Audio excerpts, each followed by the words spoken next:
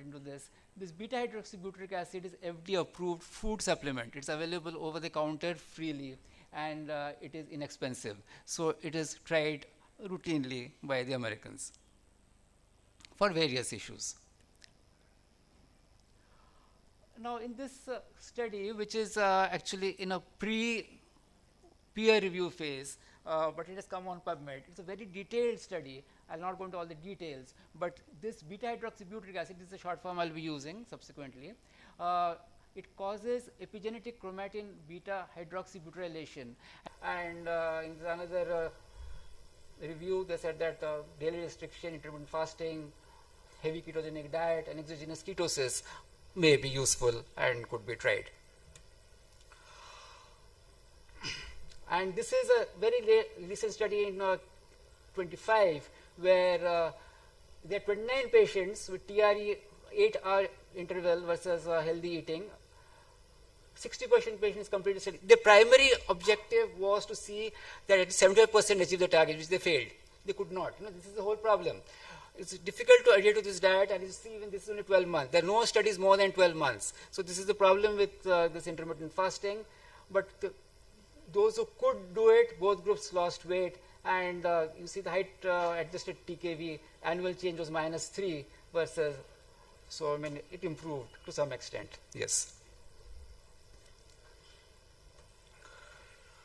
Now moving on, you will have understood that this intermittent fasting is very similar to actually SGLT2. There you take less calories, SGLT2 you throw out calories. So about 60-70 grams of glucose are thrown out by SGLT2. So in cardiorenal syndrome, it has been found to be useful, and because it improves the glycemic control, reduces oxidative stress, reduces inflammation, and so it has been helpful. So you can actually use a combination of SGLT2 inhibitors and intermittent fasting. As you can see, this is the very latest in Journal of Clinical Medicine. Now, one bad problem, this is a study in mice. I did not find any other study, but then I thought I must at least show it, that it aggravates lupus nephritis.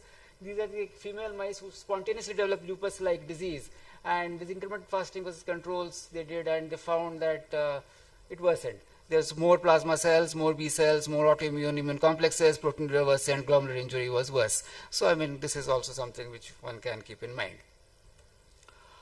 So, the take-home message is intermittent fasting is a practice since ages. It could be time restricted eating 4, 6, or 8 hours, or alternate day fasting. Ramadan fasting is not advisable for CKD more than 4 stage. Those who are on dialysis or transplant less than 1 year, that we can say confidently. The mechanism of intermittent fasting is physiologic ketosis, where there is increased beta hydroxybutyric acid, which plays the protective role. And intermittent fasting is definitely beneficial in obesity, hypertension, and age-related changes. In ADPKD, the cell proliferation is glucose dependent, and there are many encouraging studies, but not conclusive as of now. Long-term data on intermittent fasting are not available. They're all within 1 year, because it's difficult to really carry on with this diet for various reasons. Thank you very much for your kind attention.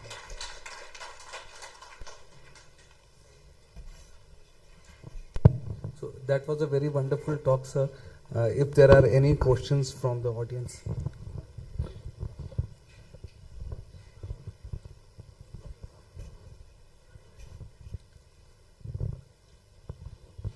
Hello. Excellent talk, Dr. Bhamit. I have a few questions. One is suppose patient already has hyperlipidemia. Will you recommend this intermittent fasting to that patient also? I don't think, because it causes hyperlipidemia and dysglycemia, although there are studies that CV health-wise it was okay, but at least I would be very careful in recommending. But it's all fat that you have to give. So and it won't be very second advisable. Second is SGLT2 inhibitors combining with intermittent fasting. Will you recommend that? Sorry? I didn't get it. SGLT2 inhibitors. Yes. Plus intermittent Yes, that fasting. has been tried in some studies. But will that cause something like ketosis? SGLT2 inhibitors are known to cause euglycemic ketosis. So yes, the chances could be, so you might develop, pathological ketosis. So actually in all these studies, many of the studies at least, the ketone body levels have been monitored. I said 0.5 to 1 is normal, and up to 3 to 5 is okay, but anything more than that may cause acidosis actually, then of course one has to be very careful. And when you are giving almost 70% of the calories through fat, Yes. so have you seen in your studies the long term going into protein energy wasting over a period of time? No, proteins actually are given appropriately or even a little bit on the higher side. No, that has not been seen. Okay. What has been seen is dysglycemia and stones and acidosis. That is the main problem. And people cannot keep up with this diet because of all the other symptoms that I showed. This is flu and cramps and other things. So we don't have any studies more than 1 year. In fact, the dropout rate even within 1 year is very high. Okay, thank you. Very interesting talk, Dr. Bhaumik. Regarding this beta hydroxybutyrate, now you say that FDA approved dietary supplement is available. So my question is, along with intermittent fasting or for patients who cannot do intermittent fasting, can we recommend supplementing with this beta hydroxybutyrate? If yes, dose, frequency? No, I don't know the dose and other things because it has been done in ADPKD. Patients have taken on their own. In fact, many are taking on their own. So yes, patients, even people are taking on their own. I don't know the exact dose and how it is given. I did not even go into it. I think I should go into it. In fact, I just went to it recently. Intermittent fasting plus beta hydroxybutyric acid, no, that I don't think has been tried. That would be a little dangerous, I think. And do you think that we have reached at a stage where we start recommending this beta hydroxybutyrate supplementation as one of the tools for retardation of CKD progression? We're still very early days. There are few studies, so it's still very early days. So there's a lot of more data and RCTs. Data is a lot of positive in this regard. Thank you. So this is the last question in paucity of time. Thank you, Dr. Bhaumik. Very good talk. Actually, many of our patients, particularly stage 4 and stage 5, even in non-diabetic patients, they develop frequent hypoglycemia. So Hypoglycemia. Yes, hypoglycemic episode is very frequent. Yes, it is. So in that case, actually we advise for a frequent feeding. Even if non-diabetic patient is frequent feeding. Probably, I think stage 4, stage 5, probably those patients we cannot advise them. Yeah, I agree. Intermittent fasting, or what is your? No, I fully agree with what you are saying. I fully agree. So one has to be very, very cautious trying it. Very valid point. So we conclude the session, and thank you, Dr. Bhaumik sir, for your nice presentation. Thank you very much. Thank you.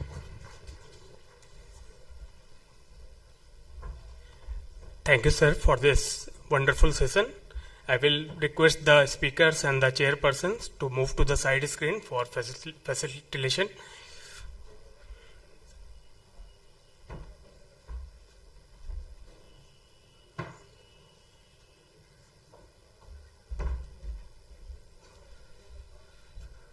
Good morning, everyone.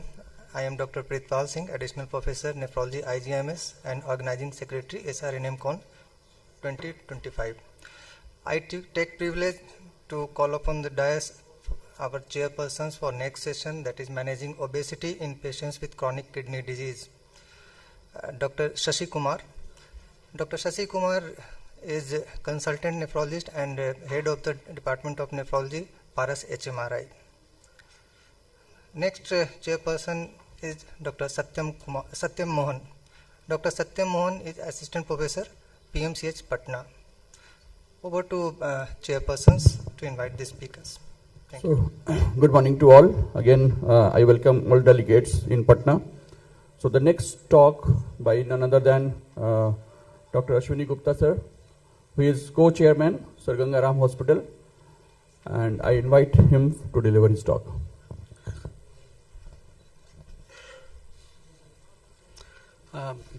Thank you, Dr. Shashi Kumar and Dr. Mohan, for inviting me to deliver this talk at this conference, and good morning, everyone.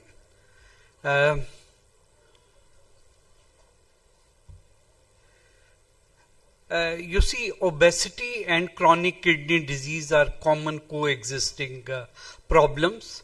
Obesity is a risk factor for type 2 diabetes, hypertension, ischemic heart disease, stroke, malignancy, and also leads to premature death.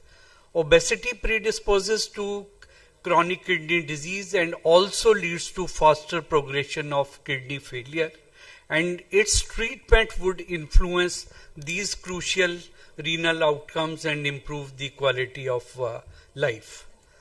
The prevalence of obesity in India, as per ICMR India B study published in 2021, generalized obesity is seen in around 29% of people, and abdominal obesity 39.5%. And in India, 17% of children and adolescents are obese, and prevalence of CKD is 17% as per SEEK study.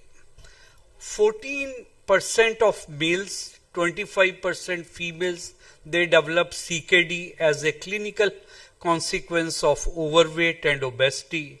And as the overweight or obesity increases, the relative risk of ESKD increases.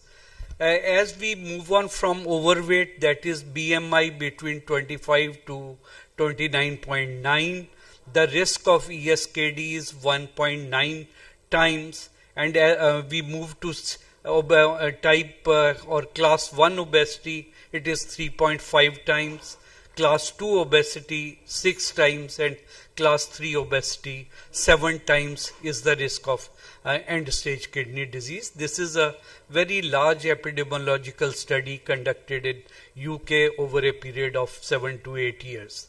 And in another Swedish study, where again the population was more than 12 lakhs, and they found that risk of CKD was threefold in children who developed obesity at the age of 20 years, and risk was 3 to 4-fold in obese males and markedly obese females, and it was 3 times in obese without any history of diabetes or hypertension.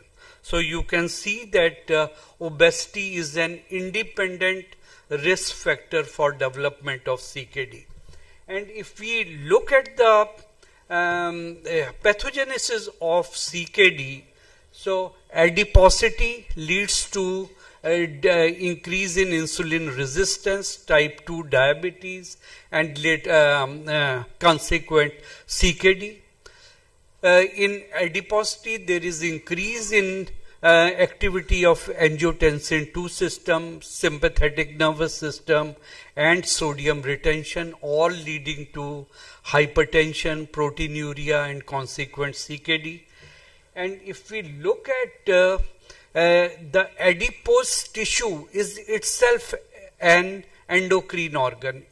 It liberates a lot of cytokines which are pro-inflammatory, like TNF beta, IL-6, and besides adiponectin, which is low in adiposity and increase in leptins, they are all pro-inflammatory.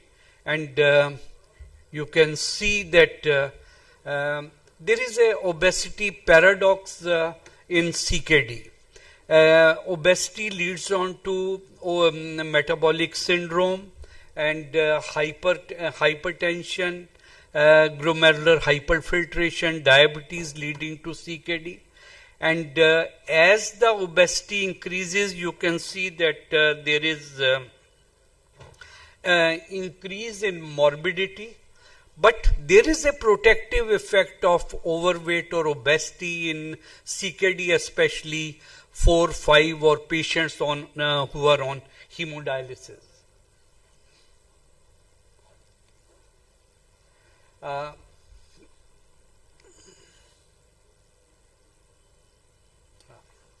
So now, how to approach the treatment of obesity in CKD? There is a obesity treatment pyramid, and base has to be very solid.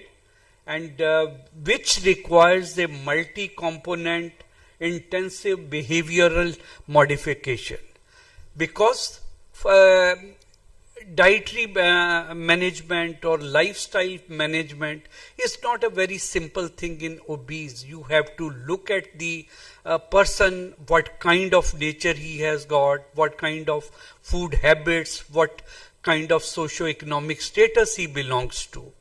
And that is how you have to plan for his nutritional assessment and therapy, and which he can continue for years, not like Dr. Bhaumik mentioned that people are not able to continue with intermittent fasting or ketogenic diet for more than few months or not more than even up to 1 year. So we have to have a program which should involve the motivation of the patient so that he is able to reduce weight. And this kind of therapy, it requires regular exercise, healthy kind of foods which are rich in legumes, plant-based diet, fiber, less in fats, and pranayam, yogas, and good life and work balance. So that is very important. And second is the nutritional assessment and nutritional intervention. Both combined can lead to 5 to 15% of weight loss.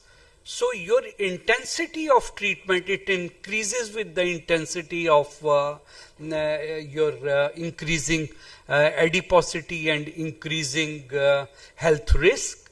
So when a person is overweight, you can maintain with lifestyle managements and nutrition.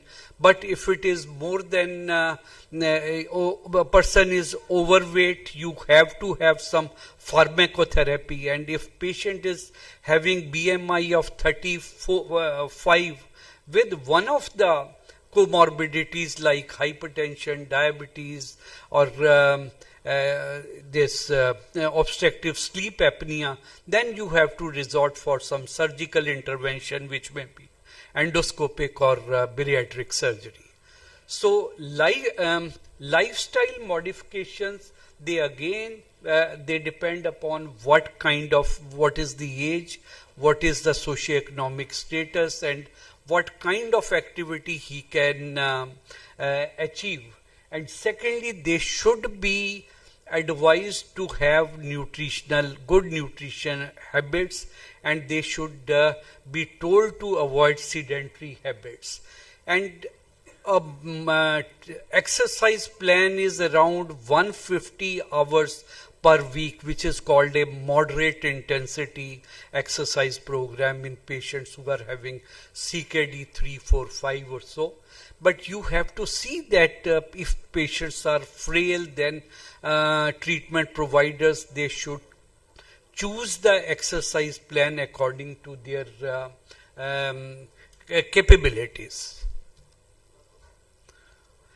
So, according to the Italian standard for obesity care, dietary plan for obese individuals should include carbohydrates which are derived from fiber-rich foods, and it should range between 50 to 55%. Percentage of sugar should be between 10 to 12% of daily caloric intake. Protein should be less than 15%, fats less than 30%, and more than 30% of calories should be there from the fiber. And nutritional plans should be associated with regular physical exercise to achieve a total body weight loss of at least 10% in 6 months. However, there is no clinical practice guideline to manage patients with obesity and CKD. These are the protein intakes in routine CKD patients. And again, K-Doki says that dietary treatment of obesity in CKD stage G3B, G5 should be qualitative revision of nutritional habits, and weight loss should be promoted through nutritional education and encouragement of regular physical activity. So various dietary interventions are ketogenic diet, Mediterranean diet, intermittent fasting, about which Dr. Bhaumik alluded. And our ketogenic diet is carbs 5 to 10%, protein 20 to 25%, and fat 70 to 80%. This is the energy derived from these macronutrients. So these diets are very high in fat, low in protein, and low in carbohydrates. And coming to a Mediterranean diet, it contains around 30% of whole grain cereals, 35% vegetables, fruits, 10% olive oil, 20% food from poultry and seafood or fish, and 5% should be meats or sugars. And now coming to, is eating a low carbohydrate diet beneficial for CKD? There have been a few studies which have shown better preservation of renal functions, but meta-analysis which included 10 good randomized control trials where the diet was followed for more than 2 years, they have not found any difference in glomerular filtration rate, EGFR, whether these people took low carbohydrate diet or a normal carbohydrate diet. And there was another meta-analysis of randomized control trials where again they found, this was published in 2018, and there was no difference in any measure of kidney functions with low carbohydrate diet. Is eating ketogenic diet beneficial for CKD patients? Now, your ketogenic diet, as I have mentioned, that 90% of energy is coming from fat, 6% from protein, and 4% from carbohydrates, which is a classical ketogenic diet. Then there are modified ketogenic diets where the ratios are 3:1, 2:1, and 1:1, and modified Atkins diet. And it has been seen that there was no difference in various studies, no difference in kidney function markers in people who were taking ketogenic diet of low calories, 500 to 1000 calories, and renal functions. In one study, they showed that people who had normal renal functions, there was no change, but people with the CKD stage 2, there was some improvement in reduction in GFR. And Dr. Bhaumik has already stressed upon many studies where ketogenic diet has been found to be beneficial in ADPKD. He has amply told about that. Major risks of continuing with ketogenic diets are dyslipidemia, metabolic acidosis, and nephrolithiasis. And again, the intermittent fasting. Few clinical trials have been conducted with intermittent fasting, and they have reported no benefit. And few observational studies done during Ramadan days, they have shown that actually people, they develop acute kidney injury or worsening of renal failure because they are not taking enough fluids also during these days. So people with the stage 4, 5 CKD or stage 1, 2 CKD with comorbidities, they should not be advised intermittent fasting. Only people who are having CKD stage 1 or 2, they can go for intermittent fasting, but again with caution. Mediterranean diet, plant-based diet, they have been shown to be helpful in reducing weight and protecting the renal functions. And what are the risks and benefits of various dietary patterns? Mediterranean diet, plant-based diets, they lead to weight loss, reduce animal protein, alkaline load, and increase fiber and antioxidants, but risks are protein deficiency and hyperkalemia. Low carbohydrate diet or ketogenic diet, they have potential risks of increased total protein and animal protein intake, and may be leading to worsening of kidney failure, and they have increased saturated fatty acids and more risks of developing dyslipidemia.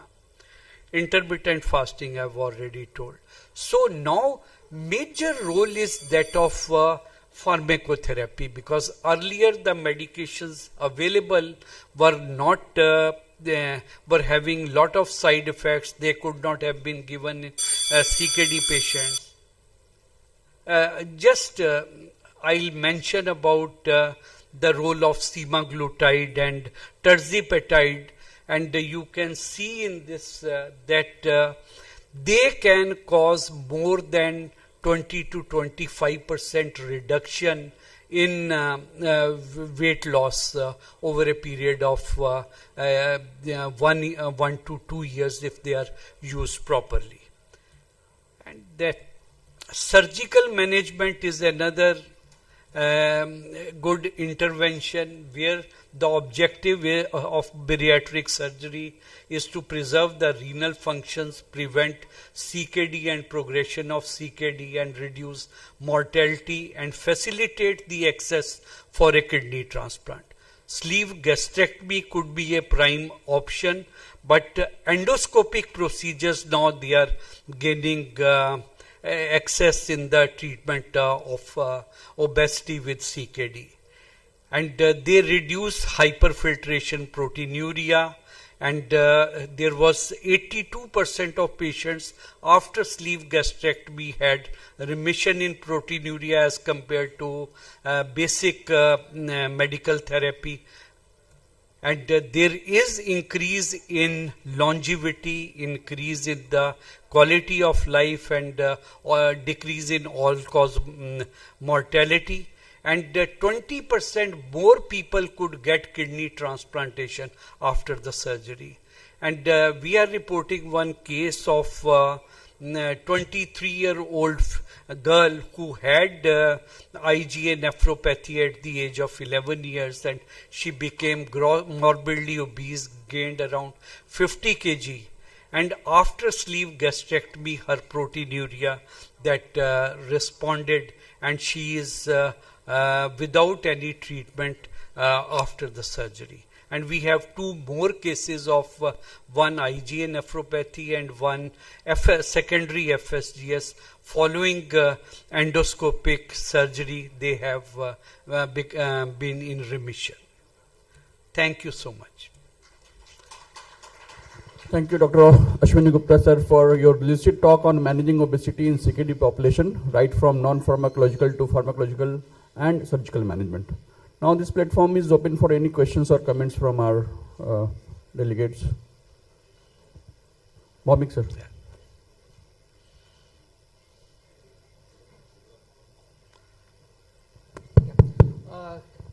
Just to make one comment regarding this obesity paradox. We are all aware of that in our patients on dialysis, obesity is better. But there's a little change in that. What obesity diagnosis is now changing, and now BMI is only a screening tool as per the latest guidelines. It is mainly the waist tip ratio and the visceral fat that is important. So in recent one study where they took into account the visceral fat, then they found that actually obesity paradox doesn't really exist, because so the patients who didn't have visceral fat, they did very well actually. Yes, so not that if you have obesity you will do well. Definitely. It's not a visceral fat. That is what is important. So that is very important that we assess in our patients the waist tip ratio. Because we can't do MRI and look for visceral fat, but at least waist tip ratio should be done in all our patients. Definitely in Asian patients, definition of obesity is a bit different. they don't have, but many people have general obesity, but they have abdominal obesity. That is why abdominal hips ratio of more than 0.9 or abdominal girth more than 90 centimeter is the definition for obesity in Asian population. Yes. Modified obesity or... Sir. Excellent talk, Dr. Gupta.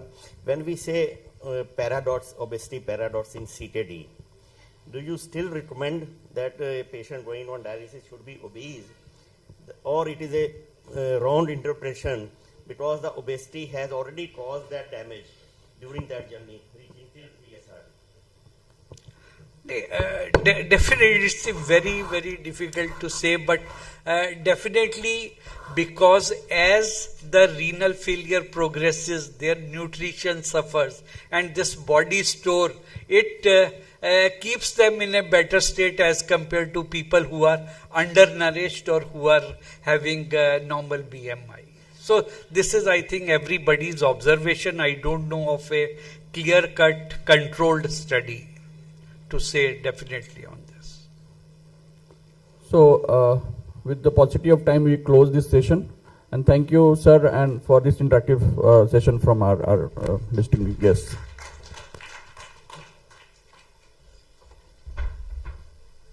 I request our chairpersons to come to the presentation area for presentation of mementos.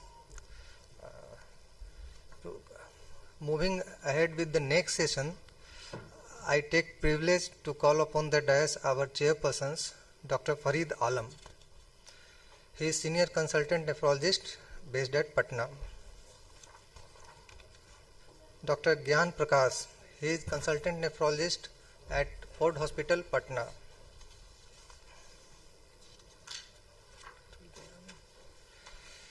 Dr. Rajeshwar Rao, he is consultant nephrologist, Ford Hospital, Patna.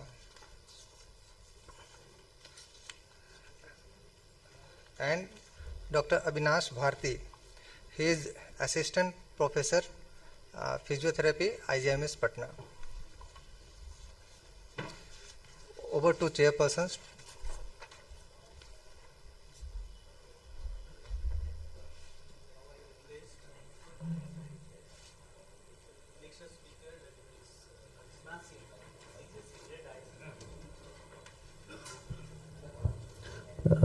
Now I request Ms. Archana Sinha to deliver her talk.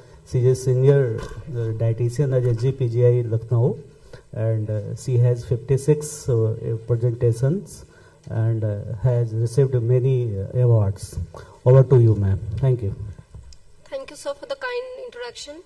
I am thankful to the organizing committee of SRNM 2025 conference for giving me an opportunity to speak on the topic. It's not moving, slides are not moving. Nutritional assessment tools for the kidney disease patients. So, as we all know that the nutrition care of the CKD patient is really complex, and malnutrition is very much associated with the morbidity and mortality in CKD patients. So, being dietitian, we can contribute a bit in the clinical management of CKD patient by thoroughly assessing the nutritional status of the CKD patients whenever they are coming to us for a very first time, and then we can reassess them for the nutritional status depending upon their current nutritional status and the compliance to the diet and the nutrition. So we all know that nutrition, these patients are very much having a problem of protein energy wasting, and in our own patient we have shown that around 75% of the patients are malnourished at the initiation of the peritoneal dialysis. Even at CKD stage 3 and 4, 28 to 48% of the patients are malnourished. So nutrition care of these patients become very, very important when it comes to the clinical management in these patients. And especially when it comes to end-stage renal disease, the dietitian, the nutrition screening of these patients and assessment is critical component of the medical care plan of these patients. So how can we perform the nutritional status of these patients? We need to do a early nutrition screening to identify the patients who are malnourished, and followed by a comprehensive nutritional assessment, which can be done through a properly planned nutrition care plan composed of various components, including the assessment of various parameters leading to the nutritional diagnosis, and then we will do some nutrition intervention for the betterment and means for prevention of malnutrition, and we can then shut down the we can improve the clinical outcome in these patients. And monitoring of nutrition status is very, very important. So early diagnosis is also very important, because once the patient is diagnosed with a proteinuria malnutrition, reversibility may take years, and it is often slow and incomplete. And also, when we do a comprehensive nutritional assessment of these patients, then we can come up with the suitable and individualized nutrition intervention for these patients. So based on the International Society of Renal Nutrition and Metabolism, we can diagnose the protein energy wasting based on the 4 components, means the biochemistry, the decreased muscle mass, low dietary intake, especially the low energy in the protein intake, and low body fat. When at least 3 of these category is present and 1 test per category is positive, then malnutrition is there. So there is no magic nutrition index. We can say ye parameter use kiya, then we can say the patient is malnourished. And every method is its own benefits and limitations. So we need to consider all those consideration factors while we select the parameter for assessment of nutrition status in these patients. So DOKI guidelines, they suggest the use of various valid complementary methods for more accurate, more specific and sensitive assessment of nutritional status in these patients. And that there are diverse methods available, ranging from the simple anthropometric measurements to the detailed dietary history and dietary assessment of these patients, use of various biochemical parameters, to the scoring systems, especially the subjective global assessment, MIS, the DMS dialysis malnutrition score, and the most sophisticated methods like BIA and DEXA. So anthropometry, every dietitian, they can use it in their clinical setting, because it is inexpensive, non-invasive and very easy to use. And it's not one-time assessment. Whenever you are using anthropometric tools, there should be a serial monitoring of nutritional parameters like height, weight and change in body weight, because then only you will be able to reach to a conclusion. Because means when you are doing it for serial monitoring of these patients and you are using it for a longitudinal period of time, then we can come to a conclusion and we can predict the change in nutritional status over a period of time. Even for an obese or the very overweight patient, if there is a sudden change in the weight loss in a very small period of time, it indicates the malnutrition. So you need to follow those patients in your subsequent follow-up in your clinical or diet clinic. And BMI is also very easy to use and everybody can use it. And in case the actual body weight we cannot assess, then you need to calculate the adjusted edema-free body weight for the patients whose standard body weight is less than 95% or more than 115% of the standard median body weight. You can use just a simple formula for using the adjusted body weight. It is the ideal body weight plus difference of the actual and the current body weight ka 1/4 karenge, then you can come to the adjusted body weight, which you can use for calculating the dietary intake of these patients. And the most simplest the assessment that you can do is the mid-upper arm circumference by using a non-stretchable tape, and you can make a midpoint between the acromial process and the olecranon process. And using the MUAC and the TSF, you can also calculate the mid-upper muscle circumference, which indicates the lean body mass in these patients. And the skin fold thickness is also very important and easy to use non-invasive process, which you can use by using the skin fold thickness calipers. But you need to do it at the multiple locations like tricep, bicep, suprailiac, and using the caliper, and then you can come to estimate the total body fat in these patients. And again, you need to do it on subsequent follow-up so that you will come to know whether the patient is gaining or losing the subcutaneous fats. And the hand grip strength is also very simple to perform using the caliper. Here you can use the 3 readings at the right hand and 3 in the left hand. Then average of the left and the highest value of the left and right hand is taken as the measure of hand grip strength, and it is also the indicator of the nutritional as well as the functional status of these patients.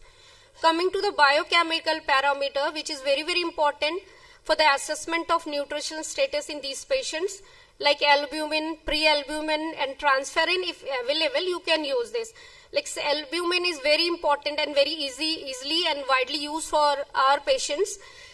The only shortcoming is that it has a long shelf life, so it is, it is somewhat insensitive to the recent change or the acute change in the recent dietary intake. But if you use it for the long term, then again, it can predict the change in the nutritional status over the longer period of time. In our own published data in the PD patient, we have shown that it is an independent marker of the mortality and comorbidity in these patients. However, it is, as we in the previous talk we have discussed, is it the negative acute phase reactant, so it is also influenced by the non-nutritional factors. But the pre-albumin and transferrin, they are having a shorter half-life, so they can predict the recent changes in the nutritional status. And the serum creatinine, where if it is very low, then in the dialysis patient, it shows that the dietary intake is low and there is a wasting in skeletal muscles. Kai bari hota hai, patient come to the dietitians and said कि I'm on dialysis and creatinine कम हो रहा है. Then again you need to assess the dietary intake of the patient, and if there is a recent change in the weight of the patient or patient is losing weight, it is not always a good indicator. Similarly, the increased burn indicates the inadequate protein intake, and if the burn is very high, then there could be some dehydration or GI bleed. So you need to assess the every clinical parameters with the patient's sign and symptoms. Means you need to thoroughly assess the patient every time whenever the patient is coming to you. And even the very low serum cholesterol is also a marker of poor nutrition status. And being dietitians, the dietary assessment is mandatory for every patient coming to you, and it has to be individualized rather than giving a general instructions to all the patients. So there are very many dietary assessment methods are available, ranging from the self-reported or the traditional markers like dietary recall, food frequency, questionnaire, and NPCR. And there are also novel approaches nowadays available which are more accurate and precise too. We have to follow all those things.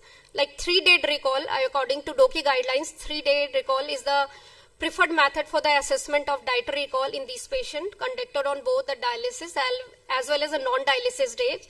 However, if you are not having enough of the time, you cannot hold the patient for 3 days, then 24-hour diet recall and FFQ is also the preferred alternate methods which we can use for our patients.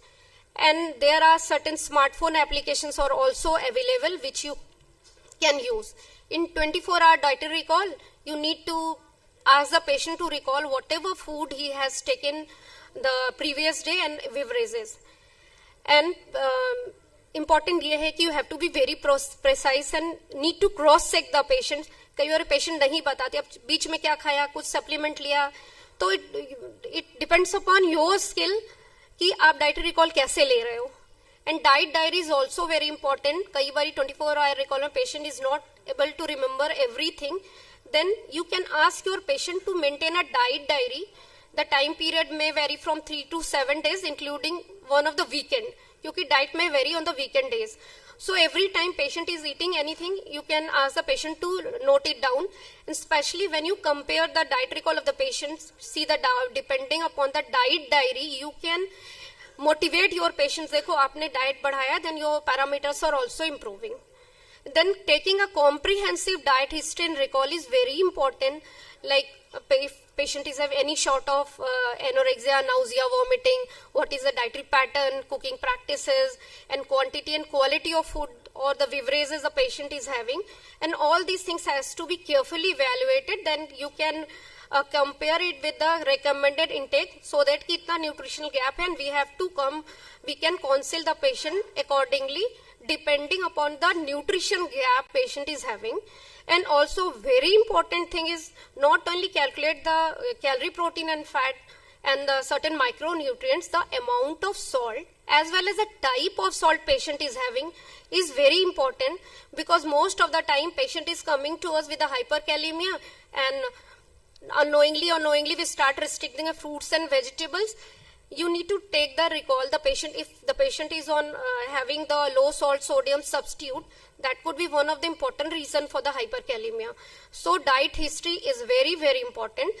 Also the type of medication, if the patient, some fast fat binders or the hyperkalemia or any type of protein supplement he or she is using, you need to take the care of those also.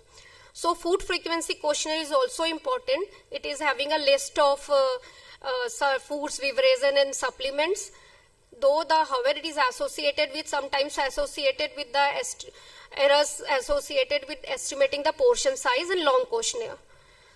And novel approaches are there which increase the objectivity of the dietary assessment, like photos and video of eating episodes. So, and again coming to the NPCR, which is more important assessment of dietary assessment of the CKD patients, especially in terms of proteins. And a NPCR value exceeding 1, it shows that there is sufficient protein intake, and it is also the predictor of serum albumin and mortality in the dialysis patients. And the protein equivalent of total nitrogen appearance is also very important. If you can able to do it, then you can use it for your center also. Now coming to the scoring system like SGA, Subjective Global Assessment, is one of the most robust and validated nutritional marker for assessment of CKD patient. It gathers the information based on the patient medical history and physical examination. Means it focuses on the aspects like weight loss, anorexia, if there is any persistent GI symptoms persisting for more than 2 weeks, and the functional capacity of the patients. So based on the physical examination, we can do the detailed physical examination of the patient for assessing the muscle wasting and subcutaneous fat loss in these patients. And MIS is the scoring system which is more qualitative and more comprehensive. It uses the scoring system of 7 parts, features of the HG along with the BMI, albumin and total iron binding capacity. The score range from 0 to 30, and the highest score shows more inflammation and more malnutrition. There are certain other markers like dialysis malnutrition score, or you can go for the nutrition risk index, which is very simple and any dietitian can use. It is based on using a formula based on the albumin and the ratio present to the usual body weight. We have in our own published data, we have shown that this is a very good and sensitive nutrition screening tool for the patients on dialysis. And coming to the GLIM, it is a 2-step based approach where the first step involves the risk screening of the patient, nutrition screening of the patient, and second is the assessment of nutritional status based on the phenotypic and some etiological criteria. If at least one test from both the criteria are present, then patient is having malnutrition, and it has been shown in study that GLIM is able to identify the malnutrition in CKD patients. And there are sophisticated methods like BIA and DEXA which we can use for a patient, which can be used to conclude the body composition, fluid overload and dry weight in our patients. And DEXA is also a very gold standard for our patients, but the only associated issue is that it is very costly and it is not available freely for all the centers. And coming to the fluid overload assessment is also very important in terms of nutrition status in our patients. You need to evaluate the patient regarding the urine output, ultrafiltration, fluid intake. If your patient is on the peritoneal dialysis, then the type of exchanges patient is having, and the pattern of intradialytic weight gain in terms of the patients on the hemodialysis. And detailed physical examination is essential for the assessment of fluid overload. Coming to the conclusion, nutrition status or assessment of nutrition status in CKD patient is very, very important for the clinical management of CKD patients, and a combination of various tools provide a comprehensive and more better assessment of nutritional status. Then only we can improve the clinical outcome in terms of morbidity and the clinic mortality in these patients. So we should screen and do the regular nutritional assessment of each and every CKD patients, and we need to do a follow for monitoring and evaluation of these patients. We need not to bother if you are not having sophisticated methods, then even you can go for taking a detailed diet history, weight change, diet recall, and simple serum albumin and SGF, which is possible at your center. And then we can do a lot of improvement in the nutritional status of our patients. And the most important thing is that it should be assessed the trend rather than one-time assessment. So assessment is important, but monitoring is very, very important. So being a dietitian, I'll say only dietitian should be part of the multidisciplinary team of any center in the nephrology department. Thank you. Thank you, Mom, for covering a very crucial but underexplored topic. Now, house is open for a few questions or suggestions. Thank you.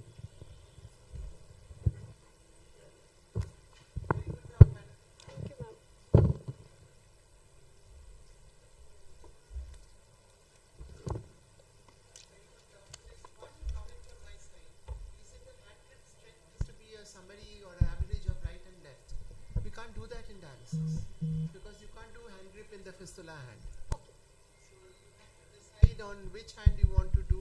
For the patients on conservative if you are going to do hand grip in hemodialysis, you cannot take average one.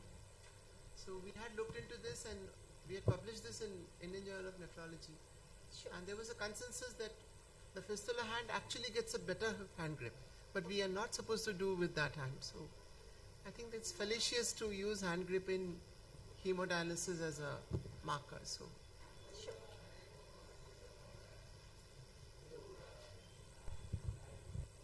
One comment, actually very good talk. And last 25 years. Very good talk. Last 25 years actually I use one parameter that we have already mentioned, that is serum protein in our dialysis patient, and you can clearly, I can see that those patients who have your serum protein is less than 3.5, they are not doing well. And those patients who are having serum protein, serum albumin more than 3.5, they are very good, they're doing their job, they are other things, and their survival also very good. Even in our study, we have shown that the Indian CAPD patients, they are having the baseline serum albumin of 3.2 at the initiation of PD. So rather than doing nothing, it is very important whatever parameters are available at your center, you should do. Archana, good talk. As always, remembered as GPGI days. Give me 4 parameters, simple 4 parameters, which will decide the malnourishment. Only 4, as I said, whatever available. Simple anthropometric parameters the dietitian can do at her center, and she can take a diet recall. Even if it is, they can ask the patient to maintain a diet diary. Even not in nephrology, in every department we ask the patient to come with a diet diary. So roughly we you can say the patients ki dekho your intake should be this, and itna hai, ye nutrition gap hai, do aapko feel karna hai. Means the way we consider the patient or also motivated them to follow the diet routine, and definitely the patient will come to you again and again for the follow ki haan ji mera theek ho raha hai. So diet recall, the weight change, the simple SGA you can do at your center. And dietary assessment is mandatory for a dietitian for every follow.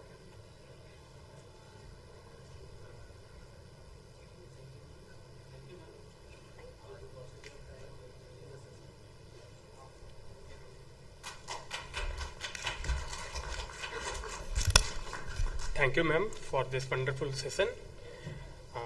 I will request the speaker and the chairperson to move to the side stage. Our next topic is assessment of fluid status and its role in the management of chronic kidney disease. To chair this session, I will like to invite Dr. Rakesh Ranjan, Senior Dietitian, Department of Nutrition and Dietetics, East Central Railways, Danapur, Patna, Bihar, India. Dr. Abhay Ranjan, Additional Professor, Department of Neurology, IGMS, Patna. And Dr. Anil Jaswal, Consultant Nephrologist, Medanta, Medicity.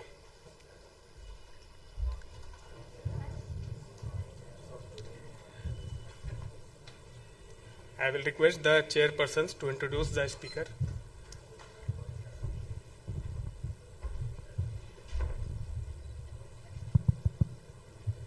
The next talk is on assessment of fluid status and its role in the management of CKD, a very important topic.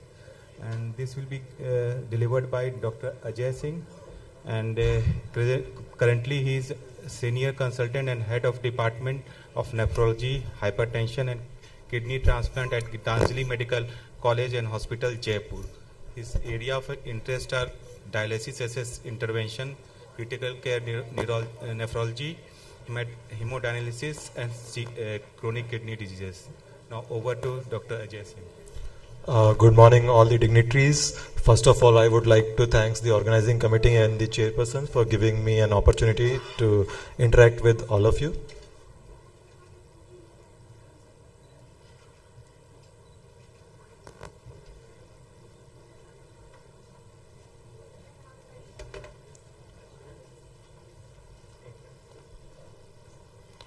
So it's a very big topic. I would like to provide a gist of the topic in the coming 15 minutes or so.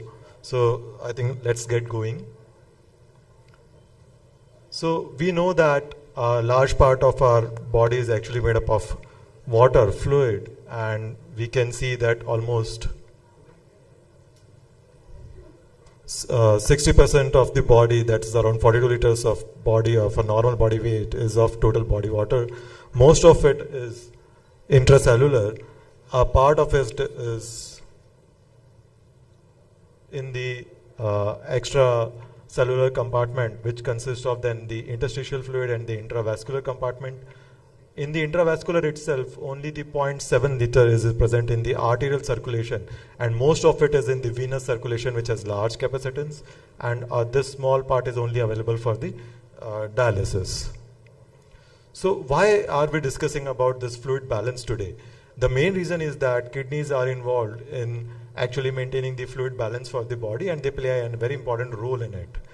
So coming on to the definitions, fluid overload, there is no strict definition for fluid overload or overhydration in chronic kidney disease patients. It has been defined varying between an excess of 1.1 liter to 2.5 liter, or based on the definition using a bioimpedance analysis.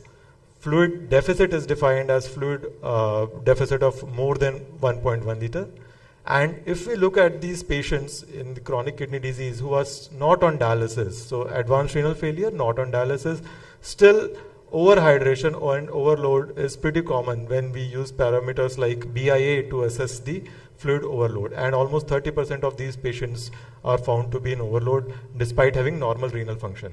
And obviously, as expected in patients on dialysis, say hemodialysis, almost 30% of them will be on severe fluid overload. And if we include mild fluid overload, then almost 2/3 of them will be having this mild fluid overload.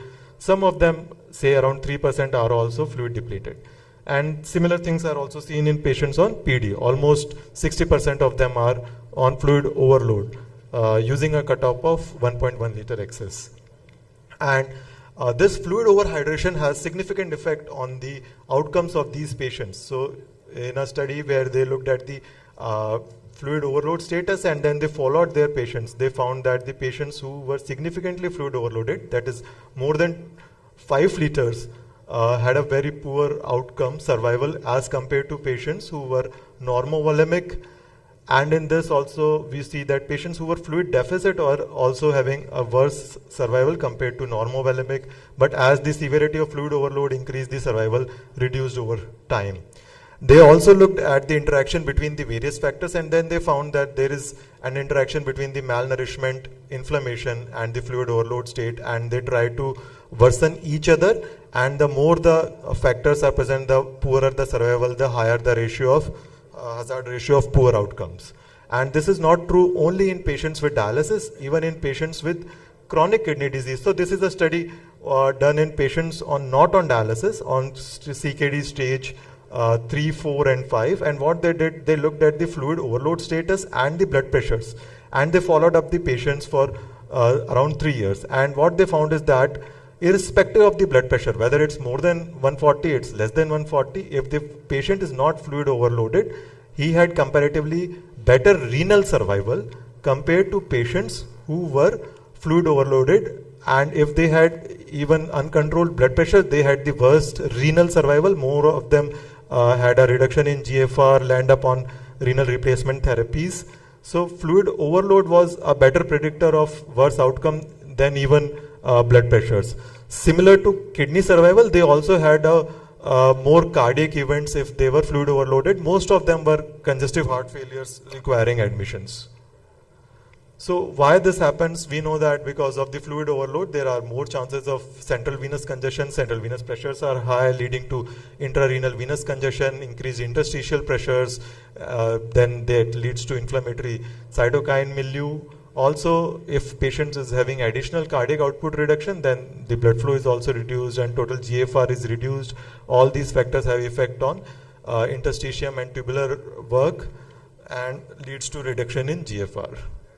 So we know that fluid overload is associated with congestive heart failures, more left ventricular hypertrophy, more chances of sudden cardiac death, arrhythmias, more uncontrolled blood pressures, and overall poorer quality of life. Even in patients who get admitted to ICU, they have lower survival, longer ICU stays, and poorer outcomes if they are fluid overloaded. They also tend to have more poorer drug absorptions and more chances of developing delirium. But if we remove too much of water in dialysis, they have more chances of developing dementia, cerebral hypoperfusions, more hypotensive episodes, myocardial stunning, rapid loss of residual renal functions, bowel ischemias, and again a poorer quality of life because of the cramps and fatigue and tiredness.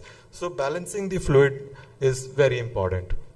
So to correctly balance the fluid status, we need to actually first assess the fluid status correctly in patients with chronic kidney disease. So there are two ways. One is the quantification method, which is to estimate what is the total amount of water in the body, whether it's 30 liters, it's 40 liters, it is 60 liters.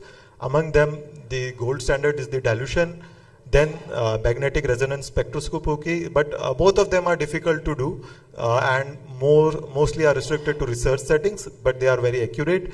What we can use clinically is the bioelectrical impedance analysis, which is quite fast, reproducible, and is not operator dependent, and it can be done repeatedly. The other way is to see what is the effect of the fluid overload, and that is the evaluation methods. Among them, most commonly what we use are the physical examinations and the ultrasound based examination. In ICU patients, catheterization like central venous pressure and pulmonary capillary wedge pressures are also used, but they are invasive and mostly restricted to ICU settings. So we will be discussing among them in the next few slides. So we know that clinical assessment is important for all the patients. We have to take a careful history and look for the physical examination. And we, I think, know all these things. So what I will highlight is that in a meta-analysis of 22 studies, which was done in the emergency department in patients who were presenting, later proved to have fluid overload. And then they looked back to what was the symptoms at the presentation and what were the clinical features which were present and how good we are clinically. And it's an old study, so physical examination and all those things were given more importance at that time. Only 50% of the patients had orthopnea or PND, and only 50% of them had some edema, JVP, and only 10% had S3. And in a recent study, when they tried to see if they find congestion by using ultrasound, lung ultrasound, moderate to severe congestion, how many of them had physical features? 60% of them did not had any CREBS or any feature on physical examination, and most of them did not had any peripheral edema. So sensitivity of detecting fluid overload just based on the physical examination is not very good. That's why we need help from other ways. So one of that is the bioelectrical impedance assessment, in which what we do is we pass a small amount of electric current, and then there are electrodes to record that current, and they see how much is the resistance to that and how much is the capacitance. And based on that, there are multiple ways to find out using single frequency or lower multi-frequencies methods are there. If you use a lower frequency of the current, it just passes through the extracellular water. If you use the higher frequency, it passes through both the extracellular and intracellular water. So what BIA does, it's non-invasively gives us a measure of total body water, extracellular water, intracellular water, as well as it helps in calculating the lean body mass, and fat-free mass. So it gives us a lot of information and exact information about the things. Using BIA, the overhydration is being defined as a ratio of overhydration to extracellular water of more than 7 to 15%, because mostly we are interested in extracellular water interstitial fluid accumulation. So BIA based hemodialysis approach have been shown to better control hypertension, reducing fluid overload admissions and reducing hypotensive events. Although the hard outcomes such as effect on mortality and hospitalizations is still debated, now they have developed an easier way to do bioimpedance assessment. The patient can be put this patch, and during the dialysis and overall repeated measurements can be taken, and the treatment can be individualized. So because it is easy to do, it is easily reproducible. But there are certain limitations that most of the equations are based on healthy individuals. So how well they work on patients who have especially third compartment like ascites, pleural effusion, they don't work well. And it assumes that body is a cylinder, but we know that body shapes vary. So other methods are also required. And we know that over the past 3 decades, ultrasound is becoming more and more useful, and it has sort of become a part of physical examination because it allows us to visualize the body in a way which was previously not possible, and it helps us answering specific questions. So point of care ultrasound is becoming more useful. Among that, one of the assessment which we can do is the IVC assessment. It gives us an idea about the right atrial pressure, because there is a venous system is a low resistance system. Whatever right atrial pressure is there is transmitted to IVC. So using an echo probe, you can look at the IVC. If diameter is less than 2.1 centimeter and variation is collapsibility is more than 50% with good respiration, then it indicates a normal IVC. Normal right atrial pressure, if the IVC diameter is more than 2.1 centimeter and collapsibility is less than 50%, probably the right atrial pressures are high. And in between scenarios, the pressures are likely to be in between. We can see a full IVC, M mode, hardly any variation. So signifying fluid overload, increased right atrial pressure. Here you can see IVC is nicely collapsing with the respiration. So probably the patient is having a normal volume. So limitations of this method are that small collapsing IVC is seen in normal state of health. So it should not be used as a sign for dehydration. It can lead to fluid overload status if we try to correct this. Second, the strength of respiratory effort actually defines how good the collapsibility is, will be there. If the patient is weak, frail, or is on mechanical ventilation, then the assessment may not be correct. There can be technical factors like obesity, surgical dressings, abdominal surgeries. Certain right heart conditions like severe TR, right ventricular dysfunction may affect its utility, and there is a great intervariability between the operators. So the training part is very important. Again, IVC is a good measure indicator of CVP, but it is a not reliable indicator how much fluid should be given and whether patient will be fluid responsive or not.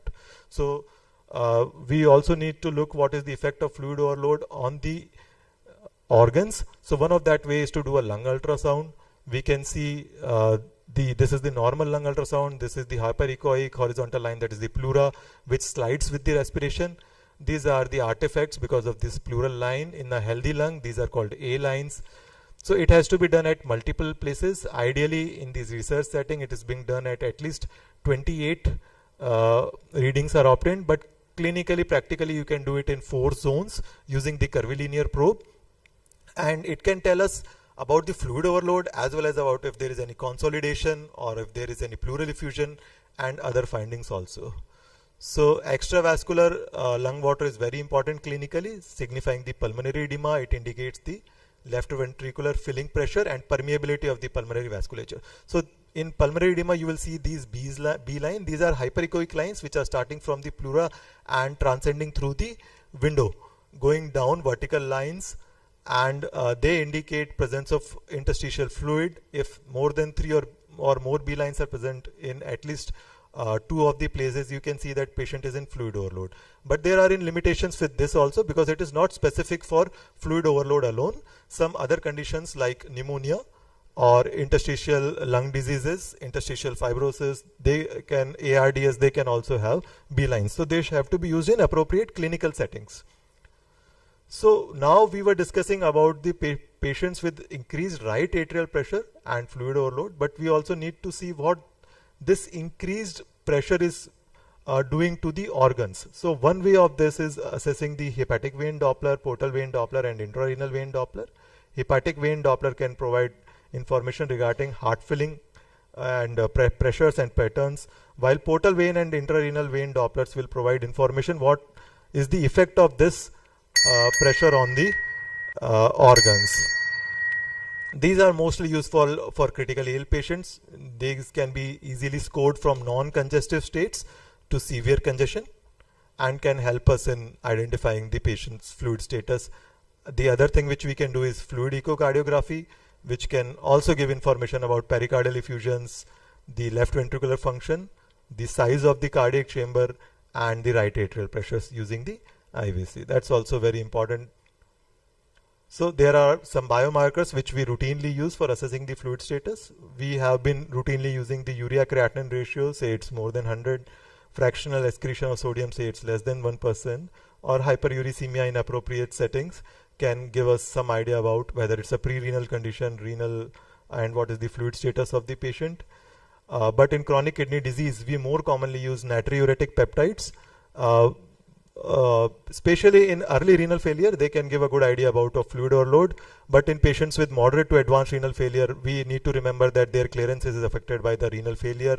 And also the severity of the structural heart disease defines the level more than the just the fluid overload status. And in dialysis population, they have been shown to correlate more with the cardiovascular mortality rather than the volume overload. So they cannot be used for just volume overload. They can be used as a negative predictive value.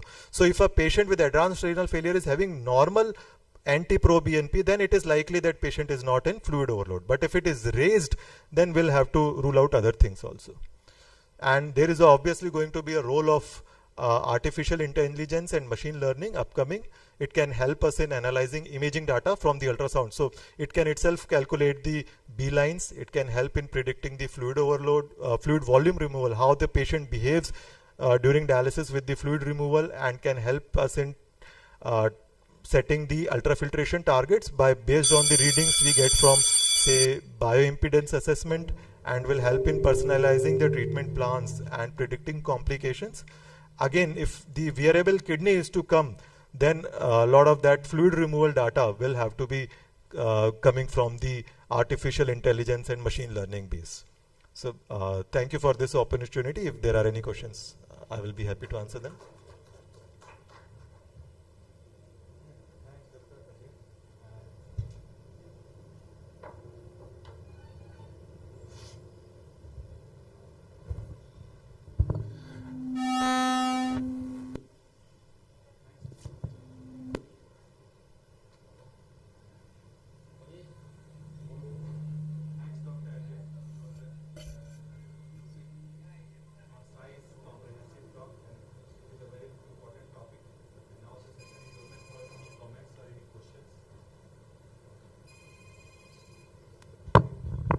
Excellent talk, Dr. Ajay. My question is regarding this BIA in the context of serum albumin levels.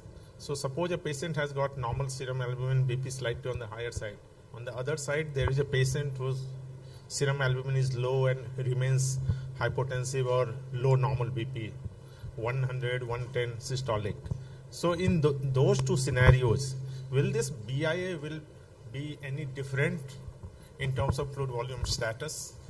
So BIA will help us in determining how much fluid is actually in extracellular compartment and how much fluid is, total body water is in excess.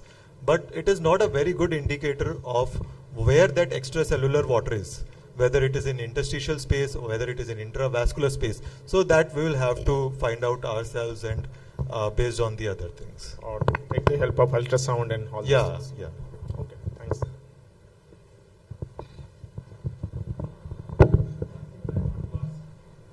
can you tell me one reliable, easy to do, faster to do, best side method to assess the fluid status in the patient?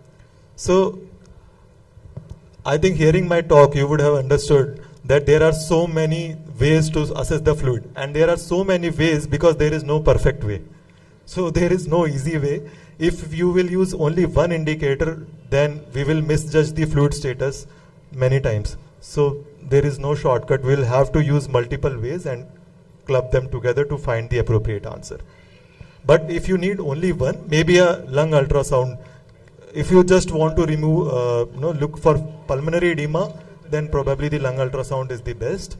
But otherwise, my advice will be for every patient, we will have to use the multiple ways. Physical examinations, clinical exam, plus at least bedside ultrasound, POCUS, you will have to do. One more thing, usually patient having diabetes, hypertension, they have CKD, they also have present with ICH. Suppose that we have only 2 drugs to give for this anti-edema measures, for that is the mannitol and 3% NS. In that case, which one you will prefer? So, because it's a life-saving situation, if the patient is having intracranial hemorrhage, I think you can use both of them. But it will also depend what is the stage of the renal failure, how much is the urine output. Say patient is very advanced stage, then mannitol may not work as good as it will work in patients with initial stages of CKD with good urine output, but it can be used. You can use 3% NS.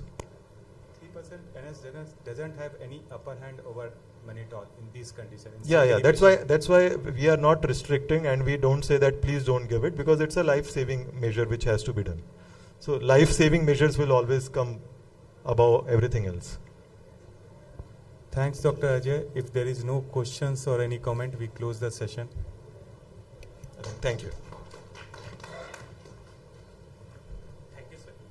Thank you, sir, for this excellent presentation. I will request the speakers and the chairperson to move to the side stage. Topic for our next presentation is yoga and exercise for improving kidney function. To chair this session, I will like to request Dr. Abhigyan Kumar, Associate Professor and Head of Department of General Medicine, ESIC Medical College and Hospital, Beta.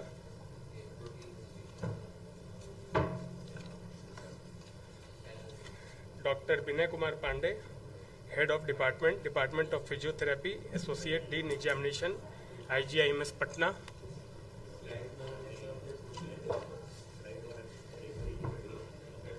Dr. T. Brojan Singh, Associate Professor, Regional Institute of Medical Sciences, Imphal. And Professor Dr. Vinod Kumar Verma, Professor, Patna.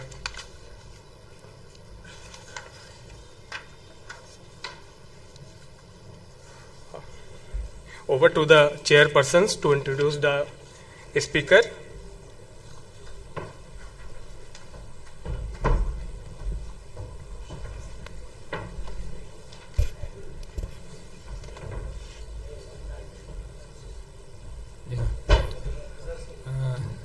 Our next speaker is Mr. Dr. Edwin Fernando. He is working as Professor Head Nephrology in the Government Stirling Medical College, Chennai. And over to you, sir. Respected chairpersons, members of the profession and colleagues. I shall be talking about yoga and exercise in patients with deranged kidney function. I thank the organizing committee for giving me this opportunity to be here. I bring to you warm greetings from the Government Stanley Medical College, Chennai, one of the oldest medical institutions of this country. Structured exercise program is a promising form of intervention in CKD. However, most of the literature is on patients on dialysis. There has been some literature on the non-dialysis CKD population. So, patients with CKD have a lot of comorbidities, blood pressure, diabetes, bone disease, various comorbidities. And what are the exercise benefits in this group of patients? What has been demonstrated is a reduced blood pressure, increase in the muscle size, strength and endurance, increased aerobic capacity, decreased inflammation, increased physical function, increased mental health and quality of life. It has a potential to improve the blood lipids, to improve the bone mineral density, increase insulin sensitivity, increase tendon and ligament health, and slow the kidney function decline. What are the barriers to exercise therapy in CKD patients? First, we have the desired exercise adaptations, the decreased blood pressure, the increased maximal cardiac output, increased muscle mass, the increased muscle endurance, reduced inflammation, increased bone strength. All of these can or have barriers with regard to the disease. There is a dysfunctional RAS system, there is an increase in the sympathetic nerve system activity, and there is a chronic fluid overload, metabolic acidosis, anemia, insulin resistance, the gut dysbiosis, the alterations in the calcium, phosphorus, PTH axis, etc. And physical challenges also do exist. The muscle wasting and neurocirculatory dysregulation, pulmonary dysfunction, fatigue, metabolic acidosis, and a lower muscle oxidative capacity. There is a growing evidence that impaired muscle energetic function in CKD is due to buildup of some harmful serum metabolites such as kynurenine, which is a byproduct of the tryptophan metabolism. So it is imperative to say that exercise should be personalized. We cannot have a blanket program for everybody. It should be modified, it should be alternative plans, pain management, and also built over a period of time from lower intensity to higher intensity. There are some physiological challenges as well.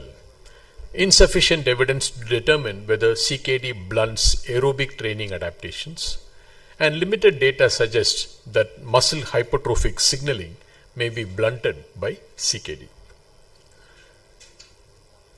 These data demonstrate the potential for impaired resistance training. Only one human training studies that compared non-dialysis population to healthy control found similar increases in quadriceps strength and endurance between different groups.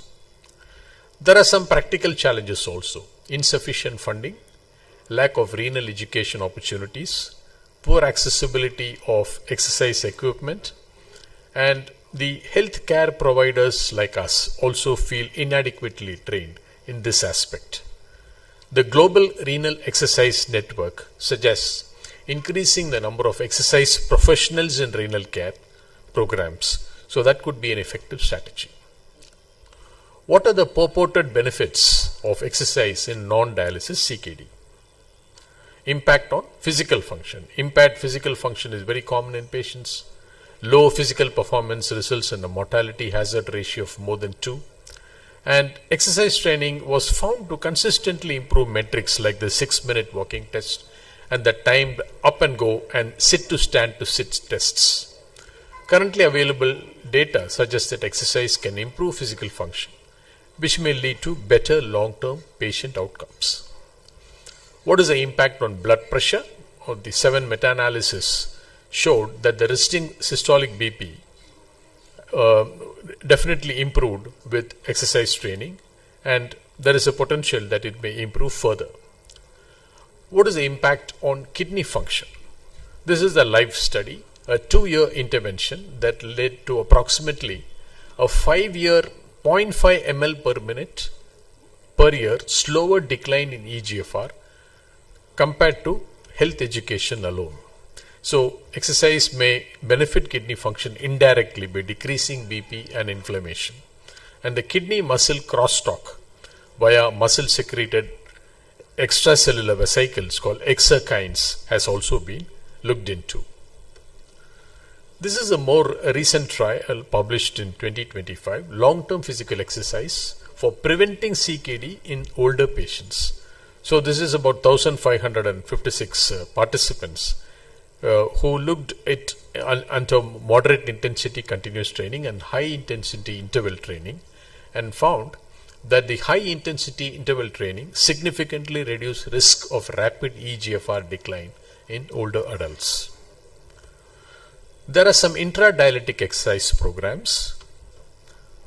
Intradialytic cycling exercises delivered by means of a cycle ergometer is the most prevalent modality of exercise delivered, and one of the common interventions and simple interventions that can be done in this population.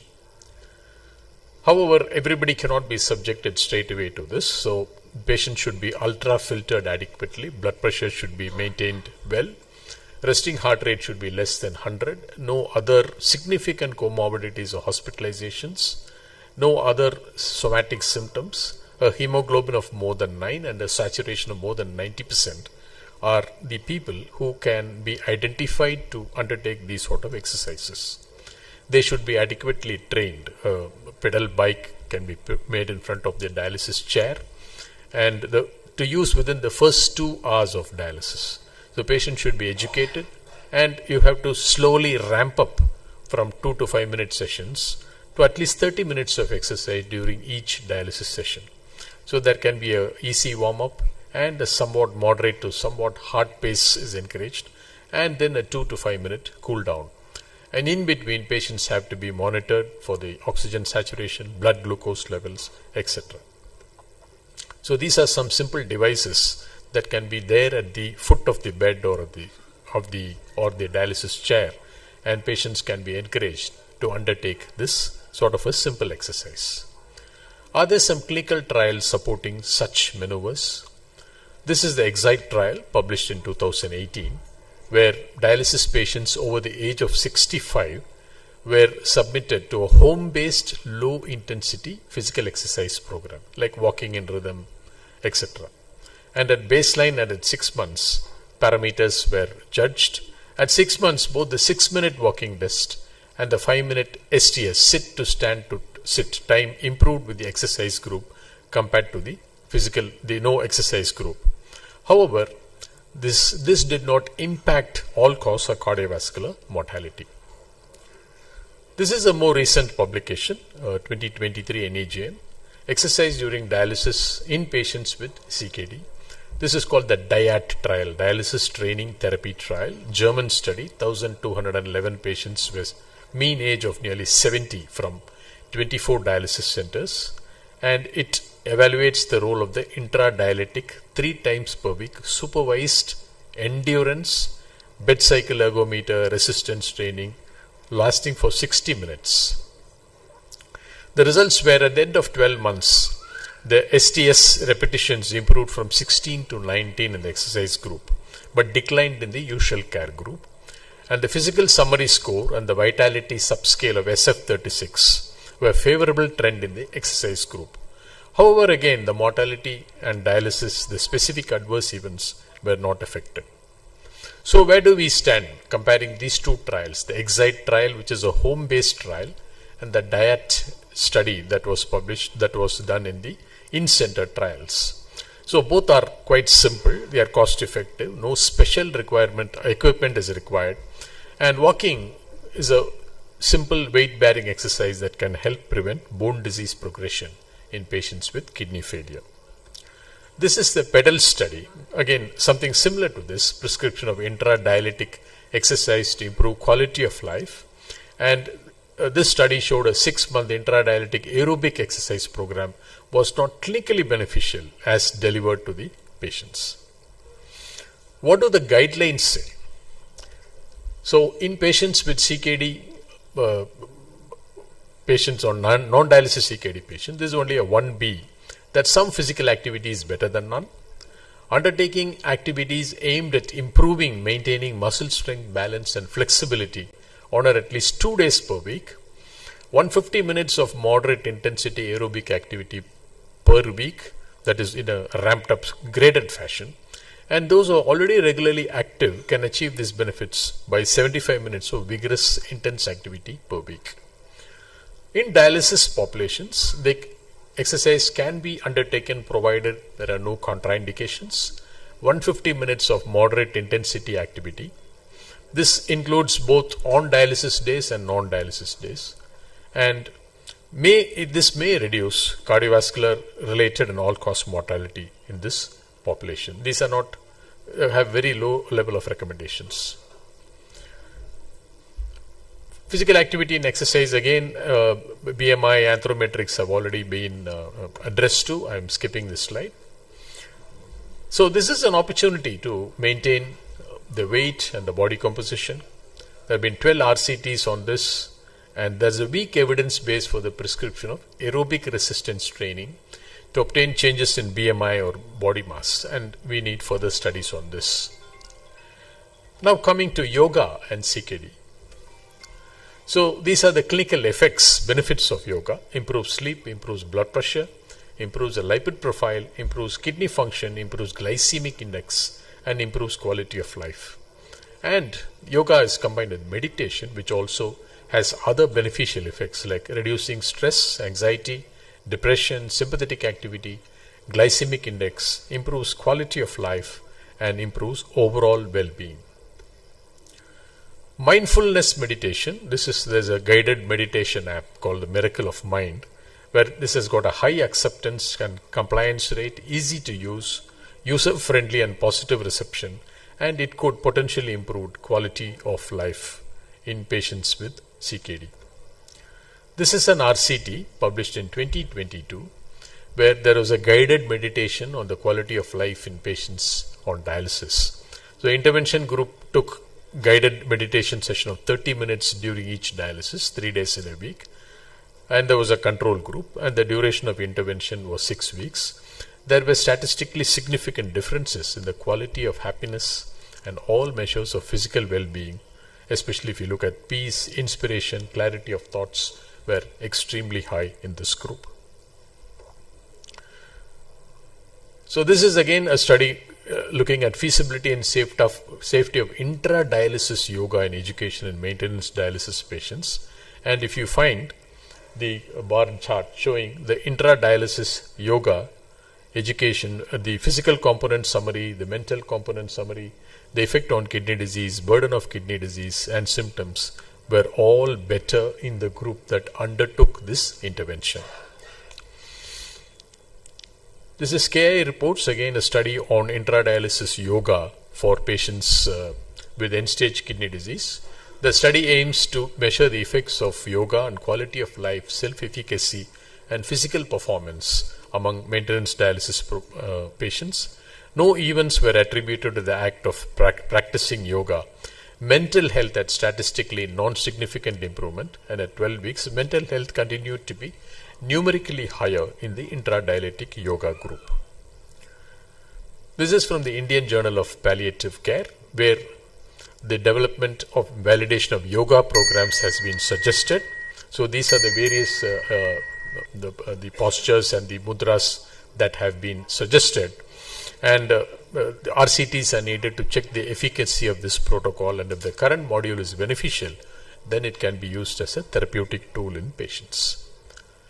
Laughter yoga is another component of yoga, originated in India in 1995. So these are exercises that encourage smiling and laughing, clapping, arm and leg motions, breathing techniques, light neck and shoulder exercises. And the study in 2015 showed positive effects on well-being, increased energy, positive outlook, and improved physical and mental relaxation with laughter yoga. So this is another study on laughter yoga in patients receiving hemodialysis. It showed patients having improvement in several outcomes of life quality, pain, severity, sleep quality, etc. Yoga has got a beneficial effect on favoring the lipids also. And this is the Chinese Tai Chi exercise, which has been studied in patients on kidney disease. So this is a very simple movement exercises practiced by the Chinese. So in dialysis population, this is a study from Taiwan, a weekly 1 hour short form Yang style Tai Chi session for a total of 12 weeks resulted in improvements in the STS 60, the 6-minute walk test, and gait speed test. and the quality of life improved with this Tai Chi training. So, to sum up, exercise in CKD needs analysis guide for developing exercise interventions. So, one is to determine what is the current state, what is the status of the patient, what is the general health, the CKD status, what are the comorbidities, risk factors, what are the physical performances, and the self-reported well-being. Then we have to determine a goal state. What does optimal health look like for this patient? And what metrics are associated with improved prognosis? What personal goals that the patient have? Patient has to be highly motivated. We'll have to evaluate specific needs. What gaps exist between the current state and the goal state? And more important is to evaluate the constraints and the resources. What will help us from or hinder us from reaching these goals? So it all depends on overall on the personal proficiencies, the community support, the family support, and the support from the dialysis team and the nephrologist. That will go a long way in helping these patients with CKD, with diet and with exercise and other forms of therapy. Thank you very much for the patient listening.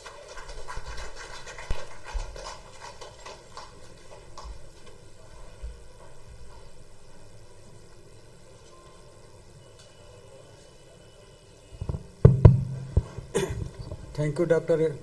Fernando, for nice elaboration of importance of yoga and exercise on the kidney function. It is not only yoga and exercise is not only improve the kidney function. It is overall benefits of the kidney. Every systems can be benefits. So thank you very much.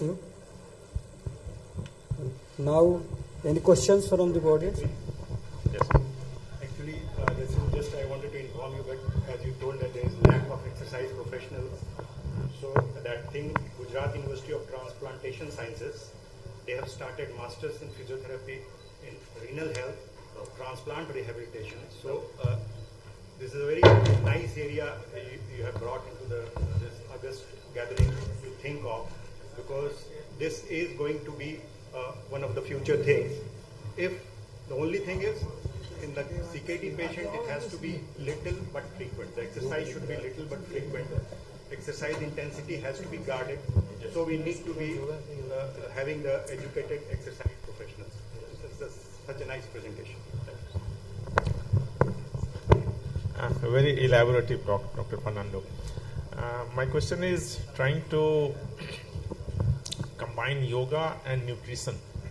So, as per your recommendation, a patient on dialysis who is not practicing yoga or exercise, their nutritional supplement or requirement, and to those patients who are practicing yoga and exercise, how different that will be? Do we need to change the standard prescription for nutrition in those patients who are willing to take up this yoga and exercise? What do you suggest? So if you're taking up exercise in any form, we assume that the nutrition is going to be adequate, because somebody who is not well nourished will not feel physically fit or motivated to undertake any form of exercise for that matter, even simple walking. So when we talk about exercise, we assume that the patient is getting adequate proteins, adequate calories, and at least he's able to walk to the dialysis room. There are patients, of course, all of us have patients who've been on dialysis for years together, who come driving two-wheelers, park their vehicle, and then go for dialysis. We have a lot of patients who come in for nocturnal dialysis. They work throughout the day and then come for nocturnal dialysis. So this is basically understood that somebody undertaking any form of activity is adequately nourished before he undertakes this sort of activity. So do you recommend some additional percentage of supplementation in terms of carbs, protein, fat? So all of us would accept that majority of our dialysis patients don't get the adequate nutrition that we recommend, or the ones that they would like to take due to different factors. There are not a lot of studies on this issue. Most of these are observational studies. I would feel that an adequate nutritional support is just enough, and more is not really required. Unfortunately, most of our patients, they'll just come for dialysis and they lie and do nothing. So I just don't know any Indian data or any place where the cycling, etc. is done, and what is your information regarding this. Because I'm very interested in trying to implement this. Yes. Probably you should take the lead from Delhi. Nice talk. Actually, what I have seen in my practice, Indian patients are very reluctant to do any exercise. And how do you motivate your patient to do your exercise? Once you tell them exercise, then the family members look to, no sir, he don't do anything. Patient will give a very good smile, sir, I will do it. So how you motivate them? Yes, sir. If you are able to get a few people motivated in the unit, that would be enough to encourage the others also.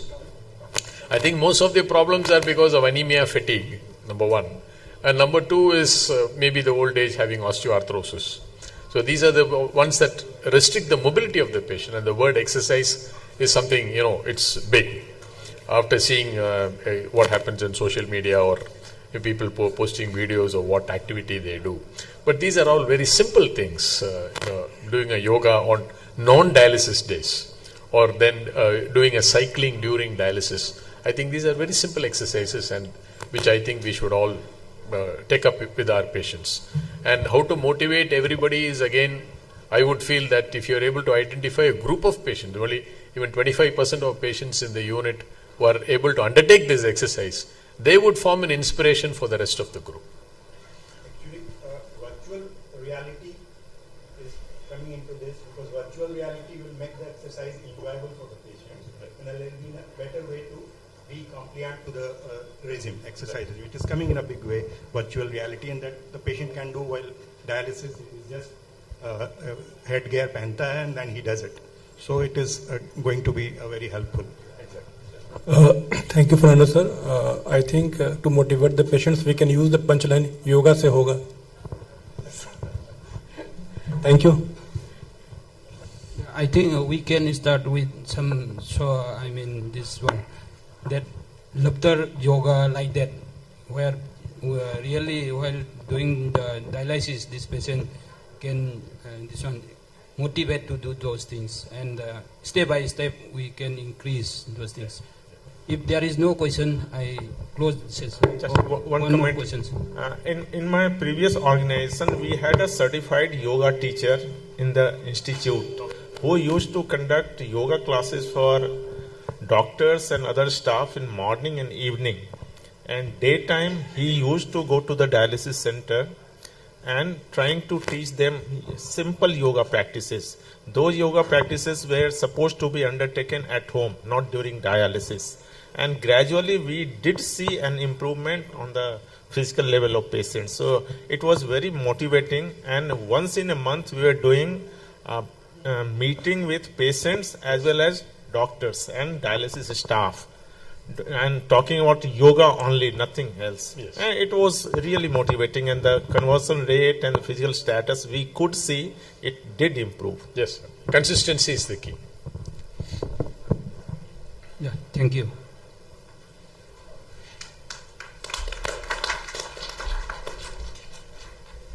Thank you, sir, for this excellent presentation. I will request the speakers and the chairpersons to move to the side stage. Topic for the next session is the link between kidney nutrition and cardiovascular outcomes. And I will like to invite the chairperson for this session, Dr. Manoj Kumar, State Consultant, Health and Nutrition, National Nutrition Mission, ICDS, Social Welfare Department, Government of Bihar.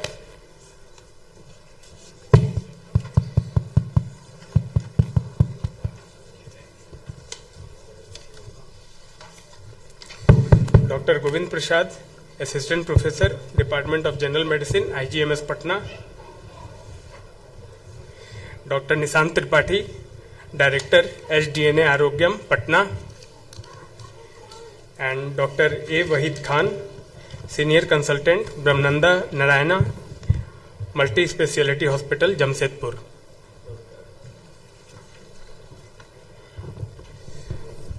I will request the chairpersons to introduce the speaker and move the program further.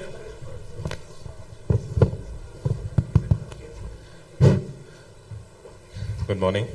So our next session is about the renal nutrition and the cardiovascular outcome, and the speaker is Dr. Jitendra Kumar, who is the chairperson of nephrology and transplant medicine in Accord Superespecialty Hospital, Faridabad. So it's a very important topic. Obviously, what are the nutrition and other things that ultimately give has any impact on the cardiovascular outcome and mortality and morbidity. He will be speaking on this issue. Over to Dr. Jitendra. Thank you, chairpersons, teachers, seniors, and colleagues. This is photograph of Patna Medical College, which has completed 100 glorious years. And last month I had opportunity to visit. And this is my photograph while I was doing MD in Hathua Ward. And this is 1995. And on the same hall I had photograph in 2025 after 40 years. This is same Hathua Ward, which is named after Maharaja of Hathua, who received first dialysis in India. So that was that room. And this is the lecture theatre, which is 100 years old, where I got my first class in November 1986. And thank you to Dr. Pankaj Hans, because of his efforts I was able to deliver a talk in that room. This is from IAPEN 92. Narayan was also not obese, and me on the left side. Both were taking interview of Dr. Lele when he came to join IAPEN. So coming to the topic, the link between kidney, nutrition and cardiovascular outcomes. We all know the link, so let me tell you the story. The story is of Mr. Tiwari. He is 29 years old male who got a government job after lot of efforts, and during the pre-employment checkup he was found to have hypertension. Urine protein was 2+, few RBCs in the urine, creatine was normal. He could carry out from the barrier of that medical checkup, manage करके वो job मिल गया उन्हें. But he didn't realize the importance of this report. He did not take medicine either, because he thought that that would be habit forming. And he thought that hypertension is because of the stress of पढ़ाई लिखाई of government job, and probably a happy life will reduce the stress and will reduce the BP. And he got married with a motto, खाओ पियो ऐश करो. And this is photograph which is very famous. This is son-in-law in Mathila culture, where they are pampered by their in-laws. So what will happen with so many dishes? Ultimately you go obese, and you can gain weight, and you can gain lot of weight. So this is Indian data. Nearly 1 in every 4 men or women in obese, and the proportion of those who are overweight can range from 8% to 50%. And obesity is affecting both rural and urban population, both men and women. And over the last 30 years, the incidence of obesity has tripled. And this is ABCD depicting development, adipocity-based chronic disease depicting development of chronic disease. And this leads to insulin resistance, pre-diabetes, dyslipidemia, metabolic syndrome, pre-hypertension, hepatic fatty liver, CVD events, and also CKD. If you look at the pathophysiology, lot many things are happening. From obesity comes out glomerular hyperfiltration, insulin resistance, lipotoxicity is a terminology. Inflammation is very common, which we didn't used to appreciate earlier on. Intestinal flora gets disturbed, and ultimately this itself can lead to chronic kidney disease and of course CAD. If you look at the glomerulus of an obese person, there is anatomical changes. And FSGS-like picture is coming, tubular hypertrophy is there, podocytes are damaged. So coming to Mr. Tiwari, he forgot the implication of young onset hypertension, proteinuria and hematuria. And ultimately at the age of 34 years, he developed ACS, admitted under cardiology, required PTCA. That time urine protein was 4+, creatine was 6.8, required urgent dialysis for fluid load before PTCA and also after PTCA.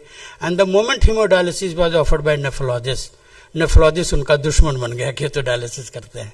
And this is a common scenario. And later it was found that he was actually suffering from IgA nephropathy.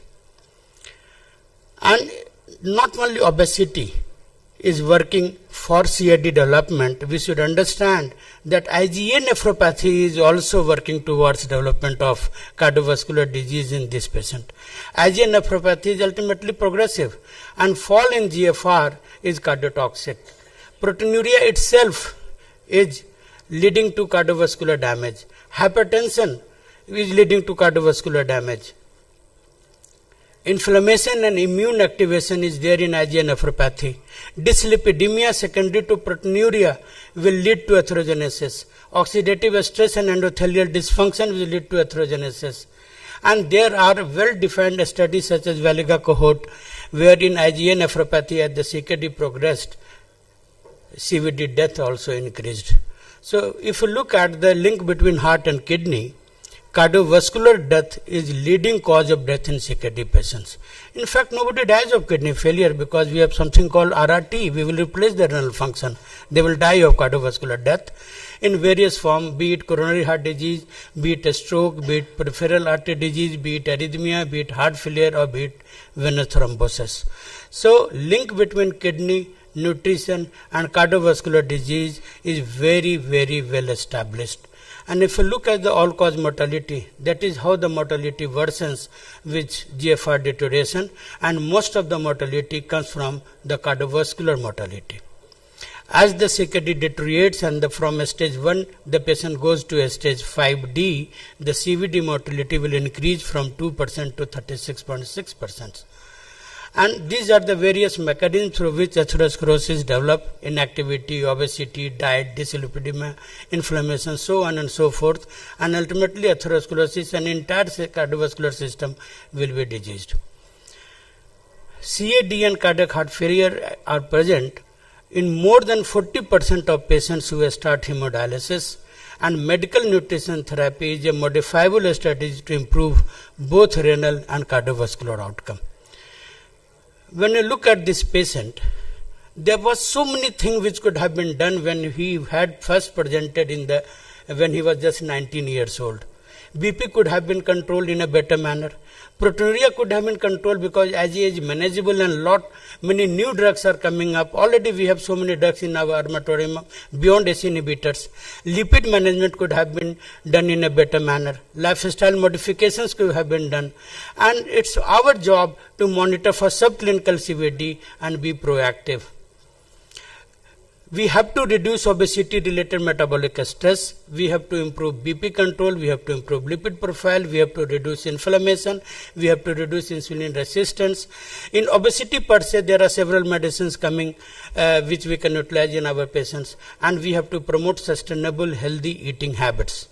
If you look at the risk factors for CVD and renal failure, age you cannot modify, sex you cannot modify, family history you cannot modify, but obesity, dyslipidemia, homocysteine, volume overload, anemia, calcium phosphorus abnormalities, chronic inflammation, all can be modified through nutritional intervention. But sometimes we fail to realize that what difference we can make in the lives of the patients, and patients also do not seek our help.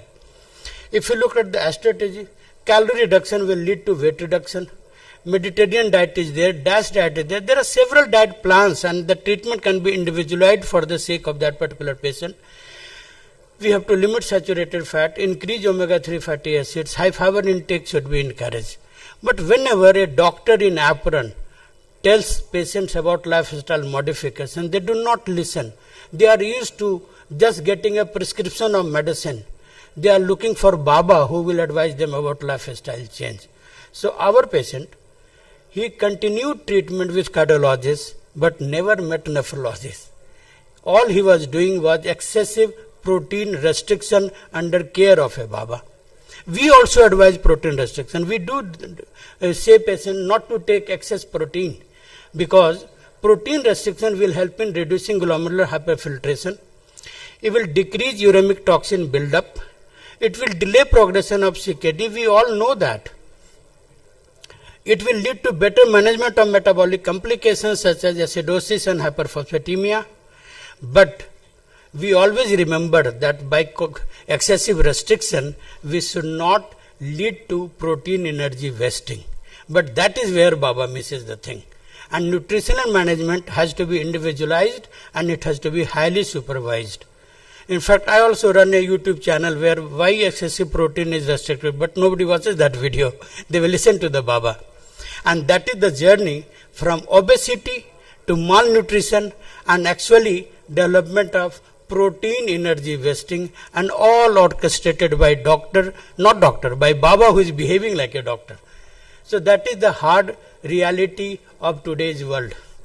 But ultimately this leads to protein energy wasting, loss of protein mass and energy stores, and this is because of excessive restriction caused by the instructions of the Baba.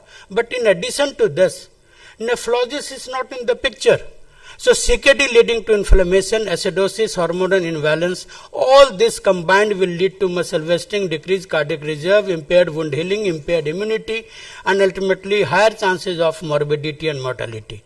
And nutritional intervention is required in this patient right from day one. If the muscle loss is there, cardiac tissue is also a muscle mass, isn't it? So if muscle loss is there, it will lead to decreased cardiac contractility and output. Hypoalbuminemia will increase edema and poor healing, and it will lead to fluid overload. Anemia will increase to cardiac workload. Increased inflammation will aggravate atherosclerosis. Fat loss and energy deficit will lead to weakness and immune failure. But malnutrition is so common that ultimately this patient will lead into uremic cachexia because he just wants to avoid dialysis, and he thinks. There was a real story that a patient was admitted in our hospital under my care, and the dietitian gave him pulses, and he quarreled कि आपको इतना भी पता नहीं कि kidney वाले को दाल नहीं देते, and I was shocked. But that is the perception most of these people would have, and that is why in children the incidence of PU could be 6% to 65%, leading to stunted growth and so many other complications. And surprisingly, some of the patients are overweight. So somebody is overweight, somebody is underweight, and optimal weight is very, very few patients who are actually following the normal weight. And there are so many pathways through which nutrition, kidney, CKD and everything is linked.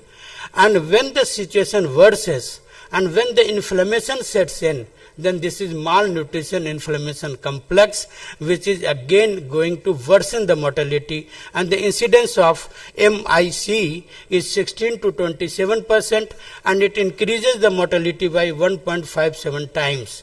And if through this malnutrition inflammation complex, if the patient has poor functional status, if the patient is bed bound, then mortality increases 3.4 times and the cardiac mortality increases 4 times. So that is the magnitude of the problem.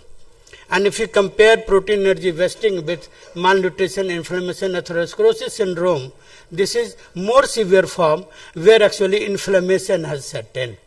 So coming to Tiwari ji, initially he lost weight, he developed PEW, now he has developed your atherosclerosis, and from bullet he has come down to wheelchair, but he is still avoiding hemodialysis.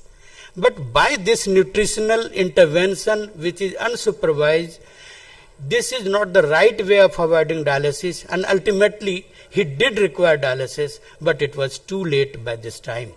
And most of the times when the patient accepts dialysis as a modality, by that time we would see that this is like कि बारिश में छाता निकाल रहे हैं भीगने के बाद and trying कि अब ठीक हो जाए. That is the scenario which is prevailing in all these patients.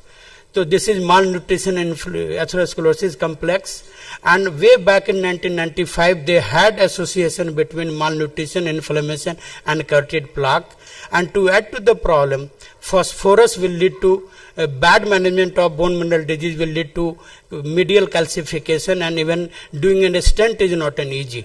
Nutritional triggers are inadequate protein and calorie intake leading to PU, macronutrient deficiency leading to impaired antioxidant defenses, low dietary fiber disrupting gut bioma, and also the CKD MBD management is very, very important. So individualized therapy is very, very important in this patient. Energy need not be curtailed. Macronutrient supplement, we must not forget the importance of things like zinc, B complex, iron, vitamin D. Protein intake has to be well supervised. intradiabetic nutrition has to be improved. Inflammation has to be reduced by things like omega-3. There are various supplements where dietitian can help. Anti-inflammatory nutrients are omega-3 fatty acid, antioxidant and plant-based diets. Omega-3 fatty acids can lead to cardiac improvement, atherosclerosis improvement, and even non-cardiac improvement is seen with the omega-3 fatty acids. Vitamin C, sometimes we fail to take advantage of this easily available molecule. Vitamin E is again an antioxidant. So there has to be a good nutrition role in inflammation control, and that will prevent atherosclerosis through nutritional management. Sodium, phosphorus, potassium, protein, fiber, we also need to intervene with regards to this. Low sodium intake, we all know, that will help in reducing the cardiac mortality, and there are well-defined guidelines for sodium management. Potassium, phosphorus management, again, this is part and parcel of nephrology day-to-day practice, and we can refer to CKD MBD guidelines where they have thoroughly explained about how to proceed. Gut flora is very important. I understand Rathi is participating in the debate. In fact, the entire nephrologists of India are divided into two groups, one who writes probiotic and one who hates probiotic. But let us wait for the debate. But the point to understand is that gut flora is important to manipulate, and that will prevent inflammation. High fiber diet is important. Probiotics, I'll leave it for later on. There are diet plans such as Mediterranean diet, DASH diet, renal specific adjustments are required, because similarly, obviously in a patient who is prone for hyperkalemia, you cannot tell heavy fruits. So diet needs to be balanced, and it needs to be modified as per the individual. Volume needs to be controlled. So coming to Tiwari. His obesity was preventable. We didn't intervene.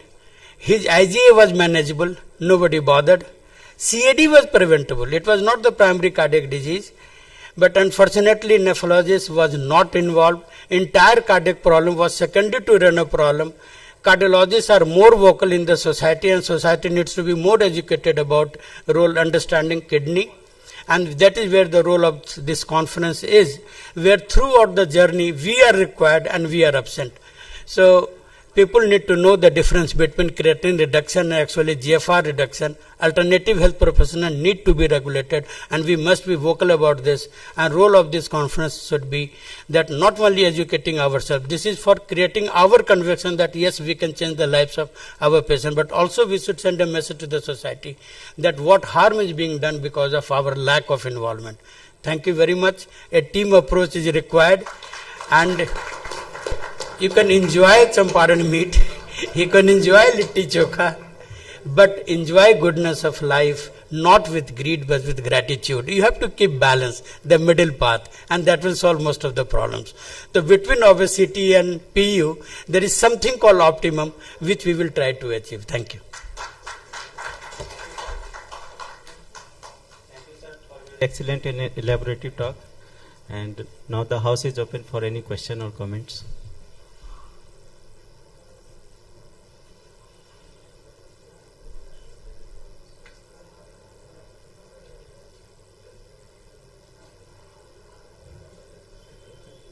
So if there are no questions, we may conclude the session. Thank you very much.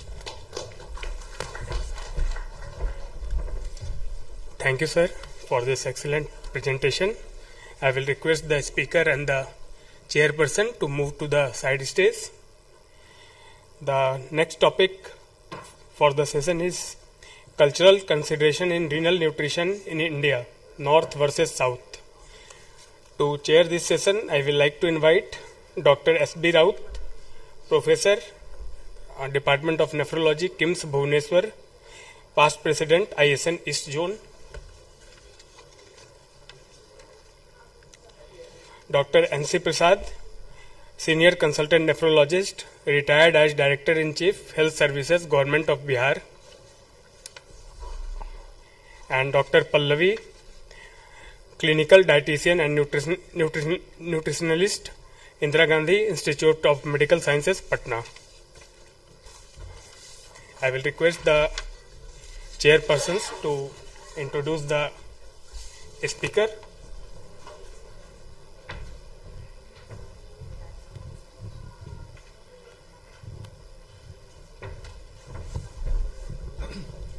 welcome to this very interesting section of the nephrology, where what we eat, what patients should eat, we have to say, and then come the cultural difference, because India is a very large country. Diet habit in south and north is totally different. So we learn about this topic. Dr. Shruti, she is senior consultant and transplant physician, Mumbai, and Sir HN Reliance Foundation and Research Center, Mumbai. Dr. Shruti.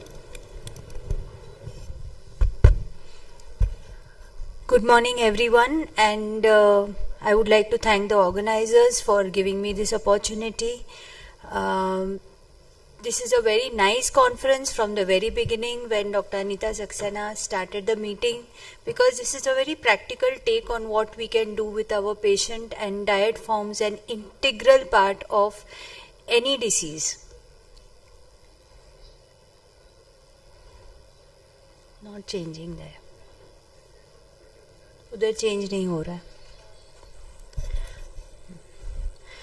Renal nutrition refers, उन्होंने मुझे ये दिया,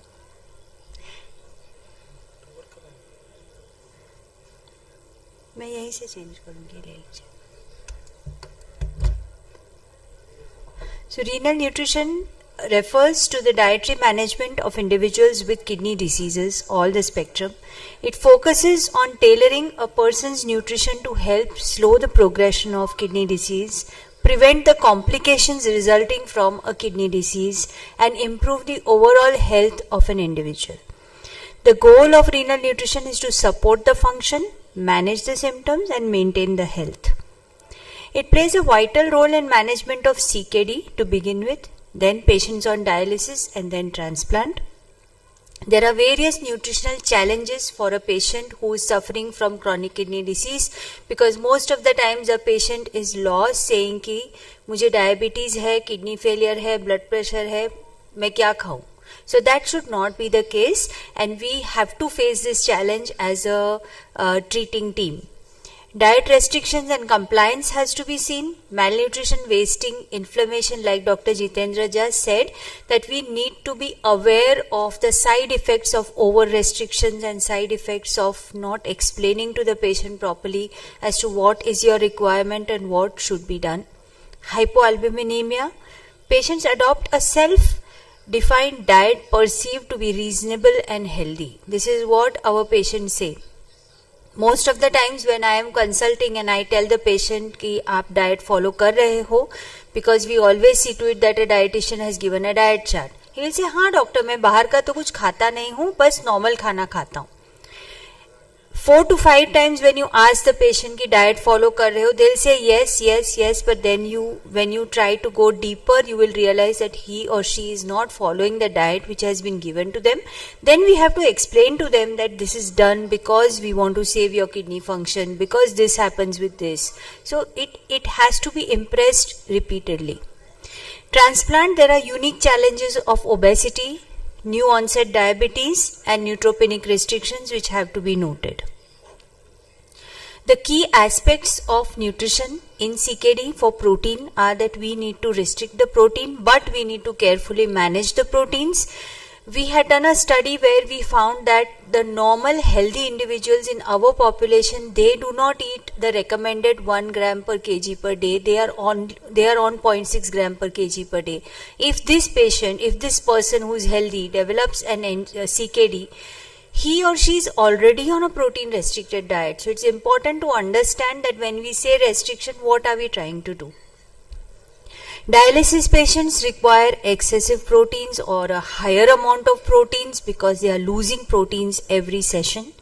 Transplant patients, if the function is correct, still it is counted as a CKD. So I would say that every transplant patient can get a moderate to a low protein diet based on the creatinine clearance achieved.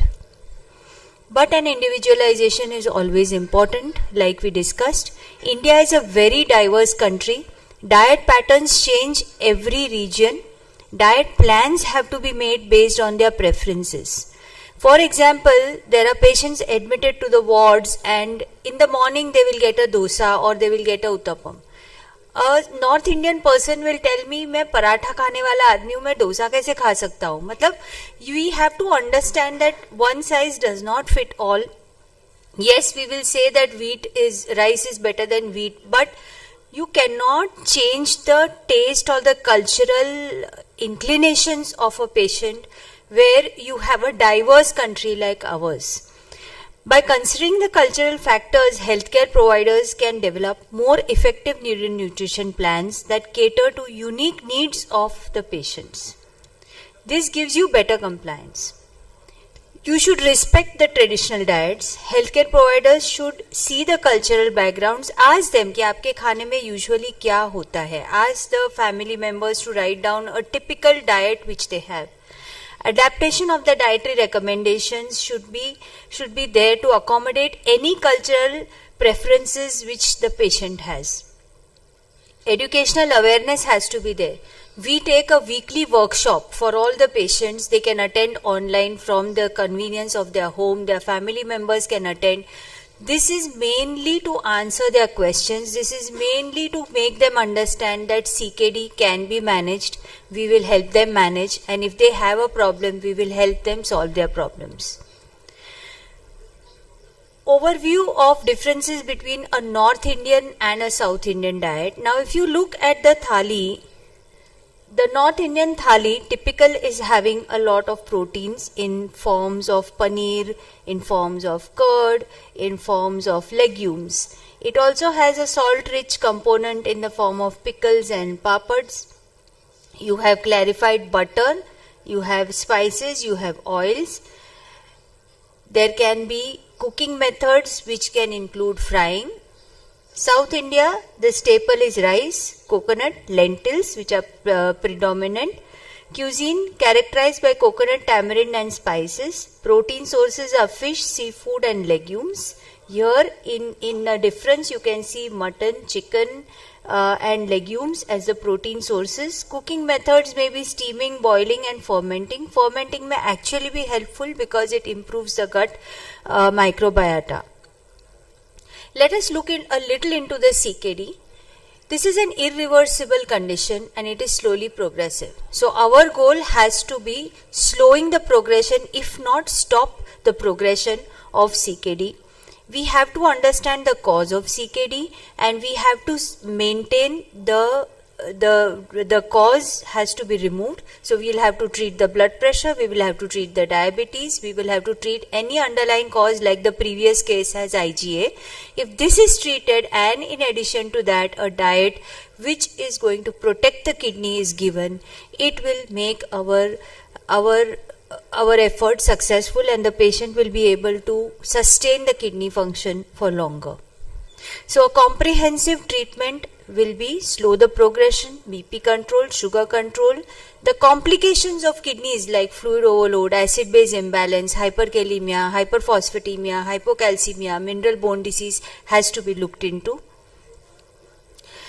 This is a little more for the dietitians here, that we have our nephrons where you have a capillary loop entering the Bowman's capsule and you have a filtration pressure which is generated, and the afferent arteriole pushes the blood inside and the efferent arteriole takes the blood outside.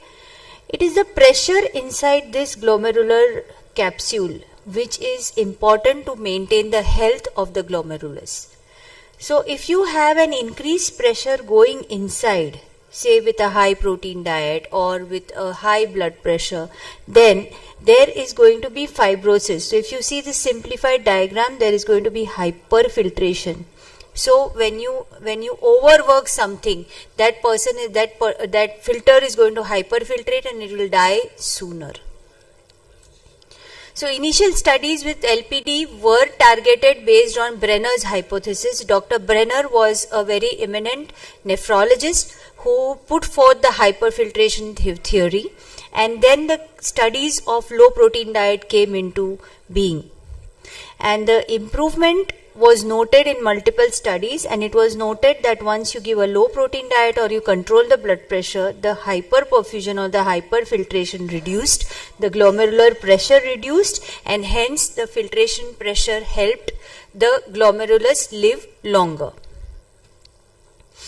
So there are various studies which showed that dietary protein restrictions in human subjects retarded the progression of CKD, and it reduced generation of uremic toxins, thus helping the patient prolong his time on conservative management.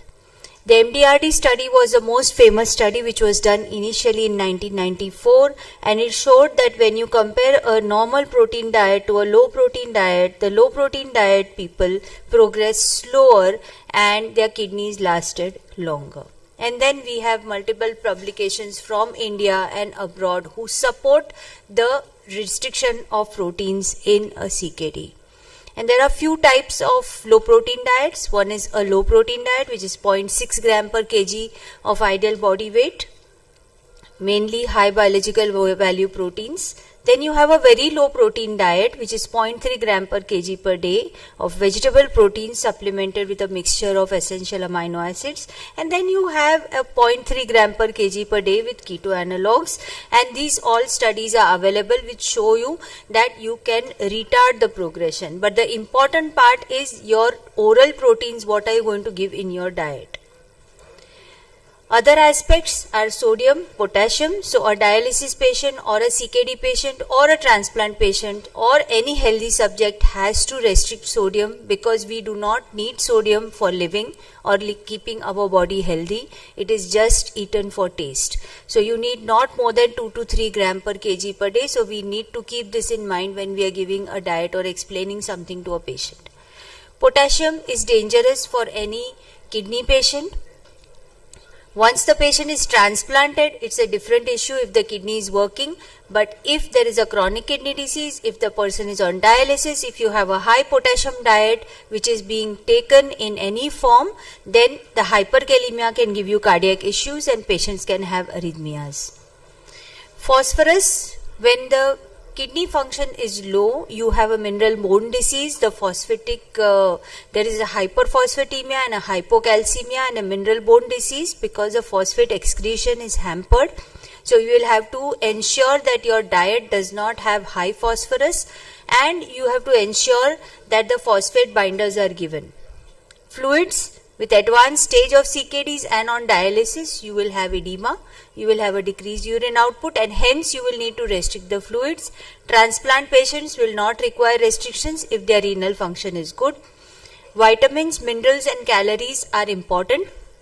So you will have to plan a diet in such a way that you give a lot of vitamins and minerals in the natural diet which they are taking, especially when they are on dialysis, because water soluble vitamins and minerals are removed when they are dialyzed. So you have to be cognizant of this fact.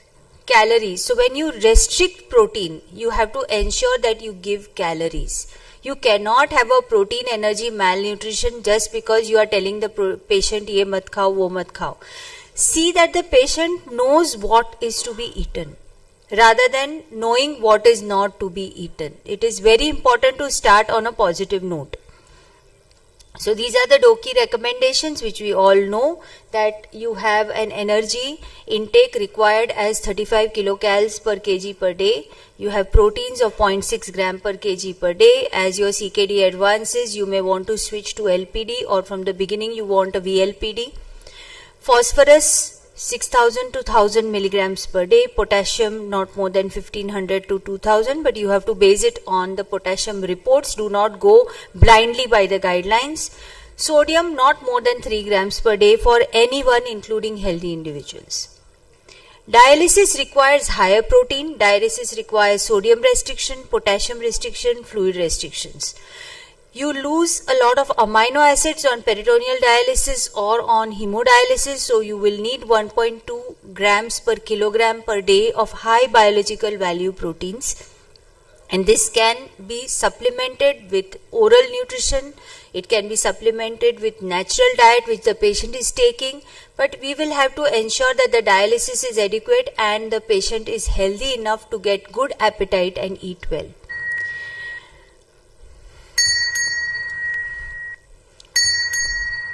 So when you look at the dialysis nutrition, you will see that you have to be liberal in your intake. When you look at a CKD, you have to see that you have to be a little restricted, but you have to ensure that the calories and the vitamins and the minerals are balanced.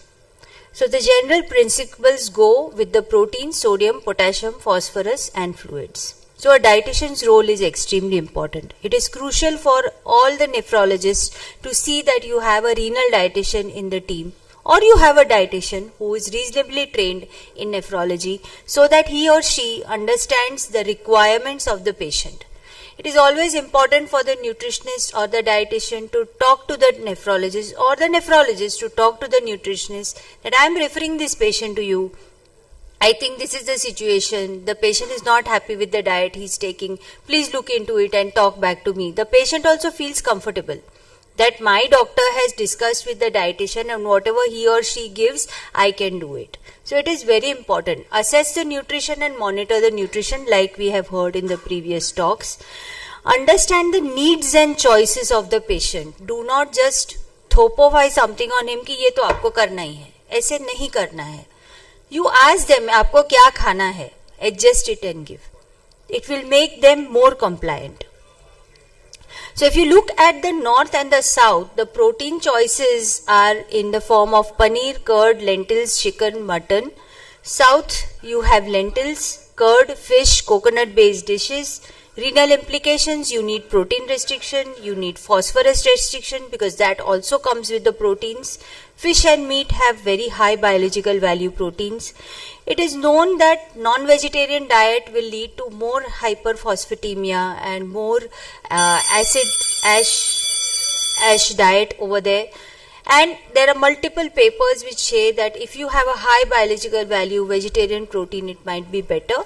But patients have choices. You can always give them once or twice a week non-vegetarian food as per their preference. Salts and spices, important. In north, you have heavy use of spices, pickles, salted snacks and salted masalas, which is very important. Look into the spices they are using. Sometimes I have to ask the patient that, are you bringing ready-made masala? Because when you do a urine sodium, you will realize that the sodium is very high, or a 24-hour sodium. So then you have to find hidden sources. It is very important to assess what the patient's culture is. In South India, you will have a lot of coconut-based gravies, you have tamarind, you have dry fish, you have spiced gravies and chutneys, you have to get into that.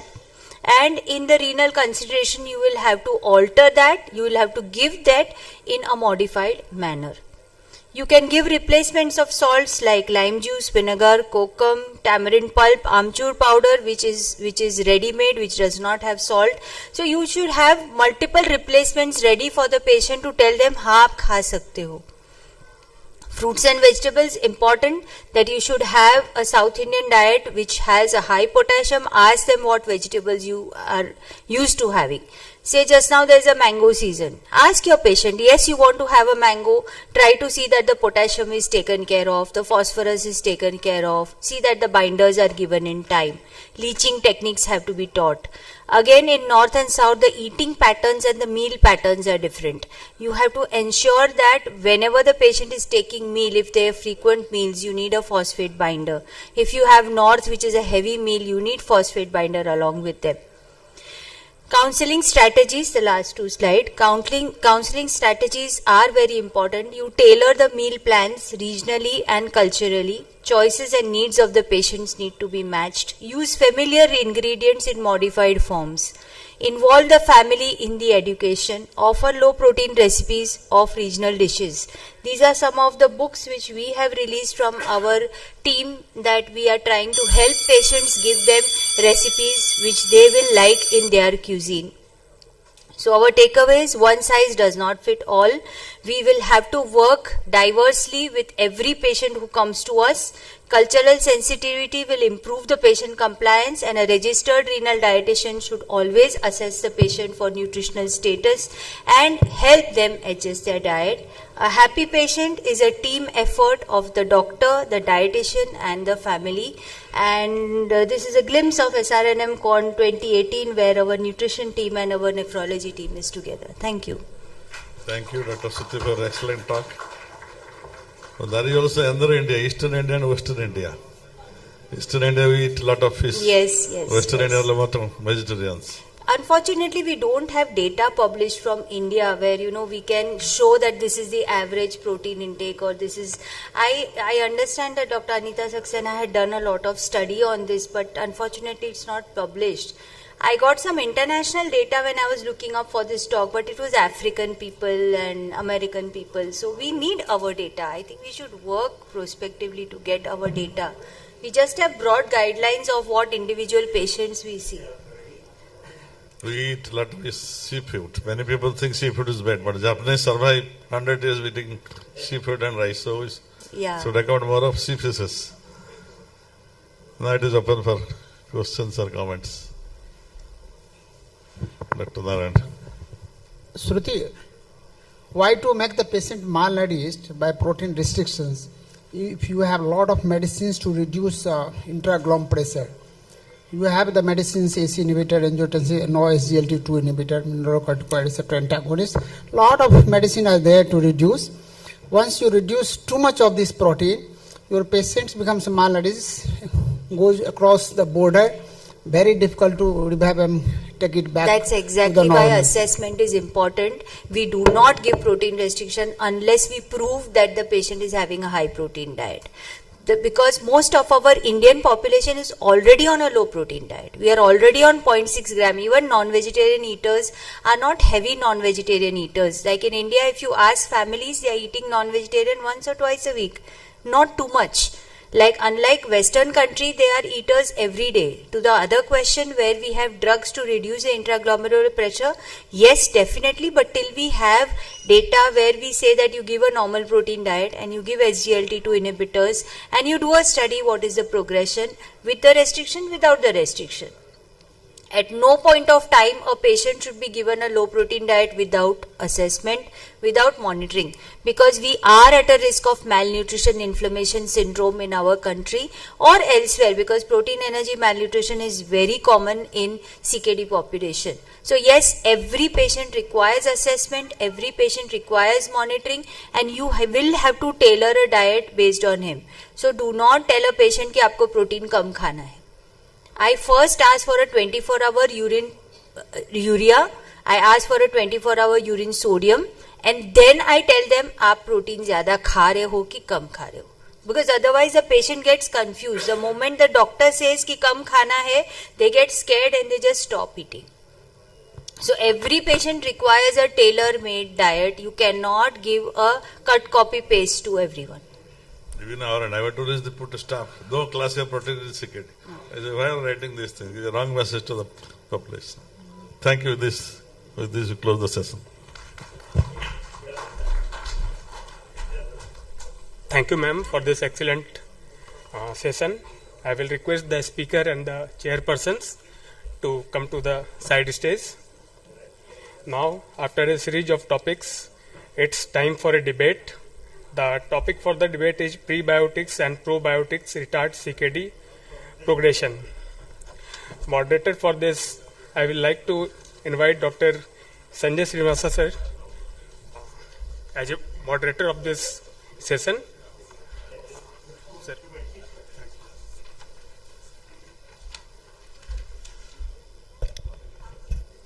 First of all, I'll thank the organizers that they have taken this topic for debate. You know, as my previous speaker said, 50% of the nephrologists, they believe that it helps in retarding the progression, the use of pre-probiotics. And 50% of the nephrologists don't believe. Among that 50%, there are 25% who still will use it because patient will come in stage 4 or stage 3 and ask them what can be done, what extra can be done. So today we'll have a debate on this topic, whether the pre-probiotics will help in retarding the progression of the CKD in patients in various stages of the CKD. Now, this is an apt platform to remember Dr. Anita Saxena, who had done a lot of work in pre-probiotics, and me along with her together, our group had done some studies, and we have published it significantly by the name of ETOX, which was the enzobiotics, which is the next step beyond pre-probiotic.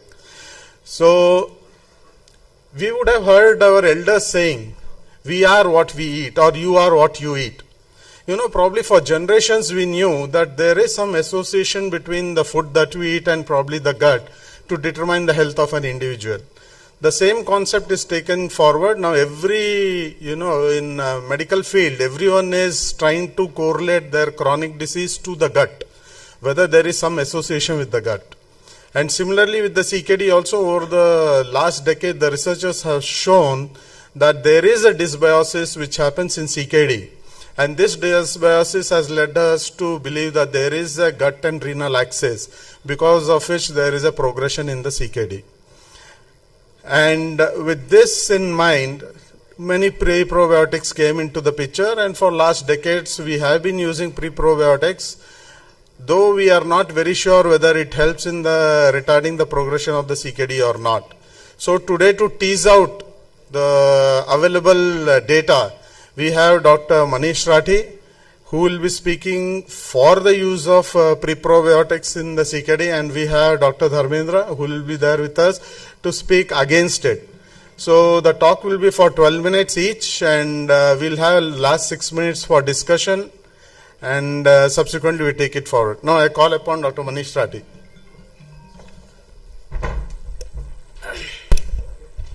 Thank you, sir. I think the stage is perfectly set by the introductory remarks by the moderator of the session. And at the outset, I'd like to thank entire organizing committee for having me here and giving me this topic. Actually, we were using patchily, but after reviewing the literature, I am now more confident than when I go back, I'll be using it more frequently. And why I say so, I'll present it to you. So as we all know, that chronic kidney disease is a very common disease, and if you see the figures, actually, is there a projector? If you see the figures, it is actually twice the proportion of diabetes and 20 times more than the cancer, but entire focus is on oncology and things like this. It's 20 times more common than HIV/AIDS, but still nobody talks about prevention of CKD. And more importantly, if we look at this figure, and this figure applies to both the developed country as well as underdeveloped countries, the low income as well as high income countries, there is vast disproportion between the incidence or prevalence of CKD and people who then ultimately go for requirement of dialysis. They can actually avail the facility of dialysis or transplantation. So there is a huge gap, and it applies to our country as well. We all know that not all the patients there is no dialysis facility, no transplantation facility, or people may not be able to afford. So what is the solution? There is only one solution, that we have to prevent. We have to prevent CKD, or if CKD has occurred, we have to prevent the progression of CKD as much as possible, right? So that is the only, so what we all as nephrologists, as dietitian, as whosoever is involved in this field of kidney disease should focus ourselves on prevention much more than anything else. So what are the strategies as of now? So strategies most commonly we use as nephrologists are ACE inhibitor, ARBs, SGLT2 inhibitors, and there are other strategies like mineralocorticoid receptor antagonist and GLP-1 agonist, diet, etc. But there are some limitations of all these measures. First, these are not generic measures. What I mean by that is that they cannot be used for all the variety of CKD. Some will be used only for diabetics, some will be used only for proteinuric CKD, while some will be used only for selected group of patients. So there is nothing like which is a blanket kind of thing which you can use in all kind of thing. You can use AC in ARB, but the effect is much more common in proteinuric patient. Second is that they have significant side effects, and side effects are also add-on side effects, right? Say for example, hyperkalemia, it occurs with both ACE inhibitor, ARB, SGLT2 as well as MRAs. The third is some of these are very expensive therapies like MRAs, GLP-1, they are all very expensive. So having given you this background, now we move on to the actual topic, which our moderator has also said, that what is the role of gut in these patients. So gut microbiota now plays a major role in all the major diseases which are occurring, and a lot of research is going on this field. So basically, if you look at gut microbiota, the DNA of gut microbiota is 4 million genes, and ours is around 2000 genes. So it is 100 times more greater than the total number of humans, and it is helpful in regulating many pathways of immunity as well as overall health of the human being. And it was said by the Hippocrates itself that we are what we eat, and this is basically because of the gut microbiota, because this changes significantly with our diet. Now what happens in CKD is that there is dysbiosis. What we mean by dysbiosis is that the good bacteria are going down and the bad bacteria are going up. Now what is the reason for that? There are many reasons which are being proposed, and because of that there is more development of bad bacteria in our gut as compared to good bacteria. And this is what we call as gut-kidney axis, and this is kind of a vicious cycle. So what happens is, because of the CKD milieu, because of the CKD diet, because of the inflammatory environment, there is occurrence of dysbiosis, and because of dysbiosis there is lot of development or production of uremic toxins by the gut itself, and the gut membrane is also becoming leaky. This uremic toxins goes into the circulation, which is ultimately then excreted by the kidney. So this becomes a vicious cycle which we call as gut-kidney axis. Now we have to be very, very careful of this, and why I am giving this background, so that we understand the mechanism that why we should be prescribing pre-probiotics in our patients, right? So this is one of the important reason that it becomes a vicious cycle.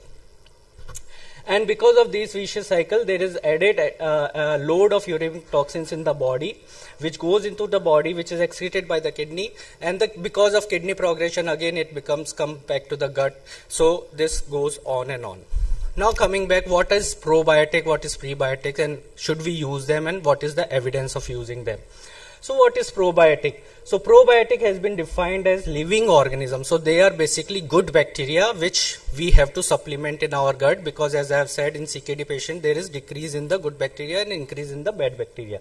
So they are supposedly good bacteria which are present in food or in dietary supplement, and upon ingestion they can improve the health of host beyond their inherent basic nutritional content. And these are the list of commonly used probiotics. What is prebiotics? So prebiotics are non-digestible food ingredients that stimulate the growth or activity of these good bacteria and also down-regulates the growth of bad bacteria. This is known as prebiotic, and these are the examples of prebiotics. So these are given in combination, and this combination is known as synbiotic. So synbiotic is basically a combination of prebiotic and probiotic.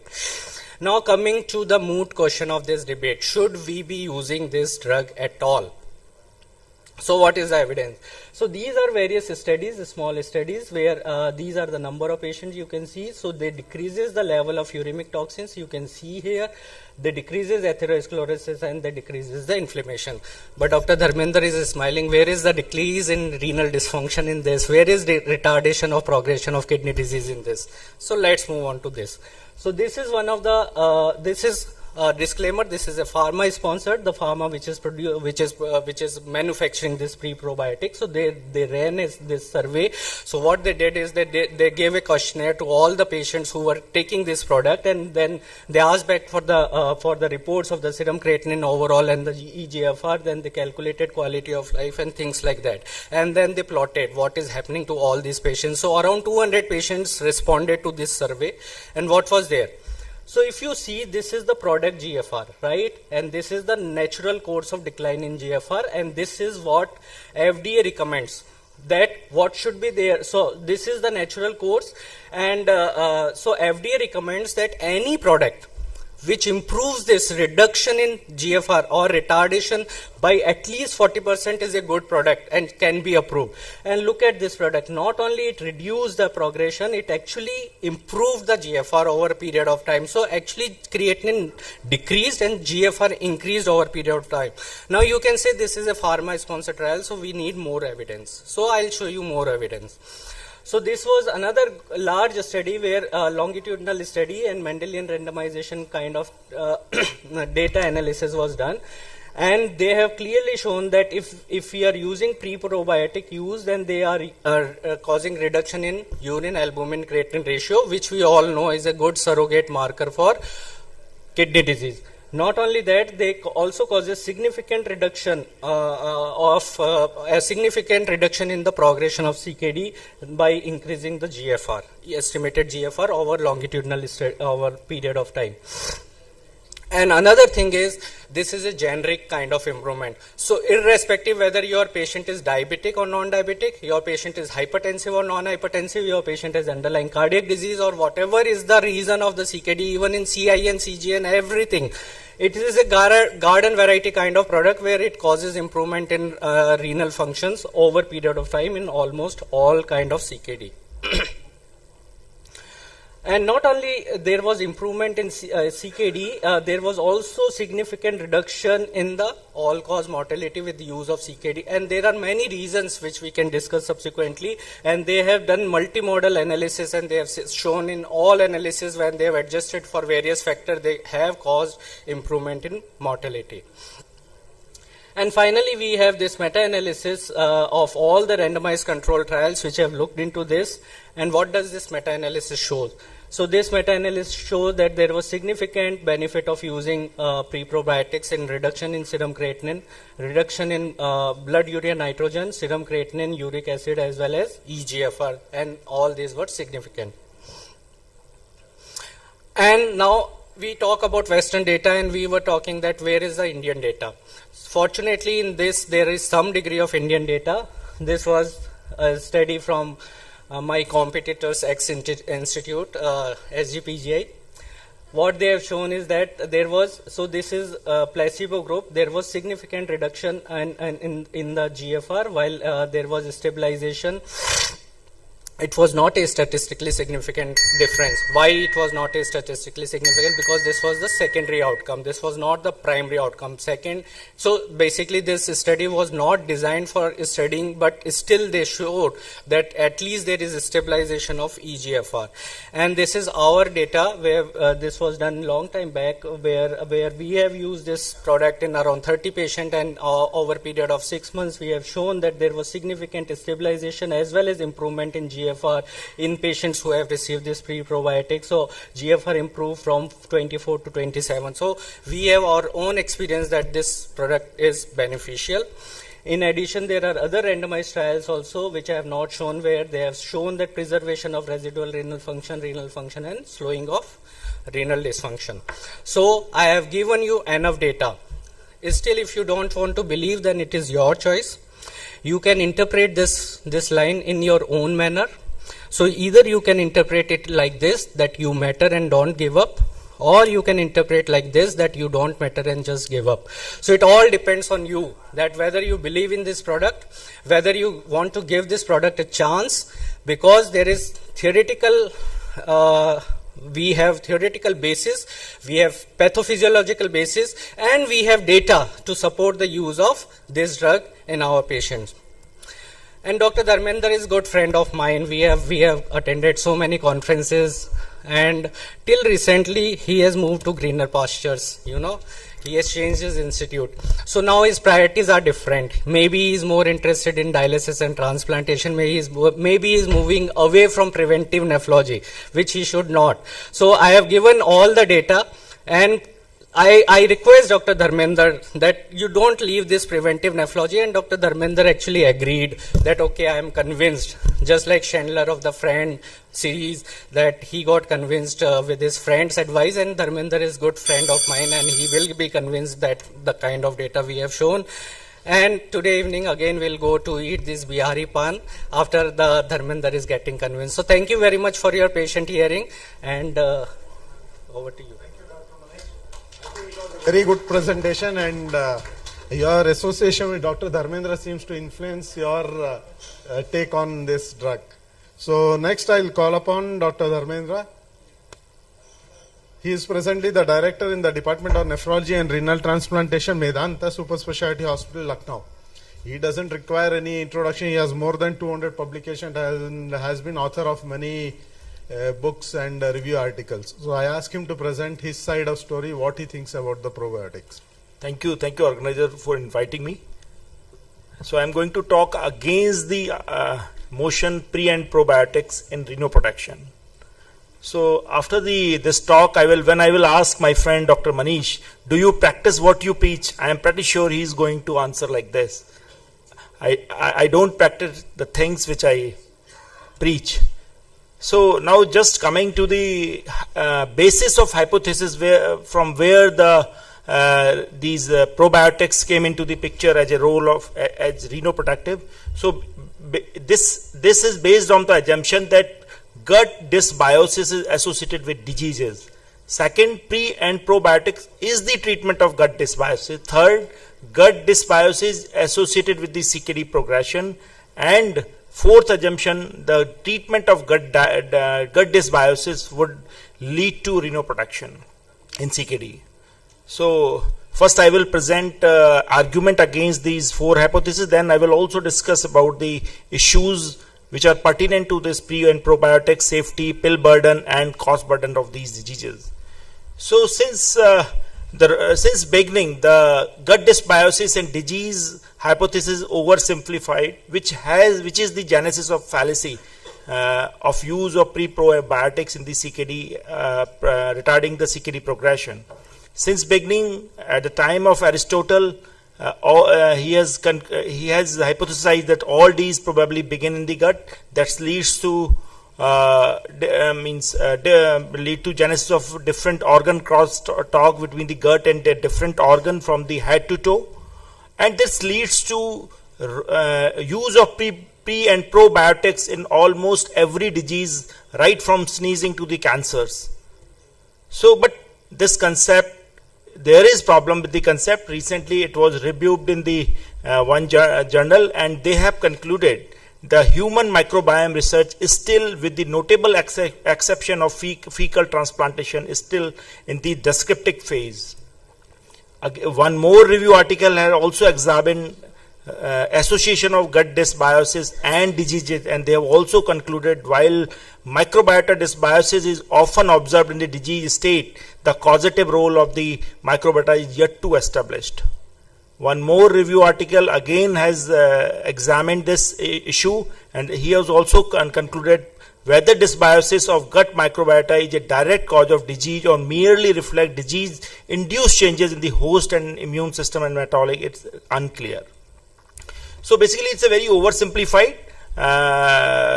hypothesis, and the argument against this is it is just correlation, not causation. There is no clear causal mechanism identified, and there is microbiome is highly individualized, and studies in this area are often inconsistent and conflicting. Other well-established factors probably play a bigger role. Now coming to the hypothesis, pre and probiotics is the treatment of gut dysbiosis. So this is one review article which has examined can probiotics intake change microbiotic composition of restore eubiosis. So they have concluded the question arises over whether probiotics can modify dysbiosis and reverse the process. According to many recent scientific observations, the way entire microbiota and dysbiota is influenced by the good bacteria or probiotics is still unknown, and it seems that probiotic intake does not significantly affect gut flora composition. One more review article published in BMJ, they have concluded the functional claim for correcting dysbiosis by the probiotics is not supported by the literature. So currently there is, although this treatment of gut dysbiosis by probiotic is oversimplified, but the treatment of gut dysbiosis is rather personalized, because the biomarker which are actually derived from the metabolomic and proteomic study, you can stratify the patient, and then you can give different treatment out of the different armamentarium from the treatment of gut dysbiosis, and one of them is the pre and probiotics. Now coming to the hypothesis whether gut dysbiosis and CKD can cause progression, this is the mechanism already elaborated by Dr. Manish. So this is one review article for the association between the gut dysbiosis and CKD, and this article has concluded that further studies are required to elaborate the association of the gut dysbiosis and the CKD. Second, one more review article has examined this issue, and they have also concluded that the complex interaction between the gut, urinary tract, and blood microbiota need more higher level of research and more stringent research rather than simple oversimplification. So this is possibly a marker of chronic kidney disease, gut dysbiosis, not the cause. And there are a lot of confounding morbidity which can also can cause gut dysbiosis. There are methodological flaws in the study and overemphasis on the toxin in the blood, possibly because of the kidney disease and low GFR. Now coming to the main area of interest, whether treatment of gut dysbiosis with pre and probiotics would lead to renoproduction or not. So renoproduction already Dr. Manish has emphasized it need lot of actually evaluation of the efficacy, including eGFR, reduction of proteinuria, modification in histopathology, and other biomarker like ACR, BP control, or molecular marker. So when I reviewed the literature, and I found only 4 renoproductive agents in the literature already talked by Dr. Manish, which are based on the sound research, randomized control trial, and they have clearly shown the outcome renal endpoint reduction somewhere between 30 to 40% in renal parameter. I also looked into the KDIGO guideline for the renoproductive agents. So they are again 4 means popular reno and renoproductive agent based on the sound data. And I also taken the help of AI, in which I have searched proven renoprotective agent in CKD, and the strongest evidence are in the support of AC inhibitor, ARBs, SGLT2 inhibitor, and Finrenon. So let's evaluate their efficacy and safety. So there is in all these studies, there is inconsistent impact on the key renal markers. One of the study which is published in Brazil Journal, they have concluded supplementation with the probiotics significantly decrease in the pro-inflammatory cytokines, but urea, creatinine, and uric acid level remain unaltered. The same Frontiers has also published one systematic review and meta-analysis of RCT, which included ultimately 21 study. There is significant reduction in the burn and uric acid, but effect on serum creatinine eGFR is not significant. I have also gone into the Cochrane review on this issue, and Cochrane review is also concluded we do not have enough information from trial to know whether synbiotic, prebiotics, or probiotic work to improve bowel symptoms, quality of life, kidney toxin level, or kidney function in people with CKD. One review article examined, and they have concluded that these effects, which are actually done by the pre and probiotics, they are temporary and they abolish once you discontinue the drug. So most of these studies have taken into eGFR, which is creatinine based, and we all know that creatinine also has extrarenal elimination, especially in the intestine, which add to 1.7 to 2 ml in the GFR. All we know that probiotics they causes increase in the creatinase, which causes extrarenal degradation of creatinine, and it's produced creatinine deficit. This leads to decrease in serum creatinine and lead to overestimation of eGFR. So all these study, it is possibly direct clearance measurement of the GFR should be done in these study rather than simple creatinine based the formula. So we should use inulin, iothalmate, and iohexol related method to further consolidate these studies. So now discuss with the other issues which are related to safety, non-adherence in the CKD, pill burden, and cost burden.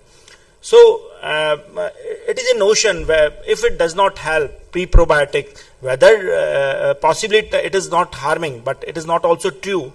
This one article has reviewed their actually safety issue, and they have concluded because of the leaky gut, because of dysbiosis, they can cause bacteremia and fungemia in the vulnerable population, especially the immunocompromised and neonates. They can also release virulence factor and some metabolites, and they can cause opportunistic infection and metabolic dysregulation. They can be responsible for the antibiotic resistant pathogens, and they can also trigger autoimmune diseases. Coming to the key issues in the probiotic industry, we know this probiotic industry is is currently it is in the $77 billion industry, and it with the 10% CAGR, and now in 2030 it is going to be just double. And there are a lot of issues, especially the regulatory failure, mislabeling about the CFUs. There are a lot of research by it, because most of the studies are funded by the industry, and there are a lot of ethical concern of the inclusion of the vulnerable population. This is the one study which is done by the Madras Medical College, in which they have concluded there is a poor correlation in the quality and quantity of the probiotics, which prove that the label claim and actual claim are different. Coming to the issue of the non-adherence in the CKD, this one study in which they have found that probably high pill burden and higher medication cost is the one of the key important cause of the non-adherence. And we all know, as the number of tablet increases, the non-adherence decreases.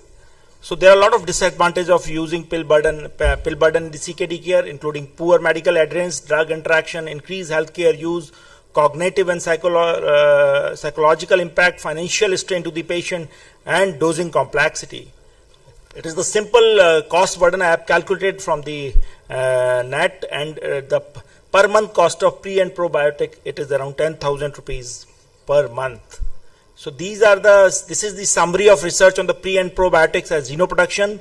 There is only biochemical improvement. Impact on renal function and clinical outcome data is not robust. There is high treatment cost, and there are a lot of research gaps. Most of these studies, Dr. Manish has already told, they are small sample size, and we need large long-term robust data. If we are using poor research evidences, it leads to a lot of disadvantages. One, ineffectiveness. It delayed proper treatment. There are a lot of financial waste, delays in the proper care. It undermines the trust on the healthcare and the science. There are potential harm, ethical concern, and skewed clinical understanding. So take-home message: the concept of gut dysbiosis and disease risk lacks causation. Gut dysbiosis may be the result of associated comorbidity. There are insufficient evidence that pre and probiotics can treat gut dysbiosis. There is lack of causality between gut dysbiosis and CKD progression, and there is suboptimal data that pre and probiotic retard CKD progression. So I am against the motion that pre and probiotics, they should be regarded as renoproductive because of lack of robust clinical evidence, uncertain mechanism of action, safety concern, no standardization of product, poor cost-benefit ratio, and the most important, the risk of distracting from the evidence-based mechanism. This is a recent paper published by Professor Narayan and the team, published in KI report, in which he has told the penetration of the renoproductive agents in Indian prescription is only around 50%. So I just conclude my talks. The person who takes medicine must recover twice, one from the disease and one from the medicine. Thank you. Thanks for patient hearing. Now I think we'll give a chance to Dr. Manish to rebut the claims of Dr. Dharmendra. Thank you, Dr. Dharmender. Actually, you have proven your friendship. Actually, you have supported my data. So why I am saying so? I have given you the original data. I have given you the randomized trials, and I have given you meta-analysis. What Dr. Dharmender has shown you is the review articles. Now, review articles are biased articles. I may write review as per my wish, and you may write review as per your wish. So, review article is not actually the data. You have actually to go into the data and analyze that data, that actually whatever reviewer is writing is actually right or wrong, which I have done, which Dr. Dharmender has not done. That is point number one. So, I have shown you so many meta-analysis. I have shown you so many randomized control trials. I have shown you the Indian data also, where they have shown consistently that there is improvement in EGFR. That is point number one. Point number two, he has talked about lack of, regulatory kind of thing, or there is this synergy between kind of product. That is not the problem of the drug. That is not the problem of the pre-probiotic. If there is administrative failure, it is problem of administration. It is problem of the regulatory approval. So you have to target them rather to use saying that this drug we will not write. The problem is not with the drug, the problem is with the regulatory authorities. So you have to target the regulatory authorities rather than, boycotting the drug itself. Point number three, cost and pill burden. Pill burden is nothing, it is just a one capsule a day. So there is no pill burden at all in this drug. Finally, the cost of therapy. I wanted Dr. Dharmendra to present this because this is a very, very important misconception that this therapy is a costly therapy. It doesn't cost 10,000 a month. That is for sure. You can go and check with pharmaceutical companies and they will give you the actual cost. They will also give you the free therapies to the patient if your patient is not affording. Third, if you see the cost of therapy of pre-probiotics versus cost of therapy of dialysis and transplantation, it is like apple and oranges. You can't compare. So actually you have to target the prevention of progression rather than, saying that I will not give you this therapy and then wait for you to go into dialysis and transplantation, which is 10x more expensive than your this therapy. So actual analysis should be number needed to treat. There is no doubt that this retards the progression of renal progression. What is required for the cost effectiveness is number needed to treat, that how many numbers we need to prescribe to prevent the progression of kidney disease. It does prevent, but if you want to do cost effectiveness, but if you are convinced about the role of pre-probiotics, cost should be the least concern for you. It is not a costly therapy. It does not causes pill burden. And finally, it does not causes any significant side effect. The side effect which Dr. Dharmendra has told you has occurred in neonates and patients like immunocompromised, like HIV and kind of patients. We all have used this pre-probiotics drugs in our patient and it does not cause any significant side effect. So thank you, Dr. Dharmendra. It was a good debate. I want to know whether the questions are there from the audience.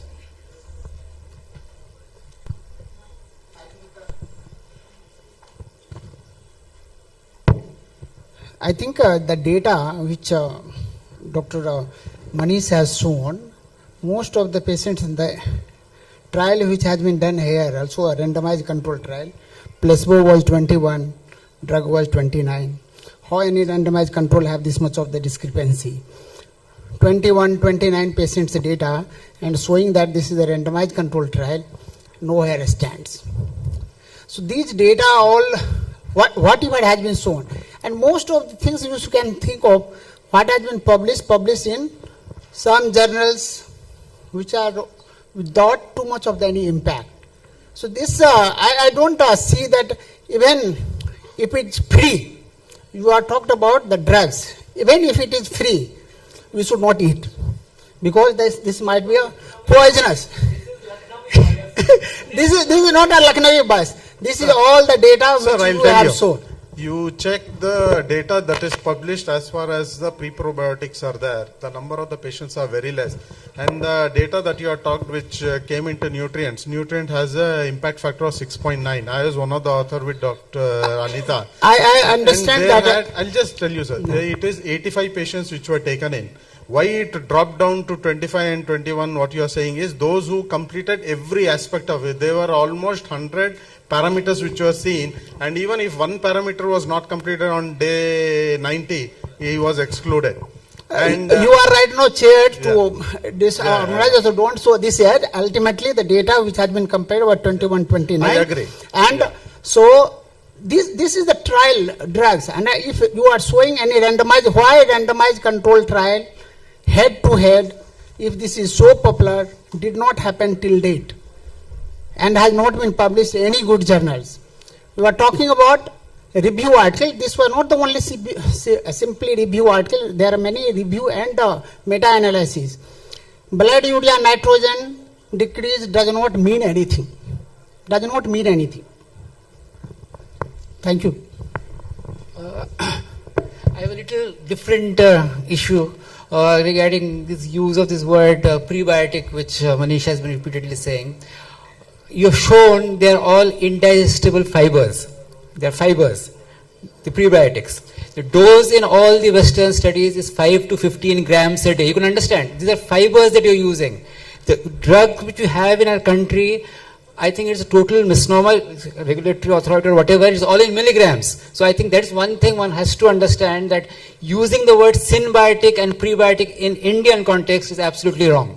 Now maybe the probiotic part is fine, but the prebiotic I don't agree at all. So please don't use the word prebiotic. So even prebiotics are not necessarily fibers. No, they are not necessary fibers. They have to potentiate to keep the in organisms milligrams. alive. The same thing is in milligrams. I don't think in milligrams it can work.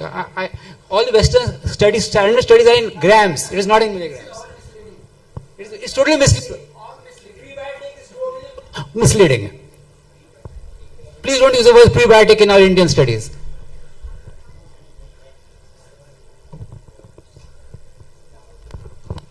Actually, first of all, I'll say I'm using the probiotics. But Manish, the literature which has been shown has to be very robust. The trials of the SGLT2 inhibitors, ACE inhibitors, or the GLP-1 receptor agonists, they are big trials. They are randomized trials. They are very well conducted. And it has gone into the guidelines after so much of an effort. Most of it is done by the pharmaceutical costing. So I don't think if pharma is sponsoring anything wrong about it, but there are two major issues. I have been using this. I have found that it has sometimes reasonably good symptomatic relief. The patient feels better. The gut symptoms gets relieved. But the data which is there is not actually showing what the today's debate is, that it is retarding the progression of CKD. That is number one. Second, you have to understand if you use these 3-4 drugs, starting with ACE inhibitors, SGLT2 inhibitors, and the Renal and GLP-1, who have very robust evidence, there is a definitely increase in the pill burden, even with these 4 drugs. And there is definitely cost. I don't agree with Manish. It is possible that the pharma must have given you free. It is a costly drug. The patients who are using, I'm using it in significant number of my patients, they say, Dr. Saab, this is the most expensive drug. The other thing which we should understand, you have to have temperature controlled. Right. These are living organisms, and keeping at 4 degrees centigrade, transporting, this used to be the problem with the erythropoietin. Very, very important. And lastly, you should understand, these are like biologicals. The only difference is that biologicals are given IV and this is given orally. But once you have a living biological system to be used for patient care, the standards have to be very high. This is the only reason that the drugs have not caught on. I'm not saying it is possible they could be useful. What we need is big trials. Why doesn't the pharma come forward? Let us do a big study, as big as what was done with Renal. Just doing, it's very simple. Do the study and show the EGFR coming. That's what they have done. They have not done anything great with Renal or with ACE inhibitors. So that type of study will give confidence. Lastly, most of the approvals for these drugs is not under the drug. Most of it is under the food items. So that is a very different thing. The other thing, lastly, I'll say, using keto analogs, it has taken years of hard work. And even today, with great difficulty, it has gone into the KDOQI guidelines. So it takes time. You have to have energy, you have to have expenses, and have to have robust data. I'm not saying that it's not useful. It could be. Yeah. I've heard all the arguments. I will suggest the cheapest probiotic available in India, Millennium. That is our code. That is, I think, the cheapest probiotic available in India, and it is already proven. Now, I want to put in few things what the doubts were raised. Why there is a variable response? Why you are not seeing a response? There are few points to be taken into account. One, the probiotics are very dose specific and strain specific. Whether the strains used by the companies are the same, to get the benefits, whether the strains has been cut down. or lower strains are used which may not be beneficial. That has to be looked into. Now the probiotics, whoever comes to you to say that my probiotic you use, I'll give it cheap. It is very important to see that what is it registered for. I'm telling you 95% of the probiotics which are available, they are registered for GI use for loose motion, not for CKD. So the drug will be registered for CKD if they have done a research on that and they have shown a benefit. So make sure that the probiotic that you are writing is registered for what they are being marketed for. Now what is the duration of use? In my experience with few papers that I have produced, it should have a minimum of 4 weeks of use to show any minimal benefit. So if you are using it for 1 week or 2 weeks, it is not going to help you. Third point, not all patients will benefit with it. With our experience, we have seen that 60 to 70% of the patients who will benefit. So after 4 weeks, probably you can withdraw among the patients who have not shown a benefit. Then next thing is the cost of the product. If someone says they will reduce the cost for you significantly, that means they are using a cheaper version of the species, because I know if you are using Bifidobacterium longum, which is effective in CKD, it costs approximately 60,000 per kg. Leave about the import duties and all the other things. And the same strain for Streptococcus thermophilus will cost you approximately 40,000. And Lactobacillus, which is used, the strain, we cannot reveal the strain, though I am working with that. Lactobacillus costs around 10,000. So that means each kg of the product is going to cost you approximately 1,10,000 to 1,20,000. So how can he reduce the rates? So it is important to know what it is. So with this, I just wanted to show that in our trial, I just want to say, be a judge with the what I have told you, and look into when you are using what product of pre-probiotics that you are using. This is, I just want to show that you are talking, this is the study which we did along with Dr. Anita, and here we looked at protein bound uremic toxins, that is both the p-cresol sulfate and indoxyl sulfate. So this was not just on urea creatinine. The tests for PUBTs are not available in India. We had to procure it for our 85 patients, and we were very stringent with our statistical analysis. And we showed that at day 90 compared to day 0, there is a significant reduction in the protein-bound uremic toxins, and which translated to statistically the risk of progression with respect to p-cresol sulfate. The enzobiotic group reduced it to 32%, that is the risk of progression, compared to placebo at 53%. And 24% in case of indoxyl sulfate compared to 35% in placebo. I understand we don't have a very great trial, but this trial, this is the first step towards it. So why deny the patients who can afford to try this product instead of pushing him to a dialysis? That is the only thing that I have to say. And both the discussions put forward by both of them was great. It was a great session. I think everyone enjoyed it, and everyone will have some perspective to take from this session, and it is for you to judge whether you are going to use or not, because we don't have a classic data. Thank you.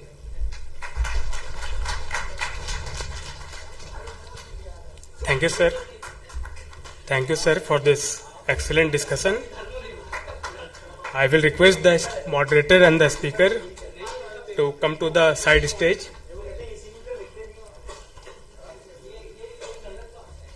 Our next session is a panel discussion. The topic for this panel discussion is role of protein formulations and natural diet for protein supplementation. Moderator for this session is Dr. Rishi Kishore, who is Assistant Professor in Nalanda Medical College and Hospital, Patna. And our panelists are Dr. Jamshed Anwar from Patna, Dr. Anurag Gupta from Delhi, and Dr. Himadri Shankar from Patna.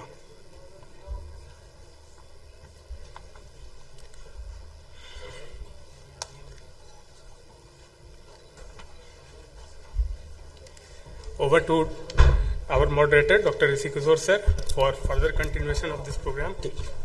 Okay. Good afternoon to everyone. So I welcome to our panelists.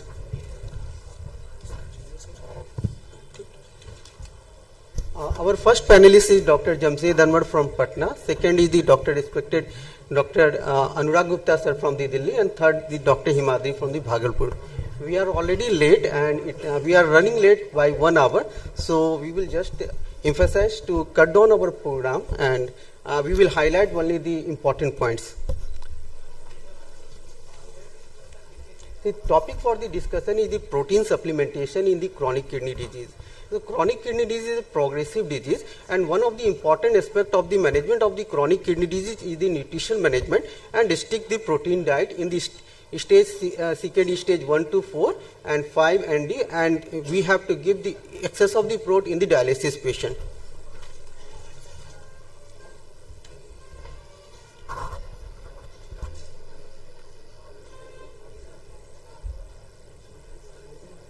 Protein supplementation strategy are essential for the managing the patient with the chronic kidney disease. The right balance between the formulation and natural diet can significantly impact disease progression and the quality of the life. The name protein is derived from the Greek word proteose, or prime importance of the first kind. This is because protein are the basis of the cytoplasm of the cell and present in all the living organisms. So CKD, it's a progressive disease, and in the CKD there is a waste products to be accumulated in the blood, and excess of the protein count creates the nitrogenous waste, and this further damages the kidney disease. Too little protein lead to the malnutrition, and too much protein can accelerate the kidney disease. So there should be a specialized approach to provide optimum nutrition without kidney harm. So this is my first question to panelist Dr. Jamshed Anwar. So just give the brief, what is the normal physiological function of the protein in the body? Protein are the integral component of our diet, and apart from a source of energy, in addition to carbohydrate and fat, it serves in several purposes like structural support, biochemical catalyst. It acts as the enzymes, hormones. It also acts as the building blocks, and also the initiator and perpetuators of cellular death. As enzymes, it catalyzes a number of biochemical reactions which are essential for both the production as well as the breakdown of biological molecules. It also acts as a building blocks, like proteins like actins, and they provide the scaffolding on which the myosin causes muscle contraction. Apart from this, proteins also act as cellular transport, helping in transporting number of molecules inside and outside the cells. So overall, proteins are essential component for the growth and survival, and serves a number of purpose, and any change in the structure or function of protein may lead to a diseased state. Okay, thank you, Jamshed. This is all the nutrition impact of the protein. So second question from the panelist to Dr. Anurag Gupta sir. What is the structure of the protein? So the structure of protein is type 1, type 2, type 3, type 4. The type 1 is basically the amino acids. They are bound by peptide. Type 2 is self-folding of alpha and beta pleated sheets by hydrogen bond. And type 3 is the 3D shaped protein, which is bounded by disulfide hydrogen ions or polyunsaturated ions. And type 4 is the multiple amino acids combined together in the form of polypeptide chains like over hemoglobin. Okay, thank you, sir.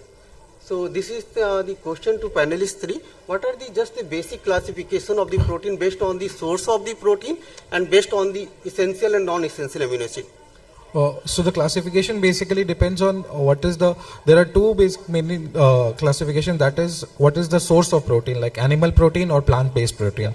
And the second is based on the nutritive value, that is complete protein, partially incomplete protein and incomplete protein. Complete protein generally they have all the 9 essential amino acids, and incomplete they lack in one or more of amino acids and partially, and incomplete is they completely lack in one or more amino acids. Thank you. Thank you. So there is a two aspect of the nutrition management in the CKD. One is the natural diet that consists of the protein and other minerals, and second is the formulation in the basis of the protein. These protein formulation are the specialized supplement designed for the CKD based on the different stage. So based on the protein supplementation, we have three more. One of the most important is the keto analog, second is the low phosphorus mixture, and third is the low potassium mixture. So benefit of the keto analogs are it support the protein synthesis because it provides the building block for essential protein without nitrogen waste, and it reduces the kidney burden and it slow the disease progression. So just simply keto analogs are the nitrogen free analogs of the essential amino acid. They are given to the supplement to the very low protein diet or low protein diet. They are taken orally in the body and they convert into the amino acid by accepting nitrogen from non-essential amino acid or other nitrogenous source, and they reduce the nitrogen waste, easing the burden over the kidney. So this is the question for the panelist one, Dr. Jamshed Anwar. What do you mean by the keto analog diet? We must agree that despite all our efforts, one of the major challenges in managing CKD is the slowing down the progression. And apart from the pharmacological intervention, one of the key component of the management is the low protein diet. Recently, the KDUKI has recommended a very low protein diet of 0.3 to 0.4 gram per kg in addition to the keto analogs, which are the non-nitrogenous analogs of the amino acid. And as they lack the amino acid, so they associated with a reduced burden of the nitrogenous waste product. So these are usually include the very low protein diet, but possibly plant-based diet in addition to adequate dose of keto analog. The dosing is important because the studies have shown that when very low protein diet is combined with adequate doses of keto analog, at least 12 tablets a day, then only it will provide a significant reduction in the progression of kidney disease and delayed initiation of dialysis. Thank you, Jamshed. So typically this diet contains very low protein. Energy intake should be 30 to 35 kilocalorie. There must be a keto analog supplement, and this should be low phosphorus, sodium and potassium food, and it is based only plant based, and it is help to retard the kidney disease progression. So protein requirement in the CKD stage 1 to 5 and D is a low protein diet, especially in this stage 1 and 2 we have the standard protein, but in the stage 3, 4, 5 and D we have the protein restriction. The keto analogs is given with the very low protein regime and also with the low protein diet, but keto analogs is essentially required with the regime of the very low protein diet, and it can be used as an optional with the low protein diet. So this is my second question to the panelist, to Dr. Anurag Gupta sir. What is the benefit of the low protein diet in the CKD patient in very brief? First, we have to see whether this is really needed in Indian patients. An average Indian person is taking around only 45 gram of protein as compared to the 90 gram protein in USA based population. So the dietary low protein diet should be individualized. Every patient has a personal diet. It should be a blanket statement low protein diet to everyone. Definitely it has a role in retarding the progression of the disease. It causes afferent vessels vasoconstriction, decrease intraglomerular pressure, decrease glomerulosclerosis, decrease production of TGF-beta. So definitely it has a role, and mainly the plant-based protein diet, it reduces acidosis, it has low phosphorus, low potassium. But the take-home message is basically the diet of low protein diet should not be a blanket statement, it should be individualized.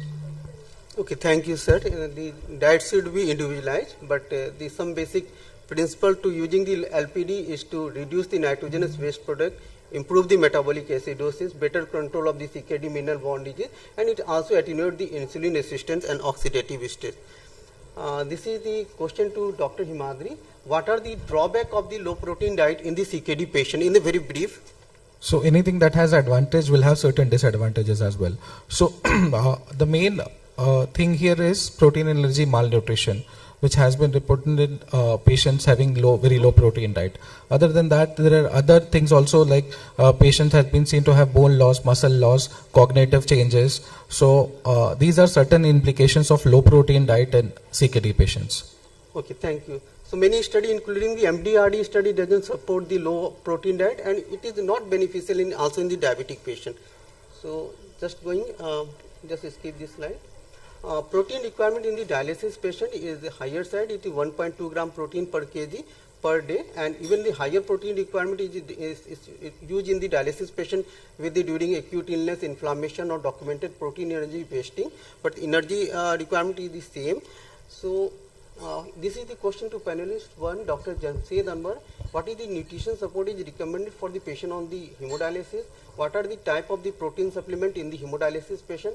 What are the metabolic benefit of the formulation? In very brief, Jamshed, you have to tell. As my co-panelist pointed out, that most of the Indian diet are anyhow protein deficient, and as our dialysis patients require more protein, so most of the dialysis population are malnourished.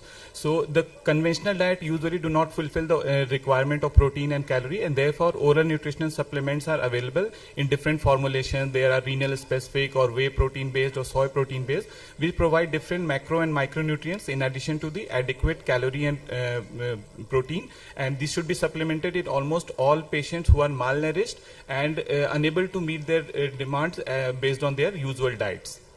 Okay. So these are the protein supplements. That's the renal specific, whey protein, casein and soya powders, and sometimes in the case of the malnourished dialysis patient, we use the intradialytic parenteral nutrition.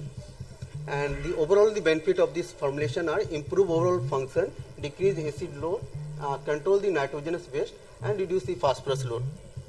So this is the third question to our panelist, Dr. Anurag Gupta sir. What are the different pediatric formulation and what are the different approach of the nutrition management in the CKD and adult CKD? The Children thing and the is, adult CKD. in children, you should not restrict the protein. In children CKD, you should prescribe 1 gram per kg body weight protein, and if they are on dialysis, 1.2 to 1.5 gram per kg body weight. If they are on PD, then 1.5 to 2 gram per kg body weight.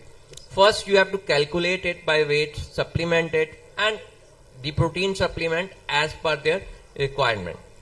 And in adults, if they are non-diabetic, 0.6 gram per kg body weight. If they are diabetic, 0.8 gram per kg body weight. And on dialysis, 1.2 gram per kg body weight. Okay, thank you, sir. Pediatric formulation, most of the pediatric formulation comes with the fortified breast milk. Breast milk is one of the most natural essential source. It is rich in the protein but low in the phosphorus and the potassium. And there is a different approach for the management of the CKD in the children and adult. In the children, we have to keep aware about the growth and development, but in the adult, it have to maintain the muscle mass and prevent the malnutrition. Energy requirement is higher on the children side, but it vary on the adult. Protein is especially asked that is higher in the children, and we have to frequent monitor in the child with the anthropometric. And these are the basic difference between the pediatric and the adult CKD management in the nutrition. And these children with CKD require specific protein to support growth. Their need are higher than adult on the weight basis. Children are growing as they just require more calorie and protein to maintain their body weight and growth. And K goals are the support normal growth, development, prevent malnutrition, manage electrolyte and fluid balance, and delay the CKD progression. So as the infants have more protein and energy requirement, followed by the toddlers, school age, and adults, and then adults with the CKD. So this is the question to the panelist third, Dr. Himadri. What are the natural protein source? What is the difference between the animal and the plant protein? So the natural protein sources, as I mentioned here, eggs, fish, dairy. Eggs contain complete protein with all essential amino acids. Fish is a very high quality protein with omega-3 fatty benefits. Moving on to the second question, that was which is better, animal or plant-based protein. So there are certain advantages of plant-based protein which I'd like to highlight. First is reduced acid load, because most of the CKD patients will have risk of developing metabolic acidosis. So that is one of the advantages. Second is low phosphate. And the third one being it has antioxidants. So there are anti-inflammatory properties that is there in a plant-based protein diet. So this is the difference between plant-based as compared to animal proteins. Okay, thank you, Himadri. Animal protein are rich in the essential amino acids, but plant protein are not. But plant protein have the reduced acid load, lower phosphorus control, and have the anti-inflammatory properties. So this is need of the combined approach. And for the management of each patient, it should be individualized. The neutral diet foundation, target supplementation, ongoing assessment, and there should be expert management. This is the CKD stage-wise approach.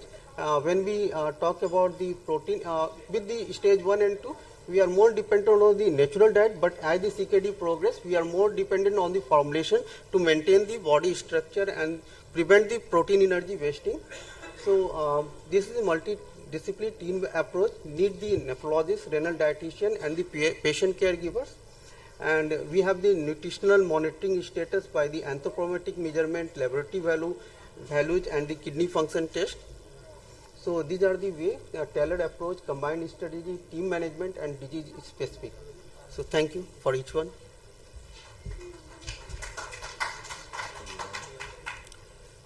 So I think we should conclude this because we are running late and it's a 1 hour we are running late.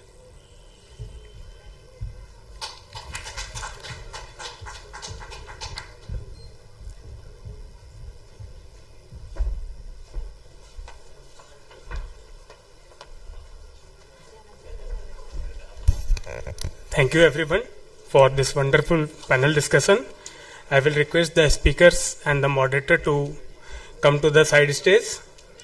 Now, I will like to invite everyone to the lunch. So, post-lunch session will continue after half an hour. Enjoy the lunch.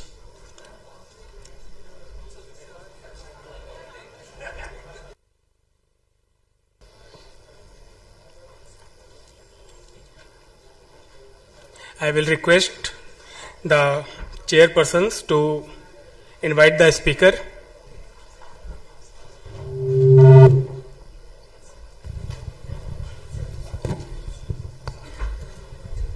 Hello. Good afternoon to everybody. I am very much thankful to the organizing committee for inviting me. And this is the first post-lunch session. And already we have taken a heavy lunch and topic is also committing the same.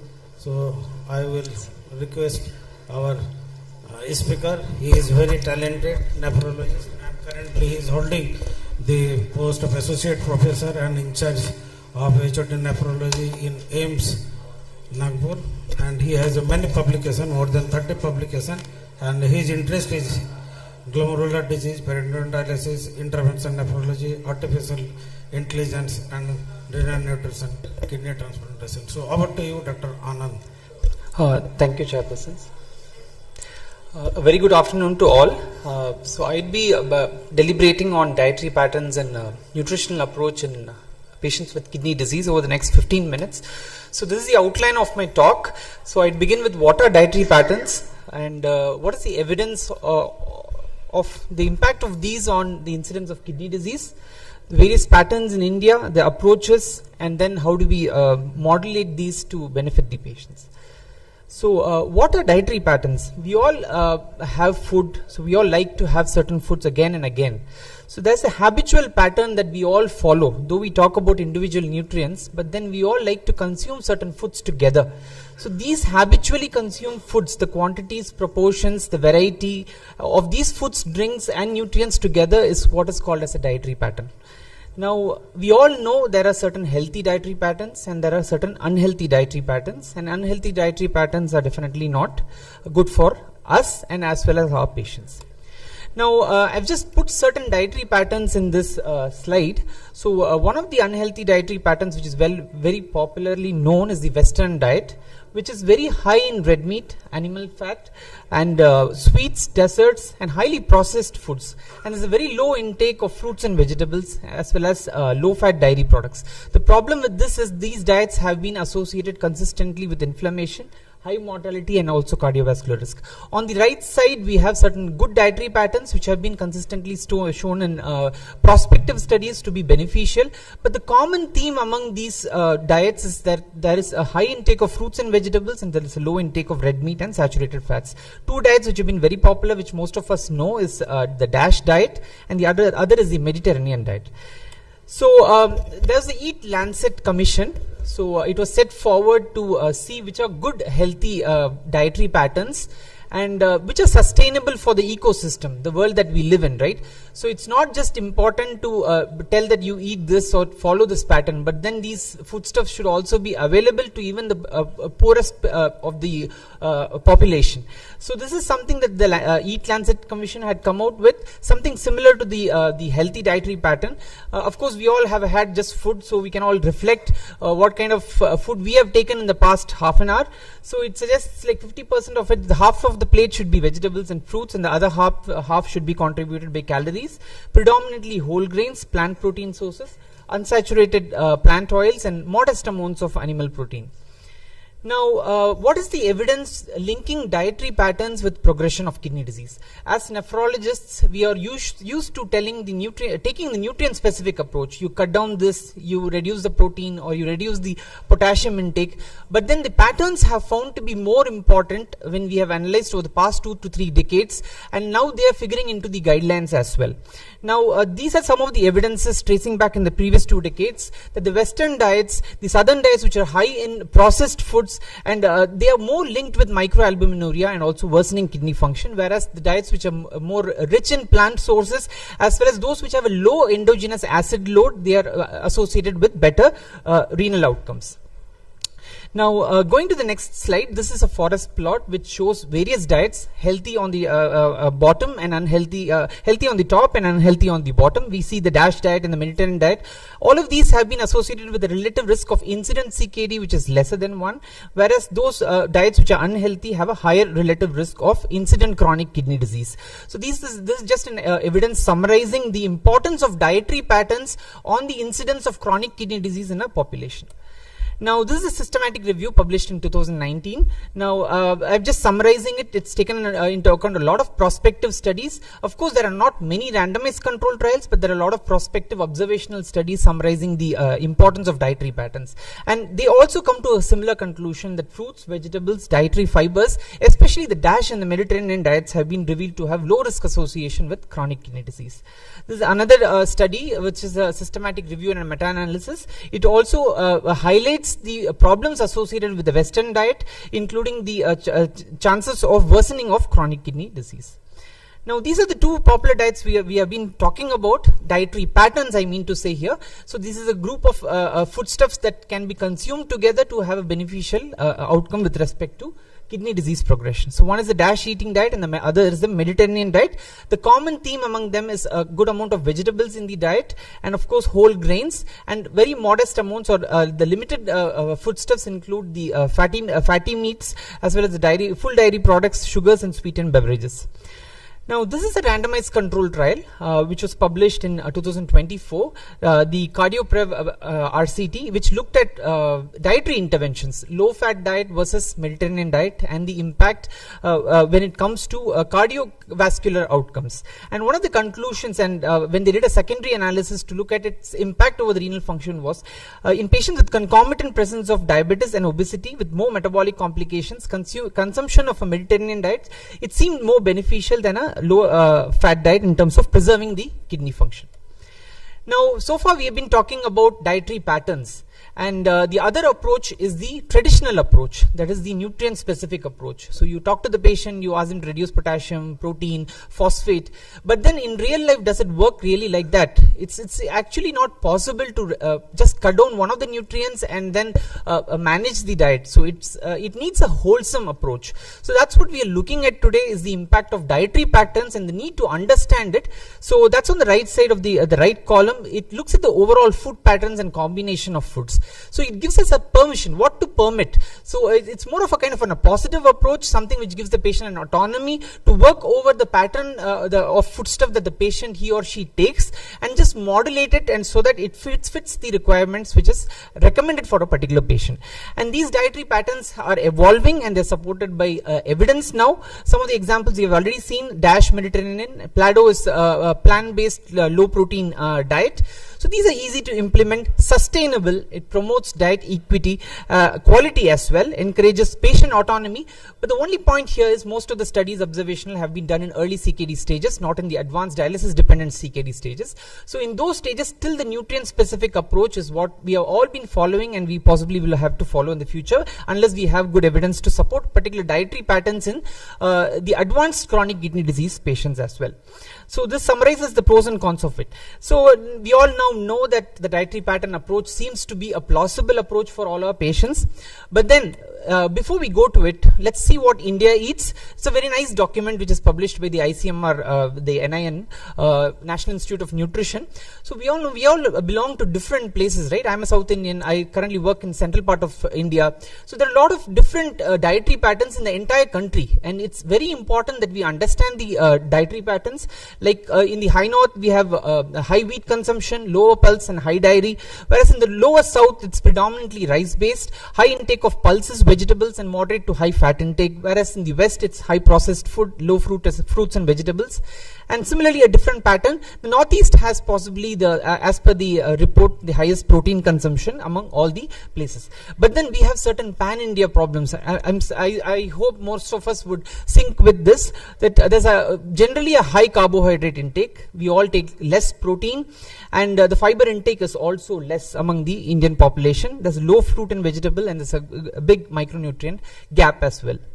So understanding the patterns in India, patterns at your place is also very important, what kind of foods that they eat. This is just a case study from the FAG south of India. Kanyakumari is a place which is in the lowest part of Tamil Nadu.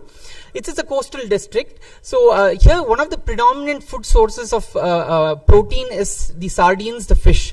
So when we go around telling them to restrict meat, what was found in the study is that they increase the intake of these fishes, which are usually taken in a form which contains very high salt content, and it was also shown to have significant impact on worsening of kidney function over the subsequent several months of follow-up. It again stresses the fact that we need to keep into mind the culturally appropriate modifications that are required for in the dietary patterns that we need to advise to our patients in our own regions. So it is not just directly following the guidelines, but then it needs to be modified and made culturally adaptable to the population that we are catering to. And now that there's a lot of population movement here and there, you may have to have a good knowledge of what kind of dietary patterns exist all over the country. Now this is a snapshot. I think a detailed discussion would have been done earlier in the day, so I would not take a lot of time on this. Screening for nutritional assessment is important, at least a biannual screening. And the assessment, 5 things: history, anthropometric measures, body composition analysis, nutrition related physical examination, a focused physical examination, and then biochemical data. Just the important ones.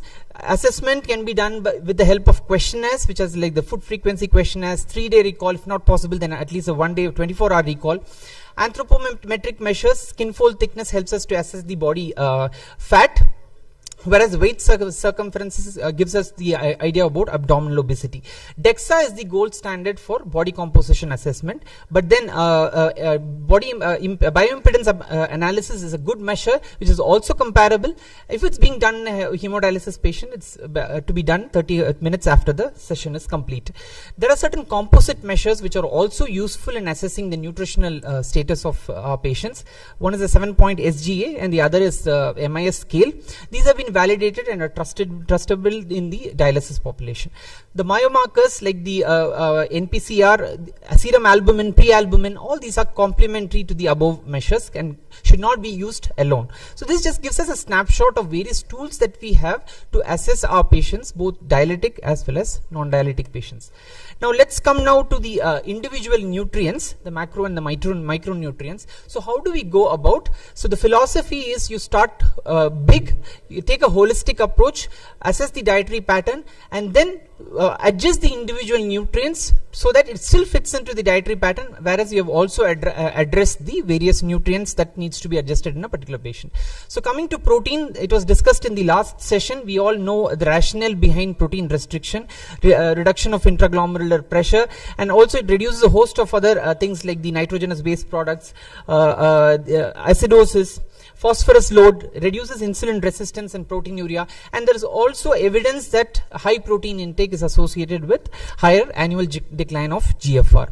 We also saw the importance of plant-based proteins in the previous session. Just summarizing, it has a favorable effect on the gut microbiota, helps in better control of all the imbalances, and also fewer uremic toxins. And of course, one of the most important thing is something called is the acid load. So the acid load is less when we have a plant-based protein diet compared to an animal-based protein diet. Now, this is a summary of the recommendations by the KDOQI guidelines in 2020, but all of them cannot be directly adapted to our population, like the discussion we have been having over the past 8 or 9 minutes. So these are the recommendations: 0.8 grams per kg body weight in non-dialytic CKD, whereas in dialytic CKD it's 1 to 1.2 grams per kg body weight. Now the very low protein diet, it's to be used along with keto analogs and not to be used alone. But then there are several things that we need to understand here. We talked about the Indian diet. The average Indian diet most of it contains less than 1 gram per kg body weight. So we need to be cognizant of it before putting a blanket restriction on protein for our patients. And also the recommendation of having 50% of this protein to be high biological value is not found in our patients. Only 15 to 23% as per the ICMR estimates is to be high biological value proteins in our patients. So the ICMR recommends the protein intake of 0.83 gram per kg body weight in a healthy Indian adult. If he or she is a pure vegetarian, it's better even to go up to 1 gram per kg, because the proteins that we are consuming are not all of them, a good majority of them are not having a high biological value. So the key points with respect to protein restriction are: please don't put a blanket ban. Vegetarian patients, we may allow them to take even 1 gram per kg body weight, but at least the 0.8 grams per kg body weight. In a patient who frequently consumes a non-vegetarian diet, assessing the dietary intake is important, and then decide if it needs to be restricted. That is to be done. Keto analogs, yes, there's a lot of talk around these, but then use it when a patient has a slowly progressive chronic kidney disease, good appetite, nutrition, can tolerate and afford it, that many number of tablets and affordability, and of course a good collaboration with a dietitian. Renal dietitian is also important in such cases. Fat intake, as we all know, the recommended is usually less than 7% saturated fat, of which the PUFA is less than 10%, and monounsaturated fat is 20%, less than 20% of the calories. So some of the practice points with respect to the fats are: we need to avoid reheating these oils, rotate the oils regularly. Some of the recommended oils are groundnut or sesame or rice bran plus mustard oil, canola oil. So the rotation of oils also helps. Now, energy intake as defined by KDOQI is 25 to 35 kilocalories per kg body weight per day. It has to be adjusted based on other parameters like the age, sex, level of physical activity, body composition, and others. Now, certain tips with respect to practice are: we could use the cereals along with the pulses so that the protein can also be balanced in this diet. Sago and other blend with wheat flour can also be done. Fiber intake of 25 to 30 gram is preferable in patients on chronic kidney disease. It also helps to reduce the constipation that the patients have. Now, the biggest one is the potassium we are all concerned with. So there are certain takeaways with respect to potassium. We all know the foodstuffs which are high in potassium. I would not repeat it. The image shows it. And there are certain alternatives as well which can be suggested to patients who are having hyperkalemia. A blanket potassium restriction for all chronic kidney disease is not to be done. Somebody who has a hyperkalemia, there we can advise about potassium restriction in diet. There are also certain ways by which potassium can be leached out, by peeling off the skin, chopping the vegetables into pieces, and then soaking them in warm water for 2 hours, and then disposing of the water and cooking the food. So some of the practice points: so use dietary restrictions to treat and not to prevent hyperkalemia. So leaching, it's only for patients with hyperkalemia. And mainly review the medications. Many of them might be on salt substitutes which may also have a higher potassium, or medications raising potassium. If it's a diabetic patient, even hyperglycemia can also cause to some extent hyperkalemia. So address all those factors before you cut down on the diet of these patients. So there's a beautiful table in an article just published, which also shows the combined potassium content of various salts that's available commercially. Phosphorus is another important nutrient where we have challenges in managing because it comes along with protein.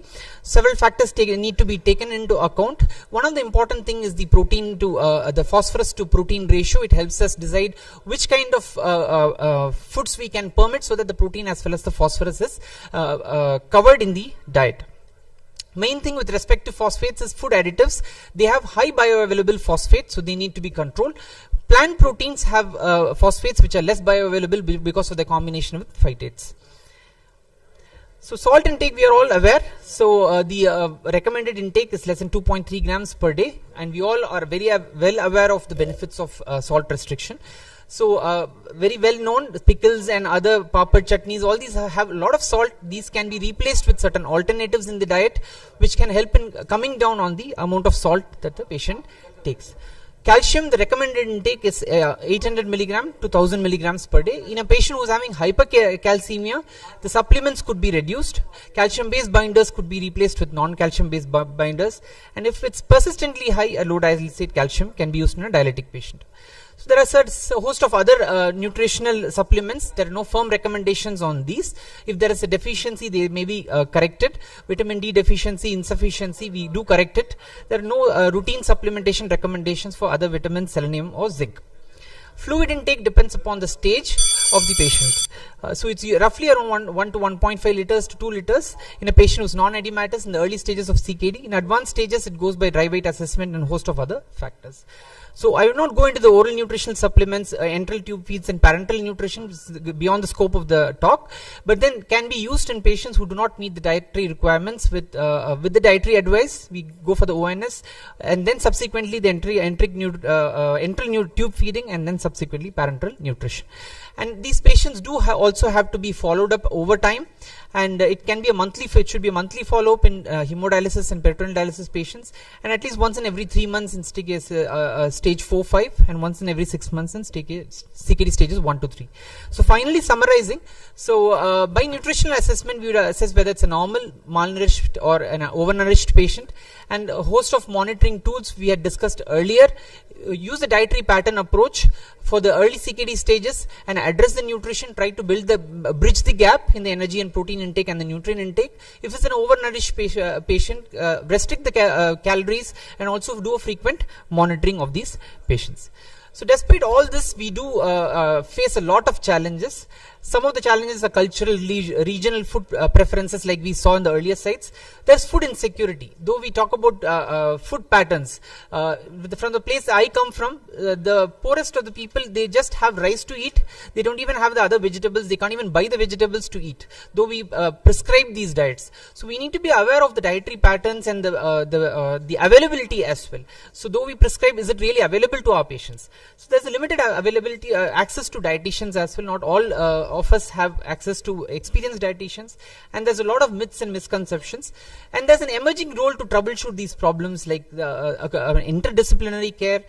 Teleconsultation is coming up a big way, and of course behavioral approaches to also improve adherence. So it's just a summary of how we would approach nutrition as well as dietary patterns in patients with chronic kidney disease. Thanks for your patient listening.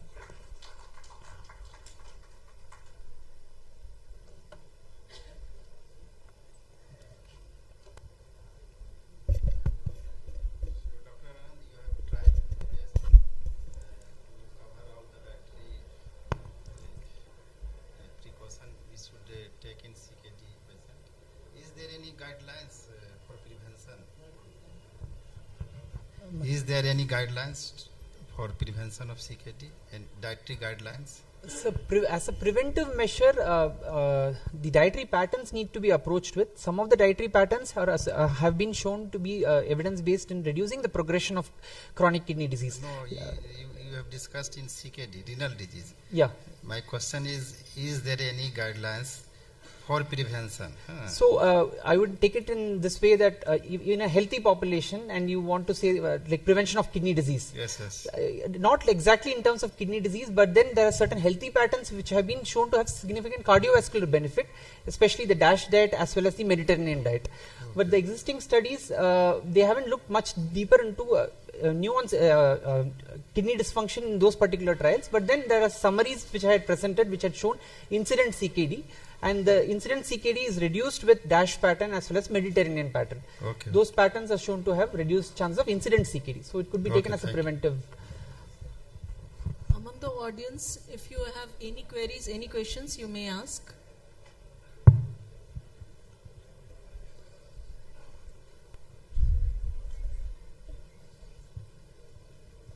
Thank you, Anand. You have covered all the aspects of nutritional approaches in kidney disease patient. Thank you. So we are closing this session. Thank you.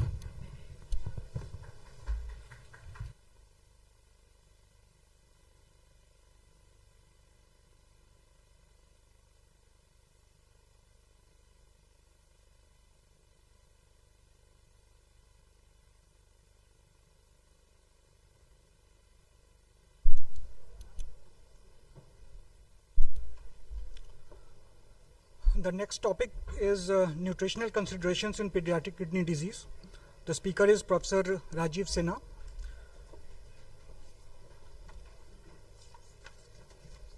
The chairpersons for this session are Dr. Rakesh Kumar. He is a pediatrician, Professor, Department of Pediatrics, IGMS Patna. Dr. Sanjay D. Cruz. He is a Professor and Head, Department of General Medicine at GMCH Chandigarh. And Professor Jayant Prakash, Professor and Head, Department of Pediatrics, IGMS Patna.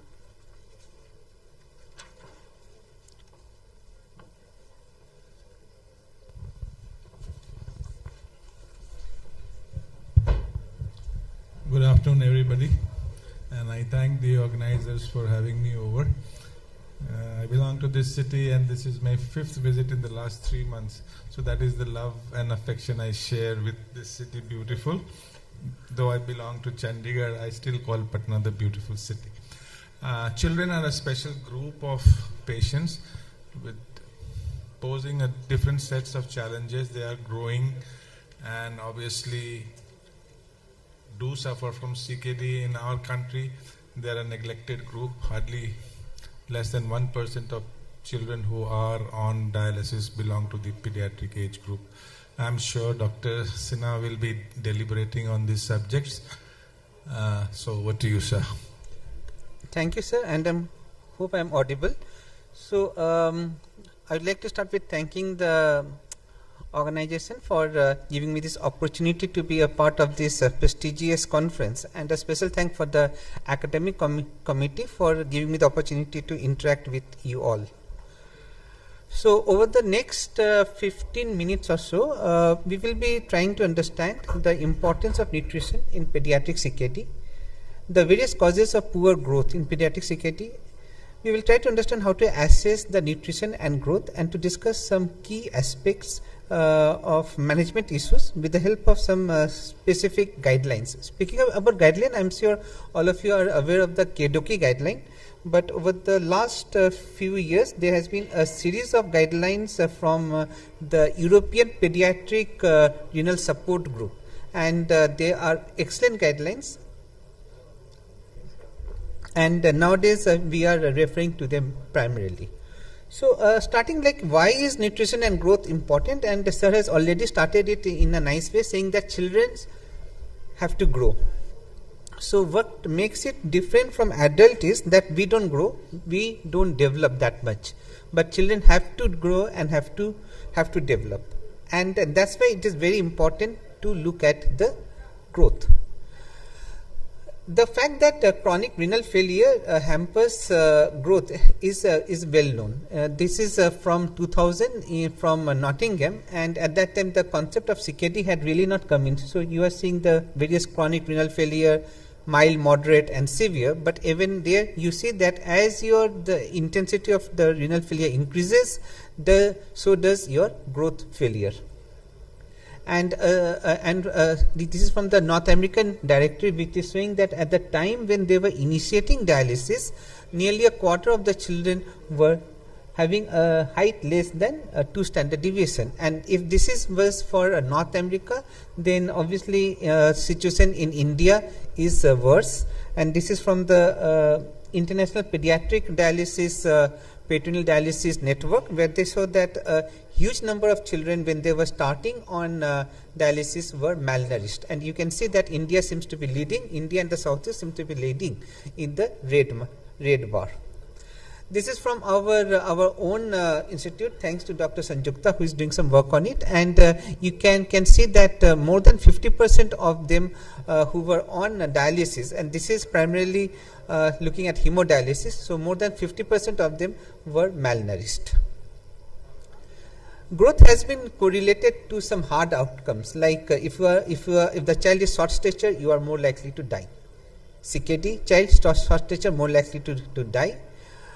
This is my favorite slide. I show it everywhere whenever I am asked to talk on any related topic like this. And what it shows is that suppose you are dealing with a child who is gone into an advanced stage of CKD, and then if you are saying that अभी तो आप बच्चे हैं, थोड़ा सा बच्चा बड़ा हो जाइएगा, उसके बाद हम लोग किडनी ट्रांसप्लांट करेंगे.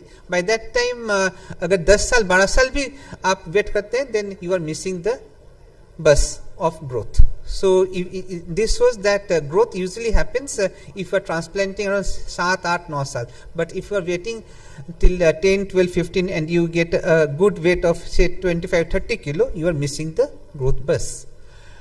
What is important to remember is that children grow in two phases. One is the infantile phase, which is about say 1 year, 2 year, 3 years, and then the pubertal phase. In the infantile phase, it is primarily nutrition that works. In the pubertal phase, other factors.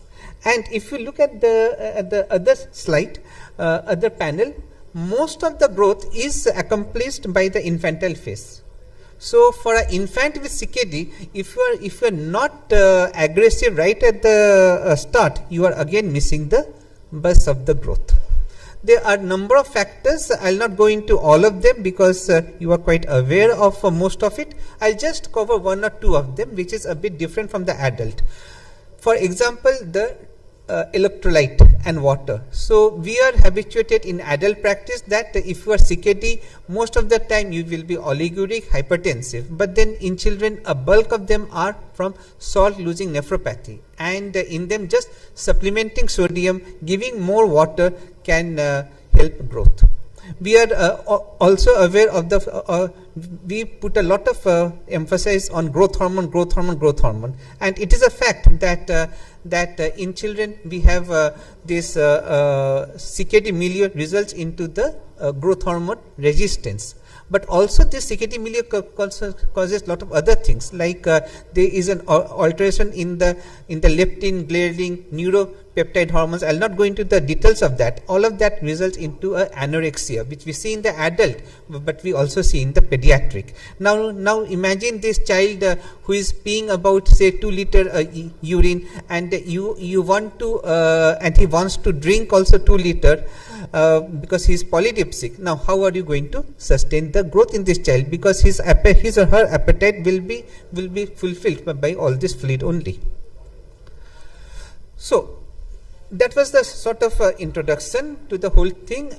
Next 10 minutes or so we will try to focus on this tripod of management, which is how do we assess nutrition, dietary prescription, and delivering the prescription. How do we assess prescription? It is simple, nothing great here. Look at the weight, look at the height. If the child is less than 2 years, then you have to look at the length, and if the child is less than 2 years to 3 years, also look at the head circumference. But here also the important thing to remember is that you have to look at it appropriately.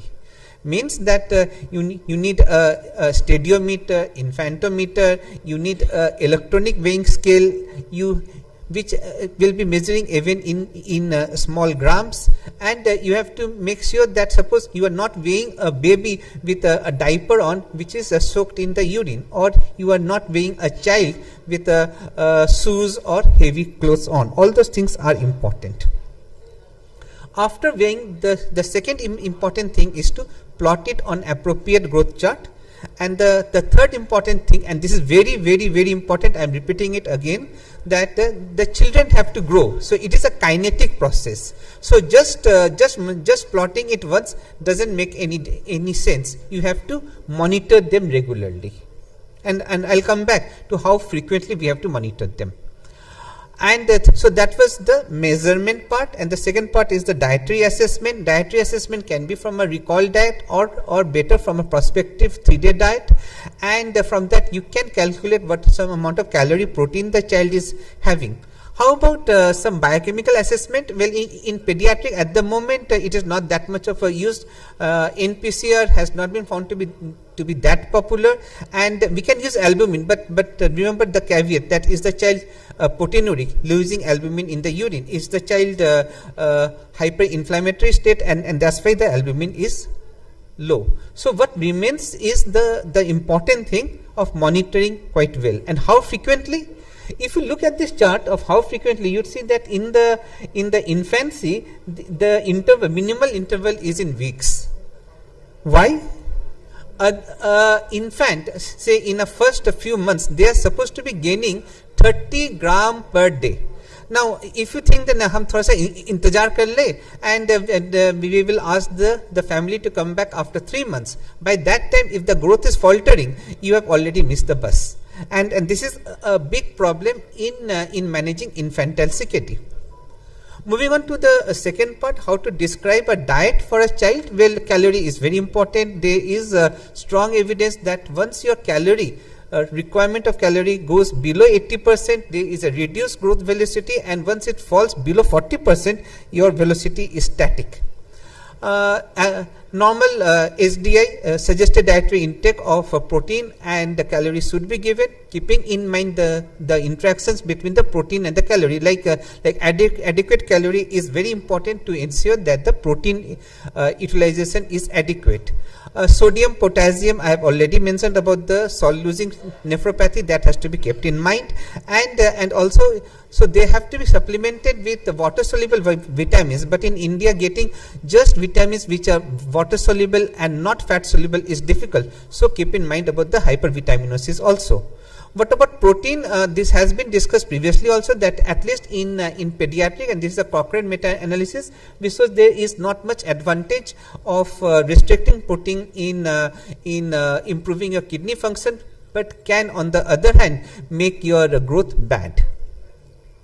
Lastly, how to deliver the prescription. So whatever we have decided to give, how to give the child.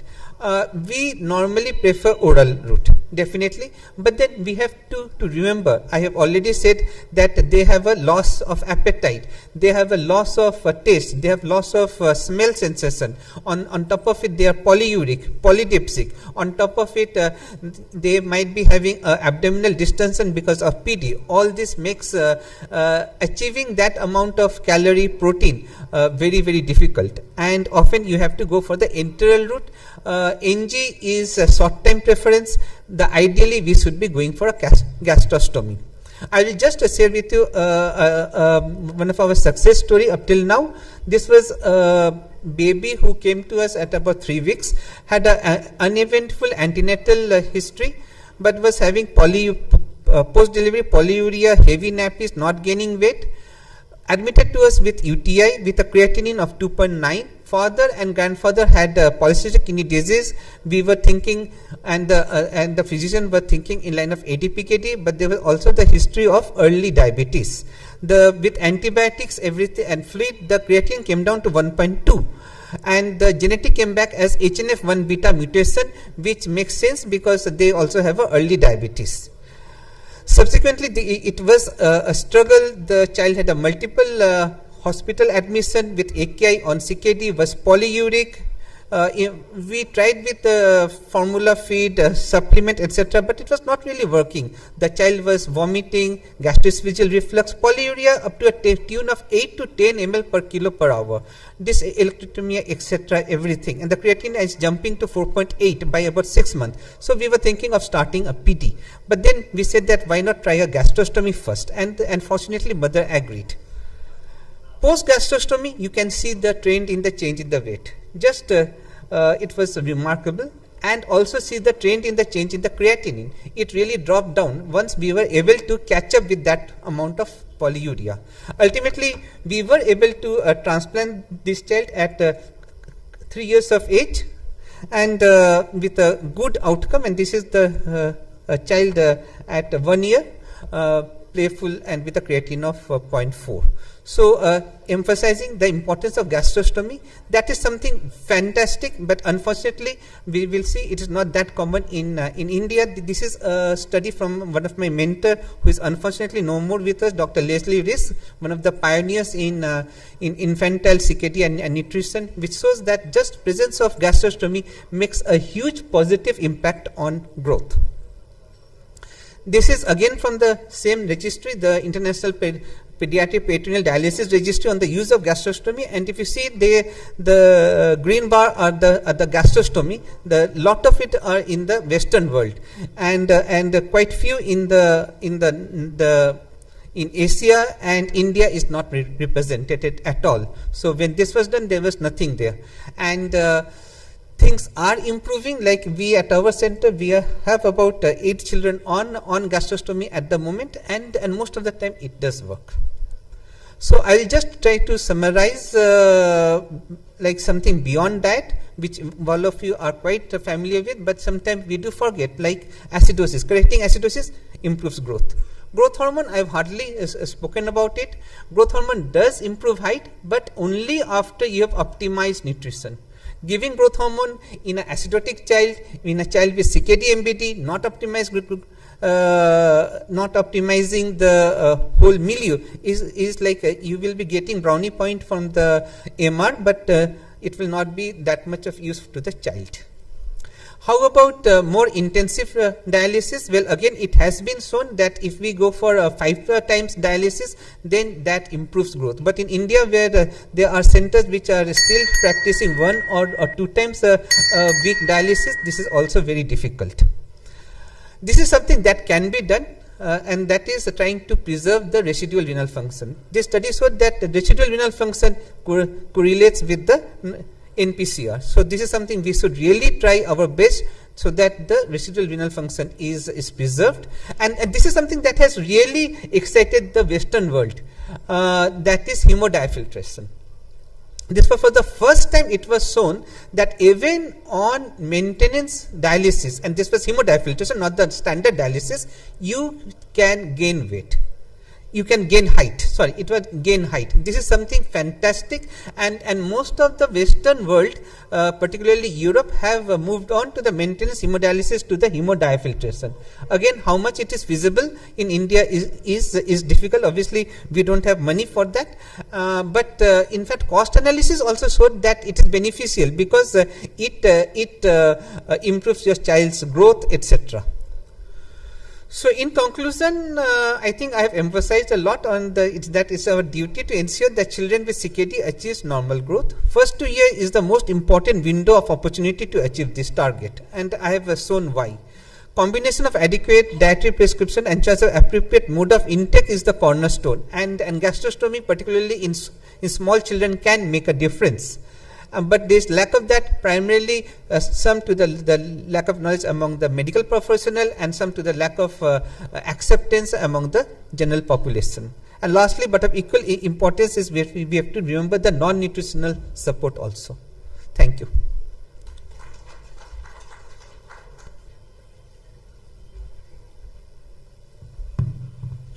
An excellent presentation, but there are lots of challenges to be faced in pediatric nephrology.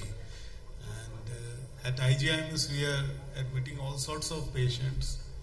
And our first advice is that whatever the nephrologist has said, usi ko follow kijiye. So I hope the nephrologists have attended this session very carefully.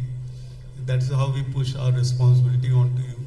And remember one thing from my experience, that whatever advice you give regarding nutrition, it will always accommodate grapes, that is अंगूर और अनार जरूर वो parents खिलाएंगे, आप कुछ भी advice दीजिए. Thank you. Thank you, sir. It was really a wonderful presentation. You touched all the basics as well as advanced aspect of nutrition in pediatric age group. especially those having renal diseases. Any questions from the audience?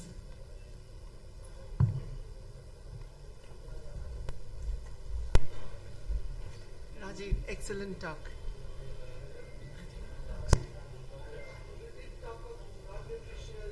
Issues for your pediatric children. What about proteinuria? Because most of us grapple with massive proteinuria in these children.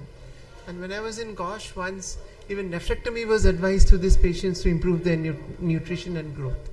So what is your opinion on that? Yeah, fortunately that is rare, because most of the time they go into the ESKD, their urine output does decrease, particularly if they are nephrotic, etc. So yes, but if that is the issue, then we can do. Early CKD also, because when their growth is... Usually we try to do our best with ACE, ARBs, and nowadays sometimes we use using SGLTs, etc. But ACE and ARBs. But just for nephrectomy for this, I don't have any experience. But yes, in late CKD, and particularly if there is a FSGS, chances of recurrence and lot of edema, we have done it. A wonderful talk, Dr. Rajiv. A couple of points I would like to stress upon here. We cannot really rely only on the BMI, because most of these children would be stunted and the BMI will be falsely high. So you have to look at other parameters so also. What they advise is that if you are less than 3 years, you should be looking at the height corrected, and after 3 years also you have a height adjusted BMI. So in a nephrotic child, obviously if you take BMI as an assessment of it will be erroneous. Wrong. So consider using a dry weight, and the frequency of monitoring children is extremely important, as rightly emphasized by you. That's a major problem. Like we at the ICH, we are looking after quite a few infant CKD, and ICH is a low cost hospital but not free. But even then also, like हर 2 सप्ताह में आइए, 1 महीना में आइए, their families are finding it very difficult. Whereas in the UK, etc., it was like mandatory. Thank you very much. Thank you. Thank you, sir, for your insightful talk. Now I request the chairpersons to felicitate the speaker. The next topic for our afternoon session is nutritional management of nephrotic syndrome. The chairpersons for this session, Dr. Jayant Datta, who is consultant nephrologist and transplant physician at ESI Hospital, Kolkata. Dr. Anand Kumar Gupta, Associate Professor, Department of Pediatrics, IGMS Patna. And Anubha Anand, who is a consultant dietitian and nutritionist at Intense Diets Clinic. Thank you.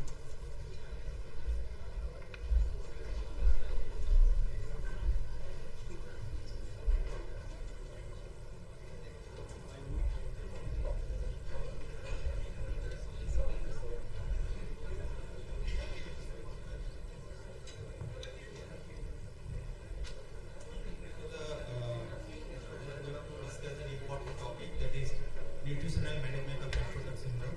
It is very important from the clinical aspect. And the speaker is Dr. Manus Ranjan Behara, and he did MD and D in nephrology. Currently, he is associated as additional professor in nephrology, SGBGI Lucknow. He published many articles and wrote 3 book chapters. And his area of interest is renal fibrosis, CKD MPD, and acid-base disorders. Now I request Dr. Manus to deliver his speech. Good afternoon to all the chairperson on the dais and all the faculties and delegates, and special thank to organizer and Dr. Pitpal Singh sir and Dr. Ramkon sir. We all know about the nutrition management of nephrotic syndrome is really a practically important topic. In this topic, I will like to keep simple, to the point, and that we can use in their practical life. And all of us know about nephrotic syndrome, what is pathophysiology, what is syndromic manifestation, everything we know. We will not go into this. We will directly go into the dietary management of nephrotic syndrome. Coming to manifestation, particularly nephrotic syndrome can have some primary manifestation, and that is hypoalbuminemia, dyslipidemia, and edema. And the less frequently noted manifestations are hypoglycemia, microcyte hypochromic anemia in this population usually multifactorial, and hypocalcemia, this is also multifactorial. Why we need dietary intervention in patients with nephrotic syndrome? The first target is to replace the loss of proteins and micronutrients that is lost by urine to maintain the normal physiology body and to maintain the growth and development. This is particularly important with the children with nephrotic syndrome, and prevent muscle wasting and malnutrition. This is equally important in adults and children. And to defend against the metabolic consequences of nephrotic syndrome, that is accelerated atherosclerosis, and to prevent progressive renal disease. And last not least, we have to manage the steroid-induced complications like hypoglycemia and osteopenia. And coming to the target population, the common target population and dietary intervention is steroid-resistant nephrotic syndrome, and that is particularly important is hereditary nephrotic syndrome. Patients with steroid-resistant nephrotic syndrome, they may respond to second-line drug, but this patient of hereditary nephrotic syndrome, which is a subset of the steroid-resistant nephrotic syndrome, they usually don't respond to any first-line or second-line of therapy. And steroid-dependent nephrotic syndrome and frequently relapsing nephrotic syndrome, particularly these patients has to go on steroid for a longer period. And last not but the least, the steroid-sensitive nephrotic syndrome basically in acute phase, which require dietary management. And when we come to dietary management, first comes the fluid management. Fluid restriction in patients with nephrotic syndrome usually not advocated unless special circumstances are there. Fluid restriction may lead to the hypotension and acute kidney injury, and fluid restriction is advisable in situations like hyponatremia, massive anasarca, and oliguric renal failures. Patients with moderate edema particularly means they have parenteral edema. This patient usually they respond to salt restriction, no fluid restriction is required. Patients with severe edema, they require fluid restriction along with intravenous diuretics, particularly group diuretics, and under the cover of albumin. And next coming to proteinuria, and how we can manage the proteinuria by dietary intervention. When we come to proteinuria, we have three questions in our mind: high versus low dietary protein, second plant versus animal protein, and third is low antigenic protein. When we come to the high versus low dietary protein, in past usually it is recommended that high protein should be supplemented. This was based on hypothesis that by dietary supplemented protein we can try to synthesize increase synthesis of albumin and to try to replenish the urinary loss of albumin and to maintain serum albumin. But in the contrast, when there is some animal study was conducted with high protein diet, it leads to the afferent arterial vasodilation and dilatation and increased renal plasma flow, and this lead to the increased glomerular filtration rate, that causes increased loss of albumin. And paradoxically it is observed that dietary high protein diet leads to the depletion of the body pool of albumin, and it also leads to the glomerular injury by increases albuminuria, causes more glomerular injury, and it leads to also increased expression of the TGF beta, and that promotes the fibrosis. On the other hand, when if we will go to the protein restriction, the protein restriction has definitely a positive impact on kidney function, but it leads to the too much restriction of protein leads to the malnutrition. Hence, it is advised for the moderate protein restriction, and the protein should be of high quality. This means high quality protein means this should contain all the essential amino acids. Coming to plant versus animal source of protein, Mill study that compared with animal protein, that is from the casein, with the plant source soya protein, they found that the patient receiving the plant source of protein, they does not have increased renal blood flow, glomerular filtration rate. They have decreased fractional expression albumin, and they have low insulin secretion. This lead to decreased expression of TGF beta that prevent renal fibrosis. Soya protein also have antioxidant property that leads to that can prevent glomerular damage. On long-term study with plant protein, that is basically soya protein, was associated with decreased proteinuria and preservation of the renal function. And then next is the low antigen protein. Low antigen and high antigen protein basically involves gluten-based diet, dietary in dairy products, egg white, pork and beef. When we the high antigen protein, we supplement the patients with high antigen protein. They basically modulate the gut microbiota, and that causes inflammation, inflammation that create a milieu of inflammation that indirectly leads to the kidney damage. And it is also observed that when we supplement with low antigenic protein, that stabilizes the podocyte cytoskeleton, and thus it prevents the urinary protein loss.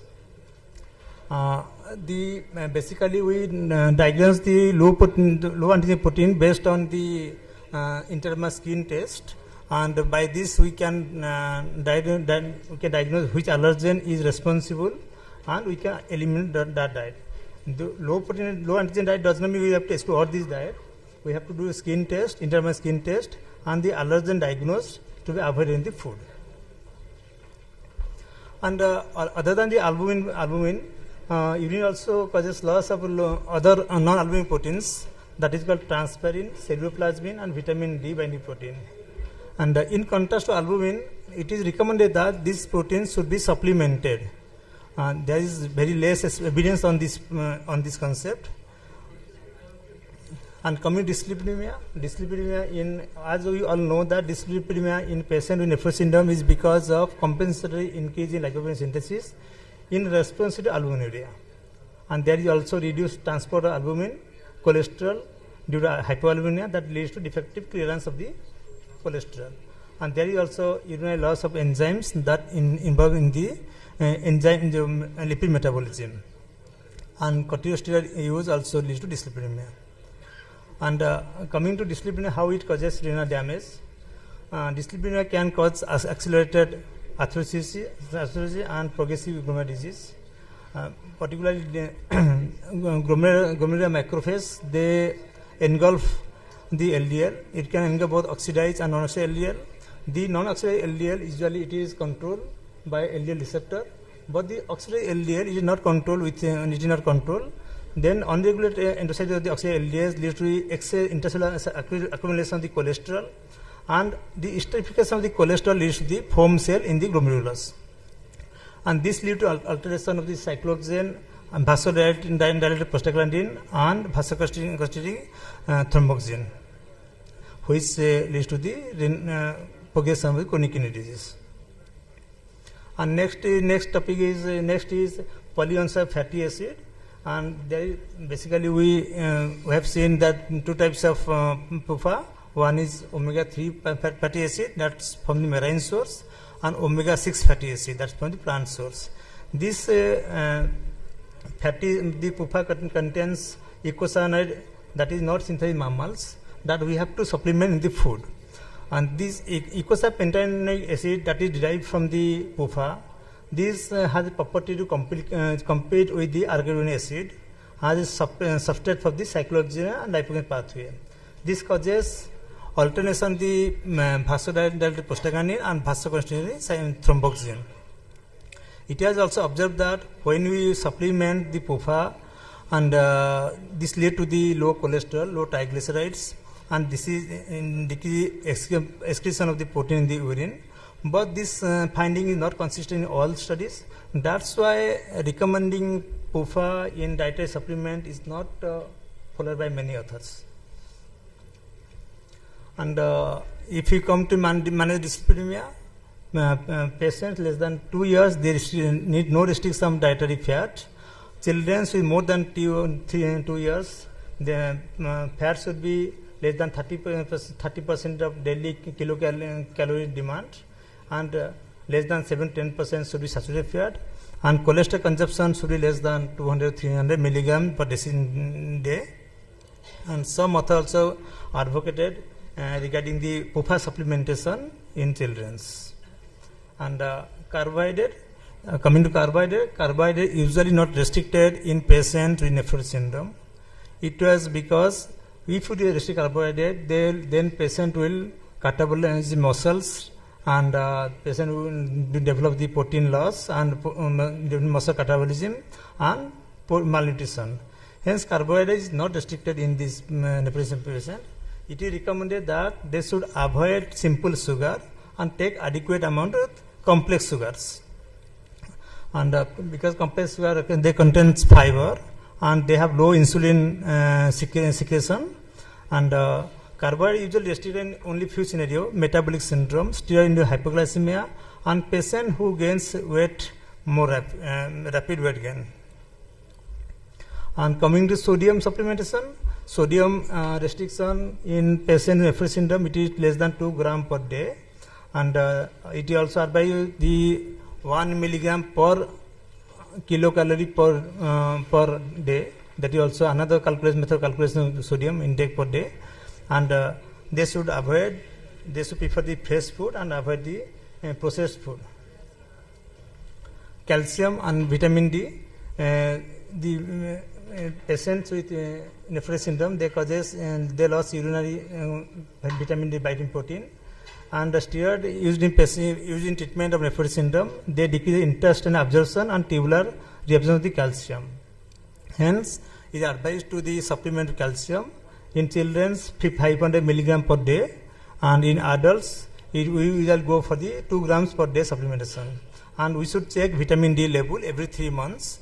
Patient with vitamin D deficient, they should be replaced with vitamin D, and daily vitamin D requirement is around 800-1000 internal units per day, and that may goes up to 60,000 internal units per week.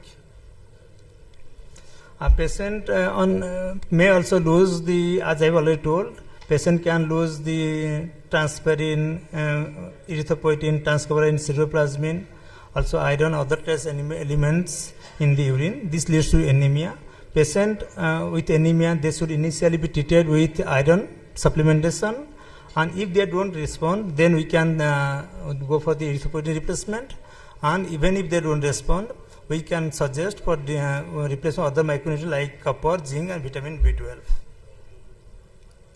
And coming to the gut microbiota and diet role, basically already I have told that nephrotic syndrome is a basically immunological process, and when they disperse in microbiota, this leads to inflammatory mediators which can contribute to immunology disease. And use of whole wheat promotes the gut microbiota, which may be kidney protective. Also, no low antigenic food also promote the gut microbiota. Concluding, fluid restriction is usually not required in patients with nephrotic syndrome. Fluid restriction is advocated in a special scenario like hyponatremia, and there is AKI, and patients also, these patients are also not recommended to restrict sugar, carbohydrate. They can avoid the simple sugar or can take high complex carbohydrates.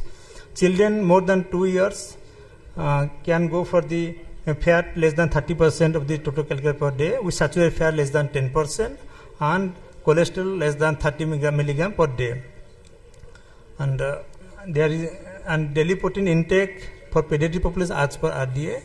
In adult, we can go up to 0.8 gram per kg per day. Sodium replacement, as I have already told, it is maybe around 2 milligram per kg per day. Thank you all for the patience hearing. Thank you, Dr. Manas, for your concise, clear, and timely presentation.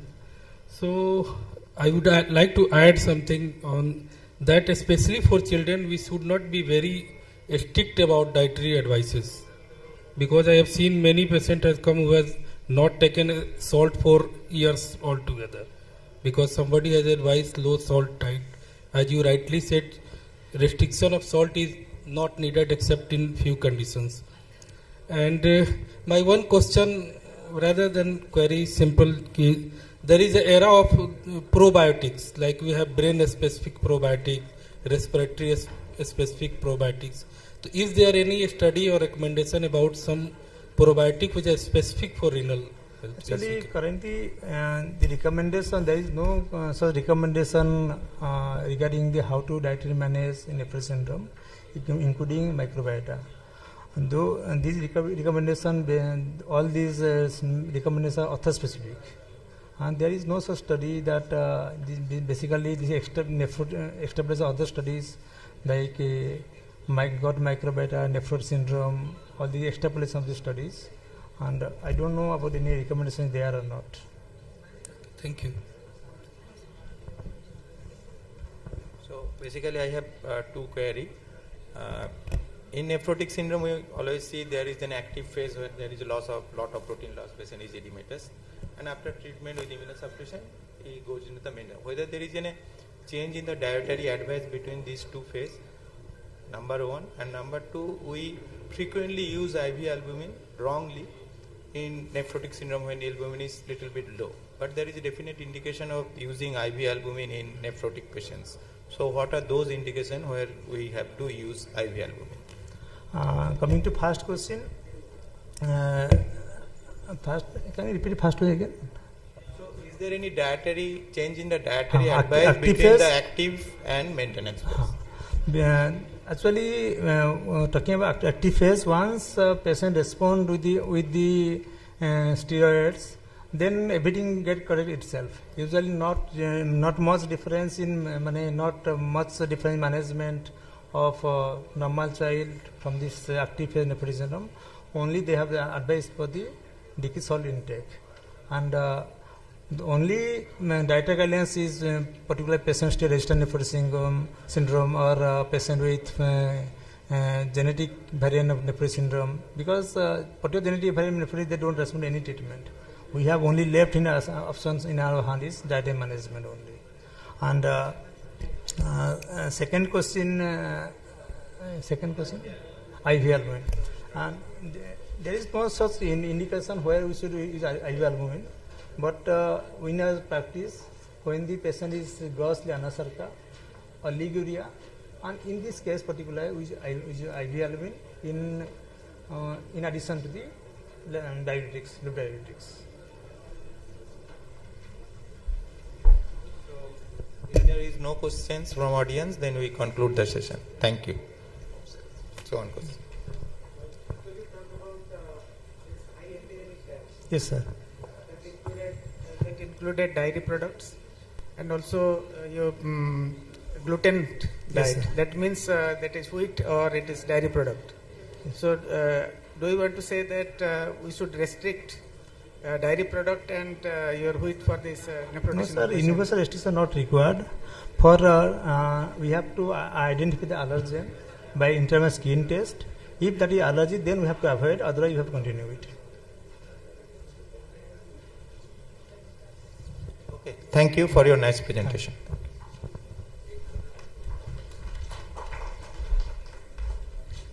Thank you, sir, for your wonderful speech. And I would request the chairpersons to felicitate the speaker. Now we come to the second part of this post-lunch session, which is the panel discussion. The first topic for this discussion is nutritional strategies for preventing kidney stones. The panelists for this session is Professor Rohit Upadhyay, who is Professor Department of Urology at IGMS Patna. Dr. Supriya, who is the Head of Department at Nutrition and Dietetics, Mediversal Multi-Super Specialty Hospital, Patna. And Shilpa Thakur, who is a consultant dietitian at Faridabad. The moderator for this session is Professor Manisha Sahai, who is Professor and Head, Department of Nephrology at Osmania General Hospital and Medical College, Hyderabad.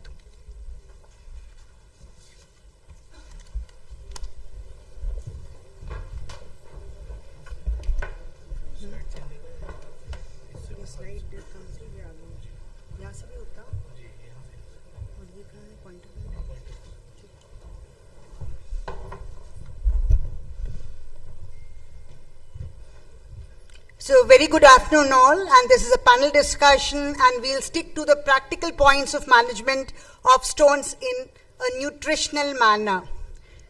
So we have our panelists there, esteemed panelists. We have two dietitians, one from Delhi, Dr. Shilpa, and we have Dr. Supriya from Patna itself, and you have Dr. Rohit, who is a urologist, and I'm Dr. Manisha, I'm a nephrologist. So we have a great combination.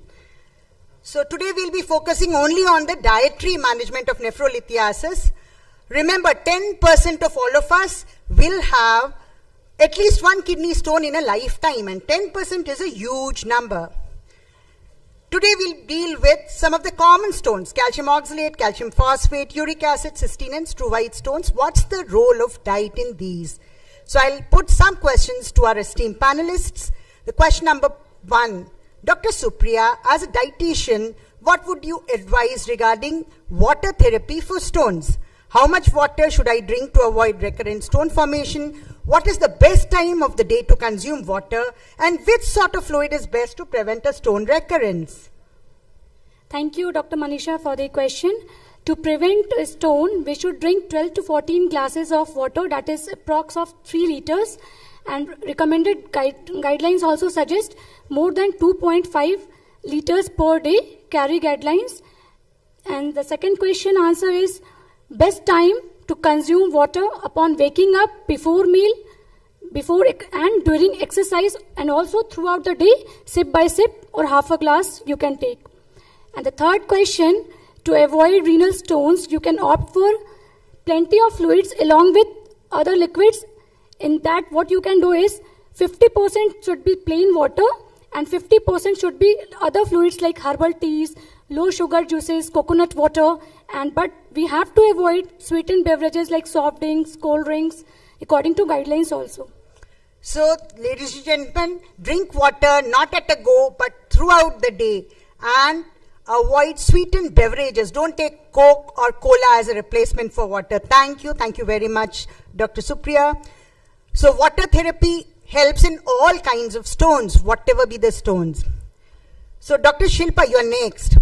You have a patient who has had a history of calcium oxalate stones, and he comes to you with following questions. How common is the recurrence? Should I stop milk and milk products completely? How much calcium is recommended for me? And should I stop taking vitamin D? I'm on vitamin D supplements. What would you say to that? So the reoccurrence, if we talk about, first of all, thank you organizers and thank you Dr. Manisha for the question. And if we talk about reoccurrence, it's mostly, if no preventive measures are being taken, that it's around 30 to 50% in most of the patient. And if we go to about lifetime, it is up to 75%, wherein we can have, the reoccurrence of these stones. And many of the papers, position papers, have also shared the similar kind of data of without preventive therapies and all, the reoccurrence is around 35% to 40%.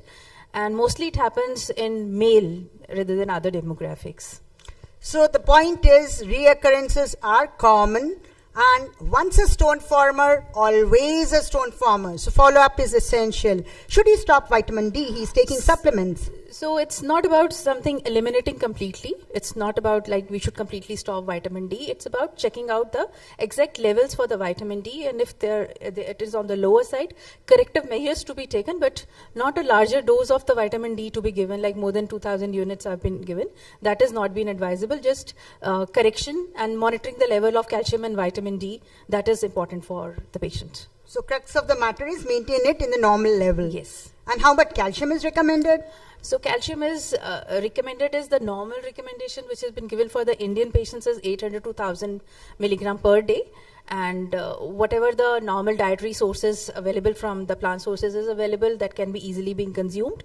And if we are consuming the supplements for it, then they have to be consumed with the meals to lower down the GI impact also, as well as for better absorption of calcium.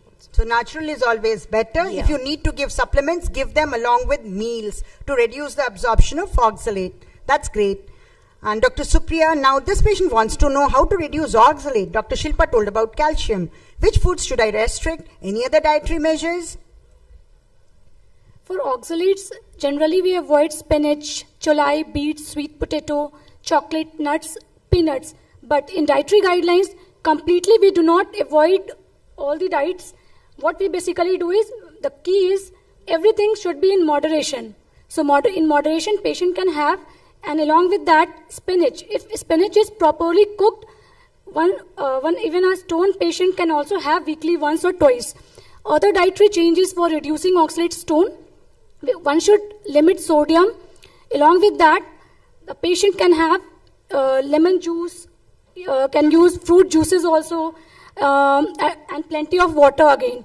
And excessive consumption of vitamins, vitamin C supplementation should be avoided.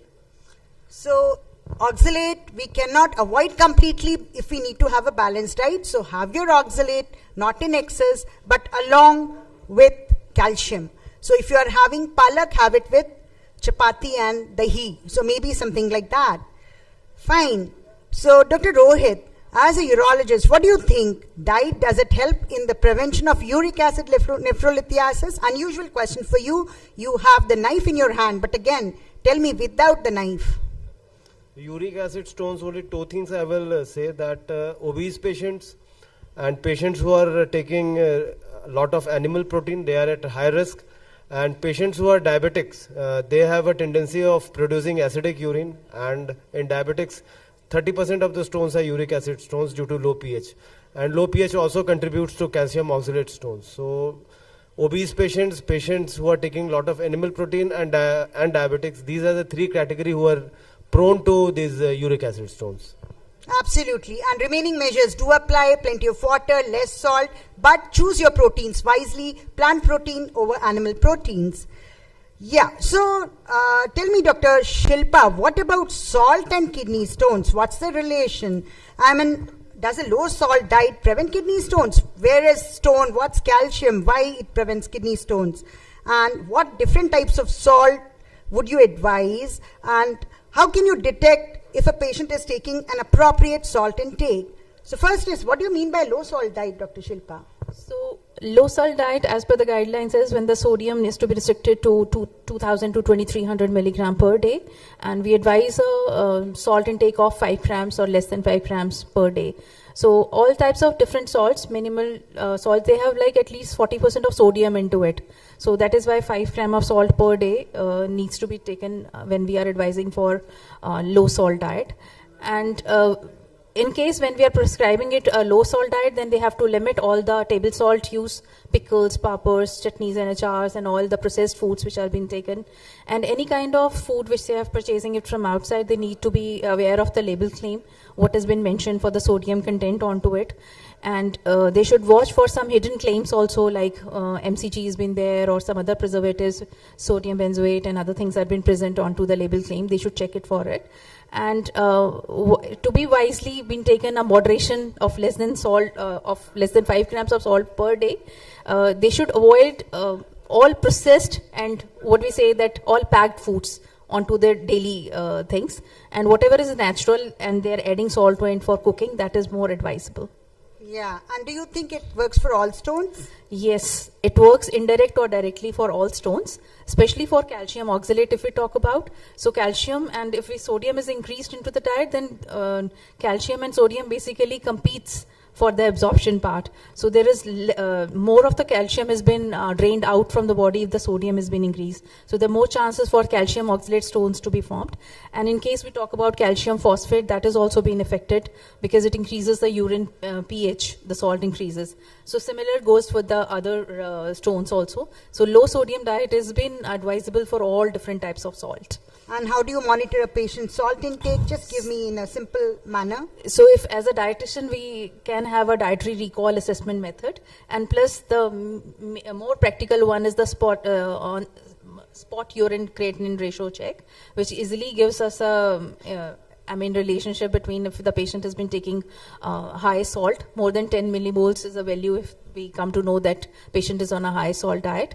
And there are food diaries and all other things which can be maintained by the patient, and which later on the sodium can be calculated for it, and we can come to know whether the patient has been taking high sodium foods or not. So key messages are, most of the salt comes from processed food, avoid that. Most of the stones are affected by reduction in salt, so that's good, and measure your 24-hour sodium. Believe me, I did it for me, it was 300, and I was thinking I was taking a low salt diet.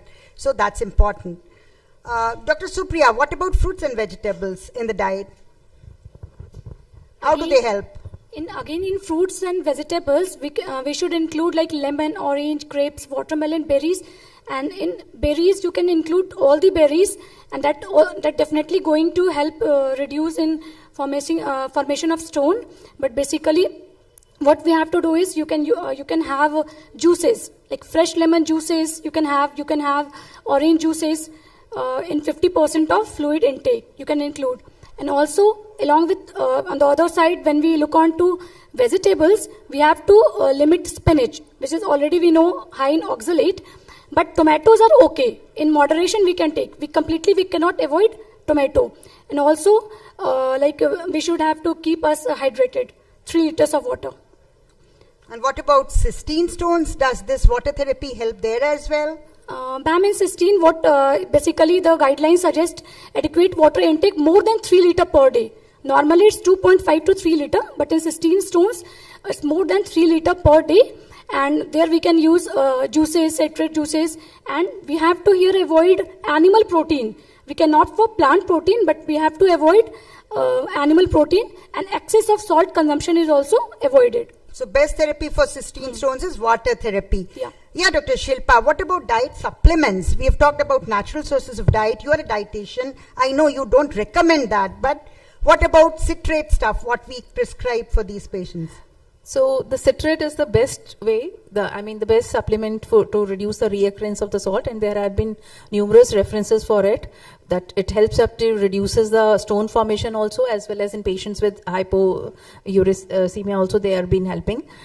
In case when we talk about the citrate supplementation, then if and only the citrate supplementation needs to be given, then the best time is to be given with the meals, as it helps into managing the GI impact also if the supplements have been causing.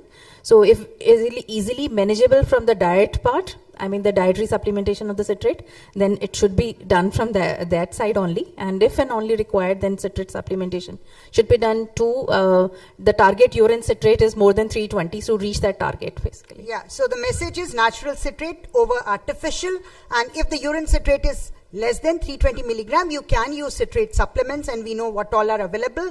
Natural citrate, lemon juice, orange juice are good enough. Any other dietary supplements, Dr. Shilpa? So there are other dietary supplements also. When I came across fish oil, I came across magnesium, pyridoxine. So all of these have shown beneficial impact in management of stone formation. Like they help into reducing the stone formation. There are many more more studies are also required, especially for the fish oil and all. But for magnesium, it can be used as an adjunct therapy with citrate supplementation, but not as a monotherapy. It has been recommended, and there have been guidelines for recommendation of the dosage for fish oil, like 1200 milligram of EPA and DHA, and for magnesium, it is 300 to 400 milligram per day. And for pyridoxine, it is 10 to 50 milligram per day, which has been recommended for cutting down on the stone function. So most of us are using these, but remember they are add-on therapies, not the primary therapies, and most of them are recommended in calcium oxalate stones, and there are studies which are mentioned there, but not a part of guidelines. Dr. Rohit, what about the hot topic, microbiome and kidney stone? Actually, 3 or 4 things about gut. Any chronic problem, we are now looking towards gut for the answer. Yes, people have found that there are certain bacteria like Oxalobacter formalisans which decreases the urine oxalate, and that's why they have pinned it on the gut microbiome. But till now, we don't have a very clear evidence. So that is the thing. And regarding the role of the probiotics, also there is no clear evidence, but now capsules are available in which Oxalobacter and Lactobacillus is combined and given. And third thing about microbiome, I would like to add that nowadays that bariatric surgery is becoming very common. They are prone to change the gut microbiota, and in those patients we are definitely finding more commonly oxalate stones. So these are the 3 things we will add to gut microbiome. So I think the final conclusion about the gut microbiome is go natural. When you are a child, you have healthy microbiome. We assimilate the bad microbiome with our bad dietary habits. So natural is the way to go. But again, you have pro and prebiotics available. Few studies are there, not a part of guideline though. So Dr. Supriya, nothing is complete without the use of technology in nutrition. So what do you think? As dietitians, do you have any apps which you use, which we can recommend to the audience? Ready reference? Yeah, we have a nutrition app of NIN, ICMR guidelines. So this app is available on Google Play Store and we are using for patients also. And definitely when we are using this app, we can keep on tracking of fluid intake. We can also keep on monitoring the dietary habits. Along with that, personalized recommendation is also there. And definitely last one is reminders and alert are also there available in the app. Yeah, so ladies and gentlemen, I think that concludes our limited panel discussion. So what we have learned today, water 2.5 liters per day mandatory. We tell it, we speak of it and forget it ourselves. Better to have bottles with our names. So in our family, we have blue colored bottles for me, yellow colored for my daughter, and I try to finish it off and set alarms as well. I'm a nephrologist, often forget drinking water. So 3 liters for cystine stones and 2.5 liters for all others. Maintain a urine output of 2.5 liters per day. We keep on telling our patients to measure their urine output, but we have done it ourselves? I don't think so. So I think that's the first thing for all our stone patients. Then limit salt, avoid the processed food. So that's important. Natural salt is fine. Remember, 80% of unwanted salt comes from processed foods. So that's the second message. Have a healthy intake of fruits. What do you mean by healthy intake? 300 grams per day. Are you having that? I'm not. What about vegetables? How much per day? Roughly around 400 grams per day. Whatever vegetables you are taking, as we've discussed already. And among the citrate supplementation, natural again is the way to go. Lemon and orange juice is better. Avoid animal proteins and go for plant-based proteins. And that's what we have been hearing since morning. Whatever be the topic, whether nephrotic or CKD or stones, it's the same story which we listen to here but do not implement. And natural foods are always better. And once you have stones, you have made all these dietary changes along with other medical management which we didn't discuss today. You have to follow up. Look up the 24-hour assessment. That's the guideline by the American Urological Association as well, to find out whether your dietary measures are working or not. So I conclude saying, don't underestimate your sweat, meaning don't get dehydrated. Go for sauna, go for gym, but keep yourself hydrated. Remember, it's not just the oxalate. You have to have the oxalate for a balanced diet, but have it with a calcium diet. Calcium is not the enemy.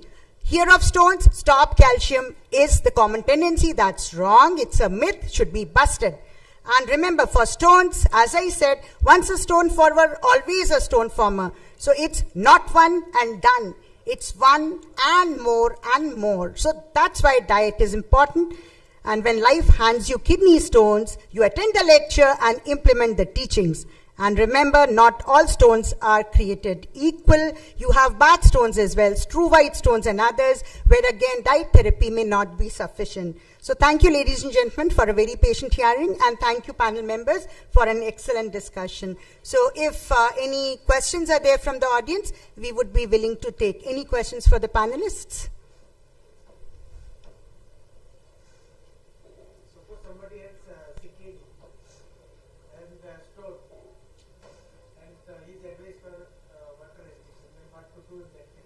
So absolutely, that's a good point. So again, the individualized approach is important, and whenever the CKD is there with fluid overload, obviously water therapy is not going to help there. You have to resort to other measures.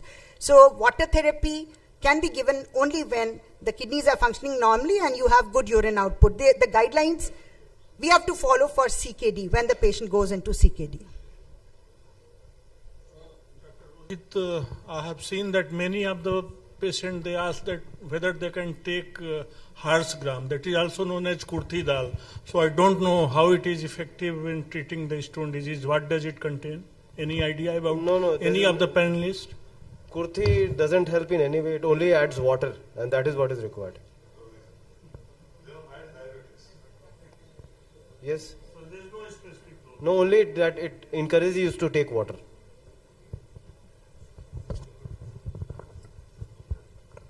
Yeah, so if there are no more questions, we'll call the session to an end, and thank you organizers for the opportunity. Thank you very much.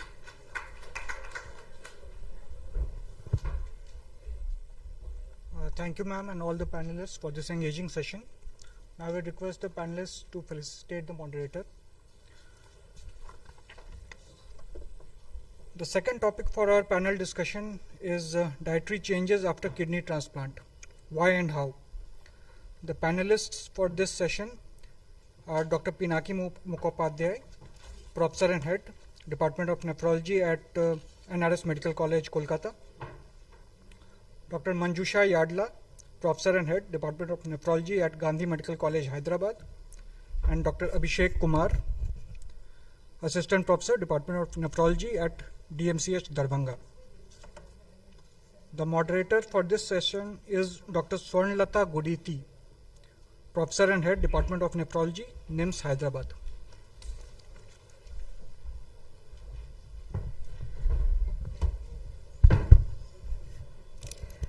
A very good afternoon to all of you. It's my pleasure to be here today, and I would like to thank the organizers for having given this opportunity to us. I think since morning we have been listening to various dietary recommendations or the diet, with respect to various kidney diseases, whether it's a stone previously we have heard of, and then we had a pediatric, dietary recommendations in pediatric CKD, nephrotic syndrome, and so on and so forth. But I think most important is the dietary recommendations in renal transplantation. As you all know, transplantation is the best modality of renal replacement therapy. And of course, life comes back to normal. I don't say near normal, it comes back to absolutely normal with the transplantation. And the most challenging is to stick to the dietary changes, because our patients in CKD, they are so brainwashed about the diet with all the restrictions, whether it's a potassium, whether it's a salt, whether it's water. So it's very difficult to get them back to the normal dietary pattern. So I think we should discuss. And a lot of recommendations are there. If you look at the the literature, we find a lot of guidelines or recommendations for the CKD patients. But if we come to the transplantation, so when we were given this, the topic, I was just going through. Hardly we could find few, the guidelines or the few publications for that matter. Few publication recommendations with respect to recommendations of the dietary in a post-transplant patient.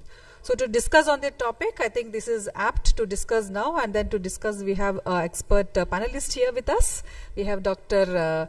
Pinaki Upadhyay from Kolkata and Dr. Abhishek. And we had two more panelists. In fact, we are unfortunate that they could not make it. So I'll be targeting all those questions, though I have prepared all for the four panelists. So I'll be targeting all the questions to you. So I think you will, forgive me for that. And let us start with the questionnaires. I think it's very important to understand the dietary recommended changes is required, and the goals. What are the goals for this dietary changes? And what happens when they don't follow these recommendations? I think these are the three themes we have chosen this day. And I'll start with the first theme. And how do you change? Yeah. So we have our panel, expert panelist here. Okay. So coming back to the first theme, that is the rationale behind the dietary changes post-transplant. Do we really need to have dietary modifications? So let us ask Dr. Abhishek. So why is there a need for the dietary changes after transplantation? So can you please explain our audience and take you through the journey, please? Yeah, the moment patient undergoes a transplant, rather a successful transplant where there is a good graft function, the uremic milieu goes away. Within less than 12 hours, the patient starts feeling better. The appetite improves. The uremic milieu is gone. So he wants to eat. So the first thing is this. After the transplantation, patient is put on multiple drugs, including high-dose steroids, immunosuppressions. All these add to not add to problems, but these are important, but they also create certain small problems. Like high-dose steroids will increase the blood sugar levels. So there will be a situation of dysglycemia rather. Drugs like tacrolimus will again increase the blood sugar.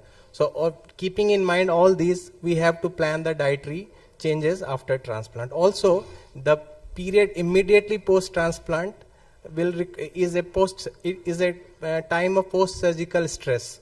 So that will require a different kind of diet, and when the patient settles down later on, that will require a different kind of diet. So these things have to be kept in mind before we plan the diet of the patient after transplant. Thank you, Abhishek, for innovating the why we need to have this dietary modification transplants. Coming back to the next question, so Dr. Pinaki, so how do the nutrition goals shift from a dialysis to post-transplant patient? As I said, the requirements are different when patients are on CKD on dialysis and immediately after transplantation. So how do you see that change in the nutrition goals?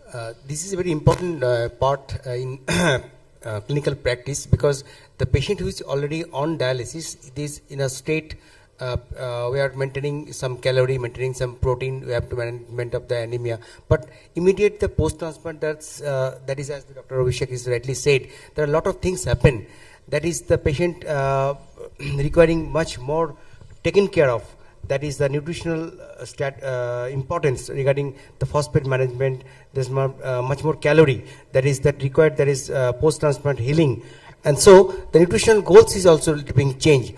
So all the physiology has been changed when the patient is actually from immediately switch over from the chronic dialysis, because in the patient is a chronic hemodialysis, patient is a malnourished, maybe frail, maybe some lot of phosphate problems, hyperphosphatemia, but it is not being corrected immediate of the post-transplant. It will take time, 4 to 6 weeks, to make the standard optimization and to get this actual goal. So nutritional goal need to be assessed, need to be set as per the requirement, because in the immediate post-transplantation there are two important things there. One thing is that is a patient is getting the steroid, patient is actually changes from one physiology to another physiology. There are hungry bone disease is there, so there are much more phosphate requirement is there. Second important thing is that though the calorie was actually maintaining, that is 30-35 kilocalorie per kg per day, that is to be maintained. Even in the protein restriction should not be maintained for the acute catabolism state. So all the goal need to be assessed, need to be set in a need-based manner. Yeah. Thank you, Pinaki. As you said, there is a changing physiology post-transplant, and we need to change with respect to even the proteins, the the alkaloids, everything, the potassium, the phosphorus, everything, goal changes, and we have to keep in mind whenever we prescribe the dietary recommendations. Yes. So coming to the next question, Dr. Abhishek, I'm sorry again I have to direct it to you. How does this similarity, you have partly answered in fact in your first question, but specifically can you just mention, apart from the steroids, you have talked about the steroids, any other immunosuppressive, the drugs which can alter the dietary pattern, how they influence the dietary, recommendation of the dietary patterns? Exactly, ma'am. After steroids, as we have discussed that, the next important drug is tacrolimus.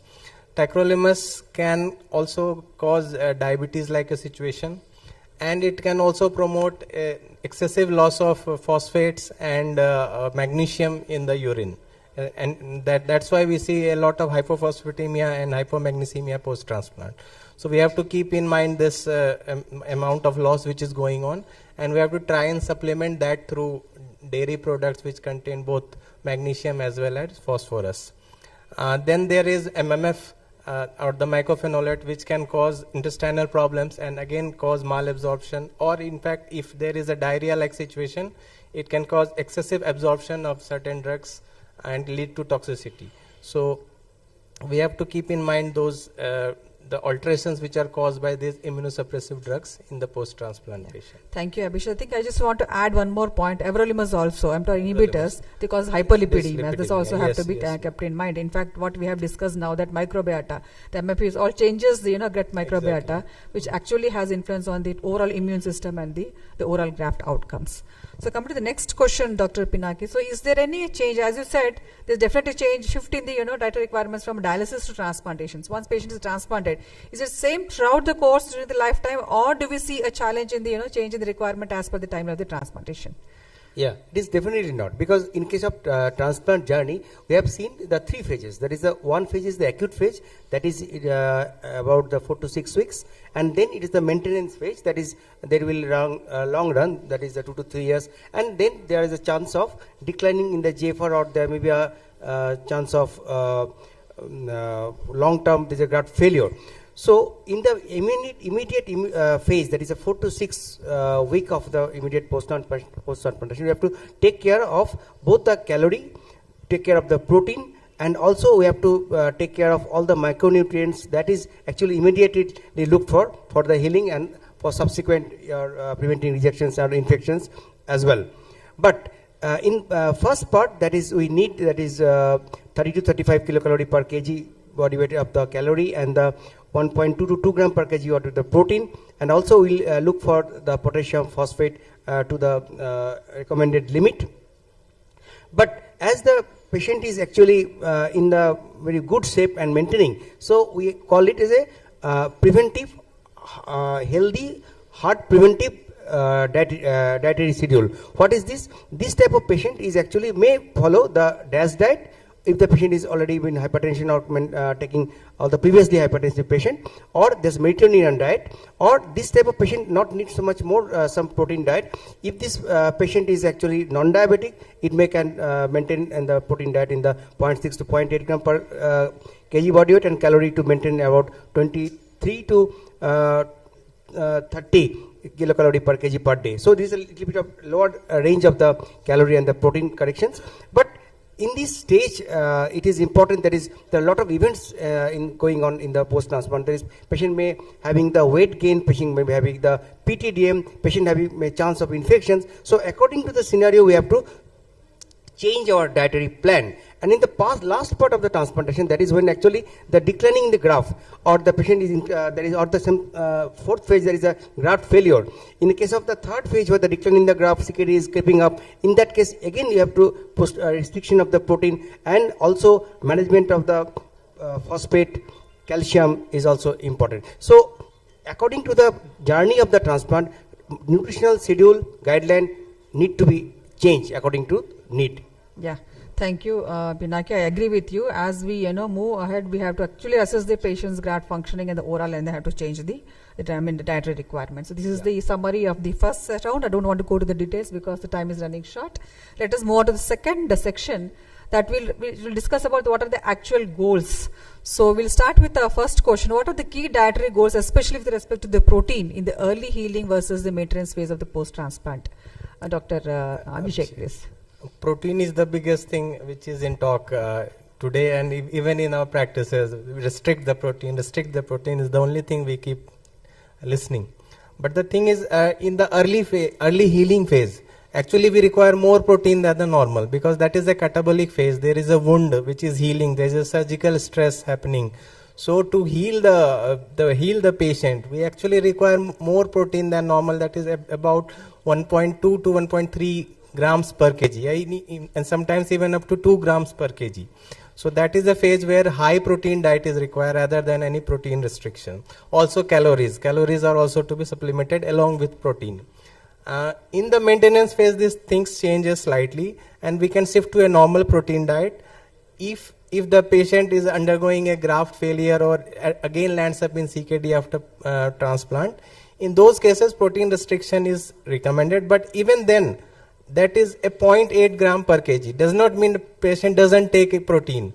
Also the quality of protein, as a lot of talks have happened today, plant-based protein is entirely different from animal-based protein, because they are more basic amino acids. They do not have aspartate and glutamate, as they have less quantity, so they causes less acidity compared to the animal-based protein.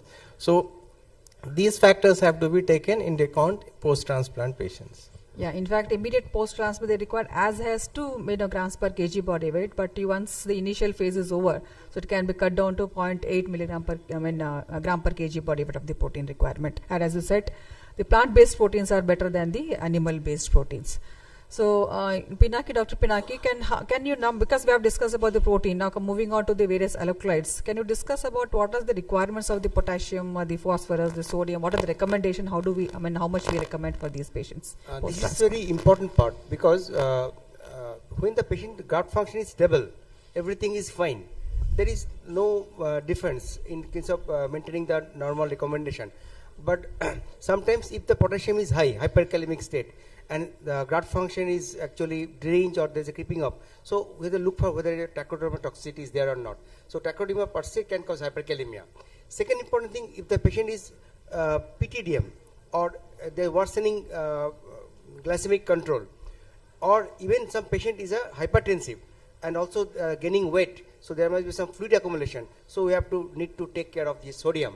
Another important thing, that initial phase, that is some hungry bone disease, there is much more hypophosphatemia, so we have to take care of the phosphate, but it should not be over enthusiasm of the phosphate correction, so it need to be very much accurate and to be maintained by the according to the monitoring. And another regarding thing is of the fluid intake. In the first half of your transplant, that is even in the 2 to 3 months, 8 glasses of the fluid is enough for the daily requirement. But if the patient having some fluid overload, if the patient having some increasing gaining or edema is there, in that stable, if the graft function is creeping up, if the patient is maybe in the fear of rejection or the fear of any kind of tract toxicity, they need to be very much careful about the fluid optimization according to the need. Thank you. So, Dr. Abhishek, like we may have listened to so many dietary patterns. In fact, one of the morning session I was listening to, we have DASH diet, we have Mediterranean diet, we have the plant-based diet. So, what is the diet which you recommend, and what do you think is the best for kidney transplant patients post-transplant?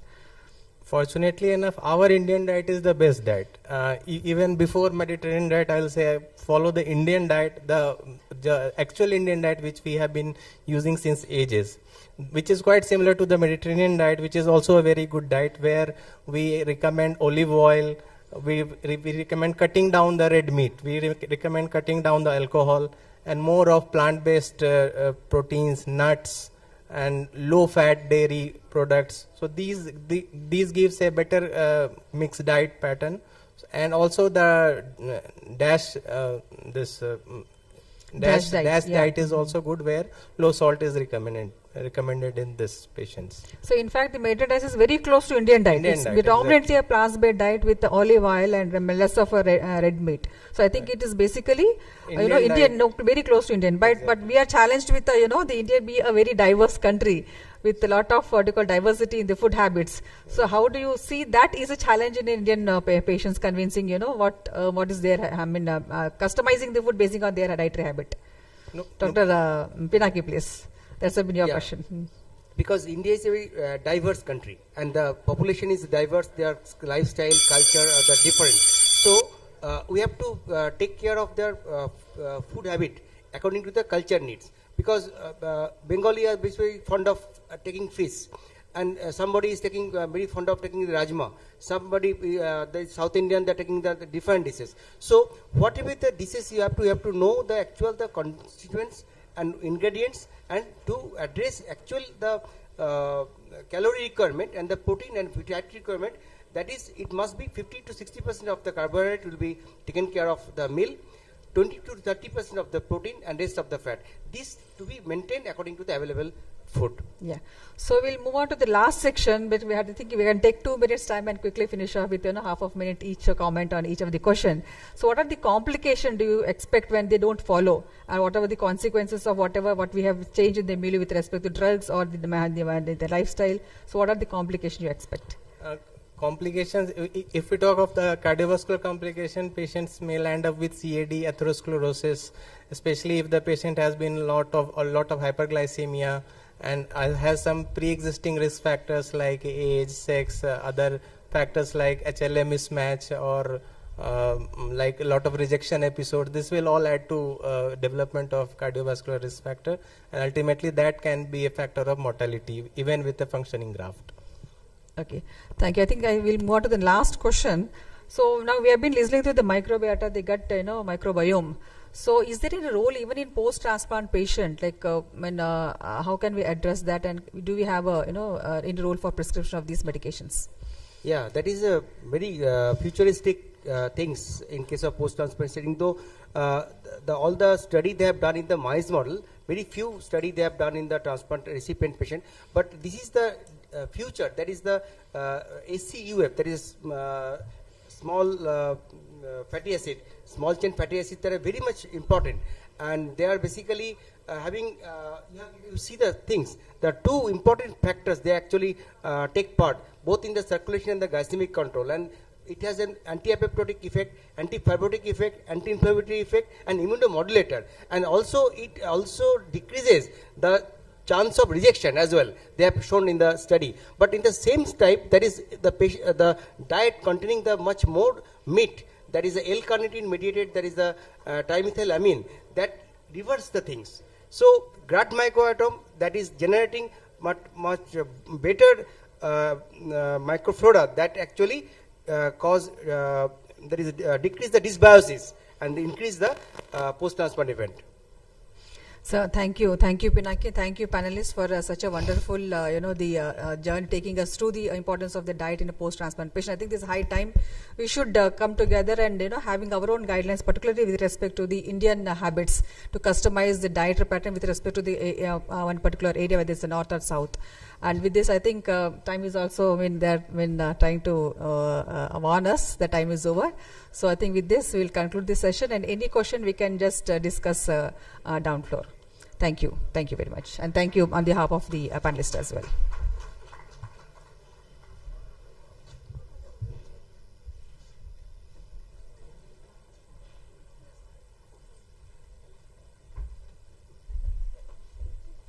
Thank you, ma'am. Thank you, panelists, for this nice discussion. I would request the panelists to felicitate the moderator.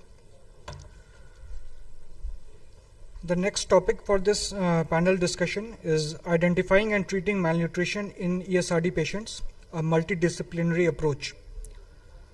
The panelists for this session are Dr. Ravi Shankar Kushwaha, Additional Professor, Department of Nephrology at SGPGI, Lucknow, and Dr. Megha Sehgal, Assistant Professor, Department of Nephrology at AIIMS, Patna. The moderator for this session is Dr. Manjuri Sharma, Professor and Head, Department of Nephrology at Guwahati Medical College.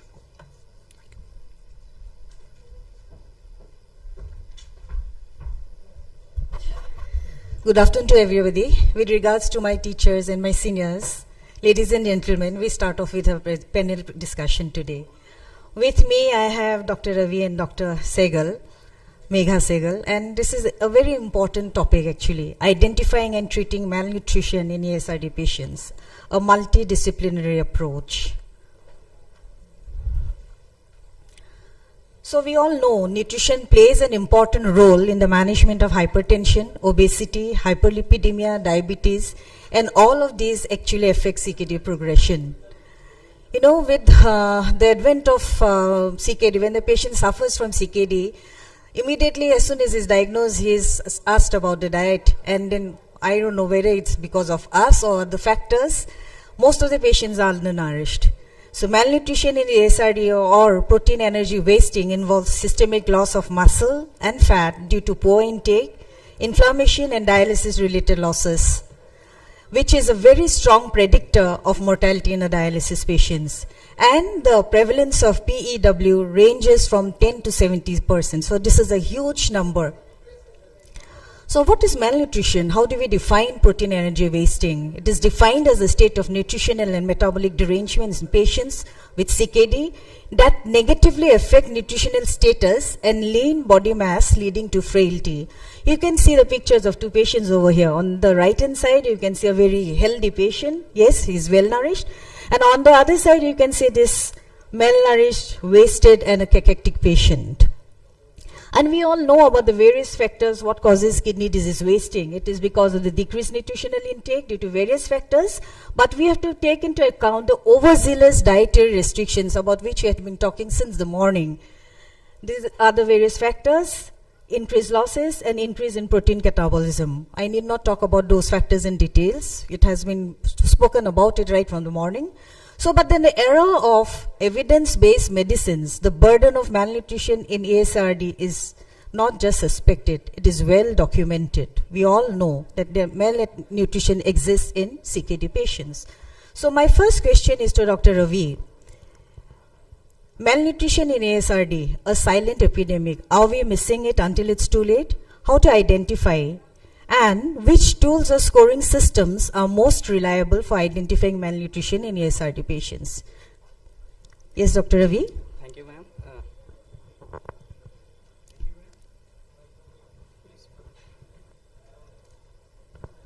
Hello. Thank you, ma'am. And also, I would like to thank the organizing team for inviting me. As we all know, the population of CKD is increasing day by day, and the prevalence of malnutrition in these CKD patients is also very high. In a meta-analysis of 61 observational study involving more than 21,000 patients, have stated that CKD patients have malnutrition around 42.7%. Pooled estimate have evaluated that 42% patient by subjective global assessment, 45.8% malnutrition in anthropometry, and 40.6% by MIA score, malnutrition information score. And India, with the same paper, have shown that in India having these CKD patients, about 56.7% have malnutrition. The patients who are on peritoneal dialysis are 45.3%, and hemodialysis patients about 43.1%, and non-dialysis CKD patients are about 38.5%. How will you assess nutritional status? Just in brief, right? We don't want to run short of time. Yeah. There is several assessment tools and screening tools. These tools may be subjective global assessment, many nutritional assessment, anthropometry, bioimpedance, DEXA, and the best method would be actually these composite tools involving with combination with anthropometry. This is the best method assessing the nutritional status in CKD ESRD patients. These are the subjective assessment tools, and various other tools are available that actually give the nutritional status in these patients. Yeah. So thank you so much. So this is in brief about the nutritional status and assessment. How do we do that? And Ravi has rightly said we have to take into consideration. I think the most commonly followed is SGA, which is very easy, and we SGA and MIS is also recommended in the KDOQI guideline 2020. That is given these two scores having been good. And if this is a composite with the anthropometry, it gives a good assessment tool. Okay, thank you, Dr. Ravi. So yes, malnutrition is a silent epidemic. We are missing it. It is defined through a comprehensive assessment involving clinical, biochemical, dietary, and anthropometric data, which Ravi had rightly said. Now, my next question is to Dr. Megha. Clinical trials in relevance to nutrition. Thank you, ma'am. So, and thank you, the organizers. So, there have been, as you can see, a lot of clinical trials in relevance to nutrition. There have been trials regarding high protein diet and its relation to CKD and for worsening of EGFR. And there have been trials regarding urinary sodium, urinary potassium, and use of ergocalciferol and cholecalciferol. But for the lack of time, I'll be talking about two main studies, which are landmark studies, and I'll be just discussing in very small detail regarding them. So the first trial was actually in 1994. It was published in NEJM. It was the modification of renal diet. So in this trial, what they did was it had two studies. Study 1 included patients with EGFR between 25 to 55, and study 2 included patients with more severe EGFR between 13 to 24, and they randomized these two patients into either taking a usual protein diet that was around 0.6 to 0.8, low protein diet that was 0.3 to 0.5, and very low protein diet that was less than 0.3. So in very low protein diet, they supplemented these patients with keto analogs. So they found that in the patients who were taking low protein diet or usual protein diet, at the end of 3 years mark, the rate of decline in GFR did not significantly differ between different degrees of protein consumption or blood pressure control. However, if the patient was having a high proteinuria, that is more than 1 gram per day, in those patients, lowering the blood pressure control did show significantly decrease the progression of renal disease, and that is why one of the baselines when we have proteinuria, we try to lower the blood pressure. However, protein intake restriction did not show much benefit in decreasing the progression of EGFR in these patients. So another study that was also a landmark study was the HEMO study. Actually, HEMO study was for the effect of dialysis dose and membrane flux in maintenance hemodialysis patients. So it was a randomized trial, a 2x2 factorial, in which they tried to compare between usual dose of dialysis, that is 3 times a week, higher dose of dialysis, more than that, and low flux versus high flux. One of the outcomes in this study was regarding the albumin level. So one of the secondary outcomes was the serum albumin decrease in these patients. So they found out when they did a primary Cox regression that if there was a baseline serum albumin decrease by more than 15%, that actually positively correlated with higher mortality. And the p-value in this case was less than 0.001. So from the HEMO trial, it became evident that dialysis adequacy alone is not enough to improve nutrition, and that patients need individualized nutritional support, and serum albumin, if we keep following that, that is actually a strong predictor of mortality more than the dialysis dose alone. So these were the 2 important trials that that have been done in this nutrition. Yeah, so we have got evidence that malnutrition does exist and albumin is a strong predictor of mortality.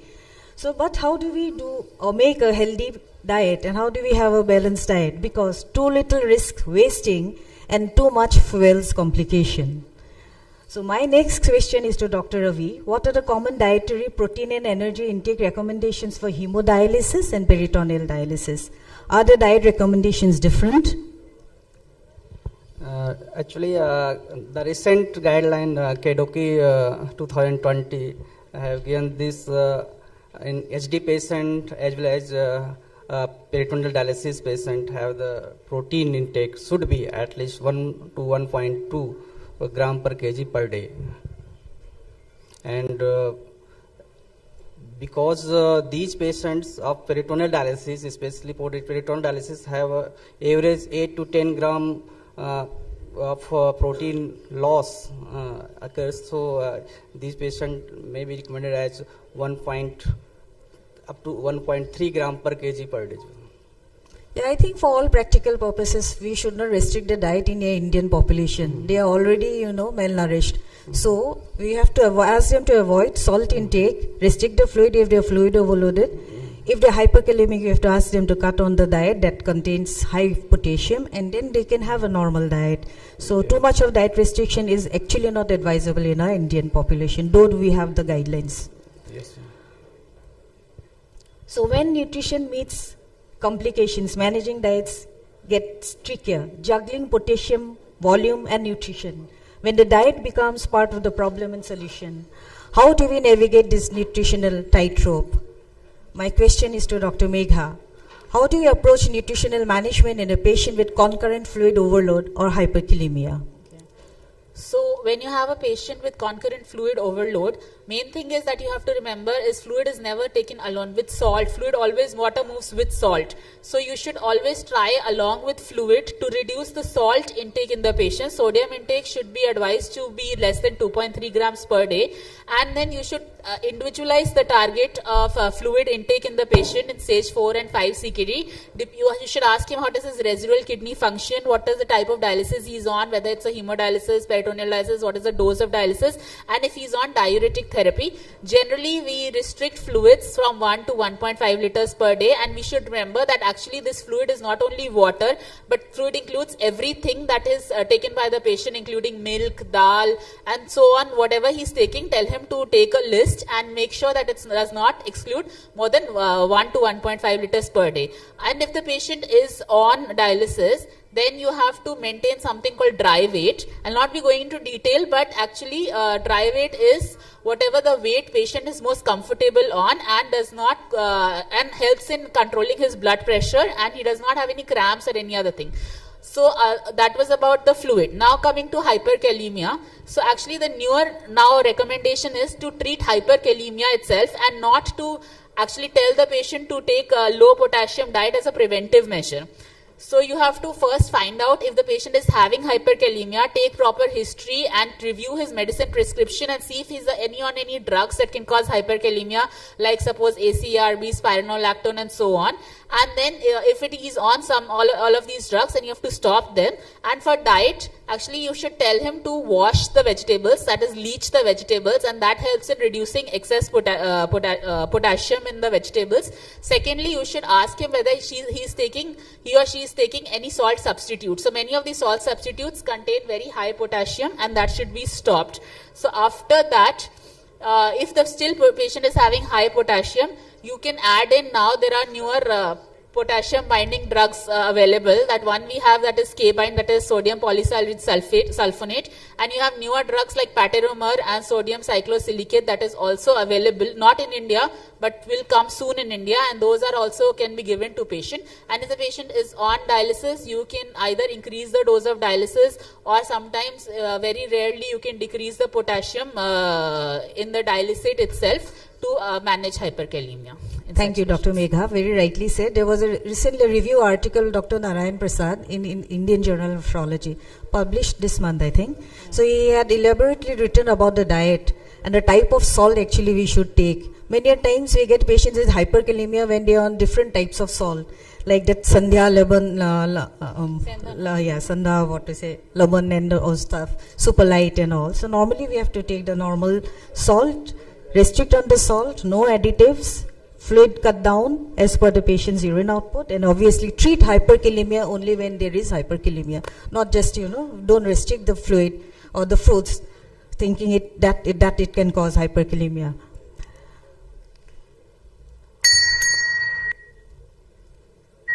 So malnutrition in ASR isn't a solo battle, it takes a team to tackle it. Dr. Ravi, how can interdisciplinary teamwork be strengthened in malnutrition management, and the role of renal dietitian and role of exercise in combination nutritional therapy in ASRD patients? Actually, malnutrition in CKD patient who is, especially dialysis patient who is undergoing twice, thrice per week, actually a multidisciplinary teamwork is needed. Member may include nephrologist itself, renal dietitian, nursing specialist, medical social worker, and pharmacist and therapist especially for renal dietitian. Actually, dietitian can assess the nutritional requirement of individual patients and give the dietary counseling and also dietary chart for individual patient.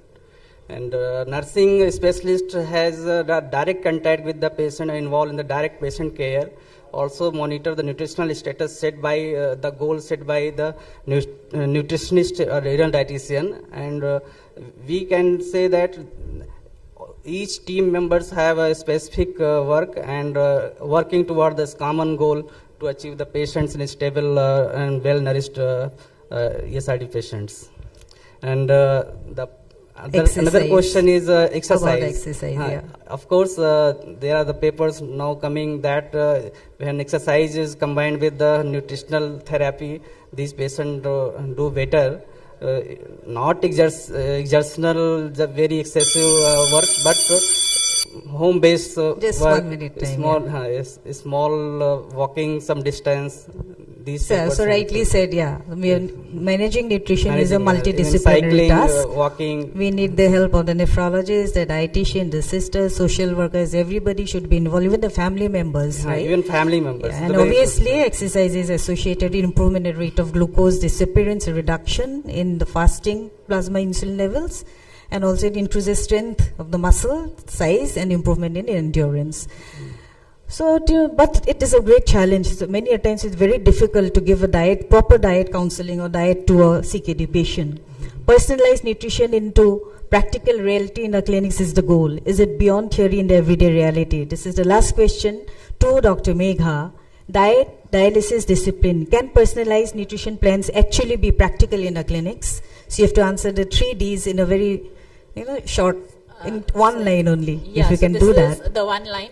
This is a recent article from Indian Journal of Nephrology in which they have tried to simplify then a to-do list and a to-don't list. So the to-do list is that you try to explain to the patient in their simple local languages regarding the dietary and food-related information. You should tell them the portion size. You should tell them to read every food label that they are having. If they are having from outside food, try to eat healthy, safe food from home only, and try to include more and more local foods in their diet. And you have to do it repeatedly. Main thing is repetition. Every time the patient comes, again and again, you have to counsel them for the same, so that it gets embedded in their mind. All this nutrition and their diet plans that they have to follow, and be open so that they can ask any questions if available. Thank you, and I must thank Dr. Narayan Prasad for a very vivid and catchy, this visual abstract. This is from your paper. Thank you so much. So these are the challenges, and it's still a dream. I don't know how much we have been able to achieve in managing diet in our CKD patients. Still a dream. So this is the flow chart how we have to follow, but I'd like to summarize that malnutrition in ASRD is multifactorial. It's a silent epidemic and often missed too late. Current guidelines emphasize adequate protein and energy intake. Effective management demands a team effort where renal dietitians, personalized plans, and exercise therapy play a pivotal role. I thank everybody for the patient hearing, and I thank my young panelists, Dr. Megha and Dr. Ravi, for the very brisk and the crisp answers. Thank you so much. Thank you. And Thank thanks, you. audience, for the patient hearing.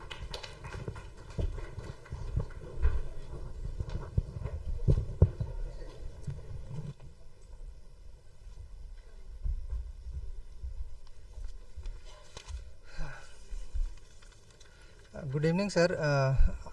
With apologies, I have to inform that we are running late. Our scientific program is almost 1 hour late. To make up some of the time, with apologies, organizing team requests all the speakers to kindly finish their talks within the given time, that is 15 minutes. And we request our chairpersons to please not take any questions, so we can be on the time. Thank you very much, sir.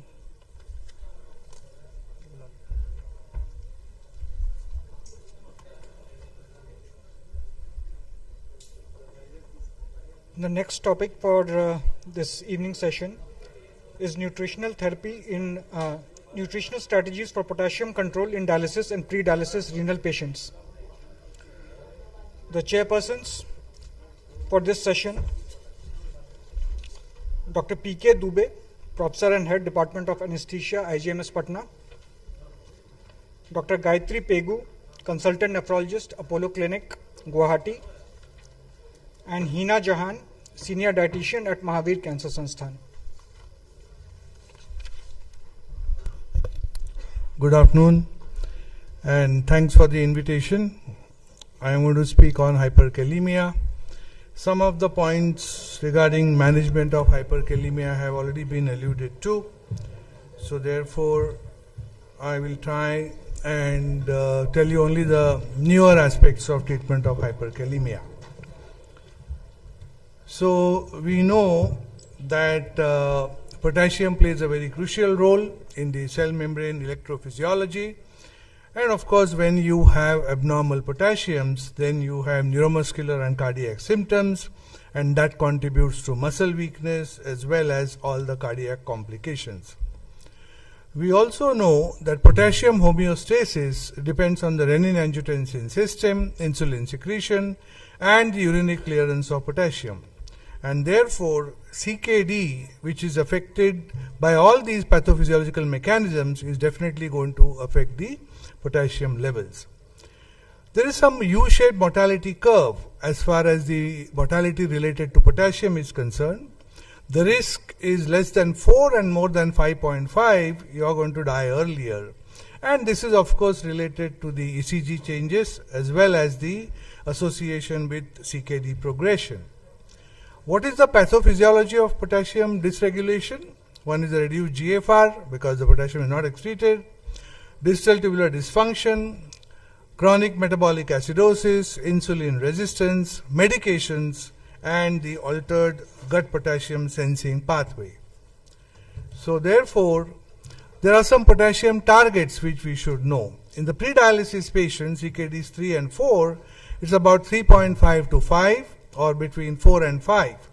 In dialysis patients, it's slightly relaxed in the sense that less than 5.5 as far as the pre-dialysis value is concerned, and in PD it is 3.5 to 5.5.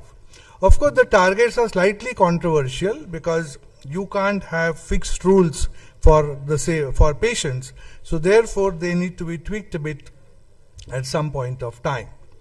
And then you have to differentiate between acute hyperkalemia and chronic hyperkalemia, and one should know why you get acute hyperkalemia, what are the situations. Like for example, if you are using the wrong drugs which cause hyperkalemia, and if you have acute hyperkalemia, then you will have a lot of ECG changes which are mentioned here, and all of us know what the ECG changes are. Some of them can be, of course, life-threatening. And therefore, if you want to classify what is the level of potassium and whether it is severe or moderate severe hyperkalemia, then this is the chart which you can refer to. 5 to 5.9, you can have mild to moderate hyperkalemia with or without ECG changes, but anything which is more than 6 is definitely moderate to severe, and that needs urgent treatment. And then if you have chronic hyperkalemia, like in patients of CKD, then there are lots of things which you have to do, and I already mentioned about the U-shaped mortality curve. The other symptoms of hyperkalemia, besides the cardiac symptoms, would be the tingling, decreased reflexes, paralysis, muscle weakness, gas and bloating, and of course nausea.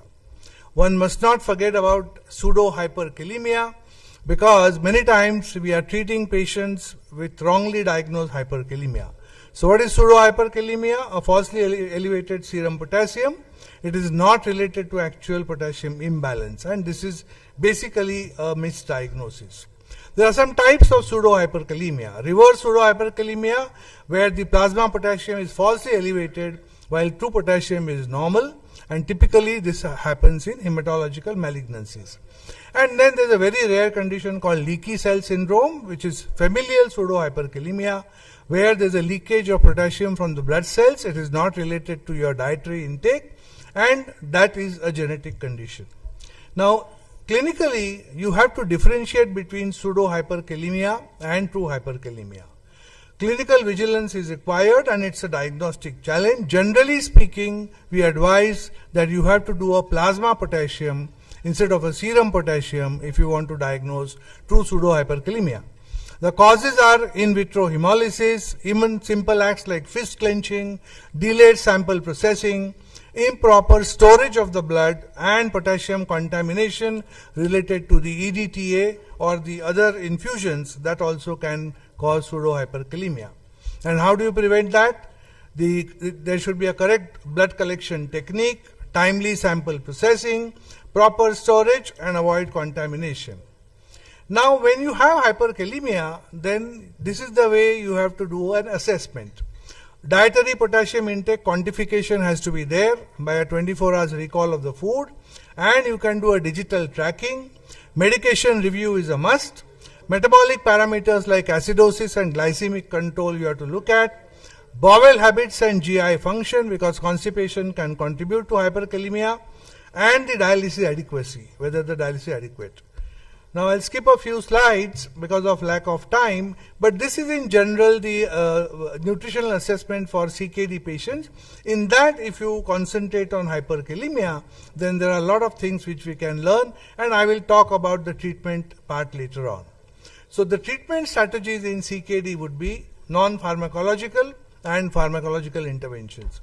So, non-pharmacological obviously can be related to dietary control, and it is also related to the cooking methods. Also, monitoring of the renal function and the potassium levels is very, very important. Similarly, you can do some pharmacological interventions which have been alluded to in the previous talks, diuretics, especially loop diuretics which are caliuretic, and some potassium binding agents which we have talked about. Which are the diuretics which are commonly used and which can cause caliuresis, especially in non-oliguric patients? So this is the list of diuretics which we are routinely using in our practice, and the dosages are mentioned and the duration of action is mentioned.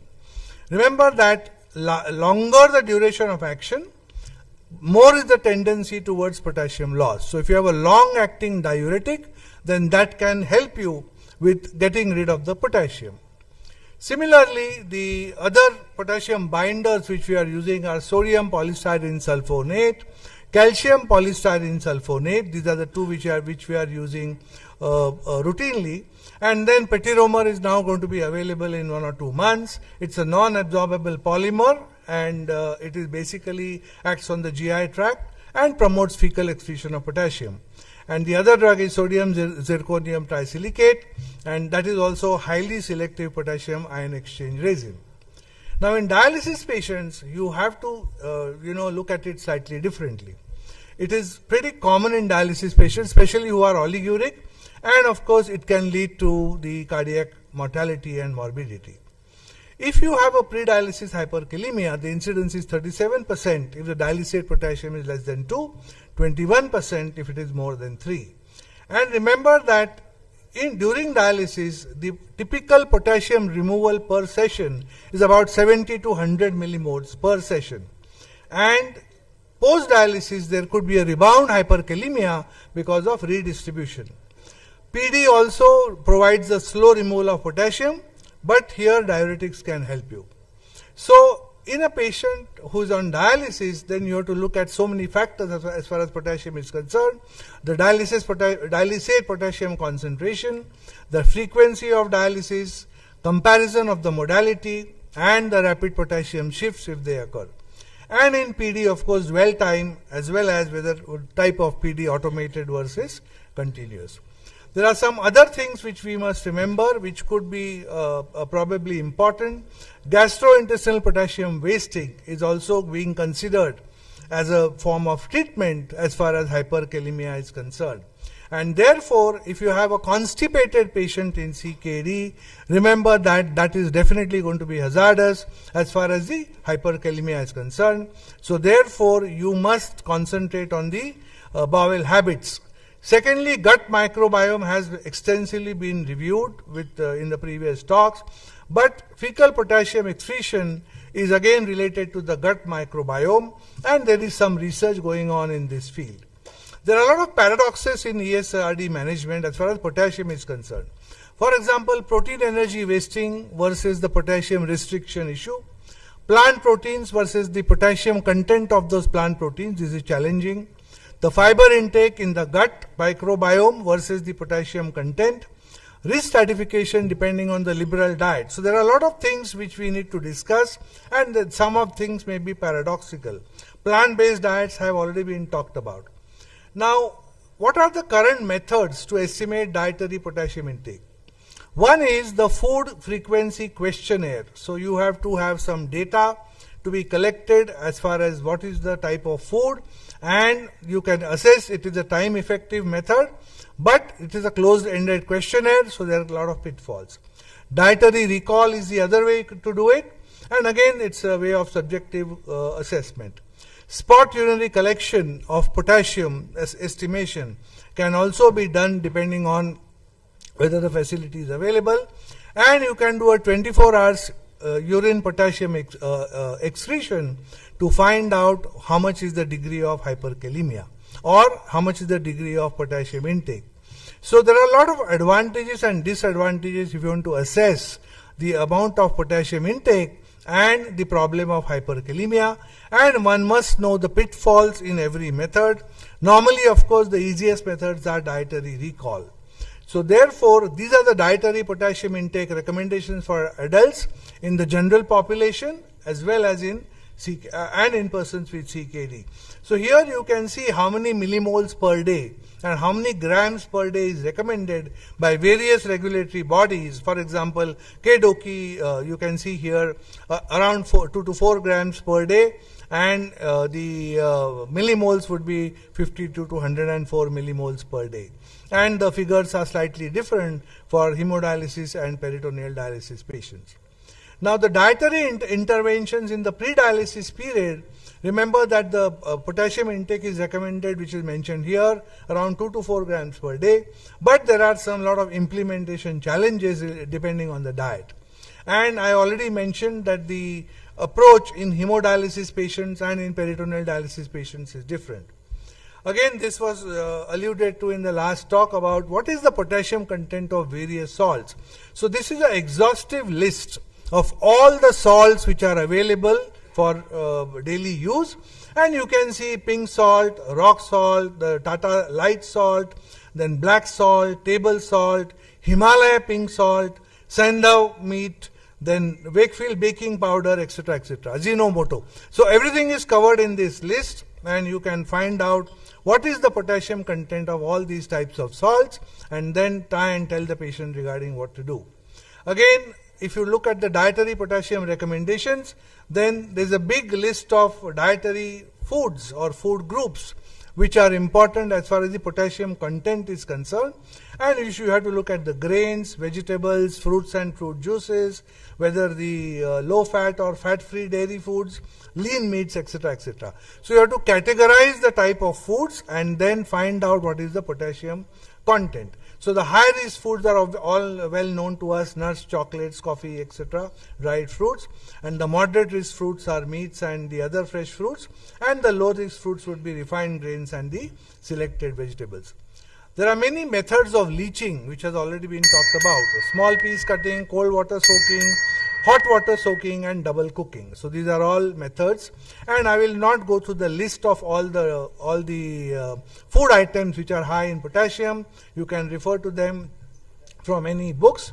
But remember that one has to be aware of the potassium content of common Indian foods. This is the chart from the National Institute of Nutrition database, and here you can see even small things like turmeric, jeera, methi seeds, what is the potassium content. And you have to individualize your strategy as far as the problem of hyperkalemia is concerned, and you have to educate the patient properly. There are some special clinical scenarios for hyperkalemia management. For example, if you don't treat the metabolic acidosis, you are not going to treat the hyperkalemia. There could be a patient of diabetes with hyporenemic hypoaldosteronism. Patients of heart failure, they also could be on diuretics, and there again there is a potassium loss. Critical illnesses in AKI, again there is a potassium issue. Adrenal insufficiency patients will have hyperkalemia. So all these are special situations, and implementations of all these clinical protocols is very, very important, but it is difficult. So in the future probably you will have some novel potassium binders besides patiromer and zirconium, wearable potassium sensors for continuous monitoring in patients who are at high risk, machine learning, that means AI for hyperkalemia prediction, precision nutrition approach, because I think the nutrition therapy has to be individualized, and of course you can have some dietary patterns as far as the clinical cohorts are concerned. And therefore I end my talk here by telling you that there are some benefits and challenges as far as the dietary potassium manipulation in CKD is concerned.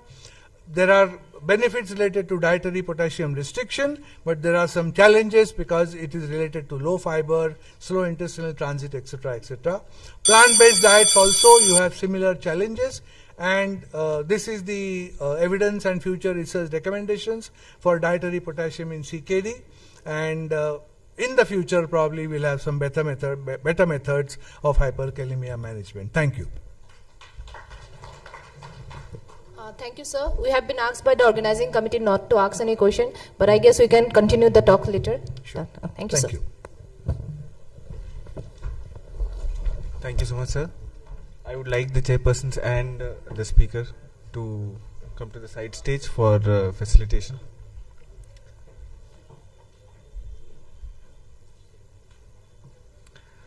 Our next talk is about nutritional therapy in renal anemia. And the speaker is going to be Dr. Narayan Prasad, sir, who is the head Department of Nephrology of SGPGI. I would like to invite the chairpersons for this talk. Dr. Pradeep Dole, sir, if you are there. Sir is the senior consultant nephrologist in Hayat Hospital, Guwahati. Dr. Rizwan Ahmed, sir. Sir is additional professor of pediatrics in IGIMS Patna. Pallavi Shrestha, ma'am. Are you there?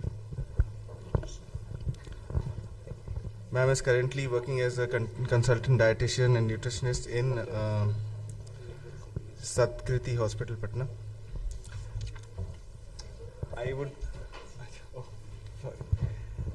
like the chairpersons to actually introduce our speaker. To talk? No. Okay. So Nayan Prasad sir does not require any introduction probably. So he's a big banyan tree in the nephrology fraternity. So I would directly request for a talk, sir. Please go ahead. At the outset, I would like to thank organizers for this excellent organization, particularly the chair of this organizing committee, Padma Shri Hemant Kumar sir, and organizing secretary, Pritpal Singh, our own Dr. Amrish Krishna, and all colleagues.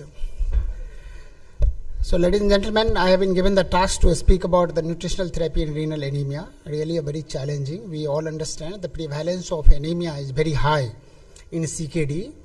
Here we can see some of the data from this one of the meta-analysis that CKD, all stages, anemia prevalence is 36%, and when it go up to 87% in ESKD patients. This is Indian scenario, and as stage of the CKD advances, you can see from stage 1 or 2, usually it is not a renal anemia. It is probably might be prevalent in that society.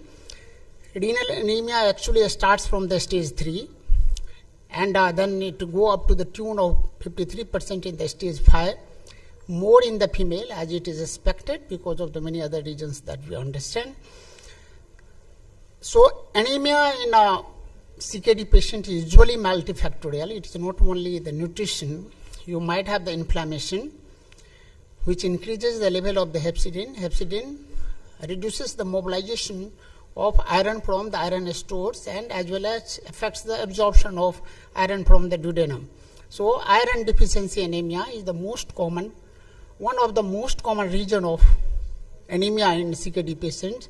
Besides what you think of EPO resistance or EPO deficiency, then uremic toxins which cause bone marrow dysfunction, use of the many drugs like AC inhibitor of angiotensin receptor blocker, that also affects and cause low hemoglobin levels, anemia, because of affecting EPO.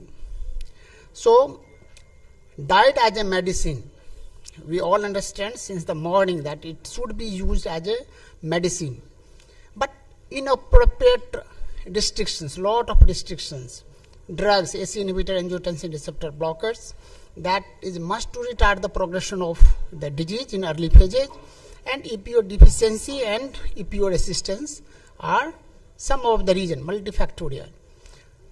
When you look at the list of the restrictions, that starts from the protein restrictions, sodium restriction, potassium, phosphorus, fluid, calorie and nutrition balance becomes very difficult.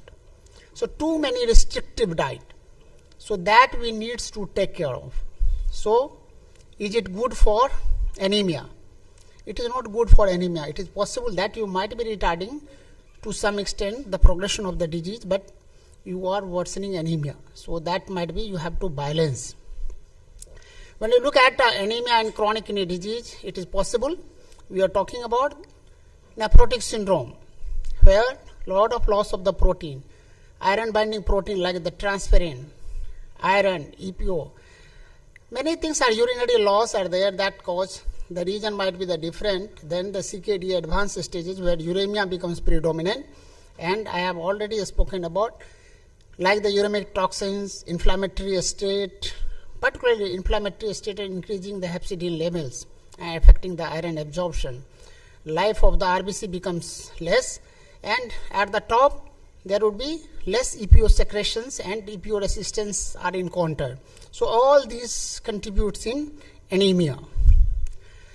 So factors associated with anemia in CKD, most important we all understand about erythropoietin resistance or deficiency, but important one, iron deficiency, whether this is functional or absolute deficiency, chronic blood loss, Less critical and less common are vitamin B12 and folate deficiency, uremic toxins, and carnitine deficiency. Sometimes in dialysis patient affects blood formation, aluminum toxicity, use of the drugs. So, most important and common factors. One of the important common factors are nutritional deficiency. So, dietary source of the iron, usually heme iron, mostly present in animal foods like directly derived from the hemoglobin. Sources are usually meat, poultry and fish. More easily absorbed, 25%. Heme iron consumption is minimal in India. Non-heme iron is usually found in plant source, fortified foods, cereals, millets, pulse, legumes, but absorption, bioavailability 5 to 10%, very less. So, whether in the early phases you are restrictive, not able to give meat, poultry, fish, that is restricted, at the same time you are affecting the iron intake of the patient. So, here is the things we have to balance. So, this was the reason why I was talking about when you have the drugs to reduce the intraglom pressures, why to OD and to restrict that much of the protein that is going to affect your nutritional status. So that we have to change a little bit our dietary prescriptions now. So iron content of the common foods, when we look at the leafy vegetables, as far as leafy vegetables are concerned, most of the times due to fear of the high potassiums in the leafy vegetables, usually it is not prescribed liberally, although there are multiple advantages. At the same time, what you are doing by restricting this, you are restricting actually the iron intake. Anemia, which is one of the common complications of the CKD or ESRD patients. Egg, chicken, mutton, again restrictive. So, whether we should be that much of the restrictive, that is affecting actually iron as a source or iron absorptions.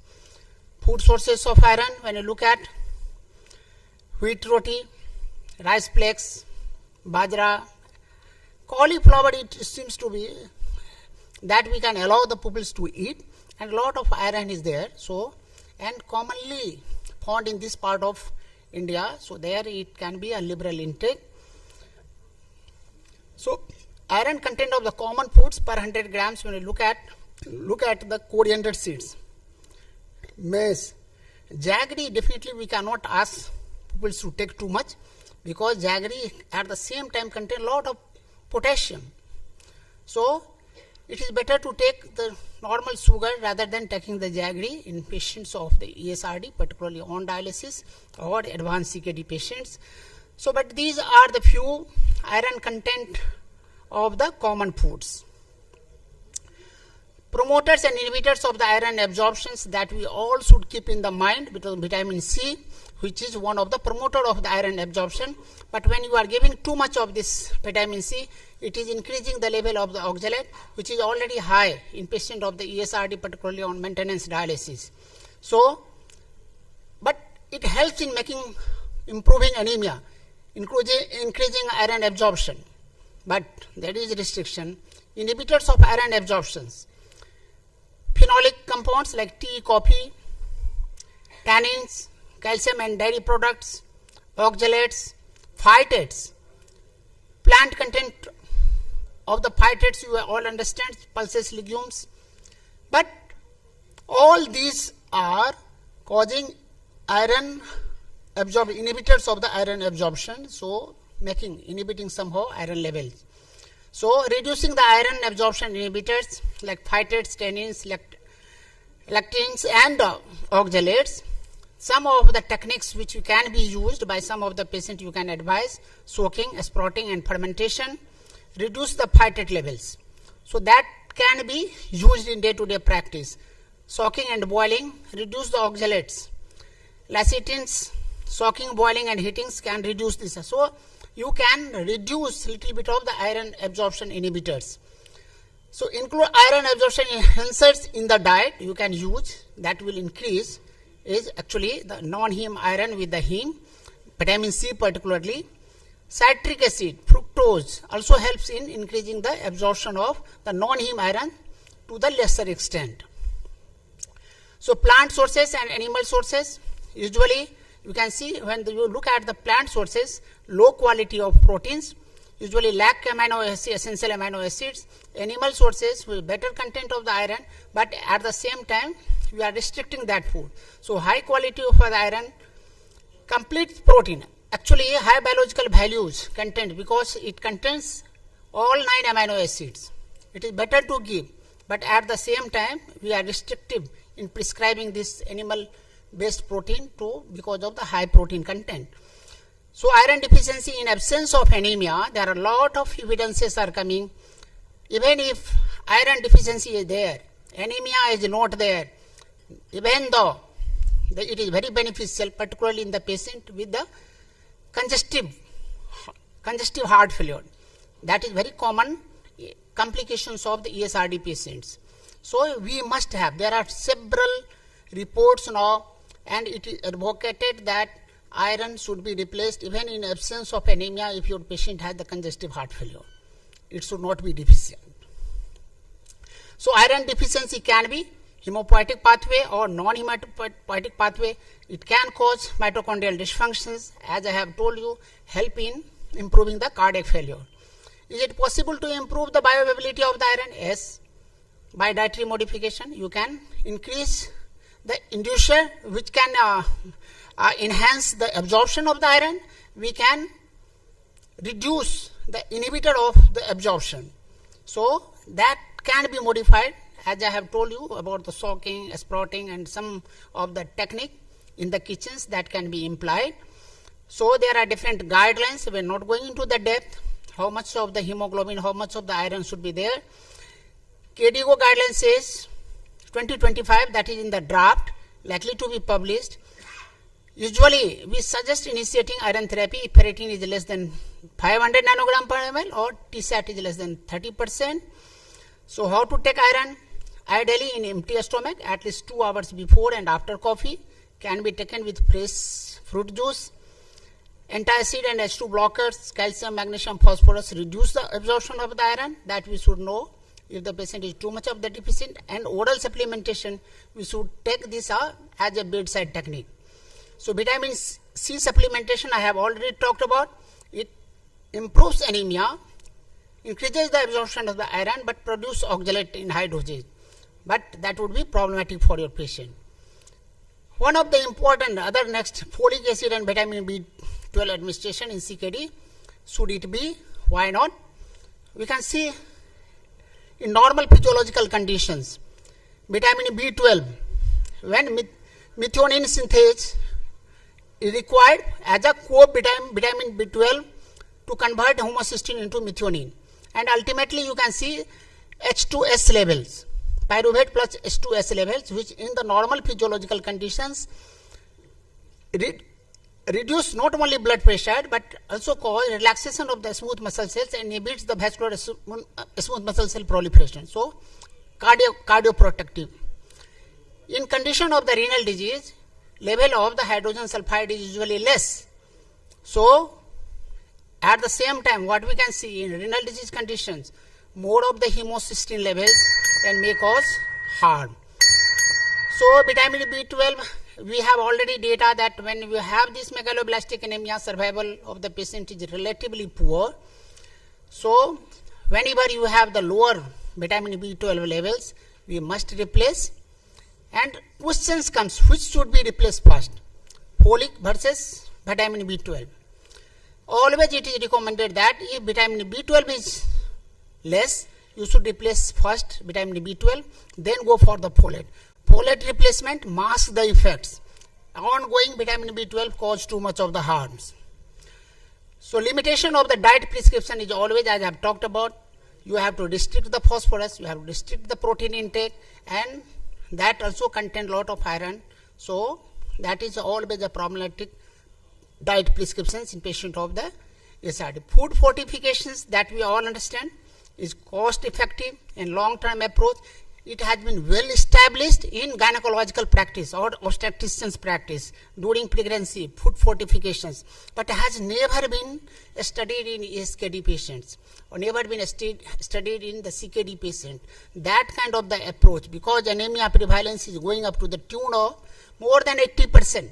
So whether fortifications with the iron of the salt and food which the patient is taking, whether this is going to benefit like a pregnant lady which you are following on. So that we need to generate the data. Now there are situations, patients on the dialysis, you can replace the iron through the dialysate. Particularly ferric pyrophosphate citrate that has been used and now in practice at many places. This is the one of the data which is in our publication of the Indian Journal of Nephrology. We have given how to tailor the dietary advice in not only in chronic kidney disease, all kind of the kidney diseases. There we can see this has recently been published last year in December issue of Indian Journal of Nephrology. So, ladies and gentlemen, take home message: nutritional anemia is common in the general population as well as in CKD. Iron deficiency anemia is the most common. Vitamin B12 and folate deficiency may contribute in anemia development. Iron supplementation may improve anemia in CKD patient.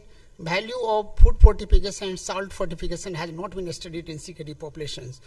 In the last but not the least, I would like to request you, annual conference of Indian Society of Nephrology is happening in Lucknow next year from 18th to 21st of the December. This year only, okay. So December 18th to 21st, 2025. So I will request you all to register and come in as much as number possible. We are there to host you. Registration amount is somehow going to the central body this time, so that does not matter. But block your dates. Please be here on this occasion. So we love to welcome you there. And at the same time, you may have the opportunity to visit Ram Temple. You may have the opportunity to visit Agra, which is only 3 hours distance. And you may have the opportunity to see Kashi Vishwanath temples. So, ladies and gentlemen, thank you very much. Thank you very much for your time. Thank you, sir. Very nice presentation in such a small time. It's a big topic. Actually, you have covered all the aspects in a very short time. There is one or two questions, but I will ask you later on because organizer has not permitted to ask questions. So thank you once again, sir. Dietitian, I want to add some more thing. I know it is we are getting late, but I think, sir, we should talk about prebiotic and probiotic also. It will also again, sir, I want to say it is probiotic person here. No, sir, it will increase. It will help in the reducing the inflammation also for the gut, and it will help in the absorption of the iron, sir. Any inflammation anywhere in the body is going to harm you anyhow. So as much as you can reduce inflammation, that is better. Yeah. So whether this is the gut, whether this is the skin, this is the head, anywhere, inflammation should be less and less. Thank you. Thank you. So probiotic. Thank you, sir. Thank you so much, sir. Sir, if you could come for the facilitation by the chairpersons. Oh, facilitation. Our next topic is by Dr. Gaurav Sagar, sir. He is the senior consultant nephrologist in Indraprastha Apollo. And the chairpersons for this talk are going to be Dr. Sanjeev Kumar.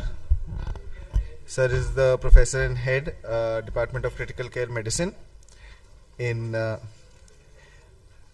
IGMS, Patna. Dr. Khushbu Rani, ma'am. She is currently assistant professor nephrology in NMCH Patna. And Sukriti Kumari, ma'am. Sir.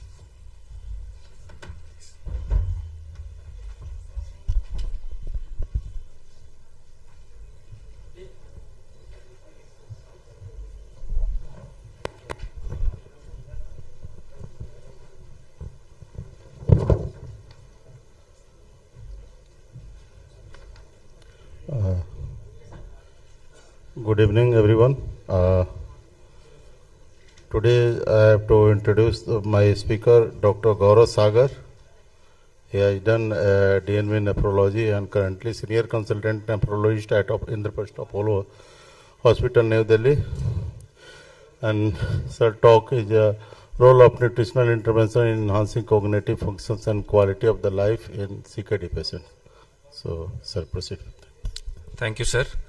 At the onset, I would like to thank the organizers for this wonderful opportunity. I have been assigned to speak on role of nutritional intervention in enhancing cognitive functions and quality of life in CKD patients. I would be extremely sorry if there is a lot of overlap in the presentation, I think, which is happening. So, as we all know, chronic kidney disease has been increasing as a growing epidemic and is becoming an emerging cause of, very important cause of death in our population. And we see the prevalence in the Indian subcontinent is more compared to the global standards, which is around 17%. So, as we all know, CKD is a multi-system disorder with impacts on all the systems, including the cardiovascular, hematological, neurological, skeletal, endocrine, gastrointestinal. But today's emphasis in my talk is going to be on the cognitive decline and the quality of life. So, cognitive impairment and reduced quality of life are very common yet under-recognized complications of CKD. And various studies have shown there is a prevalence varying from 20% to as high as 70% in these patients. So different studies have shown different prevalence, and it can go up to as high as 70%, especially in the elderly population.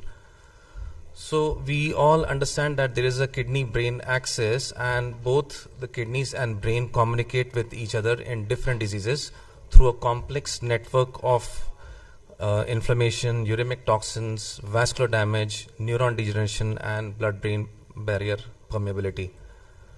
So why does this cognitive impairment happen? To understand what interventions have to be there, the pathophysiology is also important. Of course, there is a vascular hypothesis which involves atherosclerosis, systemic hypertension, and the uremic toxins per se with increased phosphate, paracrysyl sulfates, the purine nucleotides. These vascular elements, they result in inflammation, which damages the blood-brain barrier damage also. The permeability increases. There are certain non-vascular hypotheses like the oxidative stress, the increased FGF23, which causes fibrosis, and other factors like dialysis, albuminuria, anemia, as pointed out in the last talk, malnutrition, and vitamin D deficiency. These all factors collectively cause significant cognitive impairment. So there are certain traditional and non-traditional risk factors which have to be addressed when we are looking at the cognitive frailty in CKD, and they have to be identified. And factors like hyperlipidemia, depression, diabetes, hypertension, ethnicity, and the uremic toxins are the traditional factors. And there is a complex interplay of risk factors which contribute to cognitive impairment in CKD patients. So there are vascular risk factors which, like hypertension, stroke, which are because of secondary to endothelial dysfunction. Then there are a lot of drug toxicities also which cause cognitive impairment, especially the anticholinergic drugs, the psychotropic agents, the GABAergic drugs which are commonly used. Then there is reduced cerebral perfusion because of multiple factors which disrupts the blood-brain barrier. Then there is ongoing inflammation which results in oxidative stress. Then there are certain patient factors, important of which is the female gender. So females actually have more cognitive decline compared to males. Aging is an important factor. Sleep disorders are also very, very common in these CKD patients, which also contribute to cognitive decline along with a low education level. And as we all know, vitamin D, PTH, and anemia, vitamin D especially is very, very important as far as cognitive decline. Because of the vitamin D deficiency, the cognitive decline happens. So there is acid-base disturbances that also results in the electrolyte imbalances, which also cause cognitive decline. So when we come to the clinical management of cognitive impairment, it has to be multifactorial, and of that the important considerations are the rehabilitation programs, physical exercise, muscle strength is very, very important to maintain the cognitive functions. And today I'll be speaking primarily on the nutritional optimization which has to be done in these patients. We also have to understand that there are erythropoietin in itself has in certain studies shown to improve the cognitive functions even when the anemia is not corrected, but erythropoietin per se helps in improving the cognitive functions. So what are the nutritional deficiencies and their cognitive impact on, like for example, vitamin B12 results in memory loss, confusion, neuropathy. Folate leads to vascular damage, cognitive decline. Vitamin D, very importantly, is linked to depression, poor cognition. Iron deficiency anemia reduces cerebral oxygenation and impairs cognition. Omega-3 fatty acids, they are safe in CKD and are beneficial in reducing cognitive decline. Micronutrients like selenium, zinc, choline are all important in cognitive functioning. Magnesium often is low in dialysis patient, can also impair cognition. And yes, malnutrition or protein energy wasting leads to cognitive decline in CKD. So what are the nutritional strategies to enhance cognitive function and quality of life? One has to understand that each individual is different and we have to individualize these nutrition plans. The caloric needs need to be tailored to CKD stage and comorbidities. Protein intake has to be adjusted to around 0.6 to 0.8 grams per kg per day in non-dialysis CKD and higher in dialysis patients, as was already addressed, 1 to 1.2 grams per kg per day. There have been studies which have shown a higher probability of cognitive impairment in the elderly with early CKD, which may be linked to higher protein intake. So low protein diets may be a potential strategy to improve the cognitive functions in the elderly with early stage CKD. So what is the effect of low protein diet? It reduces metabolic acidosis, potassium and phosphorus. It also helps in reduction of urea generation, which reduces the oxidative stress, inflammation and endothelial dysfunction. So low protein diet may be helpful in maintaining cognitive functions in elderly. So what is the recommended dietary protein intake, which has already been addressed? We can generally, what is preferred is a low protein diet, which is 0.6 to 0.8 grams per kg per day, or a very low protein diet, which is 0.3 to 0.6 gram per kg per day with essential amino acids. So but yes, it's important to understand in the patients who are hypercatabolic, low protein diet is not always recommended. If there is absence of poorly controlled diabetes or recent hospitalization with some infections, you may have to increase the protein content. Then there is a concept of a very low protein diet along with keto analogues, which have also been shown to reduce the risk of end-stage kidney disease. But yes, there are always challenges with a very low protein diet. And the most important challenge to my consultation is the challenges with adherence, diet fatigue, poor palatability and cravings which are reported, and also the worsening glycemic control which can happen with a low protein diet. Now, does the source of protein matter? This is again very, very controversial, as has been pointed by these previous talks by the colleagues also. So the increased animal source of protein is associated with increased proteinuria, which result in decrease in GFR, and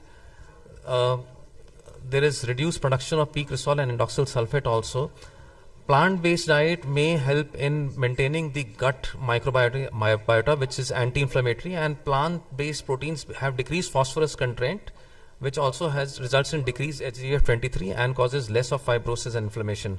They also have decreased acidosis, but again, this is quite controversial, but there have been studies which have shown that association of plant-based protein intake with cognitive functions in CKD, which actually improved with plant-based protein diets.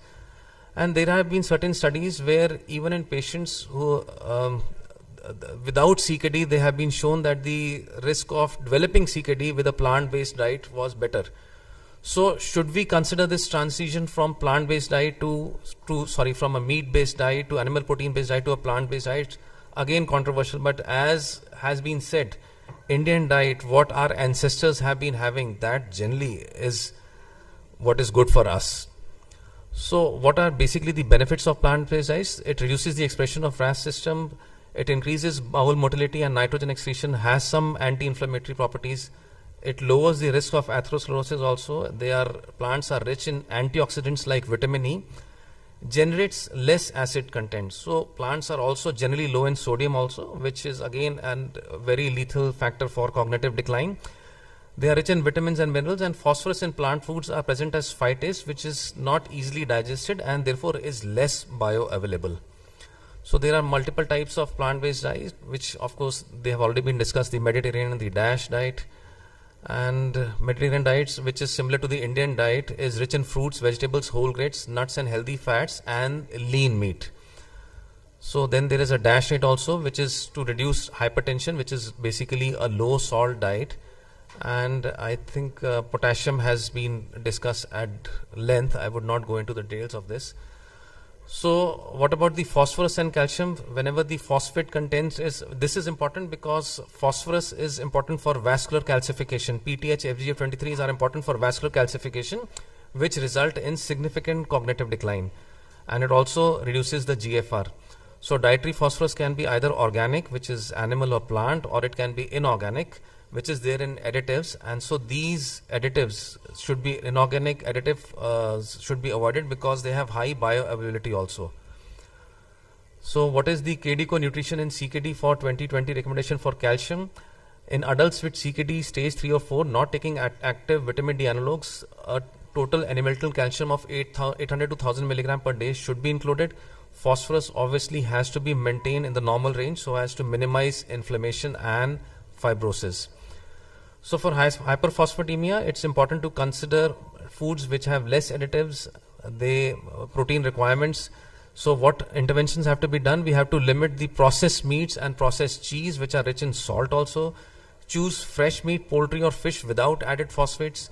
Use legumes, soy products, nuts and whole grains which have lower phosphate availability, and phosphate binders must be used to match to meal times.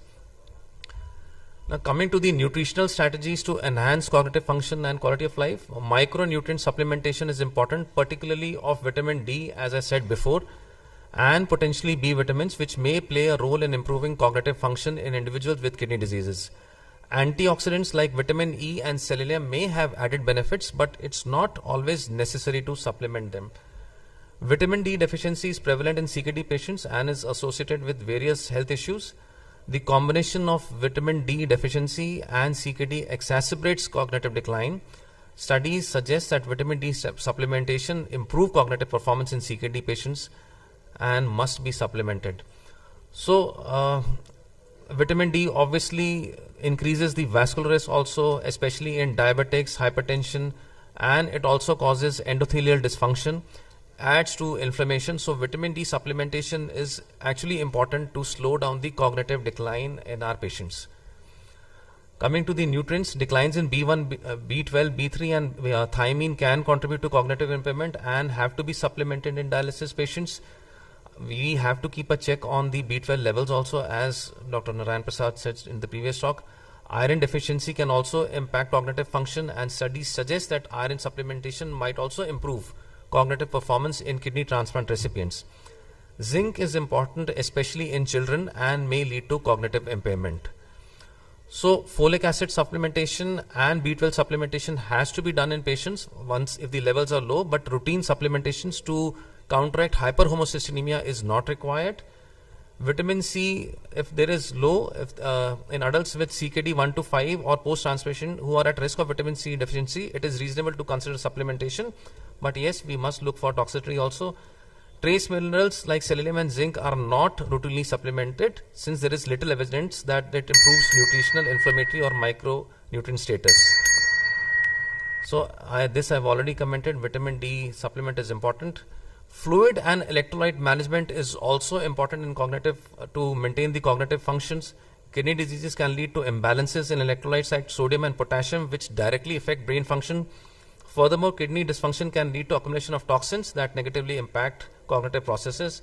Correcting sodium, calcium and phosphate imbalances reduce brain fog and fatigue. Salt intake has to be less. Excess salt has also been linked to cognitive decline because of the vascular complications. And obviously, if the salt intake is less, the blood pressure control and the risk of strokes all are reduced. These are the various strategies where we can cut down the salt by cooking, by using fresh foods and cook at home, avoiding salty meats, avoiding preservatives, and for flavoring agents we can use herbs or other things so that the chutneys and all these things, they have to be avoided. And this is briefly about can we prevent CKD and cognition by drinking more water. Studies have shown that it doesn't really help too much. But yes, patients with renal insufficiency, in the pre-dialysis stage, if water intake is adequate, it does reduce renal calculi, but does not slow down the progression of CKD. So quality of life challenges in CKD, most of these patients have fatigue, depression, malnutrition and social isolation. The impact of dietary restrictions on mental health and social interactions is huge. Dilated related lifestyle changes also impact the cognitive decline.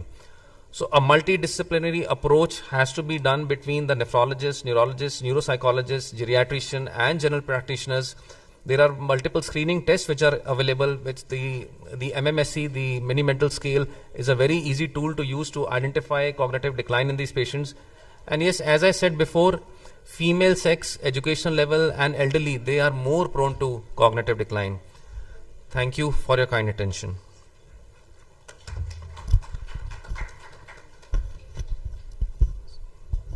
Thank you, sir, for giving so much information in such a short time.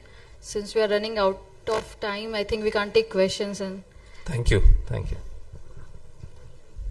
Sir, one small question. Sir, since the vitamin D has a lot of the importance in the cognitive function, so would you prefer injectable or the oral?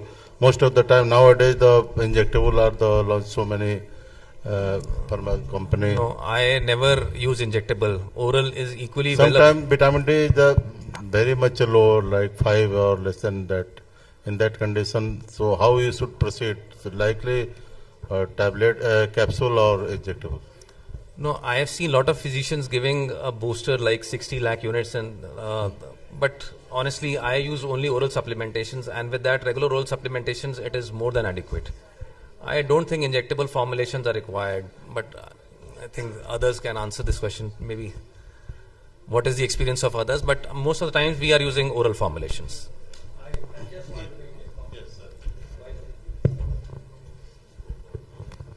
November issue, American Journal of Kidney Disease, there is an editorial on vitamin D. And they say that there is conflicting report and it hasn't shown any benefit in patients with kidney disease. This is an editorial, 23rd November, American Journal of Kidney Disease. So I was reading another from American Journal of Kidney Disease also. They are also very questionable looking at all the randomized controlled trial. UK, I think that they have stopped doing vitamin D levels in patients as a routine by the general practitioners also. So we need to rethink about, are we patients with nephrotic syndrome, I understand. Children and adults with nephrotic syndrome, they use a lot of vitamin D through. But vitamin D, is it useful? So we need to look at that. Thank you, sir. Thank you, sir. Thank you for this input. Thank you so much, sir. I would like the chairpersons to facilitate the speaker. Our next talk is nutritional intervention in immediate post-kidney transplant period in the first few weeks by Dr. Professor A.K. Bhalla, sir. Sir is the co-chairman of Gangaram Hospital, Department of Nephrology. The chairpersons for this talk would be Dr. Om Kumar, Professor in HOD, Nephrology, IGMS Patna. Dr. Pankaj Han, sir, Senior Consultant Physician at Ruben Hospital. And Dr. Rohit Upadhyay, sir. Please. So it's our great pleasure to have Professor A.K. Bhalla in Patna. I am a great admirer of Dr. Bhalla, as he is one of the leading nephrologists of the country, and early intervention nephrology started by Dr. Bhalla, and he is currently the president of this society. So with these few words, I invite him to deliberate on the subject of nutritional intervention in immediate post-transplant period. Thank you. Thank you, Chairperson, sir, for your kind introduction. At the outset, I would like to thank Padma Shri awardee Dr. Hemant Kumar, organizing chairman, and Dr. Preetpal Singh, organizing secretary, and Amrish Krishna, chairman of the scientific committee, for giving me the opportunity to deliver this talk. Now, I personally have the experience of more than 6,000 kidney transplants done at our center, Gangaram Hospital. So we are very closely associated with the management. Now, I will be discussing actually the first few weeks, the immediate post-transplant, because there are other lectures, there is the overlap also. So life after kidney transplant, Patients, they often emerge from dialysis and they are malnourished with muscle wasting. Good nutrition is the crucial factor for recovery. Why nutrition matters? So early post-transplant period is a hypercatabolic state and it is a healing phase. So adequate nutrition promotes wound healing, graft function, and reduces infection risk. So malnutrition outcomes, if you have a poor nutritional status, it is linked to frailty and worse post-transplant functional recovery. So optimizing intake can improve strength in these patients, and as well as the immunity also improves with that.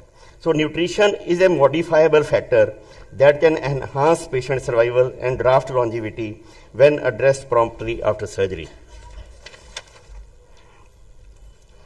So what are the physiological changes and challenges which we see after kidney transplantation? So one is metabolic shift. As we know, the uremia resolves very rapidly, leading to improved appetite, lifting of prior dietary restrictions, liberalizing potassium, phosphorus intake. However, the surgical stress induces a catabolic state with increased energy expenditure. The high output state, a well-functioning graft often produces large amounts of urine. And what we have seen actually, the surgeon, the nephrologists especially, they feel quite satisfied when they see the urine output of 12 liters, 15 liters, 18 liters, and they keep on changing that output by replacing 100% fluid. So then what happens, you can have actually electrolyte disturbances, you can have low potassium, magnesium, phosphorus, which requires very aggressive fluid and electrolyte replacement. The immunosuppression which is being used, it has its own effects. The medications like high dose steroids, tacrolimus, can cause hyperglycemia, protein catabolism, and mineral disturbances like magnesium wasting, which posing various nutritional management challenges. Gut function again, although kidney transplant surgery doesn't directly involve the gut GIT tract, but factors like anesthesia, opioid analgesics, pre-existing diabetes can lead to delayed gastric emptying or ileus in the immediate post-operative period. So nutritional goals in the immediate post-operative phase are we have to promote the healing. How? By giving adequate calories and high protein to support surgical wound healing, tissue regeneration, immune function, and initial protein needs are elevated to the tune of about 1.3 to 2 gram per kg per day in first 6 to 8 weeks. That is for effective anabolism. We have to restore the lean body mass. So many patients, they have protein energy deficits due to CKD stage 5, and early nutrition will help then rebuild muscle and reverse protein wasting. So we have to optimize graft function, avoid underfeeding, which will impair the recovery, and overfeeding, which can stress metabolism. Aim for balanced nutrition to support the new kidney function in handling metabolic waste. Then prevent complications. Most important complication which we see is hyperglycemia. That is because of various factors, and we have to minimize the infection risk in the immediate post-transplant period by giving adequate protein for immune health as well as food safety precautions. Now fluid balance, again very important. We have to just ensure adequate fluid intake and maintain good perfusion to the transplant kidney, and also to avoid volume overload. Now various macronutrient requirements in the post-transplant, again calorie intake is higher side, 30 kilocalories per kg per day is the target due to surgical stress and recovery demands. Protein intake is very important, 1.2 to 1.5 gram per kg body weight. Carbohydrates, about 50 to 60% of the total calories should be from carbohydrates. And we have to see that blood sugars remain less than 180 milligram percent. The fats, 25 to 30% of the calories should be from the fats, and mainly it should be monosaturated or this polyunsaturated fatty acids, and we have to limit the saturated fats. Now micronutrients already have been discussed, but in the post-transplant period, immediate, magnesium is very important. Magnesium depression is due to tacrolimus-induced renal magnesium wasting and requires supplementation. So one has to monitor magnesium levels in this period. Phosphorus we commonly see can drop down to very low level, as low as less than 1 milligram percent, and that has to be corrected. It is very important for the cellular health, and patient will often complain of weakness. Potassium again can become very low, and we have to see that potassium remains within the range. Calcium and phosphorus both have to be monitored, because high dose steroids in the post-transplant patient can cause resorption and bone resorption. Ensure calcium and vitamin D supplementation to provide bone health. Monitor phosphorus, and if it is low, then we have to give replacement. Sodium intake again is very important, and vitamins, especially adequate vitamin D, vitamin A and E should be supplemented, and trace elements I have mentioned magnesium, but zinc also actually helps in wound healing, and we should look for if there is a need for zinc replacement. Post-op polyuria.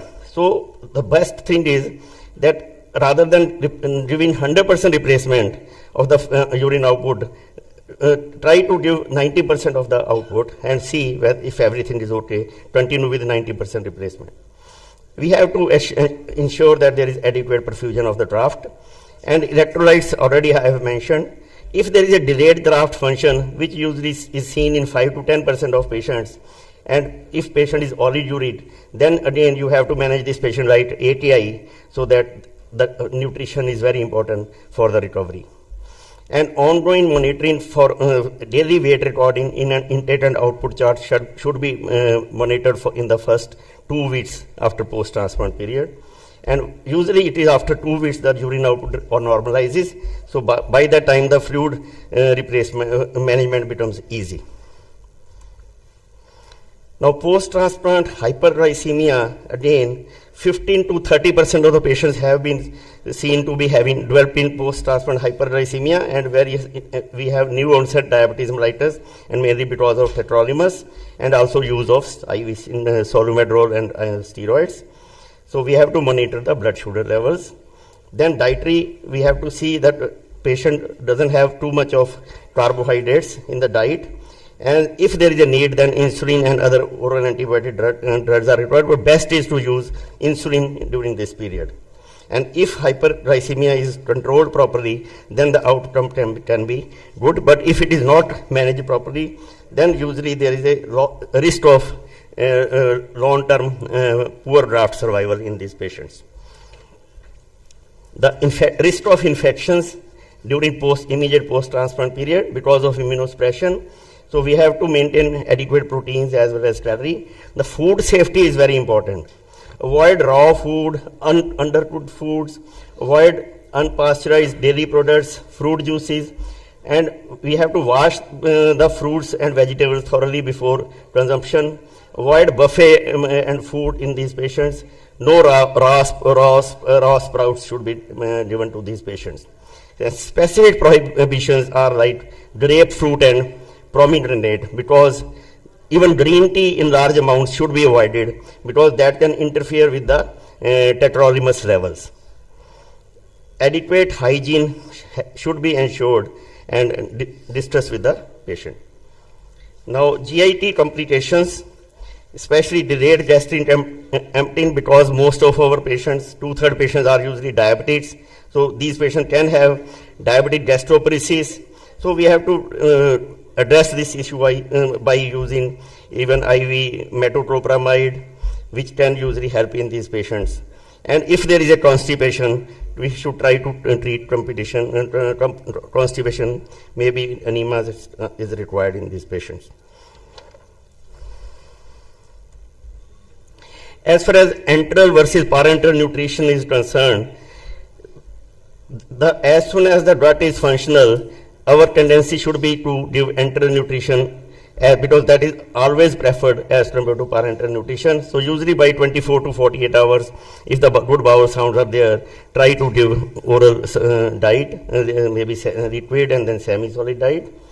And tube feeding is still better than giving parenteral nutrition. And if there is a parental nutrition, then best thing is to look for delayed gastric emptying and then address that issue accordingly. As for guidelines by ASPN and ESPN, the early enteral feeding in these patients is recommended. The nutrition plans have to be monitored daily, and nutritional intake loads have to be maintained, good glycemic control, electrolyte adjustments, weaning support, as well as post-discharge planning. So, one thing which actually, if there is a hypophosphatemia, that specifically should be addressed, otherwise patient will complain of extreme weakness. And even this protocolous enema can be used to replace phosphorus in these patients, because that can correct phosphorus.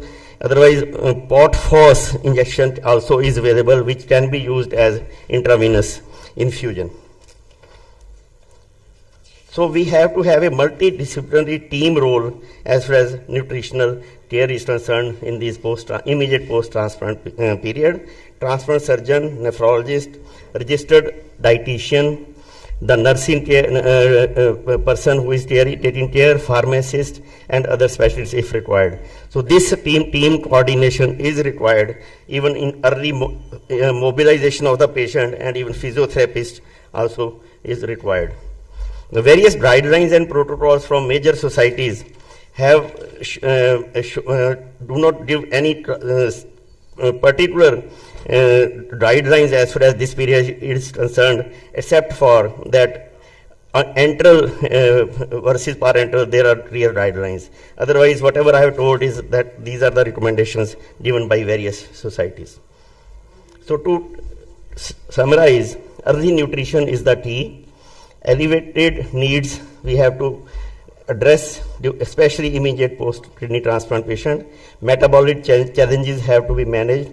Prevent complications with diet, and team approach and follow-up.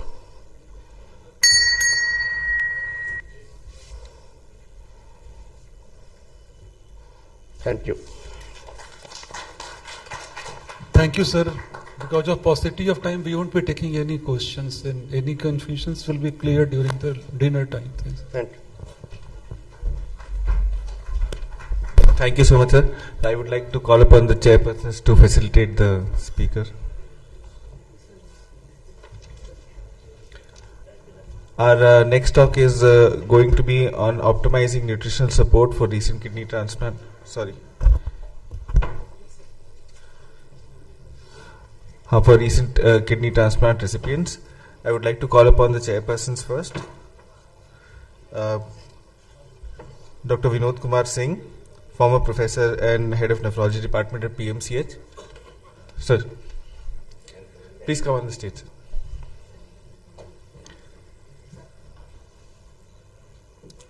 Dr. Dhananjay Agrawal, sir, is the professor and head of department of nephrology at SMS Medical College. Dr. Nishitesh Kumar, sir, additional professor, department of general surgery at IGIMS. And Dr. Deepak Kumar, sir, consultant nephrologist and renal transplant physician at Jayaprabha Medanta, Patna. I would like to call upon the speaker for this talk, Dr. Urmila Anand ma'am, and would like one of the chairpersons to introduce her.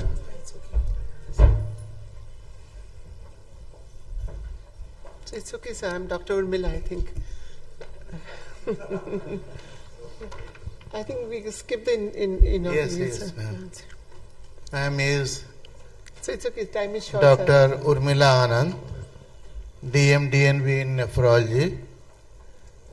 Is a senior consultant, professor and head department of nephrology. Area of interest is critical care nephrology, multi-organ transplantation, nutritional in hemodialysis. She will talk on optimizing nutritional support for the recent kidney transplant recipient. Ma'am. Chairpersons, thank you very much. And at the very onset, I would like to thank the organizing committee. It's a pleasure always to come to Patna, and be here amongst this excellent hospitality. I immediately come after an excellent talk by Professor Bhalla on immediate post-transplant, and so I will be just taking a bridge from that to recent. I don't know when immediate becomes recent to late. And there has been, about an hour back, a panel discussion on nutrition requirement in post-transplant. So at the very beginning, I will apologize for all the overlaps. And if there are overlaps, please excuse me if I just skip the slides. So there is a bit of introduction. As mentioned by Dr. Bhalla, it's actually the pre-transplant phase which decides the nutritional requirement in the post-transplant phase. Early post-transplant, but I will not go to the immediate post-transplant requirements. Briefly about dietary recommendations, nutritional issues in the later years, which actually starts from the beginning of the recent period. Who cannot do without gut dysbiosis? And I know I'm going to annoy many of these sitting in the audience. And also, finally, a little bit of special considerations. We all know that as long as the CKD progresses and dialysis dependence in our patients actually worsen the nutritional status, the longer the dialysis vintage, more the worse the post-transplant outcomes are, and nutrition plays a major role in this area. And so in the next few minutes, I'll discuss about the nutritional issues depend on time after transplant, already mentioned by Dr. Bhalla, the kidney function that the patient has, and the effect of immunosuppression, which has been discussed, especially the electrolyte issues, and then a little bit about food-drug interactions, which is important for us to understand, and the immunomodulatory effect of food in transplant patients. All agree that transplant has a distinct advantage. It improves your appetite, reduces the taste aversion we have when we are on hemodialysis, and of course, we all agree there is a greater degree of freedom as to what you can choose and what you can eat. But it is important to know nutrition challenges still exist post-transplant, and for a nutritionist in the audience, planning, monitoring, evaluating and intervening as and when required actually is there throughout the post-transplant period. Now, nutritional status, as I discussed, pre-transplant effects, and both patients with protein energy wasting and obesity both have inferior outcomes. And patients with negative energy and protein balance have delayed wound healing, and the nutrition-related disorders like diabetes, cardiovascular disease, osteoporosis, infections like tuberculosis, which many of our patients can have impact. And in all these diseases, nutrition actually plays a role, pre and even post-transplant. And it is important that we maintain an optimal nutritional status during dialysis. Another area which has been discussed today is also obesity, an increasingly significant issue. The KDIGO guidelines, about a few years back, considered an obesity, BMI of more than 30 and 35 as a contraindication. But a controversies conference last year in Prague, which I attended, actually have said that it is not a contraindication, but we should look into weight loss measures before transplants. And if you're considering bariatric surgery, please consider the effect on nutrition as well as the immunosuppression, medication, pharmacokinetics. So the early post-transplant, as Sir said, nutrition should direct on any wound healing. It should prevent infections. So food intake should be in a manner that which avoids GI infections. Food safety was mentioned, and we should also avoid food which worsens gastric acidity. Don't forget, this is the time the steroids are the highest dose. So we should not give something which make things difficult for them. Electrolyte, metabolic have been discussed, and also fluid management has been discussed, and we all agree the surgeon's obsession with absolute maintaining complete fluid balance is actually not right. We should keep on reducing the requirement of water and salt, and also manage the effects of intense immunosuppression. This is a pamphlet which was mentioned, and this is from Manipal Hospitals, Bangalore.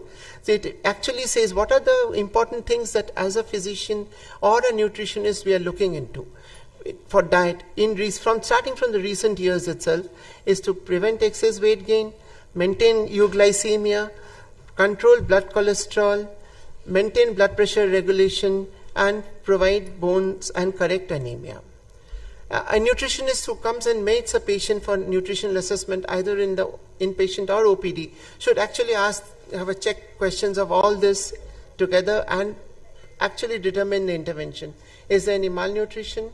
What is the mode of nutrition? Is a feeding tube, or the patient is orally taking? What are the electrolyte imbalances? Is there any dietary restrictions, supplements the patients were on before?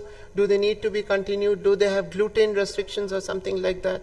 GI symptoms, which are very common in our patients. Early satiety can be seen in diabetics also. Wound healing has happened, or is still there a wound breakdown or a chance of dehiscence? What are the vitamin and mineral deficiencies? Edema, ascites.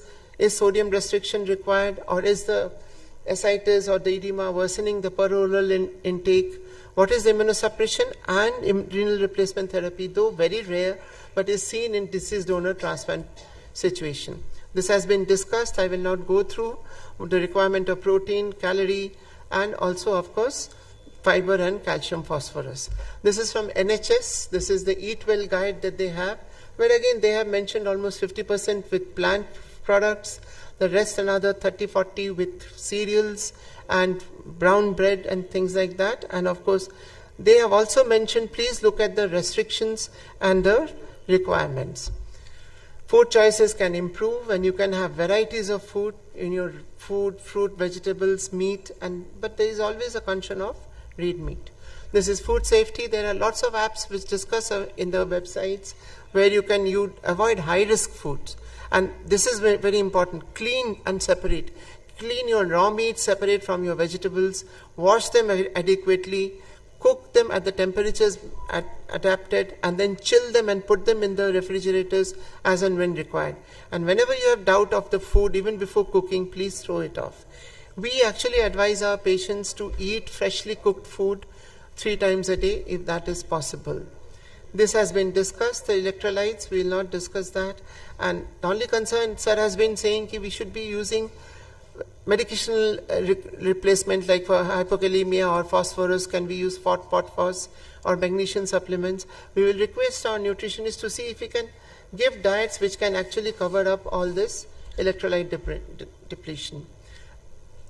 Then the next part is the immunosuppression and food medicines with together. There are some of these fruits, some of these are actually available in India now. Star fruit is available in Northeast, grapefruit, pomegranate, the Sevilla oranges have also come in our part of the food stuff, noni, pomelo, all this, papaya. All these foods, actually some of them in a higher degree than others interfere with the absorption of immunosuppressants. Some of the spices like ginseng, herbal tea, primrose oil, green tea also interfere with cyclosporin in tacrolimus. In fact, most of them increase the drug levels. And turmeric, I was surprised to see on literature, also increases tacrolimus levels, but I don't think we eat kgs of turmeric, so it doesn't bother much. This dysglycemia has been discussed throughout the day. New onset diabetes happened in 10 to 45% of patients, more than half of our patients if you include pre-existing diabetes. Besides the traditional risk factors needs to be considered, we need to look into post-transplant viral infections, hypomagnesemia worsens no doubt, so we have to think of all this. And for a nutritionist, we should be offering them calorie restricted diet with low glycemic index. In the long run, this recent focus should be to prevent development of obesity, diabetes, anemia, and bone disease. I'll just briefly go through, this has been talked ad nauseum, but this is a paper from C. Jason where it has been shown the graft function actually improves with, reduces the decline of graft function with Mediterranean diet. So this has an impact on proteinuria, glycemic index, and lipid profile. So initially itself, we should look into it and think that we, as nutritionists and physicians, offer a diet which will also delay their graft function. Dyslipidemia has been discussed, and this paper actually from a pediatric study says that even if you use steroid-free regimens, dysglycemia still happens.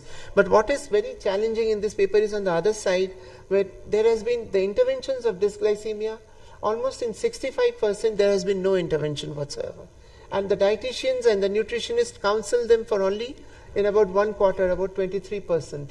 So statins are used in 2%. So this is a wake-up call for all of us, that nutritionally when we think of taking care of our patients, we should actually look into correcting dyslipidemia post-transplant in a much more aggressive manner.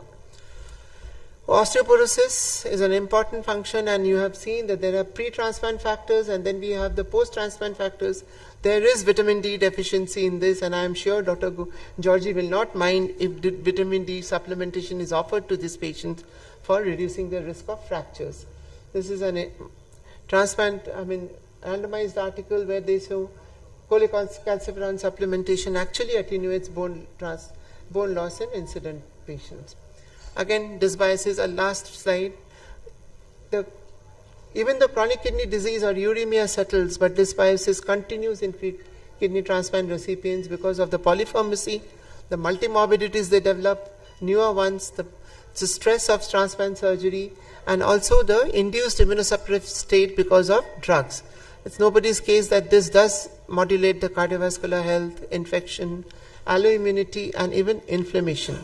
Important to note, besides its function on gut symptoms, mycophenolate has been shown to worsen dysbiosis. And in here also, the diet is what has been told to everybody since the whole day today. And there may be a cause for prebiotic supplementation, but there is very little research on this. This slide has been shown in the morning that if you have diet which releases a higher level of short chain fatty acids, it improves your circulatory parameters, improves your Tregs, actually reduces your acute inflammatory cells, improves your glycemic control. On the other hand, if you eat red meat, you actually release trimethylamine, which leads to metabolized into oxidation in liver, leading to worsening cardiovascular risk and allograft dysfunction. A study recently published in Nutrient has shown that a higher level of TMAO, that is trimethylamine N-oxide, actually leads to increased worsening or delayed increased risk of allograft dysfunction. A small caveat on this, we all know that creatinine contained in food can be converted into creatinine, especially in prolonged cooking. If you have dishes which have meat on bone, and if you keep on cooking it over a period of slow cooking for soups and all, and also if you eat creatine supplement, not the creatine monohydrate, but creatine ethyl ester, they are both absorbed rapidly and can increase your serum creatinine. For physicians who check creatinine almost twice a week in the immediate post-transplant period, this is important. A dietary counseling is required to tell patients to avoid this kind of supplementation and food if they're going for their KFT or kidney function test the next day. So this is a small caveat for you. Nutrition from the failing graft is what has been discussed, and it is the similar one. So ladies and gentlemen, consistent and continuous nutritional assessment is required in post-transplant period. Even though the creatinine may be normal, it doesn't mean that the nutritional oversight should be lost. And it is not only in the immediate period, the recent and the later years, the recommendations and physician oversight is dynamic, and it depends on the kind of liver kidney function. Dietary advice is not only important in maintaining allograft function, but it is also its attendant complications that we cannot do without: obesity, osteoporosis, dyslipidemia, cardiovascular complications in the later years of transplant. Thank you very much for your kind attention. Thank you, ma'am, for this excellent, very crisp and precise presentation. Thank you. You have completed your presentation within time. And from the last two talks, we have learned, and I think we have covered almost every aspect for providing proper renal nutrition and optimizing renal nutrition in early post-transplant period. So with sir permission, as we have been told that we cannot ask any question and we cannot take any question from the audience, with sir permission we make it. Yes, sir. So with sir permission we can close this session, ma'am. Thank you, sir. Thank you very much. Thank you so much, ma'am. I would like the chairpersons to facilitate ma'am now.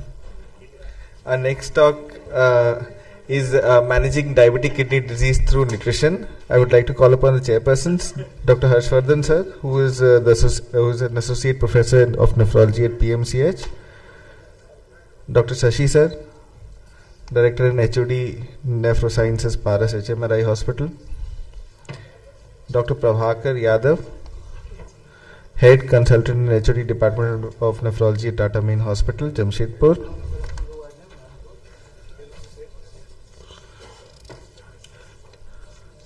I would like to call upon the speaker, Dr. Avinash Kumar Dubey, sir, please.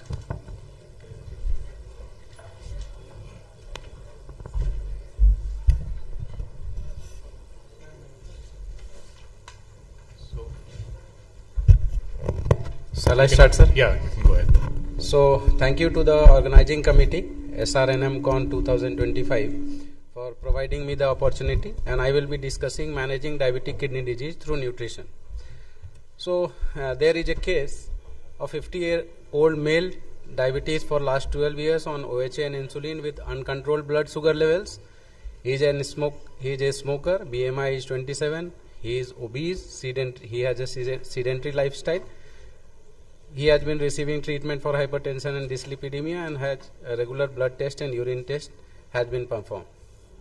So he is a case of CKD stage 4 with severely increased proteinuria, and the urine ACR is between 1.2 to 1.4 grams for last 1 year. So biochemical parameters for this patient, hemoglobin is fairly good, HbA1c is 9.4, eGFR is 28.8, serum albumin is 3.4, urine ACR is 1.2, higher levels of potassium, and dyslipidemia is present. So we have taken what he has been obtaining through dietary counseling for last 7 days. One day dietary plan has been written here. So what's next? So the nutritional diagnosis of this patient. He has been consuming 65% of the carbohydrate intake, which is slightly higher. Protein intake is also on a higher side, around 70 grams, which is more than the recommended 58 grams per day, and he has been on frequent intake of potassium diet. So the etiology behind this would be he has been knowledge deficit for nutrition, or he may be having overeating, habit of overeating. So how to approach this patient? Now we'll go through how to approach this patient. So from management of CKD, diabetes CKD, so this comes the baseline, the base of the pyramid says lifestyle and self-management, and it contains weight reduction, smoking cessation, exercise, and dietary modification. So baseline of pyramid is considering these parameters. So in our patient, he has been a smoker, so he had to quit smoking, and he had to reduce second-hand smoking exposure too. Second, our patient is having a sedentary lifestyle, so the recommendation from the guidelines says that the patient should avoid sedentary behavior and physically active for more than 150 minutes a week. It should be emphasized to the patient. So second thing which can be controlled is avoiding sedentary behavior. Coming to 3, he has a BMI of 27. So we all know that obesity increases CKD incidence, and a weight loss of 5 to 10% is recommended in CKD obese patient through reduced calorie and avoiding high protein diet.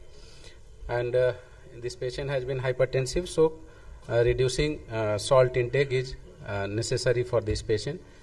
In our patient, what should be the calorie and energy recommendation? It should be around 15 to 1800 kilocalorie per day for this obese CKD patient who is a diabetic too.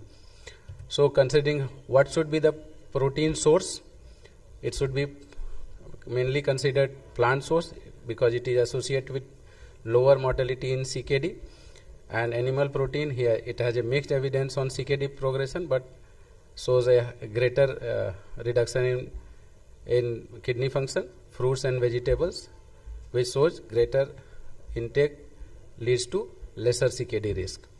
Carbohydrate intake, source always matters, preferably whole grains, fruits, fibers and vegetables. Less than 10% of the energy should be from simple sugars, and monitor potassium and phosphorus in advanced CKD patients. Fat intake, reduce saturated fat intake less than 7%, and it should poly and monounsaturated fat should be preferred, and trans fat should be avoided to decrease cardiovascular events. Poly and monounsaturated fatty acids, these leads to lower inflammation and improve hypertension and dyslipidemia. Saturated fats lead to worse albuminuria. The DAS, Mediterranean diet and Western diet has been discussed since morning. I will not go through. We'll see the key differences between them. In DAS diet, higher potassium and protein levels so may not suit in advanced CKD. Mediterranean diet has a high monounsaturated fat intake, and it is flexible in different CKD stages. Western diet should be avoided because it has a high protein, animal protein intake. This definition of low protein diet, supplemented low protein diet, keto diet has been discussed many times since morning. I will not go. Now, what is the evidence for low protein diet in DKD, advanced DKD and heavy proteinuria patients?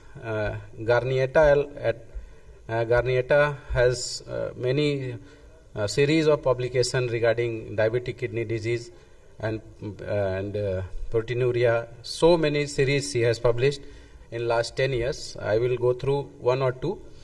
So single center prospective interventional study. Here we can see the GFR. There was in a span of 1 year only 5-fold decrease rate of eGFR decline. Huge.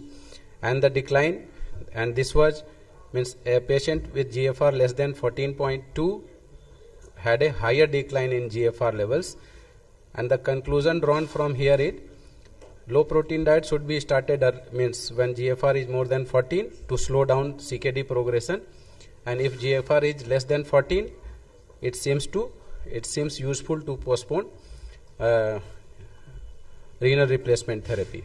Coming to proteinuria, huge difference. In 1 year, 3.5 grams per gram decrease in proteinuria, and the higher proteinuria at baseline, the higher was its reduction. So most beneficial from the supplemented low protein diet. Mean arterial pressure also reduced by 11%.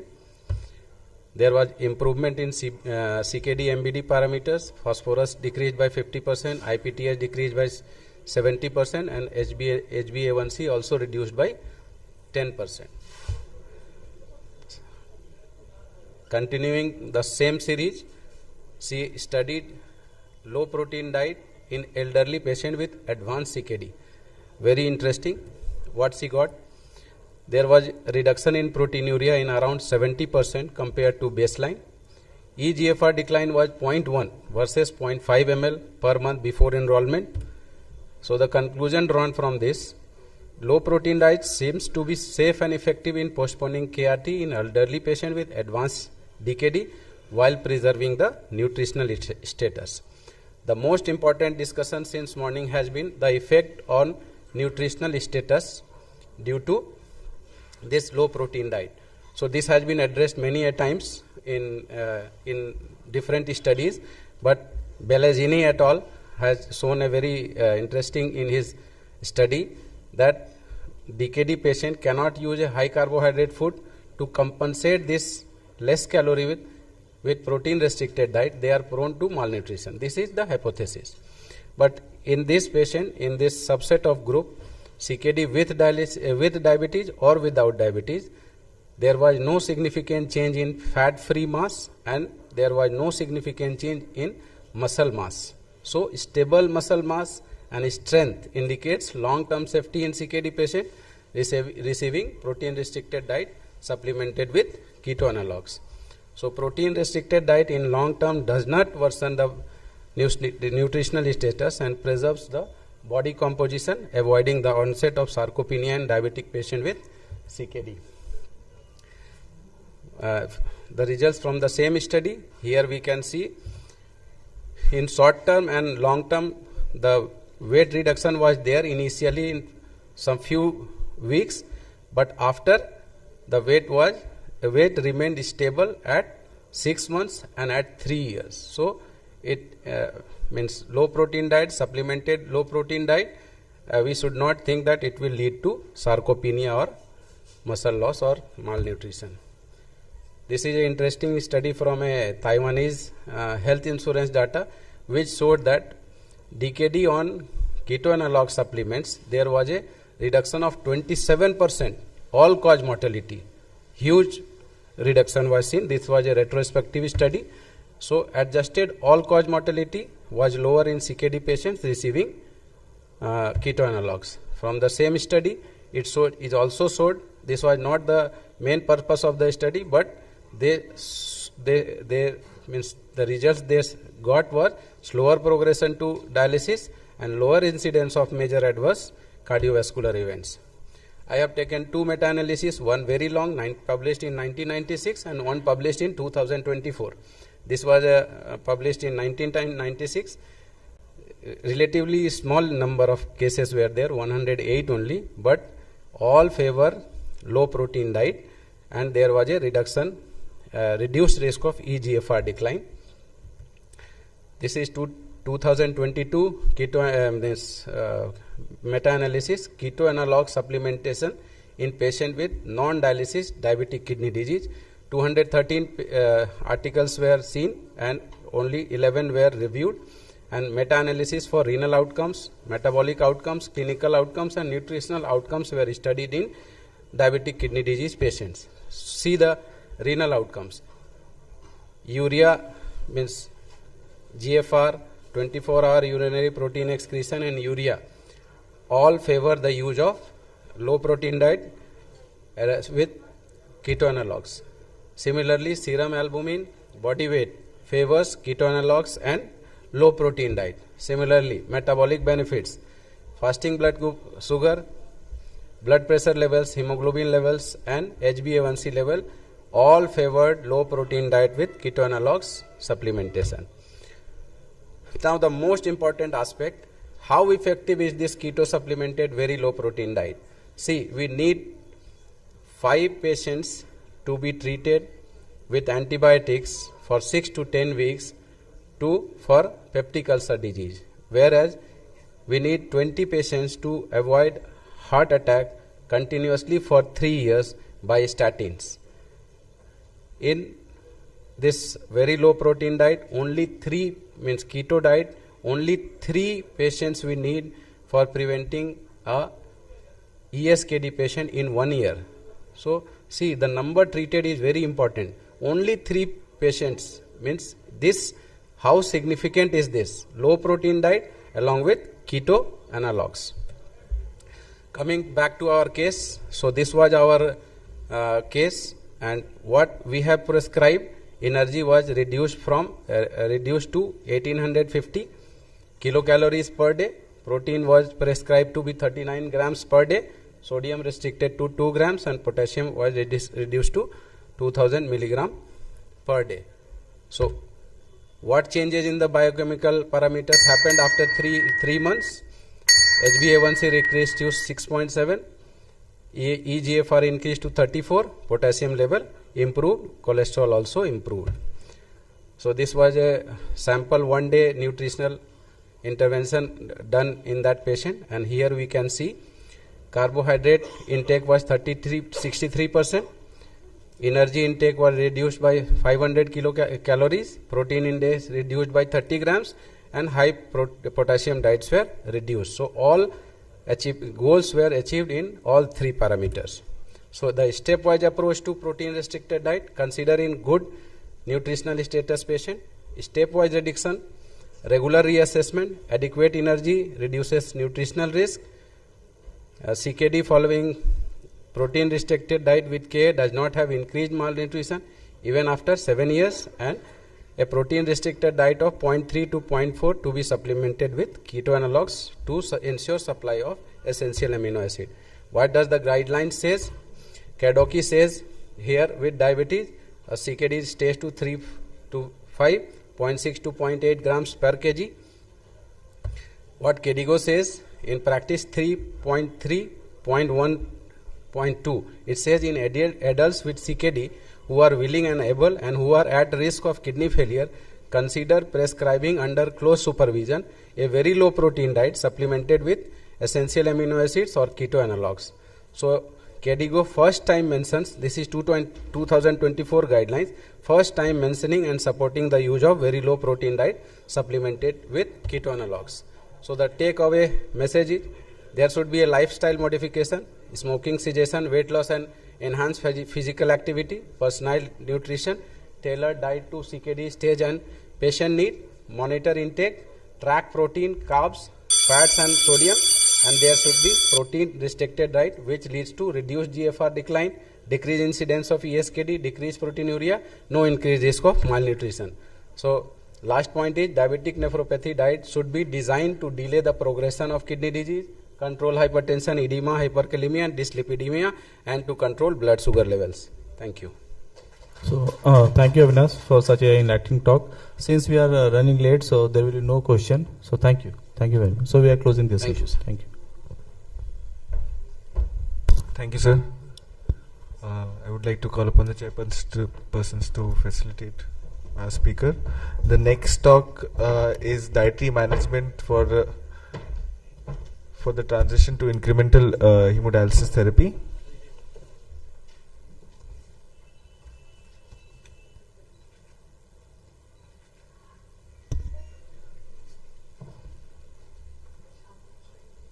Okay. So I would like to oration. Okay, yes, sir. So the next talk actually has been cancelled. Now we have the oration, Dr. Anita Saxena Memorial Oration, and I would like to call upon Dr. Amrish Krishna to introduce the chairperson.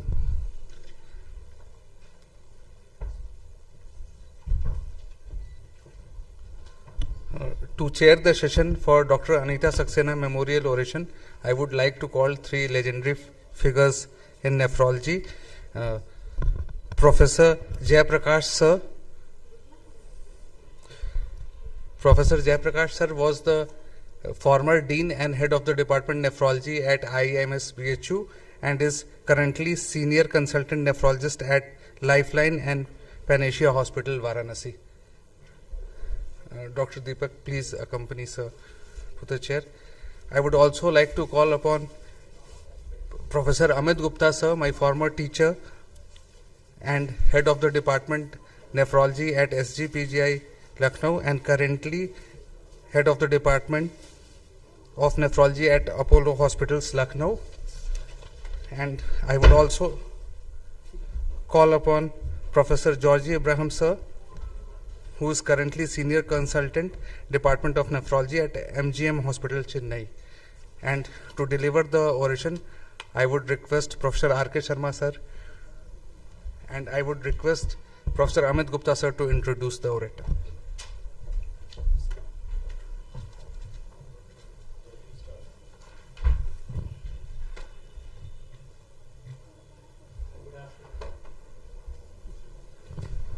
Good afternoon, distinguished colleagues. It's a matter of great privilege for us to have this oration in the name of late my dearest friend, Dr. Anita Saxena. Dr. Anita Saxena was a light and a flaming light in the field of renal nutrition in India. She had several publications and we have gone together for the nutrition meeting in Stockholm on different occasions, and her passion was really endless. And I would say that she was a leader, an educator and an innovator, and who had put in her efforts in taking renal nutrition to a higher level in India. This is, I want to just read this, the Society of Renal Nutrition and Metabolism's prayer. I would stand up and read this. No, Sharma is yeah.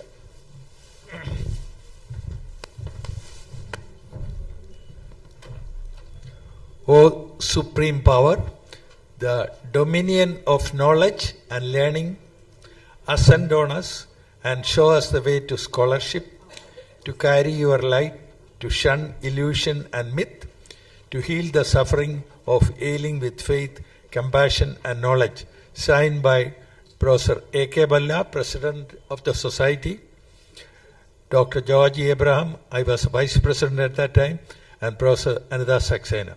And I would offer my prayers to Anita, and who is always in front of us, and I am sure that her presence will be felt here. And I would like to request Dr. R.K. Sharma and Dr. Amit Gupta wants to make some observations and also introduce the speaker. It gives me great privilege to introduce Professor R.K. Sharma, who is a dear friend of mine who I've known for over 40 years. And we've worked together in starting the department at SGPGIMS. And it is a privilege for this society to have him deliver this oration, which has been named after Dr. Nita Saxena. Professor Sharma has numerous accolades to his name, difficult to count all of them. But he was, one thing I would like to mention before he starts the oration is that he was the one who had the foresight in thinking about renal nutrition. And he was able to create a post for renal nutrition on the faculty of SGPGI. So in this sense, Professor Sharma can be considered to be one of the fathers of renal nutrition in India. So thank you so much for doing that, and we would love to hear your oration. Sir. I think Professor Rajkumar Sharma needs no introduction. He is an eminent personality in the field of nephrology, India and abroad. He had held several administrative positions. So in respecting the time, I will request Dr. Sharma to go with oration. Dr. Sharma, over to you, please. Thank you very much. All the three stalwarts, Amit, Georgie, Dr. Ojha. It is my pleasure, and I would like to thank the society, especially Dr. Amit, Dr. Bhalla, and the Dr. Hemant and Dr. Pritipal for giving me this opportunity. I'm going to talk about the dietary management for the transition to incremental hemodialysis therapy. Is this working or?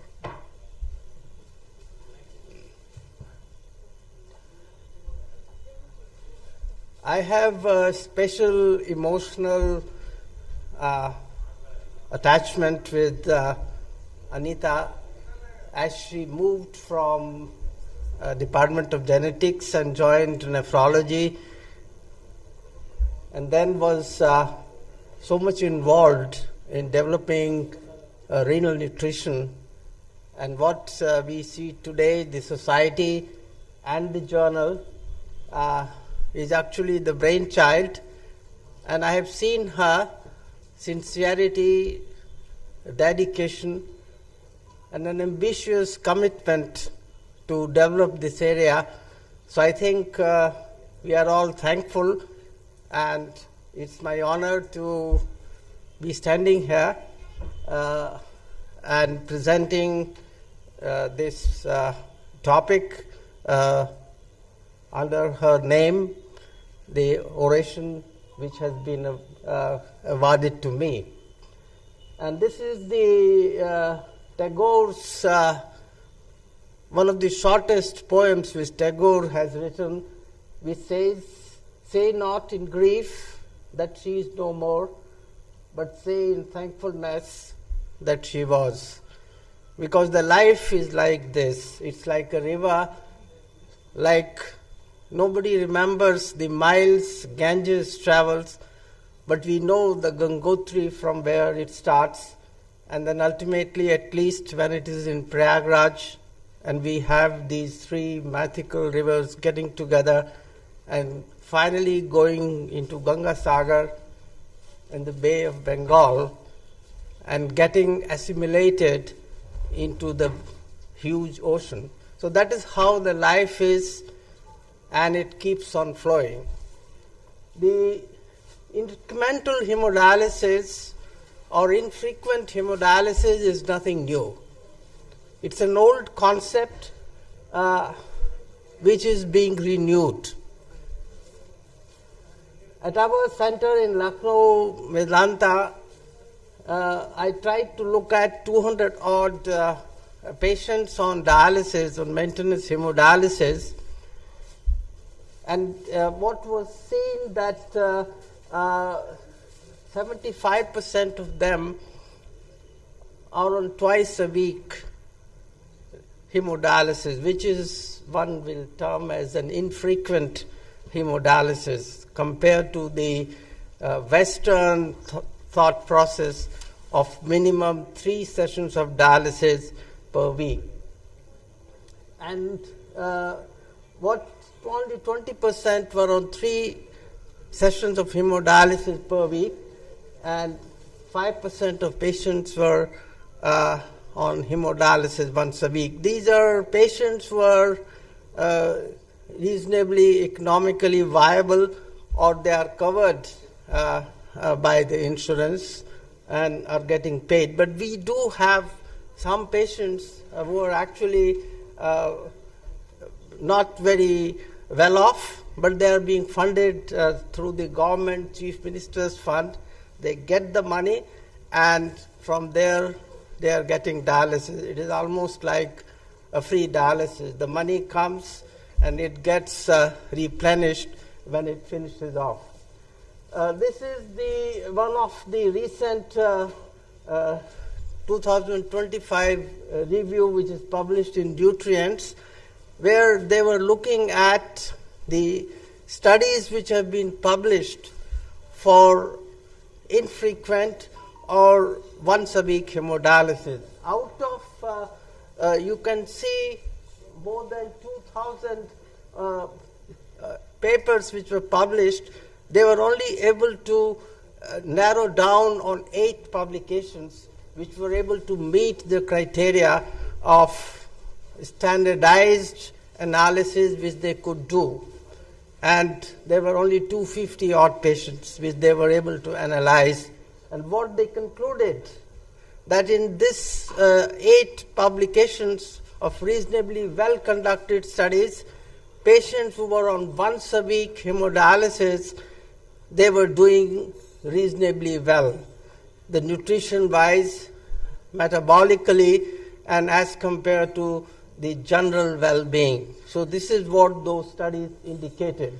So this is showing that even in the West, these are all mostly Western data, there is a resurgence of thinking process whether a more aggressive hemodialysis is really required in all our patients who have advanced chronic kidney disease.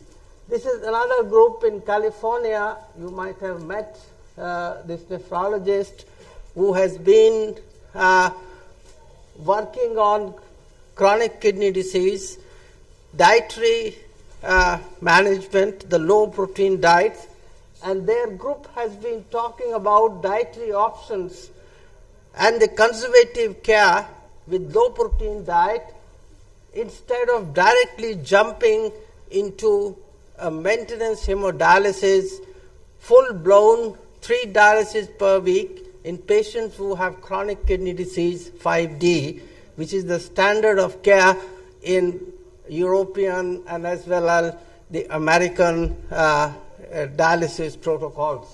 So they have been talking about that you should give much more individualized care in terms of the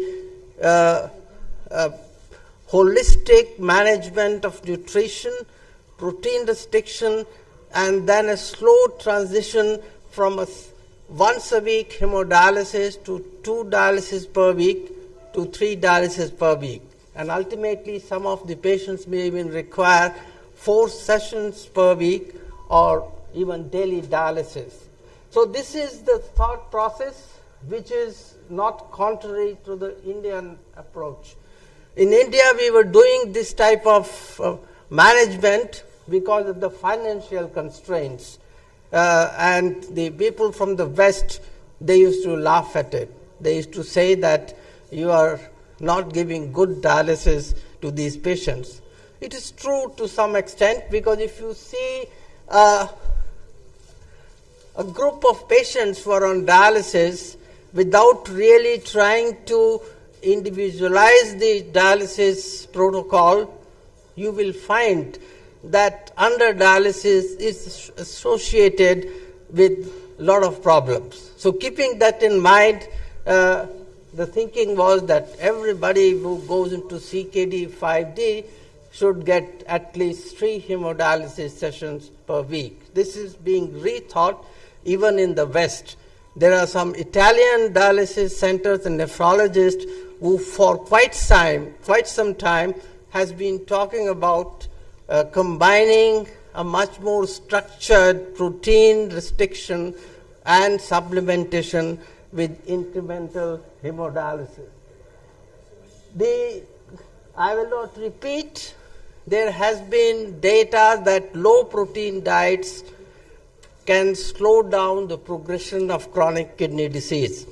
Except for MDRD study, which is so much highlighted, which really failed to show that protein restriction slows down the progression of chronic disease. Only when the secondary analysis was done, the MDRD was able to show the benefit.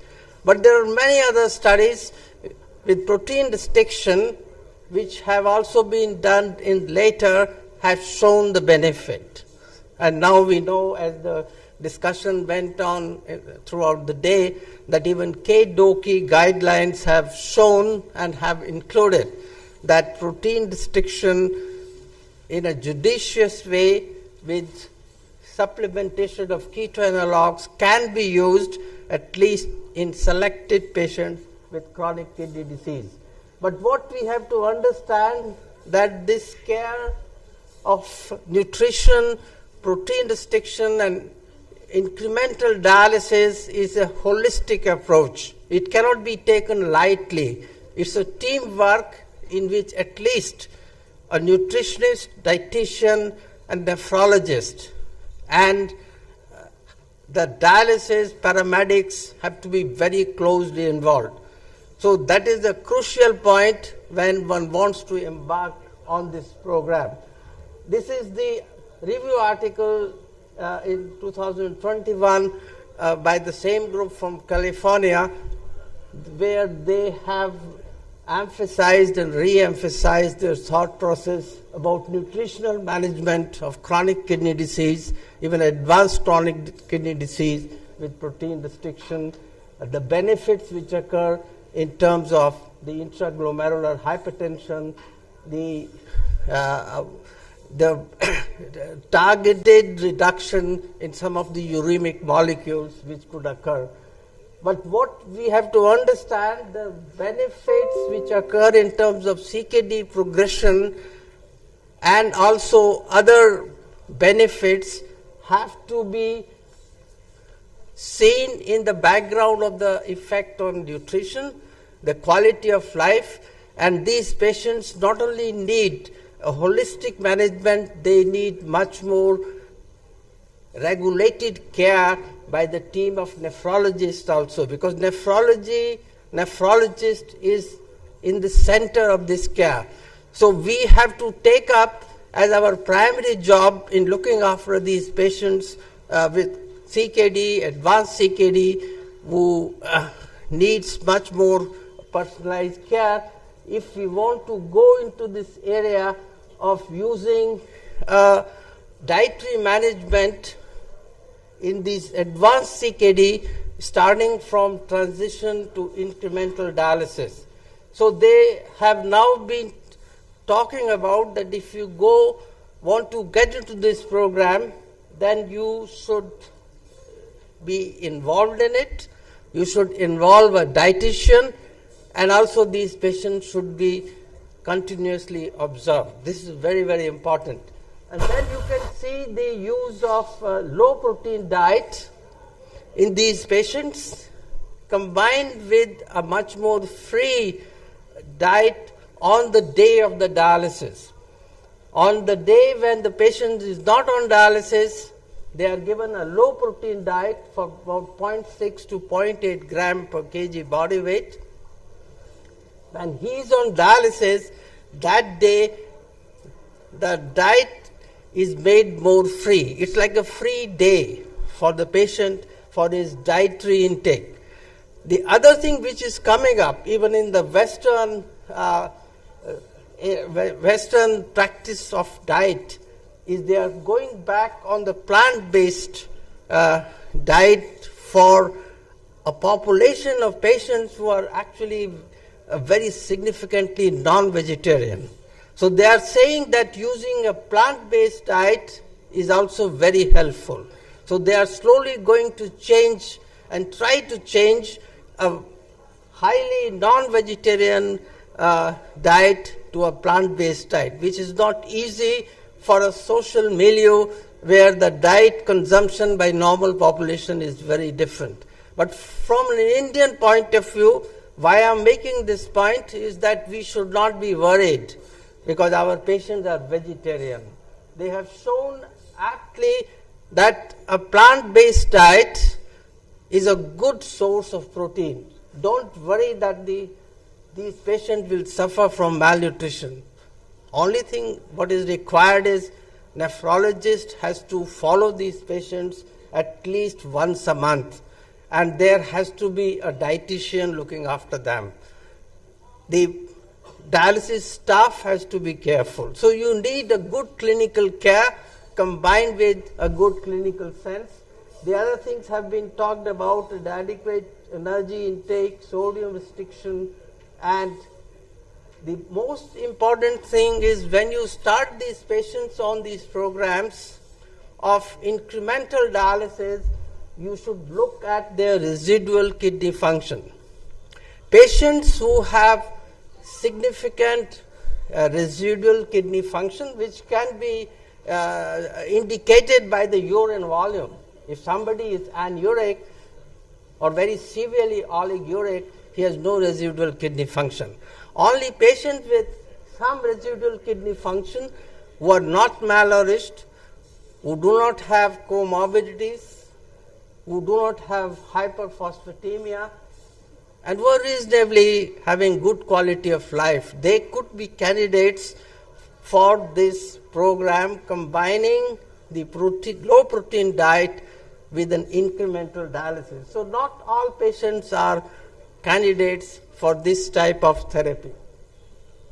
This is even KDIGO is talking that plant-based diets are also could be a reasonably good source of protein, high quality protein. So we don't have to worry that our patients can be vegetarian. The rationales we have already talked about, so for the sake of time, I would skip. The other thing which we should remember, that initial attempts in the early 80s for combining low protein diet with incremental dialysis resulted in non-compliance and very early dropouts. What they were doing is some of the Italian workers that using 0.3 to 0.4 gram per kg protein diets with dialysis, the compliance was poor, and ultimately these patients didn't do well, so there were a lot of dropouts. But when you are using a protein restriction which is not below 0.6 gram per kg, this combination does all right. But you have to remember the nutritional risks and the safety, which is also important. But once a month examination combined with the availability of dietitian and a nutritionist is good enough.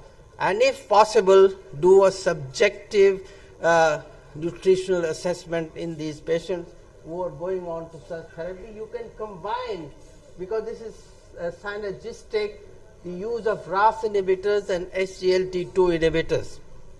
SGLT2 inhibitors, if started in patients with CKD, now we know we can continue using them even in patients who go to dialysis. So I think these therapies could still be used. There is at present not enough data to support using other interventions in dialysis patients like Finderon and others. So I think this is the program which I am mentioning, the combined diet dialysis program, the CDDP program with incremental dialysis. Choose your patients well. Start with 0.6 gram per kg per day, a low phosphorus, high energy diet. On the dialysis day, give an unrestricted protein intake. Patient will feel better that he is able to take an unrestricted diet on the day of dialysis. Ultimately, the quality of life will be better, and these patients have done reasonably well. One of the study which is being mentioned, has been mentioned, is by Carrier et al., which has shown that the preservation of the renal function was much better in these patients, and the mortality was actually lower as compared to even patients who were taking 3 dialysis per week. Plus, there were no dropouts. The adherence was much better. This is as compared to the other which I was talking, the IDDP, which was done in 1980s and 90s with very low protein diet and once a week hemodialysis. There was high dropout rate with malnutrition risk and dietary monotony. In the CDDP program, that monotony goes away because once or twice a week, if he is on 2 hemodialysis days, he has a free diet day, and that monotony breaks, which is very important.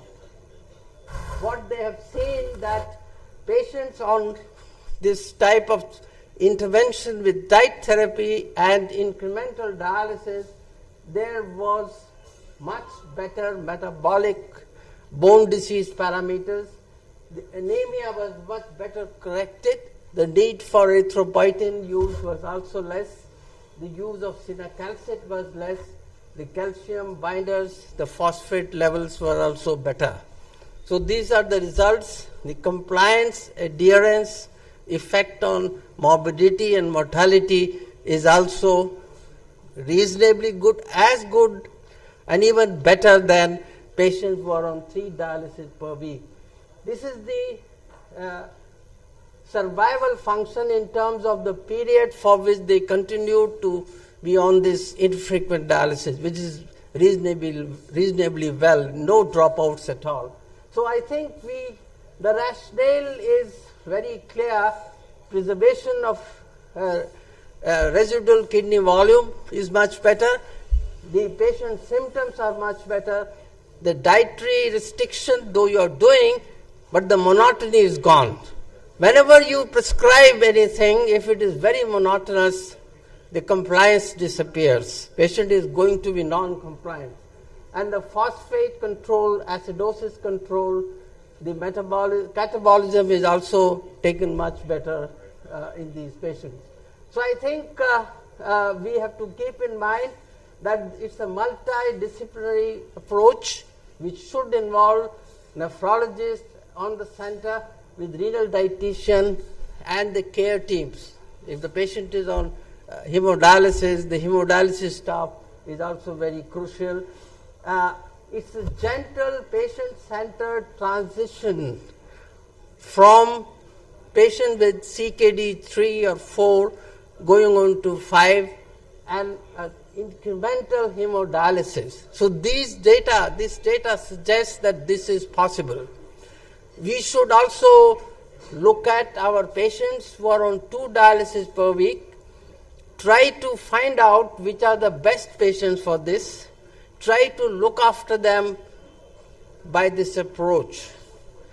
There is a possibility that combining with other interventions like keto analogs may also add some, I think, something better. But there are no studies which have clearly shown. But a close monitoring, flexibility, and team-based approach is very important. So I think the benefits, patient's adaptability, and there is clinical evidence which has shown that such an intervention is better. The 2 hemodialysis sessions per week, if at all, may not be that bad idea, because our national program at present is allowing this type of approach. We have to produce the Indian data so that the even national programs is able to choose that which are the patients who can go safely with 2 hemodialysis per week, and which are the others where 3 sessions may be required, and where others where the transition could occur, plus also establish the nephrologist and dietitian is very central. It's not only the care team, the technicians and the paramedics who are crucial to run this program.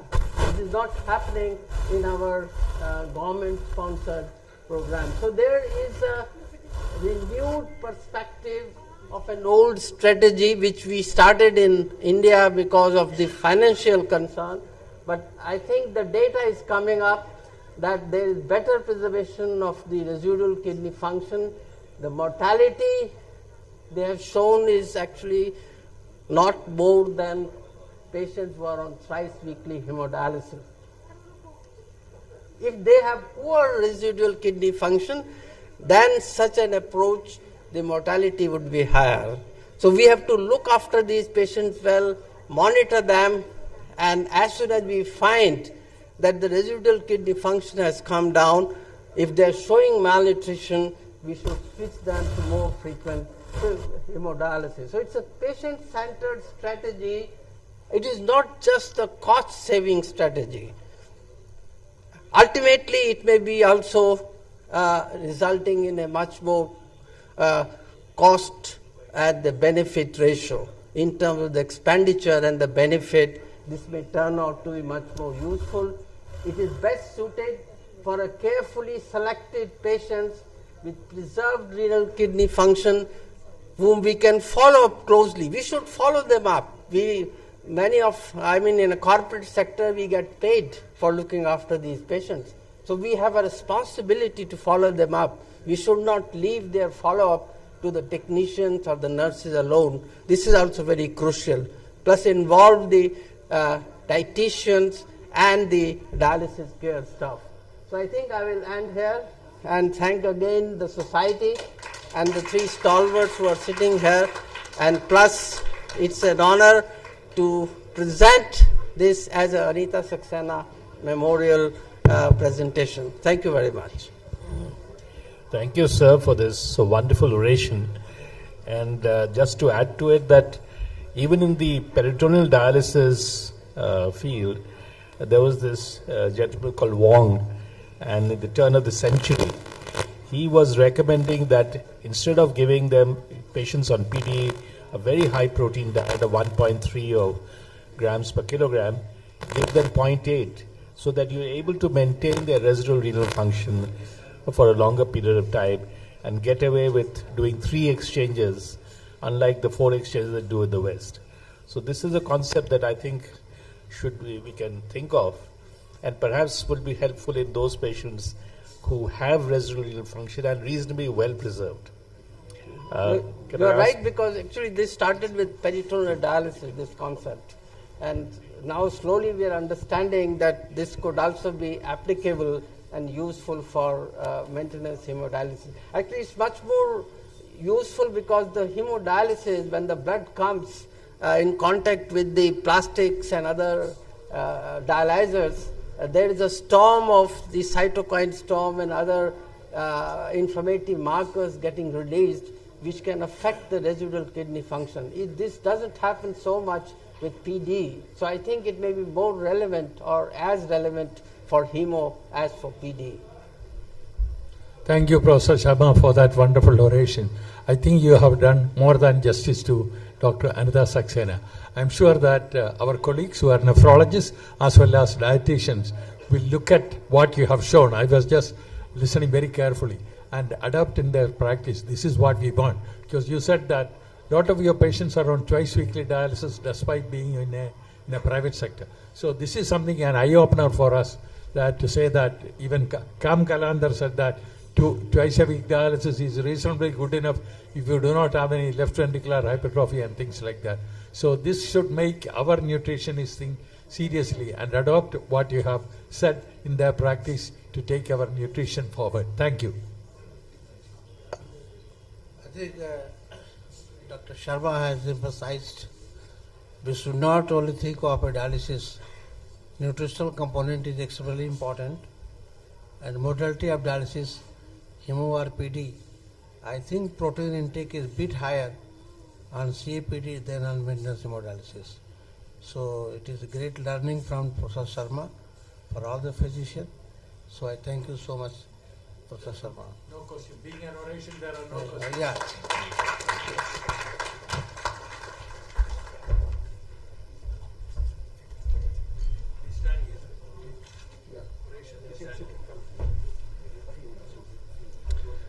I would now like to call upon Dr. Prem Shankar Patel to read the citation.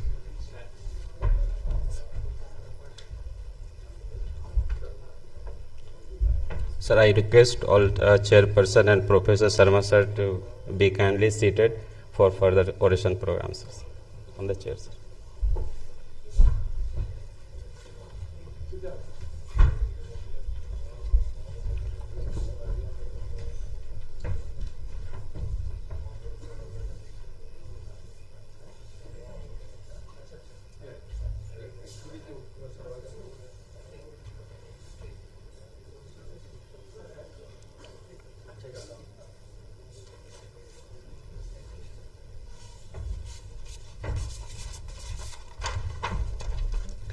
Good evening, chairpersons and ladies and gentlemen. It's my great honor and pleasure to read the citation of great doctor, researcher and teacher of many of us. So very good evening. Dr. Professor Rajkumar Sharma is born on 1st of October in 1953, Delhi, India. Dr. Sharma has completed MBBS from University of Delhi in 1974 and sir completed MD General Medicine from the University of Delhi in 1979. Sir got MNA, MS and DNB in Nephrology from National Board of Examination, New Delhi in 1981. Sir is bestowed with many of the fellowship, University of Alberta Hospital, Canada in 1986-87. Texas Technical University Health Science Center, Texas, USA in 1989 and 90. Sir got FAMS Nephrology from National Academy of Medical Sciences, New Delhi in 1996. Sir got Fellowship of American Society of Nephrology in 2004 and Fellowship of International Society of Nephrology in 2005. Sir has a Fellow of Indian Society of Organ Transplantation in 2017. Sir has long professional journey. Appointed as Assistant Professor at Institutes of Kidney Disease and Research Center, Ahmedabad in 1984. Later on, Sir joined the SGPGIMS Lucknow in 1987 as a faculty in Department of Nephrology and rising to the position of Professor and Head. Sir appointed as Dean of the SGPGIMS Lucknow in 2025 and elevated as the post of Director in 2009. Sir also served as a Director, Dr. Ram Manohar Lohia Institutes of Medical Science, Lucknow. Sir's contributions and achievement is great. Professor Sharma is an eminent nephrologist and academic beacon who has made seminal contribution to the renal transplantation in India. A distinguished clinician, scientist, he is among the few in country to be formally trained in both clinical transplantation and transplantation immunology. His pioneering work in non-invasive evaluation of renal transplant dysfunctions, including the detections of acute rejection, cyclosporin toxicity, and acute tubular necrosis, has been widely recognized. He is instrumental in establishing a state-of-art renal transplant program at SGPGIMS Lucknow, which has grown now into a center of excellence in India. A trailblazer in peritoneal dialysis, Professor Sharma played a key role in introducing the percutaneous Tenkov catheter insertion in India and significantly advancing the dialysis care in the country. Sir, areas of special interest are transplant immunology, critical care nephrology, and interventional nephrology. Sir has been honored and recognized as a member of National Screening Committee, Government of India, in 12th 5-year plan from 2012 to 2017. Sir was Academic Council member of Medical Council of India. Sir has awarded with Vigyan Gaurav Award from the Department of Science and Technology, Government of Uttar Pradesh in 2011. Sir got Doctor of Science from the Uttarakhand Medical University, Dehradun in 2022 and got Lifetime Achievement Award from the American College of Physicians in 2022. Sir, research publication is vast. Sir has over 290 landmark publications in leading national and international journals. And Sir has contributed 17 chapters in reputed medical textbooks. Sir has served as an editor, Indian Journal of Transplantation, Chief Editor of Clinical Query in Nephrology. Sir has awarded and as distinction as the International Visiting Scholar Award from the Texas Technical University, USA in 1989. Sir got Young Investigator Award from the Japanese Society of Dialysis Therapy in 1995. Maharshi Susruta Award from the Excellence in Research in Renal Transplantation from the IKDRC, Ahmedabad. Sir served as a secretary in Indian Society of Organ Transplantation from 2002 to 2004. Sir was as president Indian Society of Nephrology from 2012 to 13 and the president Indian Society of Organ Transplantation 2015 to 2016. Sir was the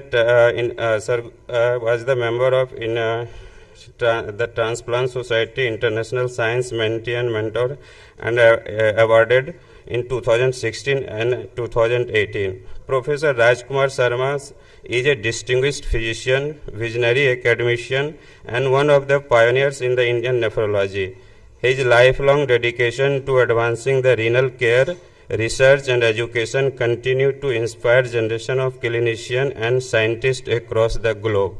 And we, on the behalf of Bihar Nephrology Society and Hope Kidney Foundation, pray and wish Sir a good health and Sir be healthy and bless us forever. Thank you.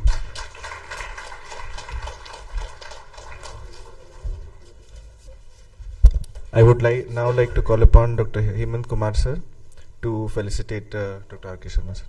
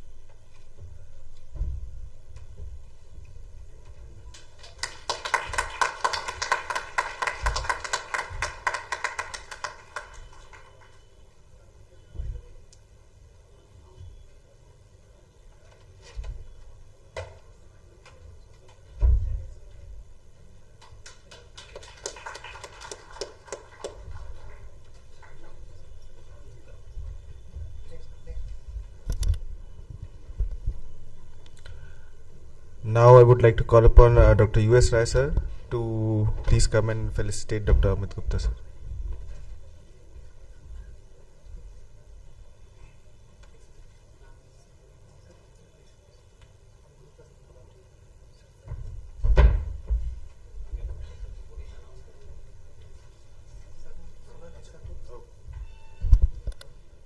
Amit Gupta sir, please.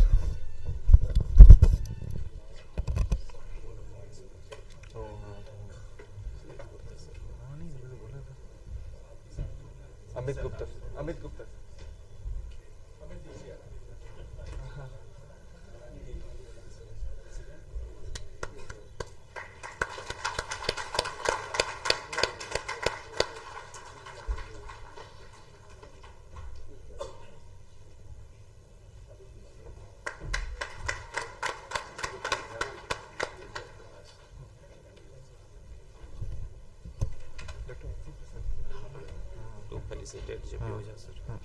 Now I would like to call upon Dr. N.C. Prasad sir to felicitate Dr. J.P. Ojha sir.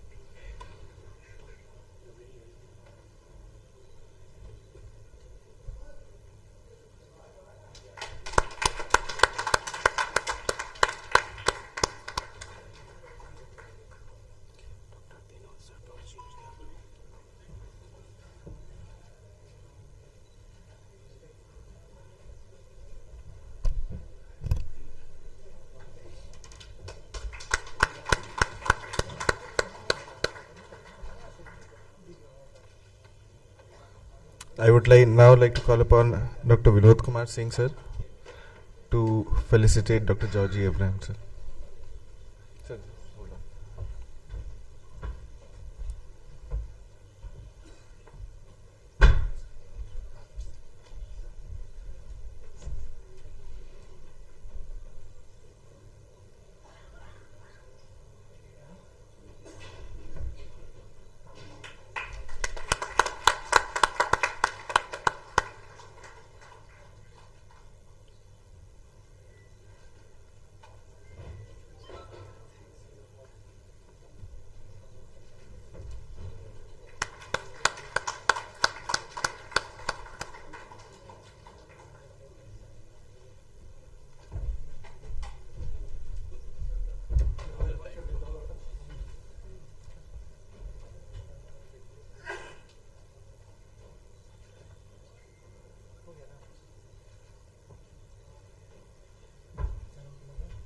Tea break.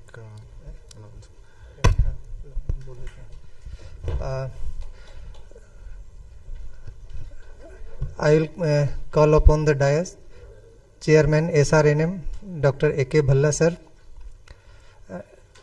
Dr. Narayan Prasad sir, for a, sir.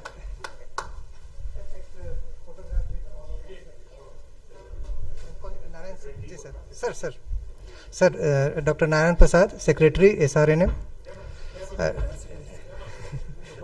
Sir, Dr. U.S. Rai sir, Dr. N.C. Prasad sir, Dr. Vinod Kumar Singh sir, Dr. Om Kumar sir, and Dr. Hemant Kumar sir, Dr. Amresh Krishna sir, please. ये हो गए सारे.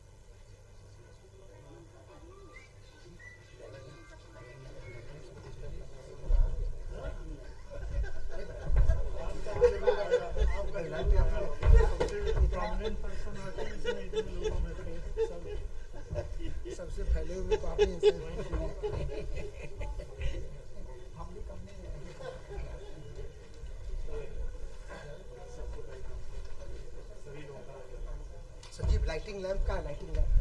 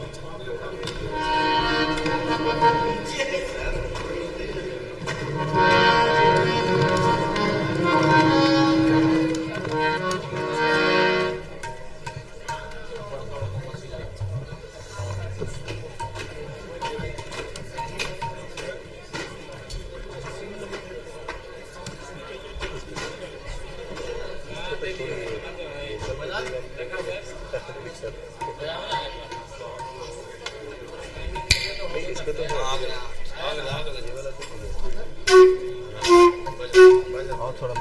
देर आप लोग को ये चलेगा? कितना देर का है प्रोग्राम आप लोग का ये? कितना देर चलेगा? Hardly 10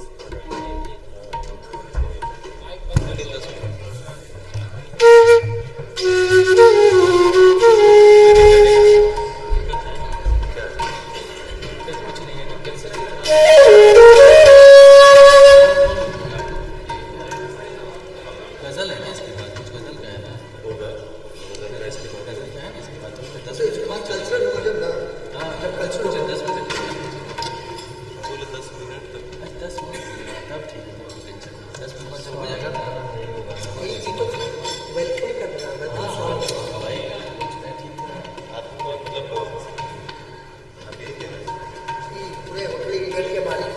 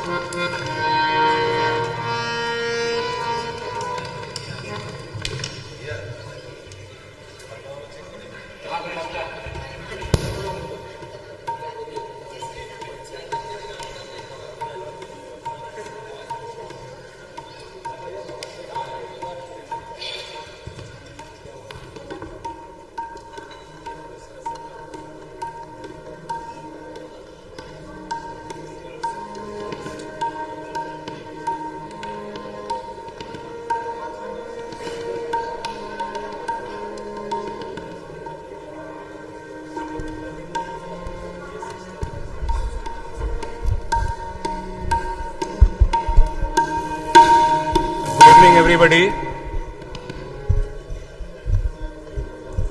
Honorable Health Minister Sri Mangal Pandey is expected in 10 minutes time only. So all of you are requested to be seated here.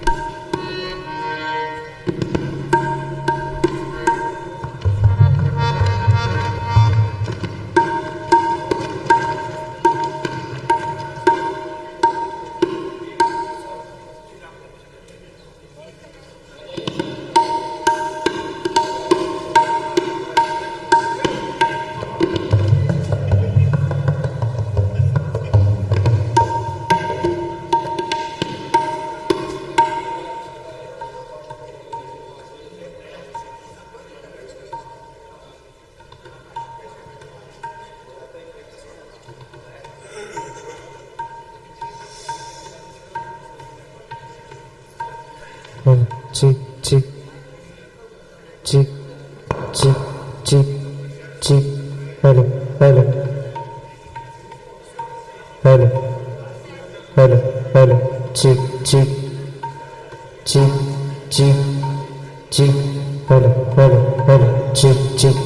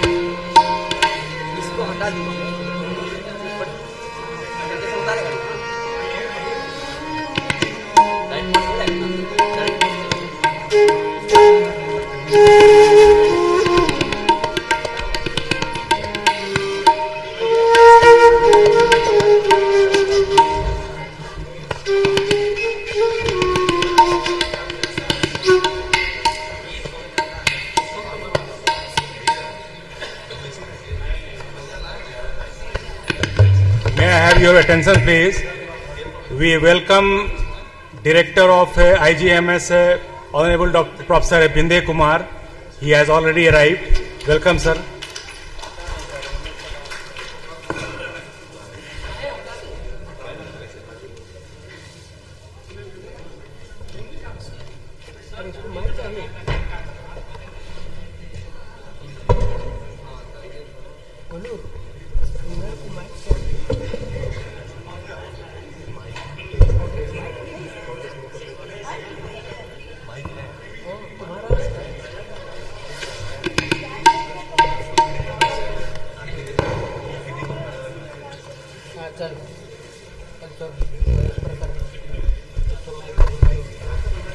Hello, check. Hello, check.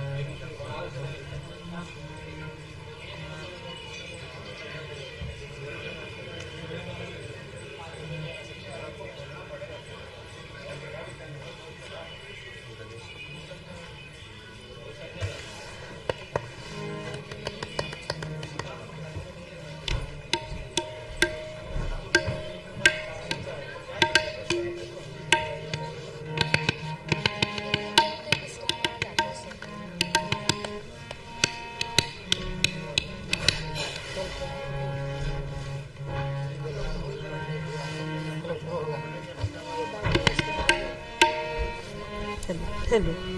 हमारे बीच आगमन हो चुका है हमारे माननीय मंत्री स्वास्थ्य विभाग श्री मंगल पांडे जी का। बहुत बहुत स्वागत, बहुत बहुत अभिनंदन। Annual Conference Society of Renal Nutrition and Metabolism 2025 Patna, organized by Bihar Nephrology Forum and Hope Kidney Foundation. Namaskar and good evening, ladies and gentlemen. I, Soma Chakravarti, on behalf of Bihar Nephrology Forum and Hope Kidney Foundation, welcome you all in the inaugural ceremony of Annual Conference of Society of Renal Nutrition and Metabolism 2025. Welcome to the annual conference, and we are gathered here in this beautiful hall of Hotel Maurya, Patna. Bihar is the land of vibrant culture and historic significance, the land of Buddha, Mahavira and Guru Govind Singh. Home of the Ganga River, a sacred waterway, a region of diverse languages and dialects, including Bhojpuri and Maithili. It is famous for Asian Nalanda University. I am thrilled to be a part of this annual conference, a place where the galaxy of intellectuals are present over here, the place where we can share insights, collaborate, and learn from each other expertise. So let me begin this evening by extending a warm welcome to all our honorable dignitaries, guests. I would like to request, give a big round of applause to all the dignitaries present over here. Really, your presence make this conference very, very special. And now it's time to welcome our honorable dignitaries on the dais. In this sequence, I would like to request our Honorable Minister of Health Department, Government of Bihar, Shri Mangal Pandey, sir, to please come on the stage and take your seat. I would like to request Professor Dr. R.K. Sharma, Director, Nephrology, Medanta, Lucknow, our chief guest of today's evening. I would like to request कि please हमारे guest के honour में तालियां बजनी चाहिए. I would like to request Professor Dr. Binde Kumar, our guest of honor, Director, IGIMS Patna. I would like to call on the dais Professor Dr. Amit Gupta, Senior Consultant Nephrologist, Apollo Hospital. Sir, please. Now, I would like to request Padma Shri awardee Dr. Anil Kumar Bhalla, sir, Senior Consultant Nephrologist, SGRH New Delhi and Chairman of SRNM.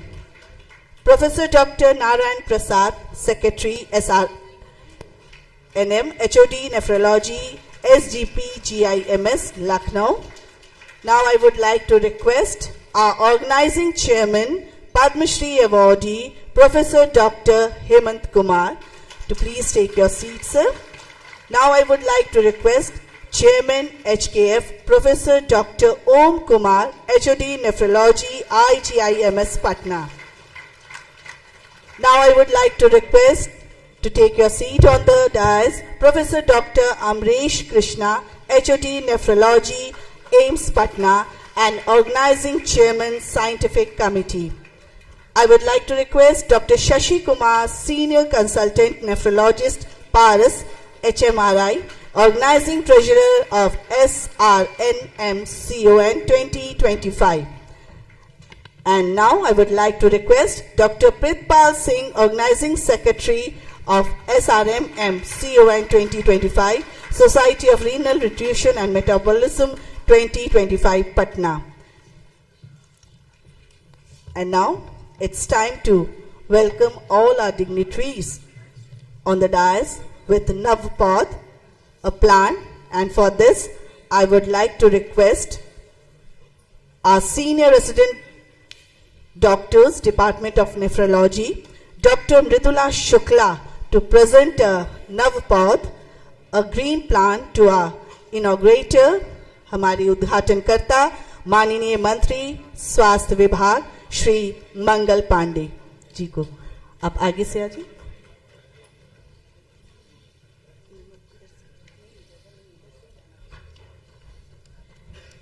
हमारे माननीय मंत्री स्वास्थ्य विभाग श्री मंगल पांडे जी का स्वागत नवपौध से कर रही हैं doctor Mridula Shukla, senior resident department of nephrology.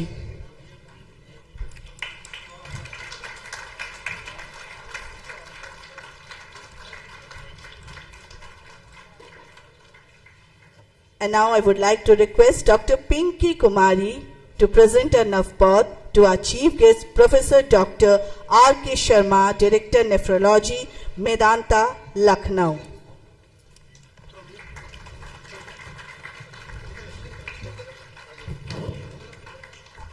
Now I request Dr. Prashant Kumar Mishra to present a plant navpod to Professor Dr. Bindi Kumar, Director IGIMS, Patna.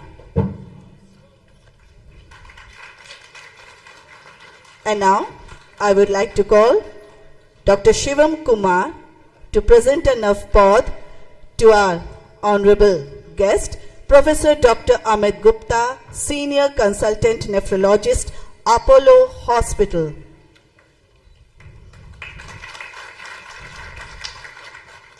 And now it's time to welcome our Padma Shri awardee, Dr. Anil Kumar Bhalla, Senior Consultant Nephrologist. And for this, I would like to request Dr. Mridula Shukla, please come and present a navapod to our Padma Shri awardee, Dr. Anil Kumar Bhalla, Senior Consultant Nephrologist, SGRH, New Delhi, and Chairman of SRNM. Once again, I would like to request Dr. Pinky Kumari to present a navapod to Professor Dr. Narayan Prasad, Secretary SRNM, HOD Nephrology, SGP GIMS.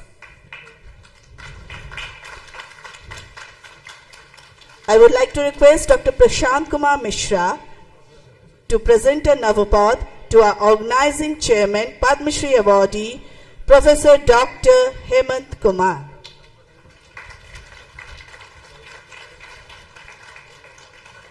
Now I request Dr. Shivam Kumar to present a plan to our chairman HKF, Professor Dr. Om Kumar, HOD Nephrology, IGIMS, Patna. And now it's time to welcome Professor Dr. Amresh Krishna, HOD Nephrology, AIMS, Patna. And for this, I would like to request Dr. Mridula Shukla once again to please come, ma'am, and present a navapod to Professor Dr. Amresh Krishna, HOD Nephrology, AIMS, Patna.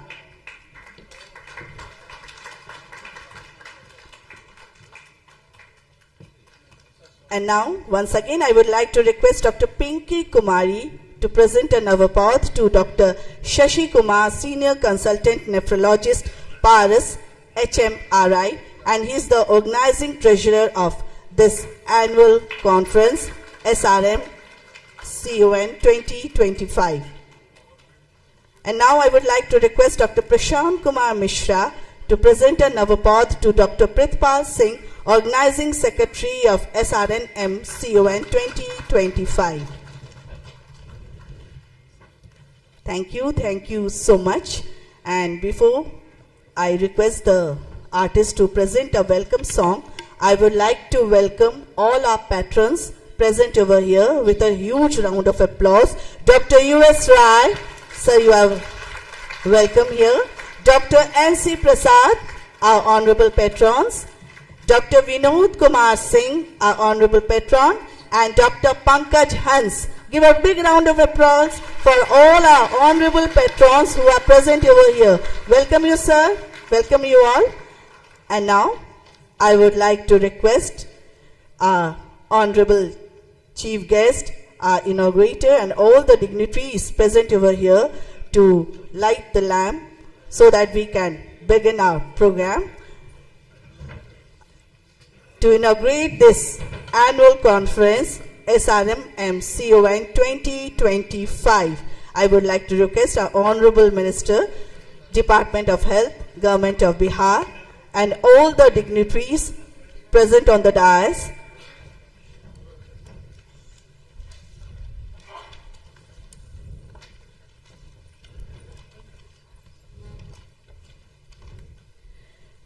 Lighting a lamp is a symbolic ritual with varying meanings across culture, often signifying the illumination of knowledge, the dispelling of darkness, and the start of a new chapter. Shubham karoti kalyanam, arogyam dhana sampada, shatru buddhi vinashaya, deep jyotir namastute. मिटता है अंधेरा रोशनी के आगोश में, जले अंधकार ऐसी रोशनी की तलाश करो. हस्ते स्फाटिकमालिकां विदधतिं. Thank you so much. एक ग्रुप फोटोग्राफी के लिए आप सभी रिक्वेस्ट कर रहे हैं, आप सभी से, आप सभी ग्रुप फोटोग्राफी के लिए आ जाएं.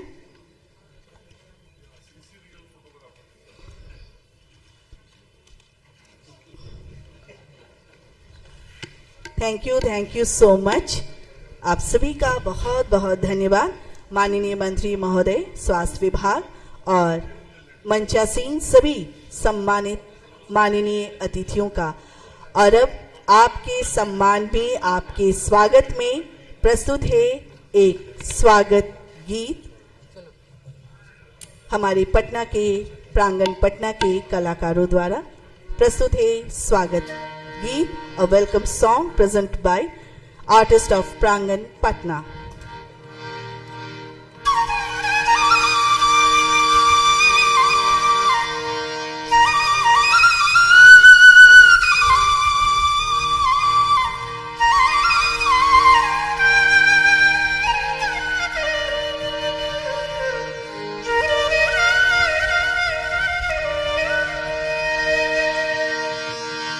आप हैं जो पधारे,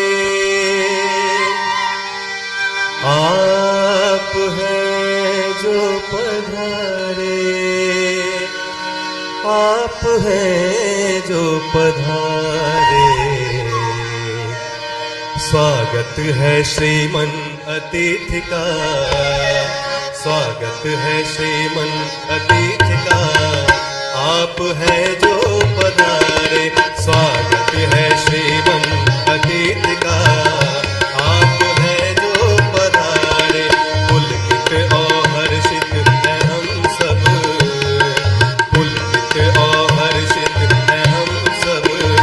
अहो भाग्य है हमारे, पुलकित और हर्षित है हम सब. अहो भाग्य है हमारे, स्वागत है श्रीमन अतिथि का. आप हैं जो पधारे.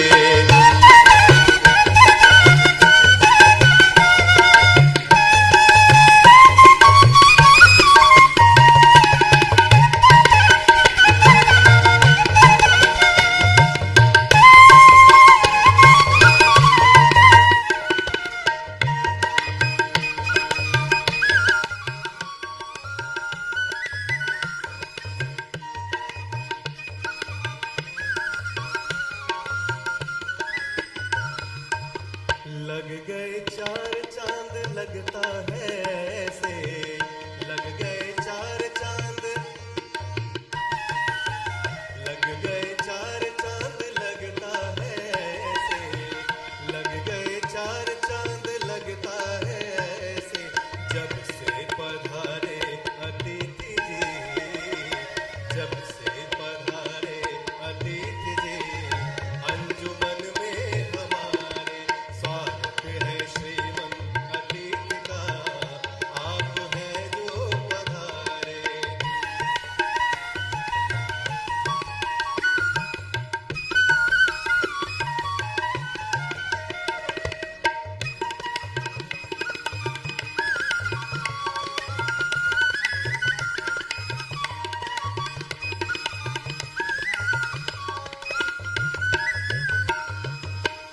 मन वीणा संगीत सुनाए, मन वीणा संगीत सुनाए. रोशन हुआ अपना महफिल, रोशन हुआ अपना महफिल. आप हैं इतने प्यारे.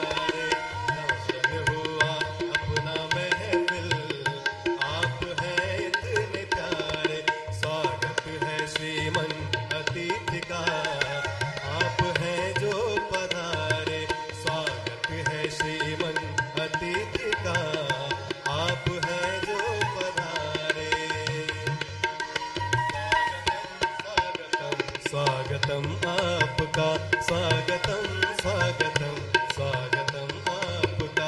किस तरह से नमन मैं करूं आपका, किस तरह से नमन मैं करूं आपका। स्वागतम स्वागतम स्वागतम आपका, स्वागतम स्वागतम स्वागतम आपका।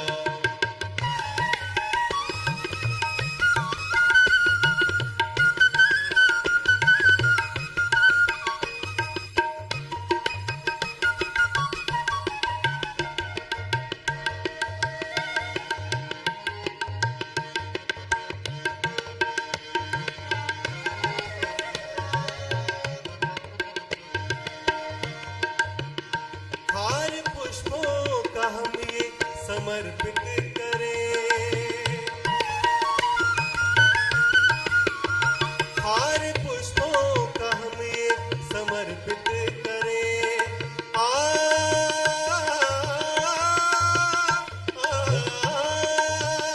हार पुष्पों का हम ये समर्पित करें, हार पुष्पों का हम ये समर्पित करें। कर ये स्वीकार है ये धर्म आपका, कर ये स्वीकार है ये धर्म आपका। किस तरह से नमन मैं करूं आपका, किस तरह से नमन मैं करूं आपका। स्वागतम स्वागतम स्वागतम आपका, स्वागतम स्वागतम स्वागतम आपका, स्वागतम आपका, स्वागतम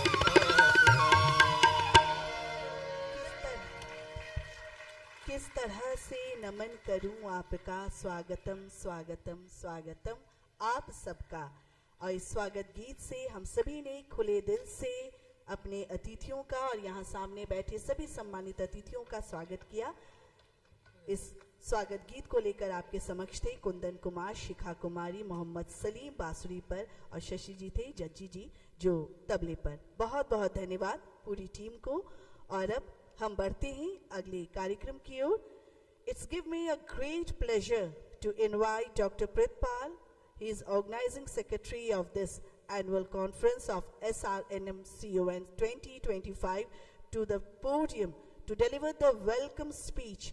So let's give a warm welcome to Dr. Pritpal sir, organizing secretary of this event.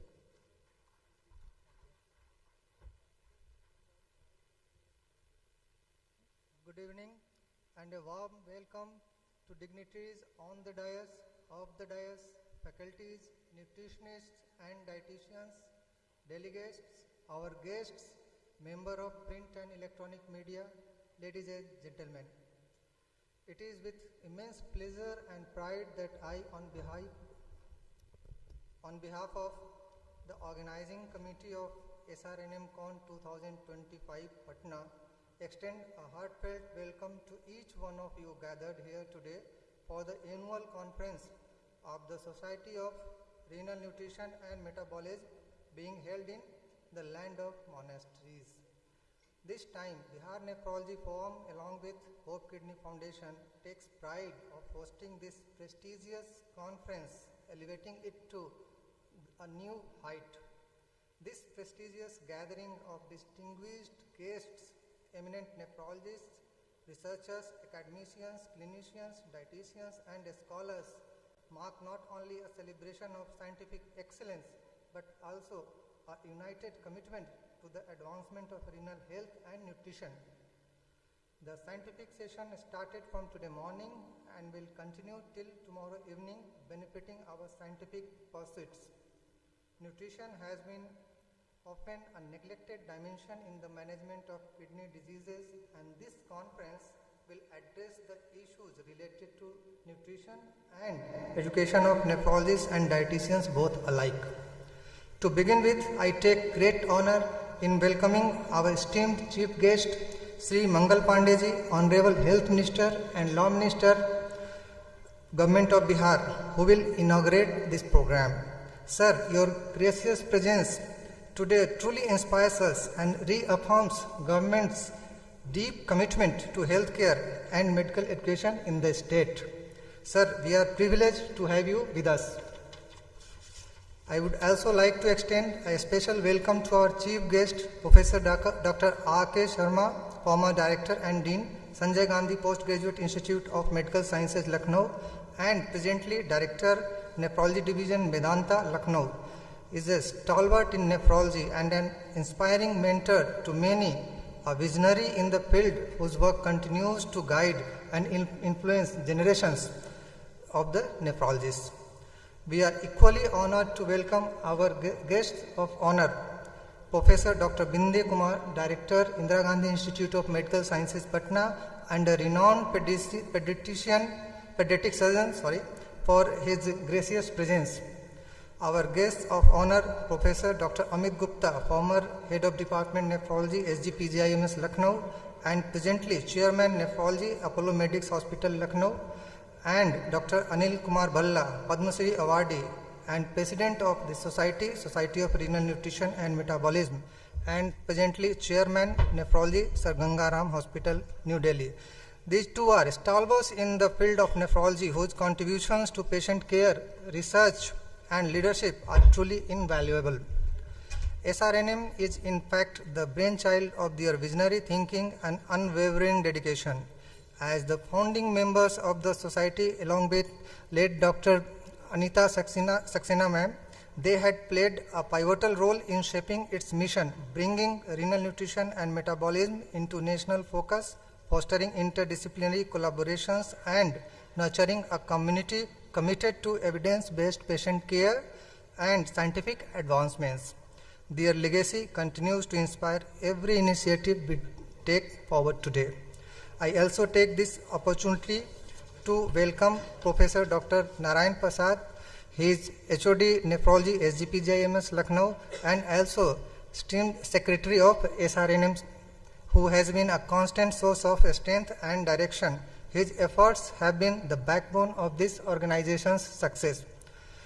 Professor Dr. Hemant Kumar, Padma Shri Awardee, former HOD Nephrology, IGIMS and PMCH Patna, and Organizing Chairman, SRNMCON 2025, under whose visionary leadership this conference has been so meticulously planned. His unwavering commitment to the society and conference is evident in every detail. Professor Dr. Om Kumar, Chairman of Hope Kidney Foundation and HOD Nephrology, IGMS Patna, has been always a constant guiding light for the nephrology and renal nutrition community in Bihar. Professor Dr. Amresh Krishna, HOD Nephrology, AIMS Patna, and Chairman of Scientific Committee, SRNMCON 2025.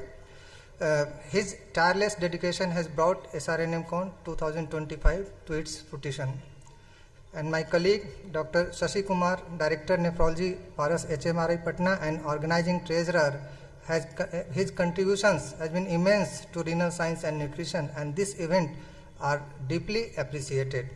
We are truly grateful to have such an august gathering of minds and hearts devoted to better patient care, research, and collaboration.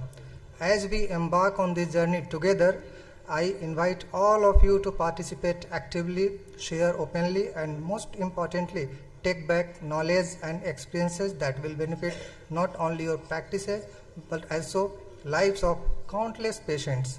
This conference promises to be a beacon of ideas, innovation, and interdisciplinary exchanges. Thank you once again to all of you, and welcome to SRNCON 2025. Thank you.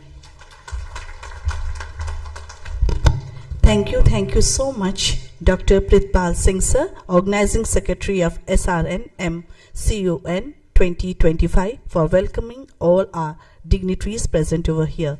And now, we are honored to have Dr. Narayan Prasad, HOD Nephrology, SGP GIMS Lucknow, a leading expert in nephrology, to share his thought with us in this evening. Sir.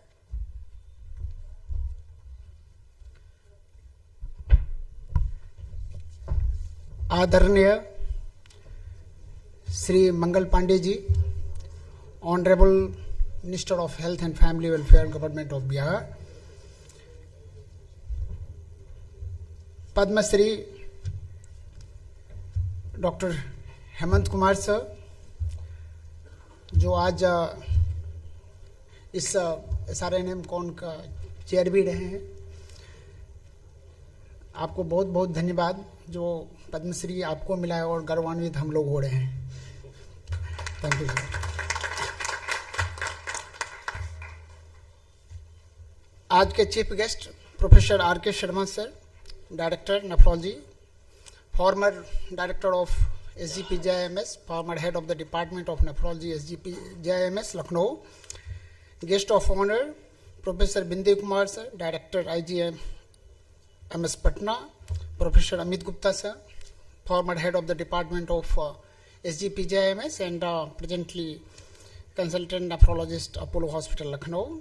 Dr. Anil Kumar Bhalla sir, again the great Padma Shri, got the Padma Shri a decade before. So again, this is the nephrology community getting Padma Shri and making us all proud.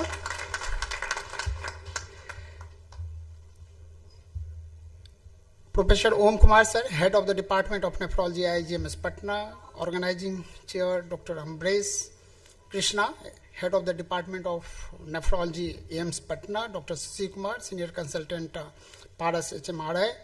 And above all, organizing secretary Dr. Pritpal Singh. जो last में हमने तीनों नाम लिए हैं, ये हमारे colleague भी हैं आज और कंधे से कंधे मिलाकर सारे काम कर रहे हैं और ये हमारे साथ अपनी पढ़ाई भी पूरा किए हैं।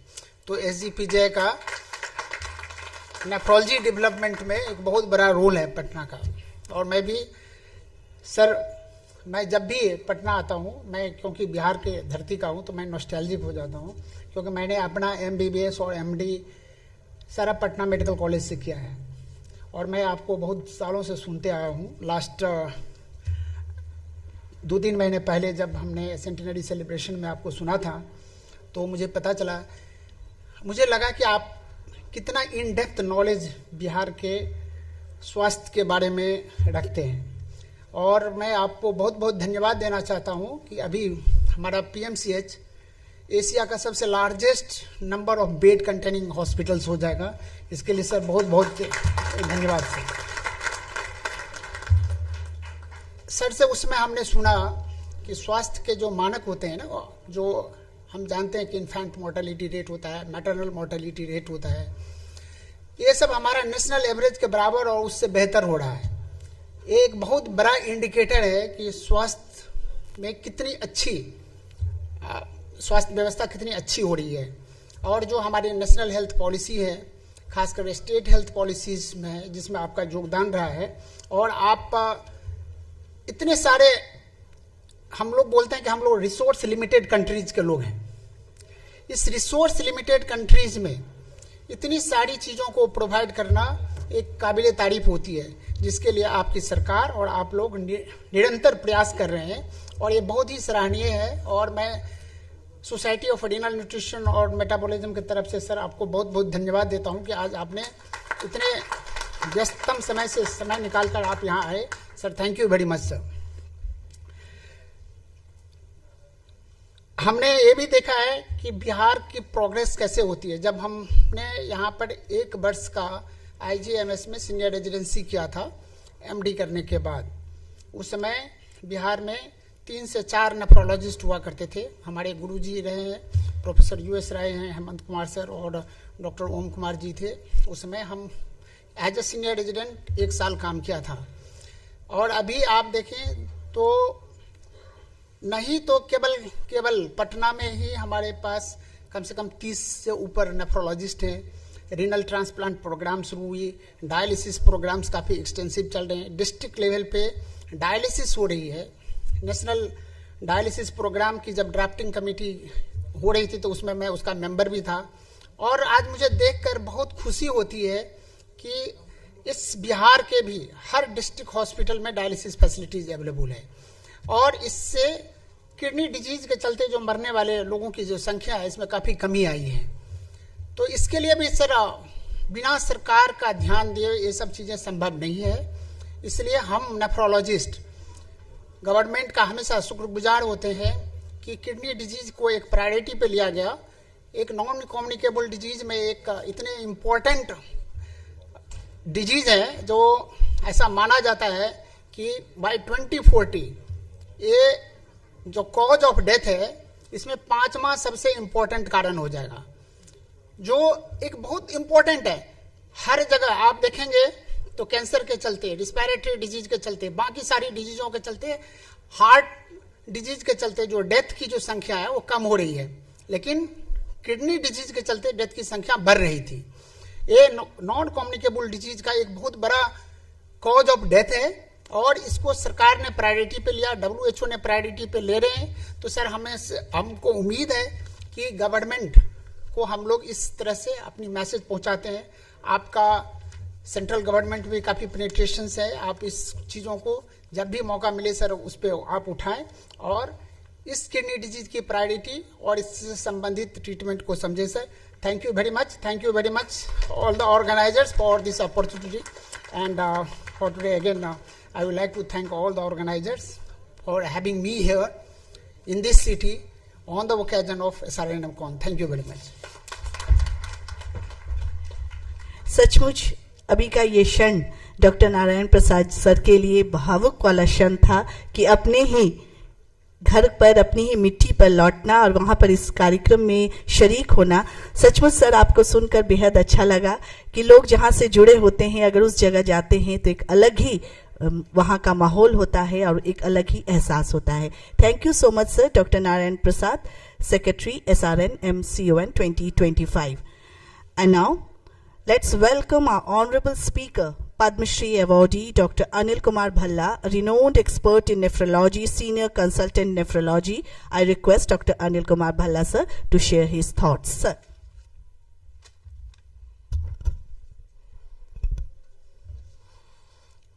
Respected Honorary Health Minister of Bihar, Dr.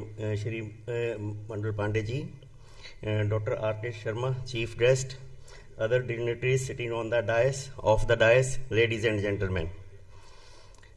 At the outset, I am extremely grateful to our Health Minister Bihar for sparing his time and inaugurating this today's inaugural function of 9th SRNM conference at Patna. As far as the organization of this conference is concerned, Dr. Hemant Kumar, organizing chairman, and Dr. Pritpal Singh, organizing secretary, Dr. Krishna, scientific committee chairman, and other members of organizing committee, they deserve a big round of applause for such highly successful annual conference. This society was founded in 2015, and I was also one of the founder member, but it was actually the brainchild of Dr. R.K. Sharma, who had a vision and who selected Dr. Anita Saxena as one of the faculty. She was a nutritionist, and she was selected as faculty in the Department of Neurology. He had that kind of vision, and today it has proved beyond doubt that nutrition is an integral part of management of renal diseases and nephrology patients. So we are all grateful to Dr. R.K. Sharma for having that vision, and today you have seen that how this society has matured, and I am sure along with nephrologists as well as the nutritionists, we will definitely achieve the goal what Dr. Anita Saxena had imagined. So this society is working very cohesively with other societies like IAPEN and IDA, and also we get full support from other national societies like Indian Society of Nephrology. Hippocrates in 4000 BC said that let food be thy medicine and let medicine be thy food. So you understand what does it mean. Ayurveda also says same thing, that every disease starts from our gut. So we are what we eat. So today actually it has been proved scientifically. There is a gut kidney axis, there is a gut brain axis, there is a gut liver axis, even gut dermatology skin axis. So all diseases are related to gut. So it is very important that we have to focus on our diet. And the so much of lifestyle diseases, unhealthy lifestyle, and our unhealthy diet, more of refined flour, refined products, processed foods are the cause of these non-communicable diseases, which already Dr. Narayan Prasad has mentioned. Cardiovascular disease, cancer, chronic obstructive airway disease, and of course chronic kidney disease, which today the incidence is definitely more than 10% in general population. Some studies show 13%, some studies show 17%. 17 patients out of 100 having chronic kidney disease is a major concern. And we are grateful to our Prime Minister Modi for starting the National Dialysis Program in 2018. And according to that program, 40 dialysis centers have been started throughout the country. And it is a big step and big support by the national government to all our patients, and already more than 20 states have adopted this national dialysis program, and already patients are getting benefit. Thousands and thousands of patients are getting dialysis almost free. And again, the Ayushman Bharat PMJ program is giving a good medical treatment as well as medicines also to the needy patients. So, sir, we are grateful to you that at national level also and at state level also, our patients, needy patients, are getting these facilities, and whatever in possible way, we are prolonging the life of these chronic kidney patients and helping the slowing down of progression of chronic kidney disease. So this society is going to grow further, and I am sure the more and more membership will grow in future, and this will have the whatever vision, whatever the purpose this society was made, we will fulfill that purpose. With this, I wish this organization as well as the conference a grand success. Thank you. Thank you so much, Honorable Padma Shri Awardee Dr. Anil Kumar Bhalla sir, President SRNM. And now I would like to invite Dr. Amit Gupta, Senior Consultant Nephrologist, Apollo Hospital, Lucknow, to share your views in the front of the gathering present over here. Dr. Amit Gupta. Good evening to all of you, Honorable Health Minister Sahab, Mr. Mangal Pandey, Professor R.K. Sharma, our chief guest, and all the dignitaries on the dais.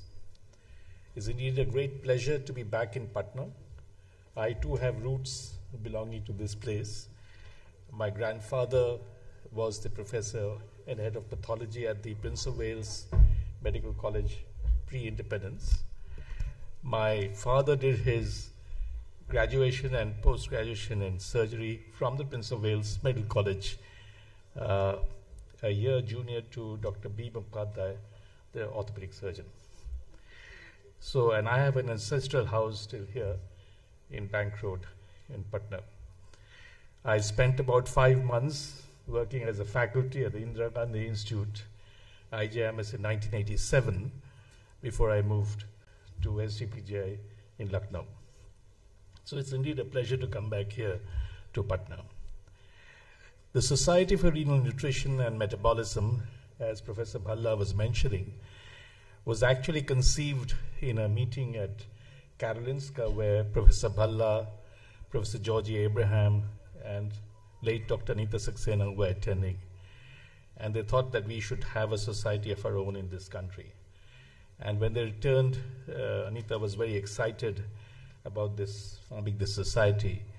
And the society actually had a plan to get both the nephrologists and the nutritionists on the same stage, because it's extremely important that we both of us work in tandem to improve the nutritional health care of our patients with chronic kidney disease. And that was the goal and primary aim of this society. Initially, the society, there was a lot of skepticism about whether the society will be able to flourish. Whether it was one more society amongst the several that existed in the nephrology community. But as you can see, the interest has grown, And today the patients are actually very much aware about the need for good nutritional advice in their treatment. So they ask you a lot of questions, and most of us, if you're not well informed, would find it difficult. So it's extremely important that we have these meetings, at least to update our knowledge and to also progress forward. And as Professor Bhalla mentioned, that this is the 9th such meeting. We have had meetings in Mumbai, in Bangalore, in Delhi, and of course, most of the other meetings were held in Lucknow. And it's indeed has been a great day today. The organizing committee has done a great job. Dr. Pratipal, Dr. Shashi, Dr. Amresh, Professor Om Kumar, and of course Padma Shri Professor Hemant Kumar have done indeed a great job in organizing this conference, and I congratulate them. And I'm sure the proceedings for tomorrow would be equally interesting, and we'd all be very well informed and learn from the proceedings of the conference. So I wish the conference extreme success, and thank you very much for having me here this evening.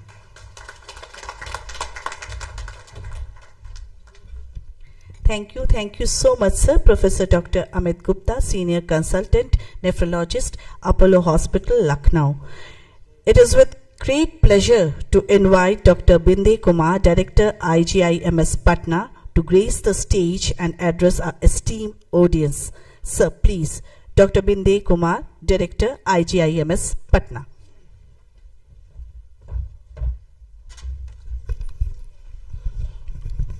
Very good evening, Honorable Health Minister, come Chairman, Board of Governor, Indira Gandhi Institute of Medical Sciences, Patna, Sri Mangal Pandey ji, chief guest आज के function के लिए भीष्म पितामह अगर nephrology का कहा, मैं बात कर रहा था भल्ला साहब से, आर के Sharma sir, professor Amit Gupta, one of the stalwarts जिन्होंने नेफ्रोलॉजी में इतना कंट्रीब्यूट किया है. हम आज ब्लेस्ड हैं, दो पद्मश्री हम लोगों के साथ डायस पे बैठे हुए हैं, और मैं अपने को भाग्यशाली फील करता हूं कि मैं उनके बाजू में बैठा हुआ हूं. मैं प्रोफेसर हेमंत कुमार जी को, जो हमारे सीनियर भी हैं, पटना में भी रहे और हम लोग IGIMS में भी साथ काम किए, और प्रोफेसर भल्ला को जो PGI में हमारे सीनियर थे, दोनों को मैं बड़ा स्वागत करता हूं पटना में और उन लोगों का इस्तकबाल करता हूं. प्रोफेसर हेमंत ओम कुमार जी जो चेयरमैन है होप किडनी फाउंडेशन पटना के हेड डिपार्टमेंट, और हमारे डीन एकेडमिक्स भी है IGIMS पटना में. मैं इनके साथ 1.25 साल से काम कर रहा हूं, और ऐसी शख्सियत कभी कभी मिलती है जिनके साथ जितने तरीके से सलीके से काम करते हैं. ओम कुमार जी, प्रोफेसर नारायण प्रसाद, और मैं देख रहा हूं पंकज जी भी बैठे हुए हैं. ये लोग दोनों सीनियर रेजिडेंट होते थे जब उन्होंने असिस्टेंट प्रोफेसर ज्वाइन किया था, और बड़ी नॉस्टैल्जिक फीलिंग होती है. बगल में हम देखते हैं यूएस राय सर को जो हम लोगों के साथ थे. हमको तो यहाँ आने पर लगता है कि हम पुराने दिन में आज से 30 साल पहले हम लोग लौट आए. बहुत अच्छा लगता है. प्रोफेसर शशि कुमार जो पारस में हैं, और एक शख्सियत और है जिसको मैं हमेशा अपने बैच में मैं गर्व करता हूँ, प्रोफेसर संजय डिक्रूज. केवल पटना मेडिकल कॉलेज में ही नहीं, PGI चंडीगढ़ में भी हम लोग साथ रहे, और एक प्रोफेसर एंड हेड हैं गवर्नमेंट मेडिकल कॉलेज चंडीगढ़ में. और जो इनकी ख्याति है, मैं 2-3 बार चंडीगढ़ गया हूँ एग्जाम लेने के लिए, और संजय डिक्रूज की जो ख्याति है, बिहार का जो मान बढ़ाया है प्रोफेसर नारायण प्रसाद, प्रोफेसर संजय डिक्रूज, हम उनके लिए हम लोग कोई वर्ड नहीं है. और हम लोग इन लोगों को कॉलेज श्री से अभी सेंटेनरी समारोह में हम लोगों ने इनको सम्मानित भी किया. प्रोफेसर जयंत प्रकाश जी बैठे हुए हैं, हमारे कलीग हैं, प्रोफेसर हेड पीडियाट्रिक्स हैं. प्रोफेसर संजीव जो क्रिटिकल केयर मेडिसिन के हेड हैं यहाँ बैठे हुए हैं. Professor Pritpal Singh and professor Amrish Krishna ji जो professor and head AIIMS Patna में नेफ्रोलॉजी के हैं. उन्होंने ट्रांसप्लांट शुरू किया इतने कम समय में, हमको लगता है कि 1 साल भी नहीं हुआ, उन्होंने अभी 4-5 ट्रांसप्लांट कर दिया. तो ये उपलब्धि है. और गेस्ट फैकल्टी जो यहाँ अवेलेबल हैं, delegates, friends, nutritionist, dieticians, ladies and gentleman, मैं माननीय मंत्री जी के साथ 1.25 साल से काम कर रहा हूँ. और जब पहली मीटिंग हुई जब इन्होंने मंत्री पद संभाला, तो हमसे यही बोला कि बिंदु जी हमारे पास समय बहुत कम है, आपको दौड़ना है. और सर ने दौड़ा ही नहीं, दौड़ाया भी. और आज इंदिरा गांधी संस्थान जो जब सर मंत्री बने उस समय जो 1200 बेड का आज 2200 बेड का हो गया। सर का कंट्रीब्यूशन है और हम लोग उम्मीद करते हैं कि अगस्त में हम लोग 1200 बेड का सुपर स्पेशलिटी हॉस्पिटल भी माननीय मंत्री के कर कदमों से उद्घाटन करवा देंगे, जो इस पूरे देश का गौरव है। हम लोगों ने RIO सेंटर सर का ब्रेन चाइल्ड था, सर ने परिकल्पना की और मेहनत करके ले आया। और आज भी जो भी काम IG इंदिरा गांधी इंस्टीट्यूट में हो रहा है, लोगों की श्रद्धा है, विश्वास है, सर के पास पैरवी आती है, सब लोगों के पास पैरवी आती है कि मेरा मरीज भर्ती करा दिया जाए। ये विश्वास और ये जो कायम हुआ है फेथ सर के मेहनत से और इनके लीडरशिप में हुआ है। पिछले 8 साल से मंत्री हैं और कोई ऐसी जगह नहीं है जहां एक शिलालेख नहीं है जिस पर माननीय मंत्री जी का वहां पर उल्लेख नहीं है। तो इन्होंने बहुत कुछ किया है और हम प्रदेश के लिए भी इनका जो कंट्रीब्यूशन है माननीय मंत्री के रूप में वो कहा नहीं जा सकता है और उसको वर्णन नहीं किया जा सकता है। न्यूट्रिशन किडनी के पेशेंट में नहीं, न्यूट्रिशन एज सच लोग बोलता है कि अगर खाना को दवा के रूप में नहीं लोगे तो दवा जो है खाने के रूप में लेना पड़ेगा। माने अगर आप अच्छे से न्यूट्रिशन पर ध्यान नहीं देते हैं तो at the end of the day जब आप आइएगा, जब वल्नरेबल होइएगा, जब आपके बॉडी जो डिजनरेट करना शुरू करेंगे और सारे सेंसेस जब दूर होना शुरू करेंगे तो आपको भोजन के रूप में दवा लेना पड़ेगा।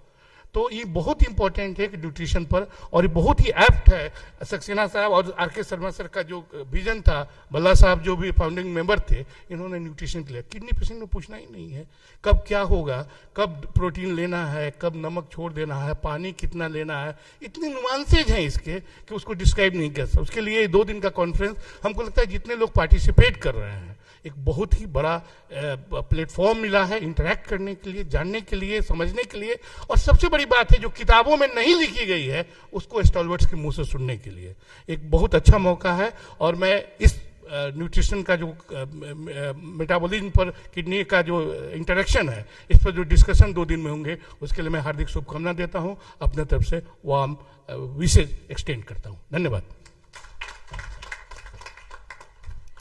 आपने इस आयोजन को आयोजित करने के लिए आयोजन समिति को शुभकामनाएं दी, अपने बेस्ट विशेस दिए, साथ ही साथ आपने खाने में पोषक तत्वों का क्या महत्व है इसके बारे में भी चंद पंक्तियों में जो बताया, उसके गूढ़ अर्थ को सचमुच सर आपको सुनकर बेहद अच्छा लगा।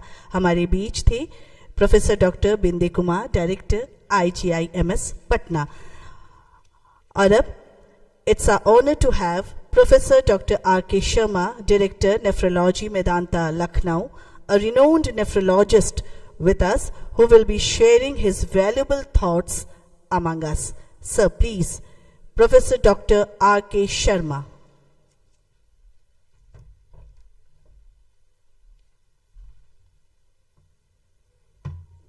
Good evening, ladies and gentlemen. Adarniya Shri Mangal Pandey ji, Honorable Health Minister of Government of Bihar.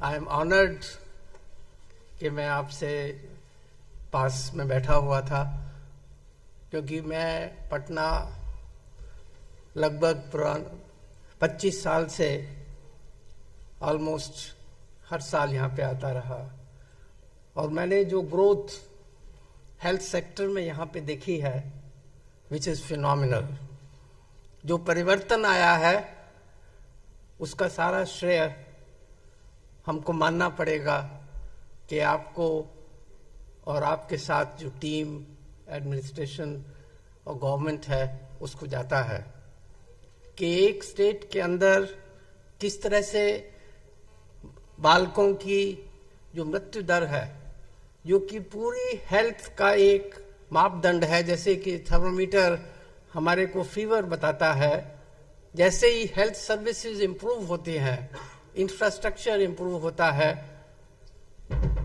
इन सब में इंप्रूवमेंट जाहिर हो जाता है। क्योंकि विश्व भर में और भारतवर्ष में भी इसका जो डेटा है वो बताता है कि कौन सी स्टेट नेशनल लेवल पे कहाँ पे खड़ी है। मैं यहाँ पे ये कहना चाहूँगा कि प्रोफेसर हेमंत कुमार, जो आज की कॉन्फ्रेंस के चेयरमैन हैं और इस बार उन्हें पद्मश्री भी मिला, it's a honour for all of us, और मैं उनको कॉन्ग्रेचुलेट करना चाहूँगा।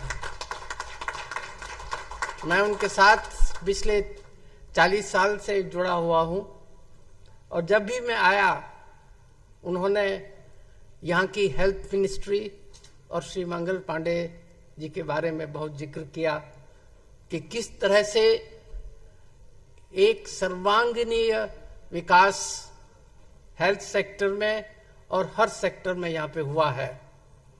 तो हमको ये रिकग्नाइज करना है कि यदि हम कमिटेड हैं तो वी कैन अचीव एनीथिंग।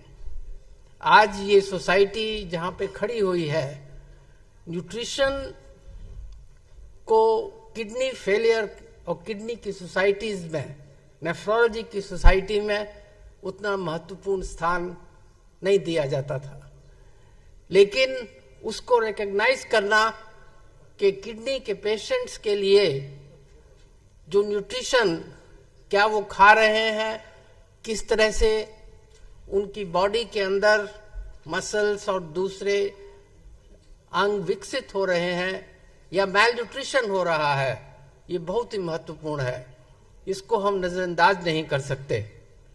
आज जैसे मैं श्री मंगल पांडे जी को भी कहना चाहूंगा कि आज दिन भर के डिस्कशन में सबसे महत्वपूर्ण ये था कि किस तरह से जो न्यूट्रिशन या प्रोटीन रिस्ट्रिक्शन या खान पान को किस तरह से हम plant based diet, vegetarian diet के थ्रू यूज करके जो किडनी के पेशेंट्स हैं उनका जो किडनी की बीमारियों जो धीरे धीरे आगे जाके डायलिसिस और ट्रांसप्लांट के लिए जरूरत हो जाती है, उसको हम कैसे रोक सकते हैं।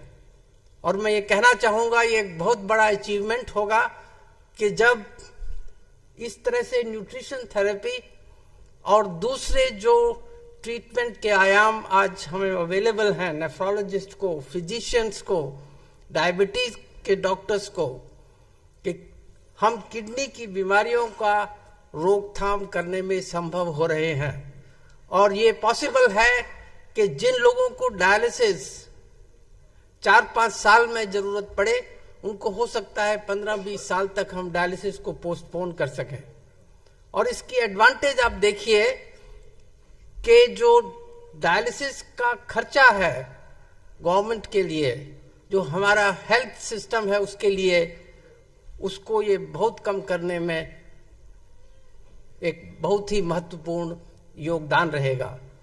इसके साथ ही हमें देखना है कि डायलिसिस के पेशेंट या किडनी की बीमारियों के पेशेंट, उनका जो न्यूट्रिशन है उसको हम कैसे मेंटेन करें जिससे कि मैल न्यूट्रिशन ना हो और वो स्वस्थ रहें। क्योंकि ये बहुत जरूरी है कि यदि पेशेंट डायलिसिस पे भी है या गुर्दा प्रत्यारोपण के लिए जा रहा है या गुर्दा प्रत्यारोपण के बाद उनका स्वास्थ्य बहुत अच्छा रहना चाहिए, उनमें मैल न्यूट्रिशन नहीं होना चाहिए, और उसके साथ में हार्ट की बीमारियों की रोकथाम के लिए भी यह बहुत जरूरी है। तो मैं मानता हूं कि ये सोसाइटी का काम और जो डिस्कशन आज हुए हैं और कल होंगे वो बहुत महत्वपूर्ण है, और हर तरह से वो किडनी के रोगों के लिए, किडनी के ही नहीं, डायबिटीज और दूसरे रोग जो किडनी जिनमें अफेक्ट हो जाती है, उनका इसमें बहुत ही योगदान रहेगा।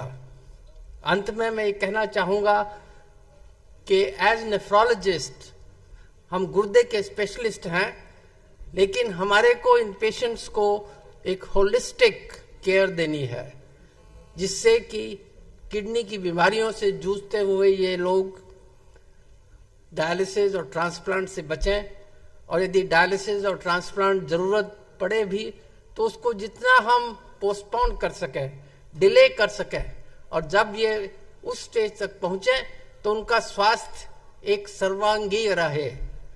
It should be a complete holistic approach for the care of these patients. एक बार फिर मैं यहाँ पे इस कॉन्फ्रेंस के ऑर्गेनाइजर्स के लिए, स्पेशली प्रोफेसर भल्ला जो कि इस सोसाइटी के चेयरमैन हैं, professor Amit Gupta who has contributed so much for nephrology, for dialysis care, especially for peritoneal dialysis, professor Binde Kumar sahab जो कि डायरेक्टर है एक इंस्टीट्यूशन के। मैंने उस इंस्टीट्यूशन को ग्रो करते देखा है जब उसकी शुरुआत के बीच पड़े थे, और now it has developed into a big institution. मुझे ध्यान है उस time professor BN Tandon Delhi से यहाँ आया करते थे। हमने हमारी जो ट्रेनिंग है वो ऑल इंडिया इंस्टीट्यूट से ही की थी। तो किस तरह से वो जो नींव डाली गई और आज ये एक बिग टर्शरी सेंटर बन गया है, इसमें आप सबका बहुत ही महत्वपूर्ण योगदान है। उसके साथ ही जैसा आपने बताया कि श्री मंगल पांडे साहब का और गवर्नमेंट प्रेजेंट रजीम का जो कंट्रीब्यूशन है, किस तरह से उस एक ऑटोनॉमस इंस्टीट्यूशन को उन्होंने सहयोग दिया और उसके बढ़ाने में इतनी मदद की, ये भी कांग्रेचुलेशंस के पार्क हैं और मैं आप सबका धन्यवाद देना चाहूँगा। इसके साथ ही जो मेन ऑर्गेनाइजर्स हैं, प्रोफेसर अमरीश गुप्ता, डॉक्टर शशि कुमार और प्रोफेसर ओम कुमार, HOD नेफ्रोलॉजी IGIMS, उनका मैं स्वागत करता हूं, उनको मैं बधाई देता हूं। और स्पेशली डॉक्टर प्रतिपाल सिंह, जिन्होंने इस सोसाइटी की मीटिंग का एक रिस्पॉन्सिबिलिटी लिया और उसको बहुत सक्सेसफुली संपन्न कर रहे हैं।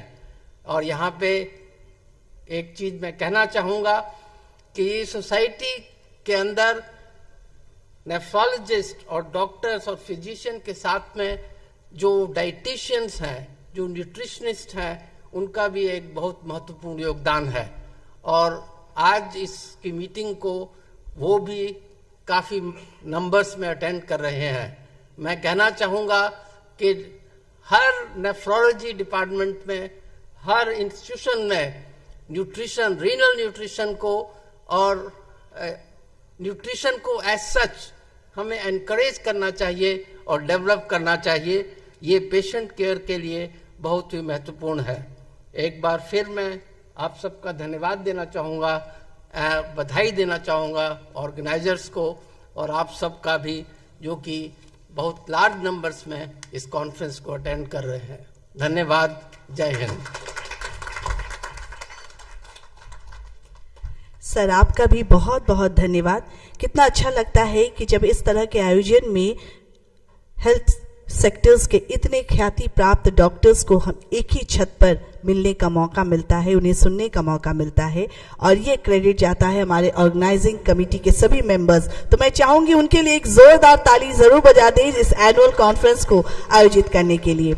सर ने अपने उद्बोधन में कहा कि माननीय मंत्री महोदय के आने से हेल्थ सेक्टर में बिहार ने बहुत तरक्की की है। सर के मार्गदर्शन में हेल्थ के क्षेत्र में इतने काम हुए हैं, इतने अनूठे काम हुए हैं, जिसके साक्षी हम बिहारवासी हैं।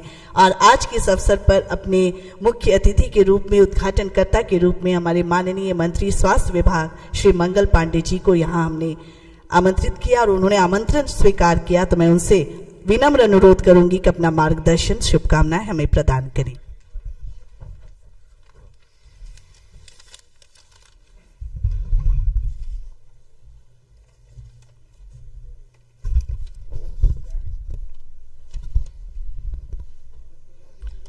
आज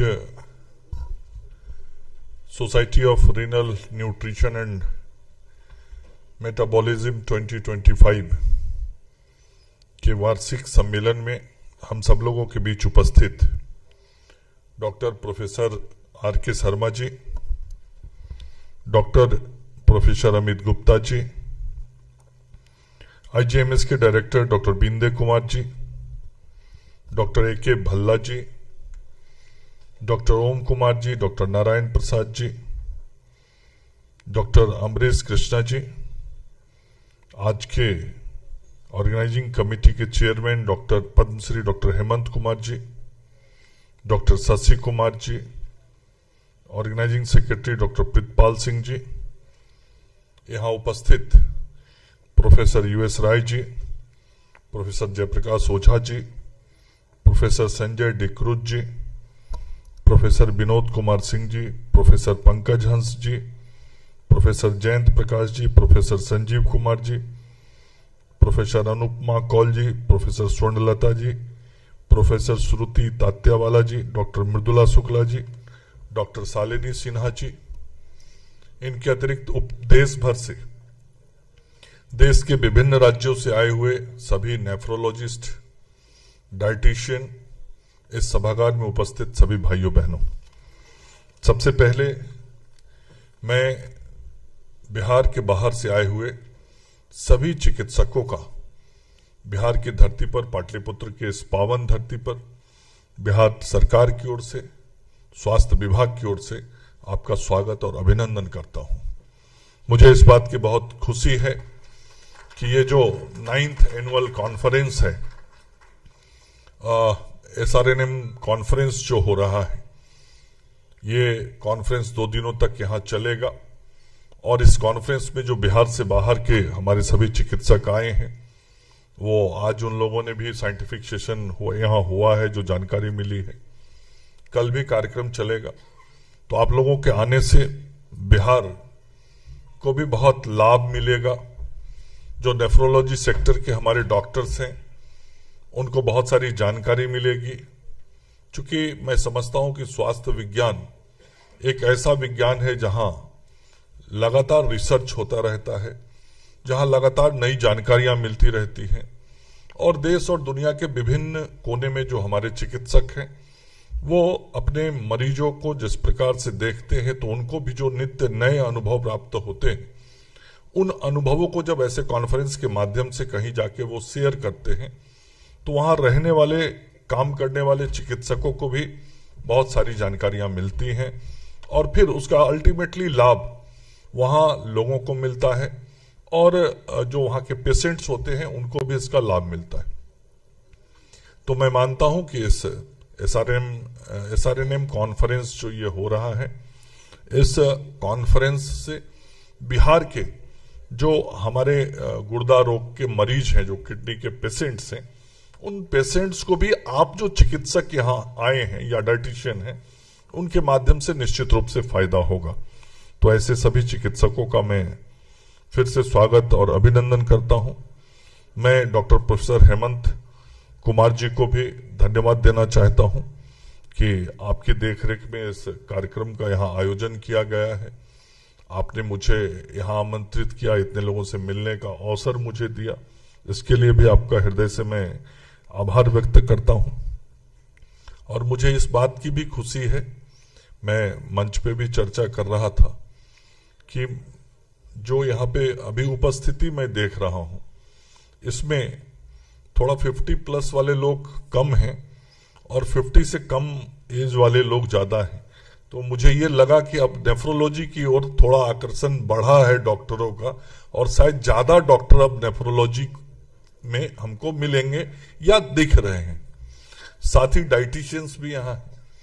तो अब नेफ्रोलॉजी के तरफ जो डॉक्टर्स हमारे पढ़ाई करते हैं, उनकी भी रुचि बढ़ी है, और पहले नेफ्रोलॉजी में डॉक्टर्स कम मिलते थे, आज डॉक्टर्स ज्यादा मिल रहे हैं, और इसीलिए शायद थोड़ा कम उम्र वाले डॉक्टर यहाँ ज्यादा दिख रहे होंगे बनिस्बत 50-60+ वाले की। हालांकि कई न्यूट्रिशंस भी यहाँ पे हैं, और अच्छी संख्या में मैं महिलाओं को भी यहाँ देख रहा हूँ। तो मैंने जब संबोधन करने आ रहा था, तो मैंने कहा भाई मेरे नाम में कुछ महिला चिकित्सकों का भी नाम होना बहुत जरूरी है। किसी के संबोधन में किसी महिला चिकित्सक का संबोधन नहीं हो रहा है, ये ठीक नहीं है, ये जरूर होना चाहिए। और ये बिना आधी आबादी के हम कुछ नहीं कर सकते। और मैं यदि थोड़ा मुझसे सुझाव लेते तो मैं किसी एक को मंच पे भी जरूर जबरदस्ती बिठा देता, ये होना ही चाहिए था। तो कुल मिला के ये अच्छा दिख रहा है कि जो नई पीढ़ी है, वह नई पीढ़ी भी इस गंभीर बीमारी के इलाज के लिए अपने को आगे ला रही है। इस स्वास्थ्य विज्ञान के क्षेत्र में वह इन चीजों को, इन विषयों से जुड़ रही है, इस डिपार्टमेंट से जुड़ रहा है लोग, और लोगों को सेवा दे रहा है। जो पोषण के माध्यम से गुर्दा स्वास्थ्य में हमको जो परिवर्तन लाना है या गुर्दा के स्वास्थ्य को बेहतर रखना है, उसके लिए जो ये कॉन्फ्रेंस रखा गया है, यह बहुत ही महत्व का विषय है। इसकी चर्चा हमारे पूर्व के वक्ताओं ने किया है। और गुर्दा जो है उसका स्वास्थ्य और पोषण से बहुत गहरा संबंध है। शरीर स्वस्थ रहे इसके लिए बहुत जरूरी है कि हमारा गुर्दा ठीक रहे, और हमारा गुर्दा ठीक रहे इसके लिए बहुत जरूरी है कि हमारा जो आहार हम ले रहे हैं वो पोषित आहार हो, और गुर्दे को क्या जरूरत है उसके अनुसार ही जाए। और खास करके जब हमको कोई रीनल, हमको नेफ्रोलॉजी का कोई इशू हो गया और हमको गुर्दा का कोई रोग हो गया, तो हम उस वक्त और ज्यादा कैसे सावधानी रख सकें, ये हमारे लिए बहुत जरूरी है। हम सब डॉक्टर तो नहीं है, लेकिन एक सामान्य भाषा में समझते हैं कि किडनी एक ऐसा महत्वपूर्ण अंग है जो शरीर के अंदर वैसे तत्वों को फिल्टर करती है जिसकी जरूरत नहीं है, या जो शरीर को नुकसान पहुंचाने वाले तत्व हैं उनको बॉडी से बाहर निकालने का काम करती है। और यदि वो मशीन गड़बड़ा जाता है तो बॉडी के अंदर फिर उसका असर दूसरे ऑर्गन पे पड़ने लगता है, और फिर अन्य जो हमारे महत्वपूर्ण अंग हैं वो भी खराब होने लगते हैं और शरीर का संतुलन गड़बड़ होने लगता है। इसलिए ये बहुत महत्व का चीज है।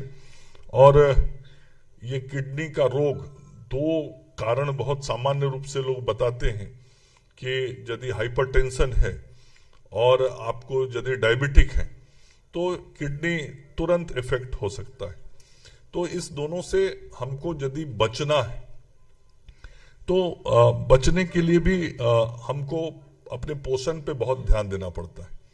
और पोषण के साथ साथ मैं स्वयं के बारे में कह सकता हूं कि यदि स्वस्थ रहना है तो मैं दो चीजों पे विशेष ध्यान देना चाहता हूं। बीमार पड़ जाना तो एक अलग बात है, जब बीमार पड़ ही गए तो डॉक्टर के पास जाना ही पड़ेगा, दवा खाना ही पड़ेगा, और अंत में किडनी ट्रांसप्लांट की स्थिति तक पहुंचना ही पड़ेगा।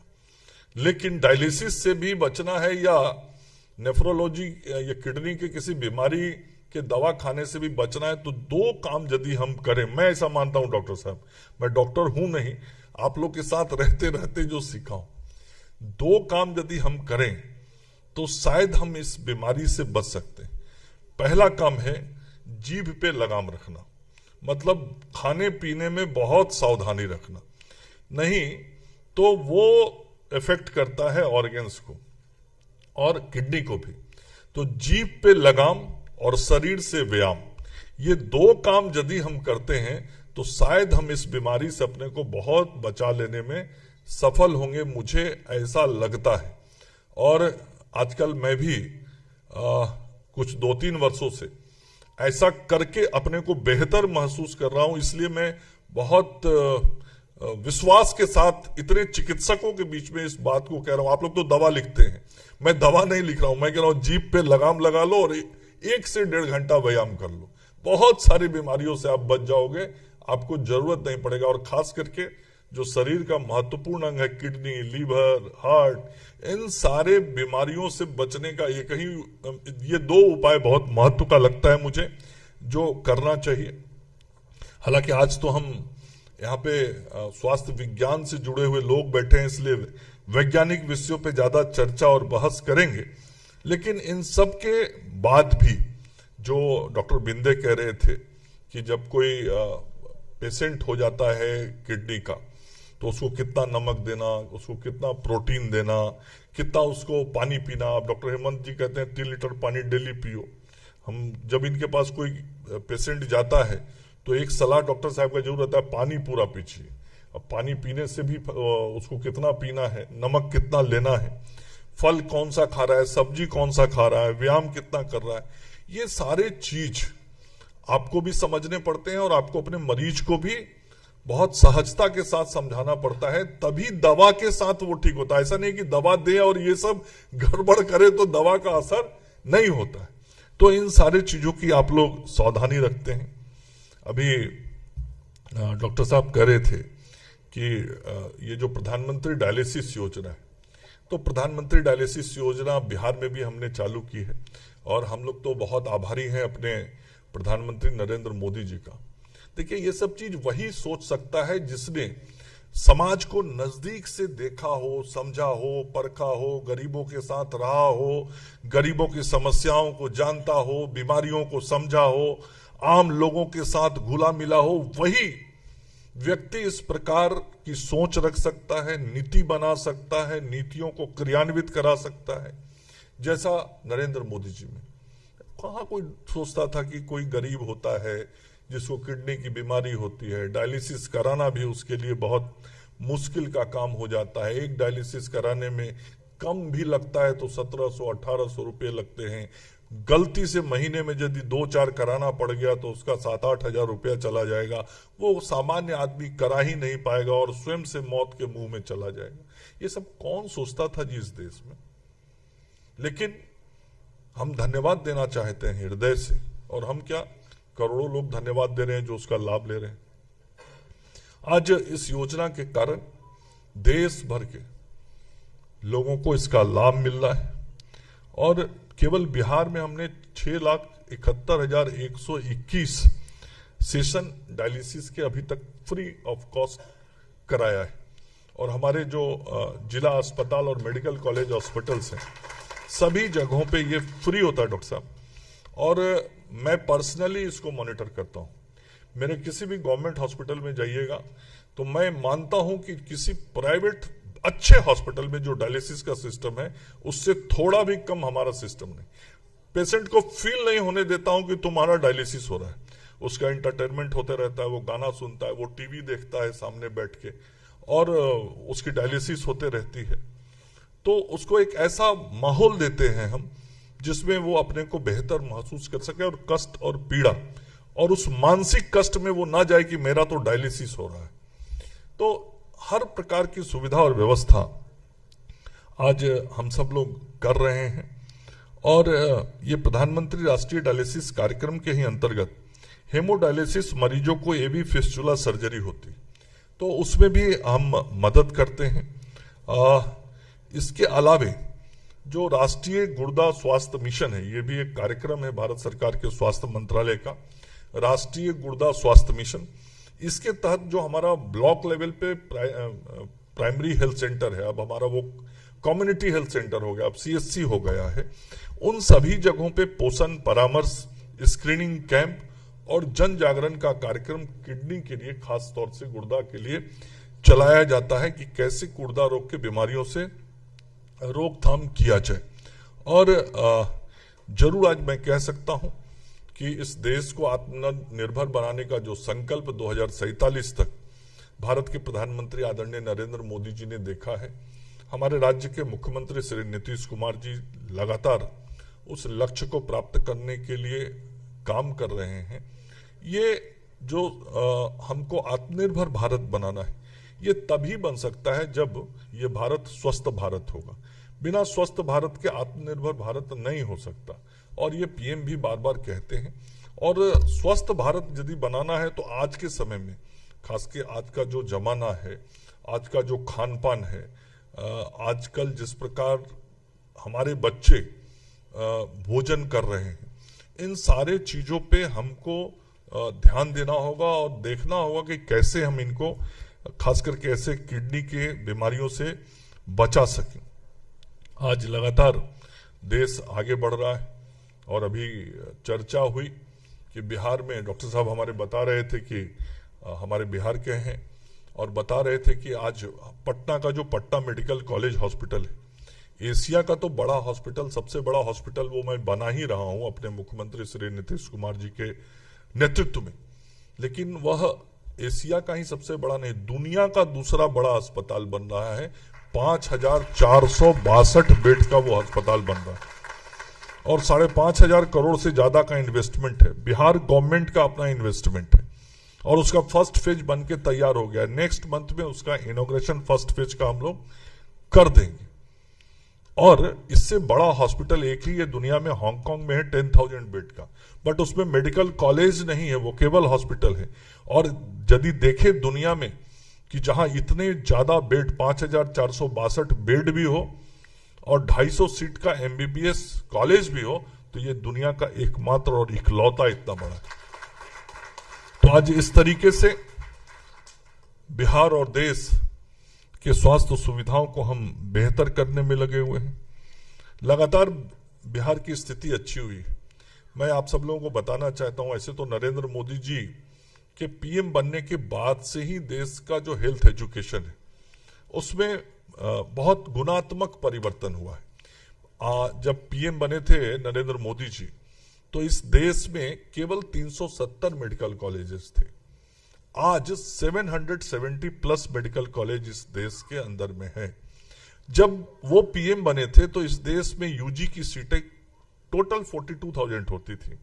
आज 1,04,000 सीट्स बिहार के अंदर, देश के अंदर। तो किस प्रकार से हेल्थ एजुकेशन, वैसे ही पीजी की सीटें, हेल्थ एजुकेशन को कैसे बेहतर किया जाए, इस दिशा में लगातार हम काम कर रहे हैं। और बिहार का भी मैं उदाहरण देना चाहता हूं, इसलिए कि आप देश के कई राज्यों से आए हुए लोग, बिहार को लोग समझता था कि ये सब पिछड़ा है, ये यहाँ कुछ नहीं होगा।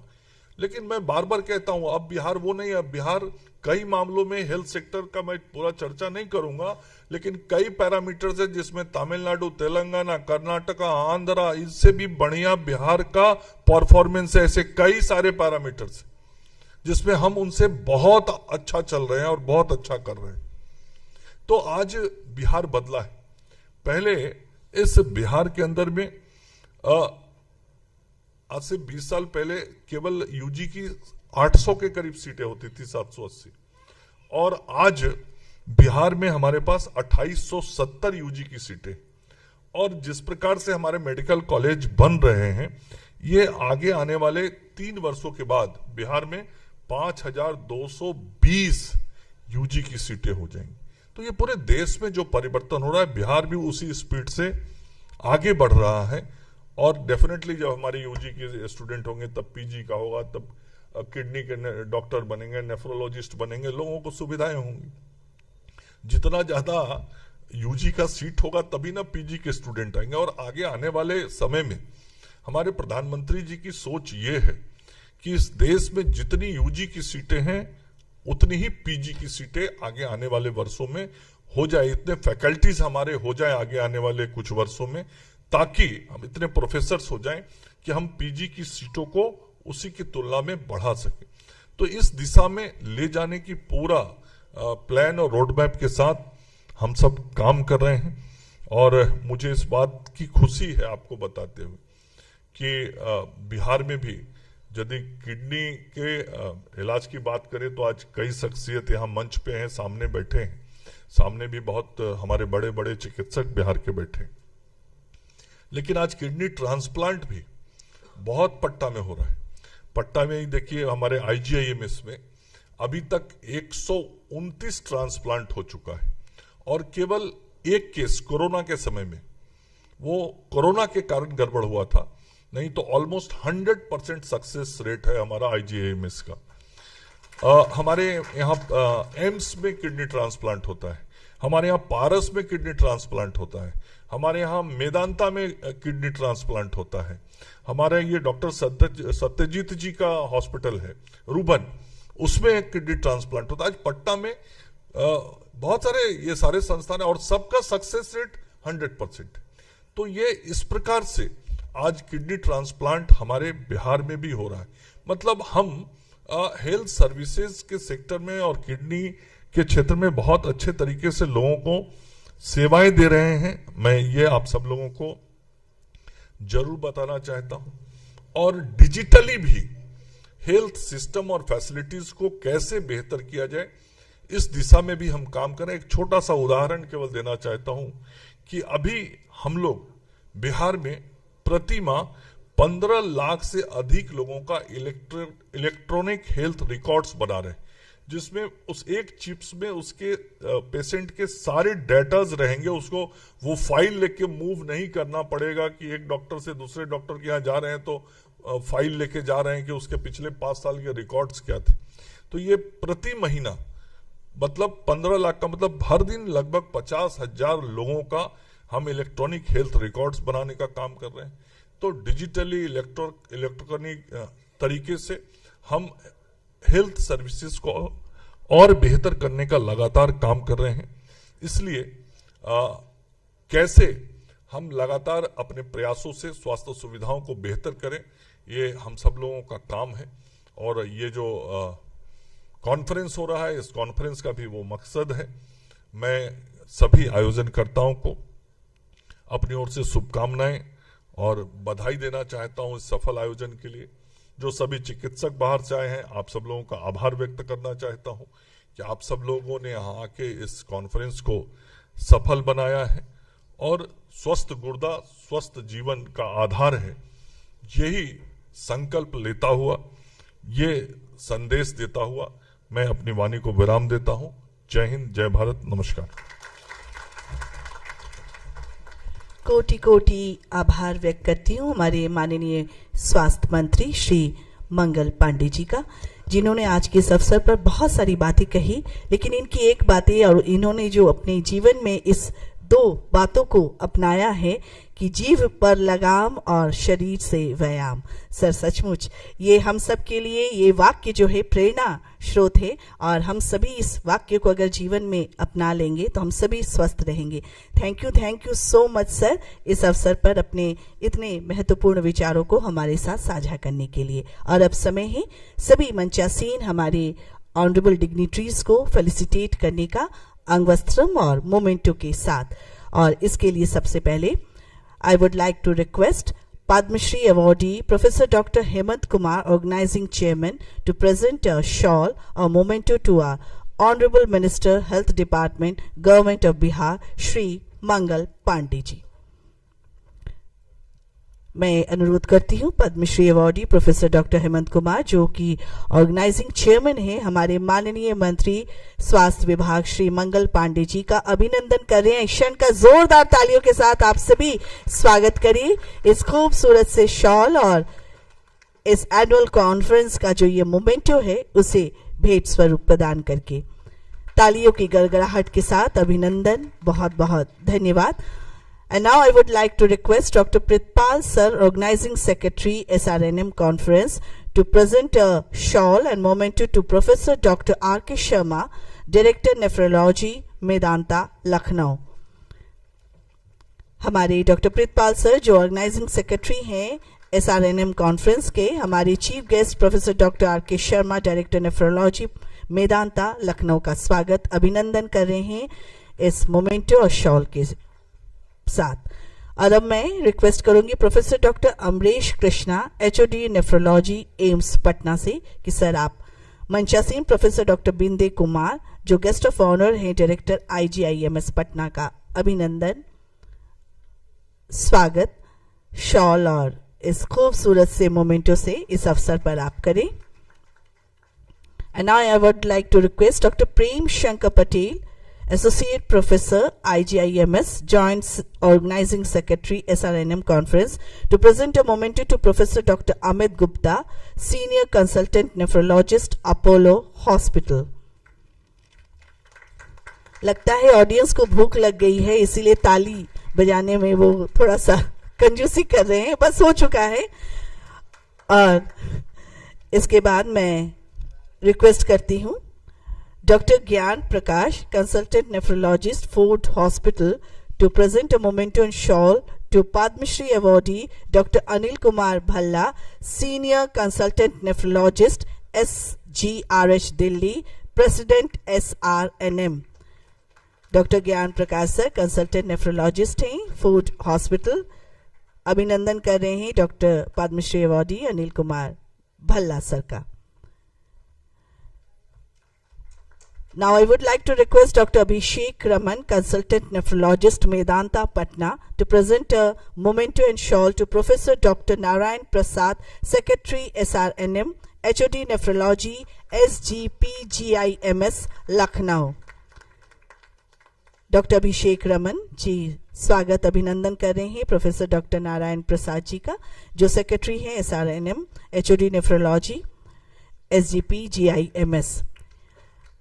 और एक बार फिर से डॉक्टर प्रेम शंकर पटेल सर से निवेदन करूंगी, एसोसिएट प्रोफेसर IGIMS, की मंचासीन हमारी organising chairman Padma Shri awardee professor doctor Hemant Kumar sir का आप अभिनंदन खूबसूरत से जो शॉल है और मोमेंटो से आप करें। Organising chairman Padma Shri awardee professor doctor Hemant Kumar sir का अभिनंदन कर रहे हैं डॉक्टर प्रेम सर। और अब मैं एक बार फिर से रिक्वेस्ट करूंगी doctor Gyan Prakash sir, consultant nephrologist, Ford hospital, to present a memento and shawl to Professor Dr. Om Kumar, Chairman HKF, HOD Nephrology, IGIMS, Patna.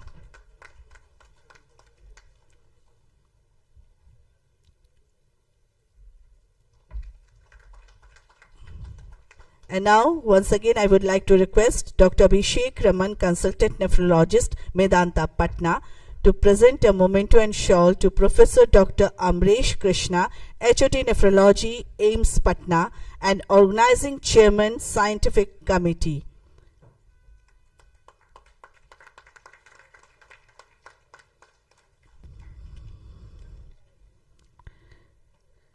Doctor Prem Shankar Patel, associate professor, IGIMS से पुनः निवेदन करूंगी कि मंचासीन doctor Shashi Kumar, senior consultant nephrologist, Paras, HMRI, और आप organising treasurer भी हैं SRNM कॉन्फ्रेंस 2025 के, इस अवसर पर शॉल और मोमेंटो से आप उनका अभिनंदन करें।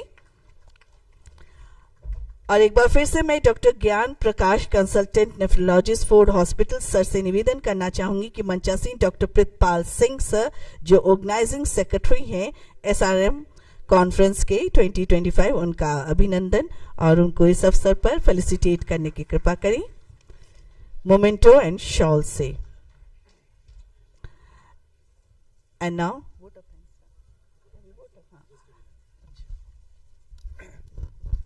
मैं माननीय मंत्री, स्वास्थ्य मंत्री श्री मंगल पांडे जी से आग्रह करूंगा कि हमारे एंकर सोमा जी को सम्मानित करें। सोमा जी हम लोगों के बिहार की, हम इनको नेत्री मानते हैं एंकरिंग करने में। She anchors the programme of our honourable prime minister and Honorable President of India also. So we are proud of her anchoring the great programs of India rather. Thank you so much.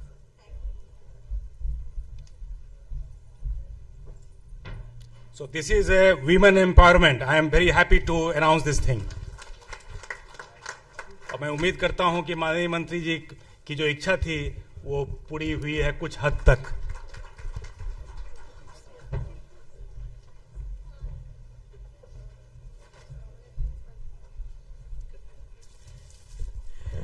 And now for vote of thanks, I would like to request Dr. Shashi Kumar sir, organizing treasurer of this occasion. Sir. Gratitude is the best medicine. And feeling gratitude and not expressing it is like wrapping a gift and not giving it. Good evening, everyone. It's both an honor and privilege to deliver the vote of thanks today on behalf of Organizing Committee SRNMCON 2025, Bihar Nephrology Forum, and Hope Kidney Foundation. I want to express my heartfelt gratitude to our beloved, dynamic, Honorable Minister of Health, cum Minister of Law, Government of Bihar, Sri Mangal Pandey, for his presence at our conference. Sir, everyone must appreciate that you have changed the face of healthcare of Bihar by establishing numerous government medical colleges, health centers, and above all, providing financial assistance to poor and needy patients of Bihar for all kind of ailments. And I must confess here, all the renal transplant we did, at least at my center, is because of your generous help. Sir, despite your busy schedule, you come and grace this occasion. It's kind of blessing for us. My sincere thanks to Professor R.K. Sharma sir, Director Nephrology, Medanta, Lucknow, ex-Director, Dean and Head of Department of Nephrology, SGPGI, to oblige us for accepting our invitation as chief guest of this function. Sir is teacher of teacher, and I am very fortunate that I was groomed under you, sir. My special thanks to Professor Binde Kumar sir, Director, Indira Gandhi of Medical Sciences, Patna, for coming and gracing this occasion as guest of honor despite being so busy with your administrative work. My gratitude to Professor Amit Gupta sir, Director Nephrology, Apollo Hospital, Lucknow, former Head of Department of Nephrology, SGPGA, Lucknow, and Padma Shri Awardee, Professor A.K. Bhalla sir, Chairman Nephrology, Sir Gangaram Hospital, and President, Society of Renal Nutrition and Metabolism for gracing this occasion. My heartfelt gratitude goes again to Professor Narayan Prasad sir, Head of Department Nephrology at SGPGI Lucknow and Secretary Society of Renal Nutrition and Metabolism, and my guide during my DM training at SGPGI for taking his precious time to grace this occasion.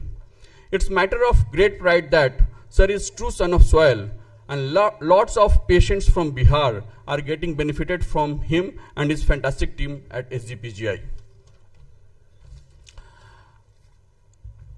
We would not be here if this towering task was not accepted and delivered precisely by our organizing committee, chaired by Padma Shri Dronacharya Awardee Professor Hemant Kumar sir, former Head of Department of Nephrology, Indira Gandhi Institute of Medical Sciences and Patna Medical College and Hospital, Patna, and former Director, New Gardiner Road Super Specialty Hospital, Professor Om Kumar sir, Head of Department of Nephrology, Indira Gandhi Institute of Medical Sciences and Chairman, Hope Kidney Foundation, Professor Amresh Krishna, Chairman, Scientific Committee, and Professor Pritpal Singh, Additional Professor, Department of Nephrology, Indira Gandhi Institute of Medical Sciences and Organizing Secretary. I witnessed the hard work they put together for months to deliver this beautiful academic bonanza as national conference, first of its kind at Patna. I would like to take the opportunity to thank all the scholastic speakers, chairperson, and esteemed delegates that includes who's and who of nephrology, of Indian nephrology, and nutritionists from across the country who give their precious deliberation over 2 days, today and tomorrow. I would like to thank my colleague from Bihar Nephrology Forum who worked tirelessly to make this conference successful. My heartfelt thanks to people from media, hotel and catering services, pharma industry for contributing immensely in the conference, and last but not the least, my sincere apology to anyone whose name was missed unintentionally. So thank you all again for gracing this occasion and making it more meaningful. Let's continue to engage with one another and build an idea shared today. Together we can create for a brighter future for humankind. Thank you. Thank you so much, sir. Dr. Shashi Kumar, Organizing Treasurer, for delivering the vote of thanks. And now I would like to request all of you to stand up for National Anthem.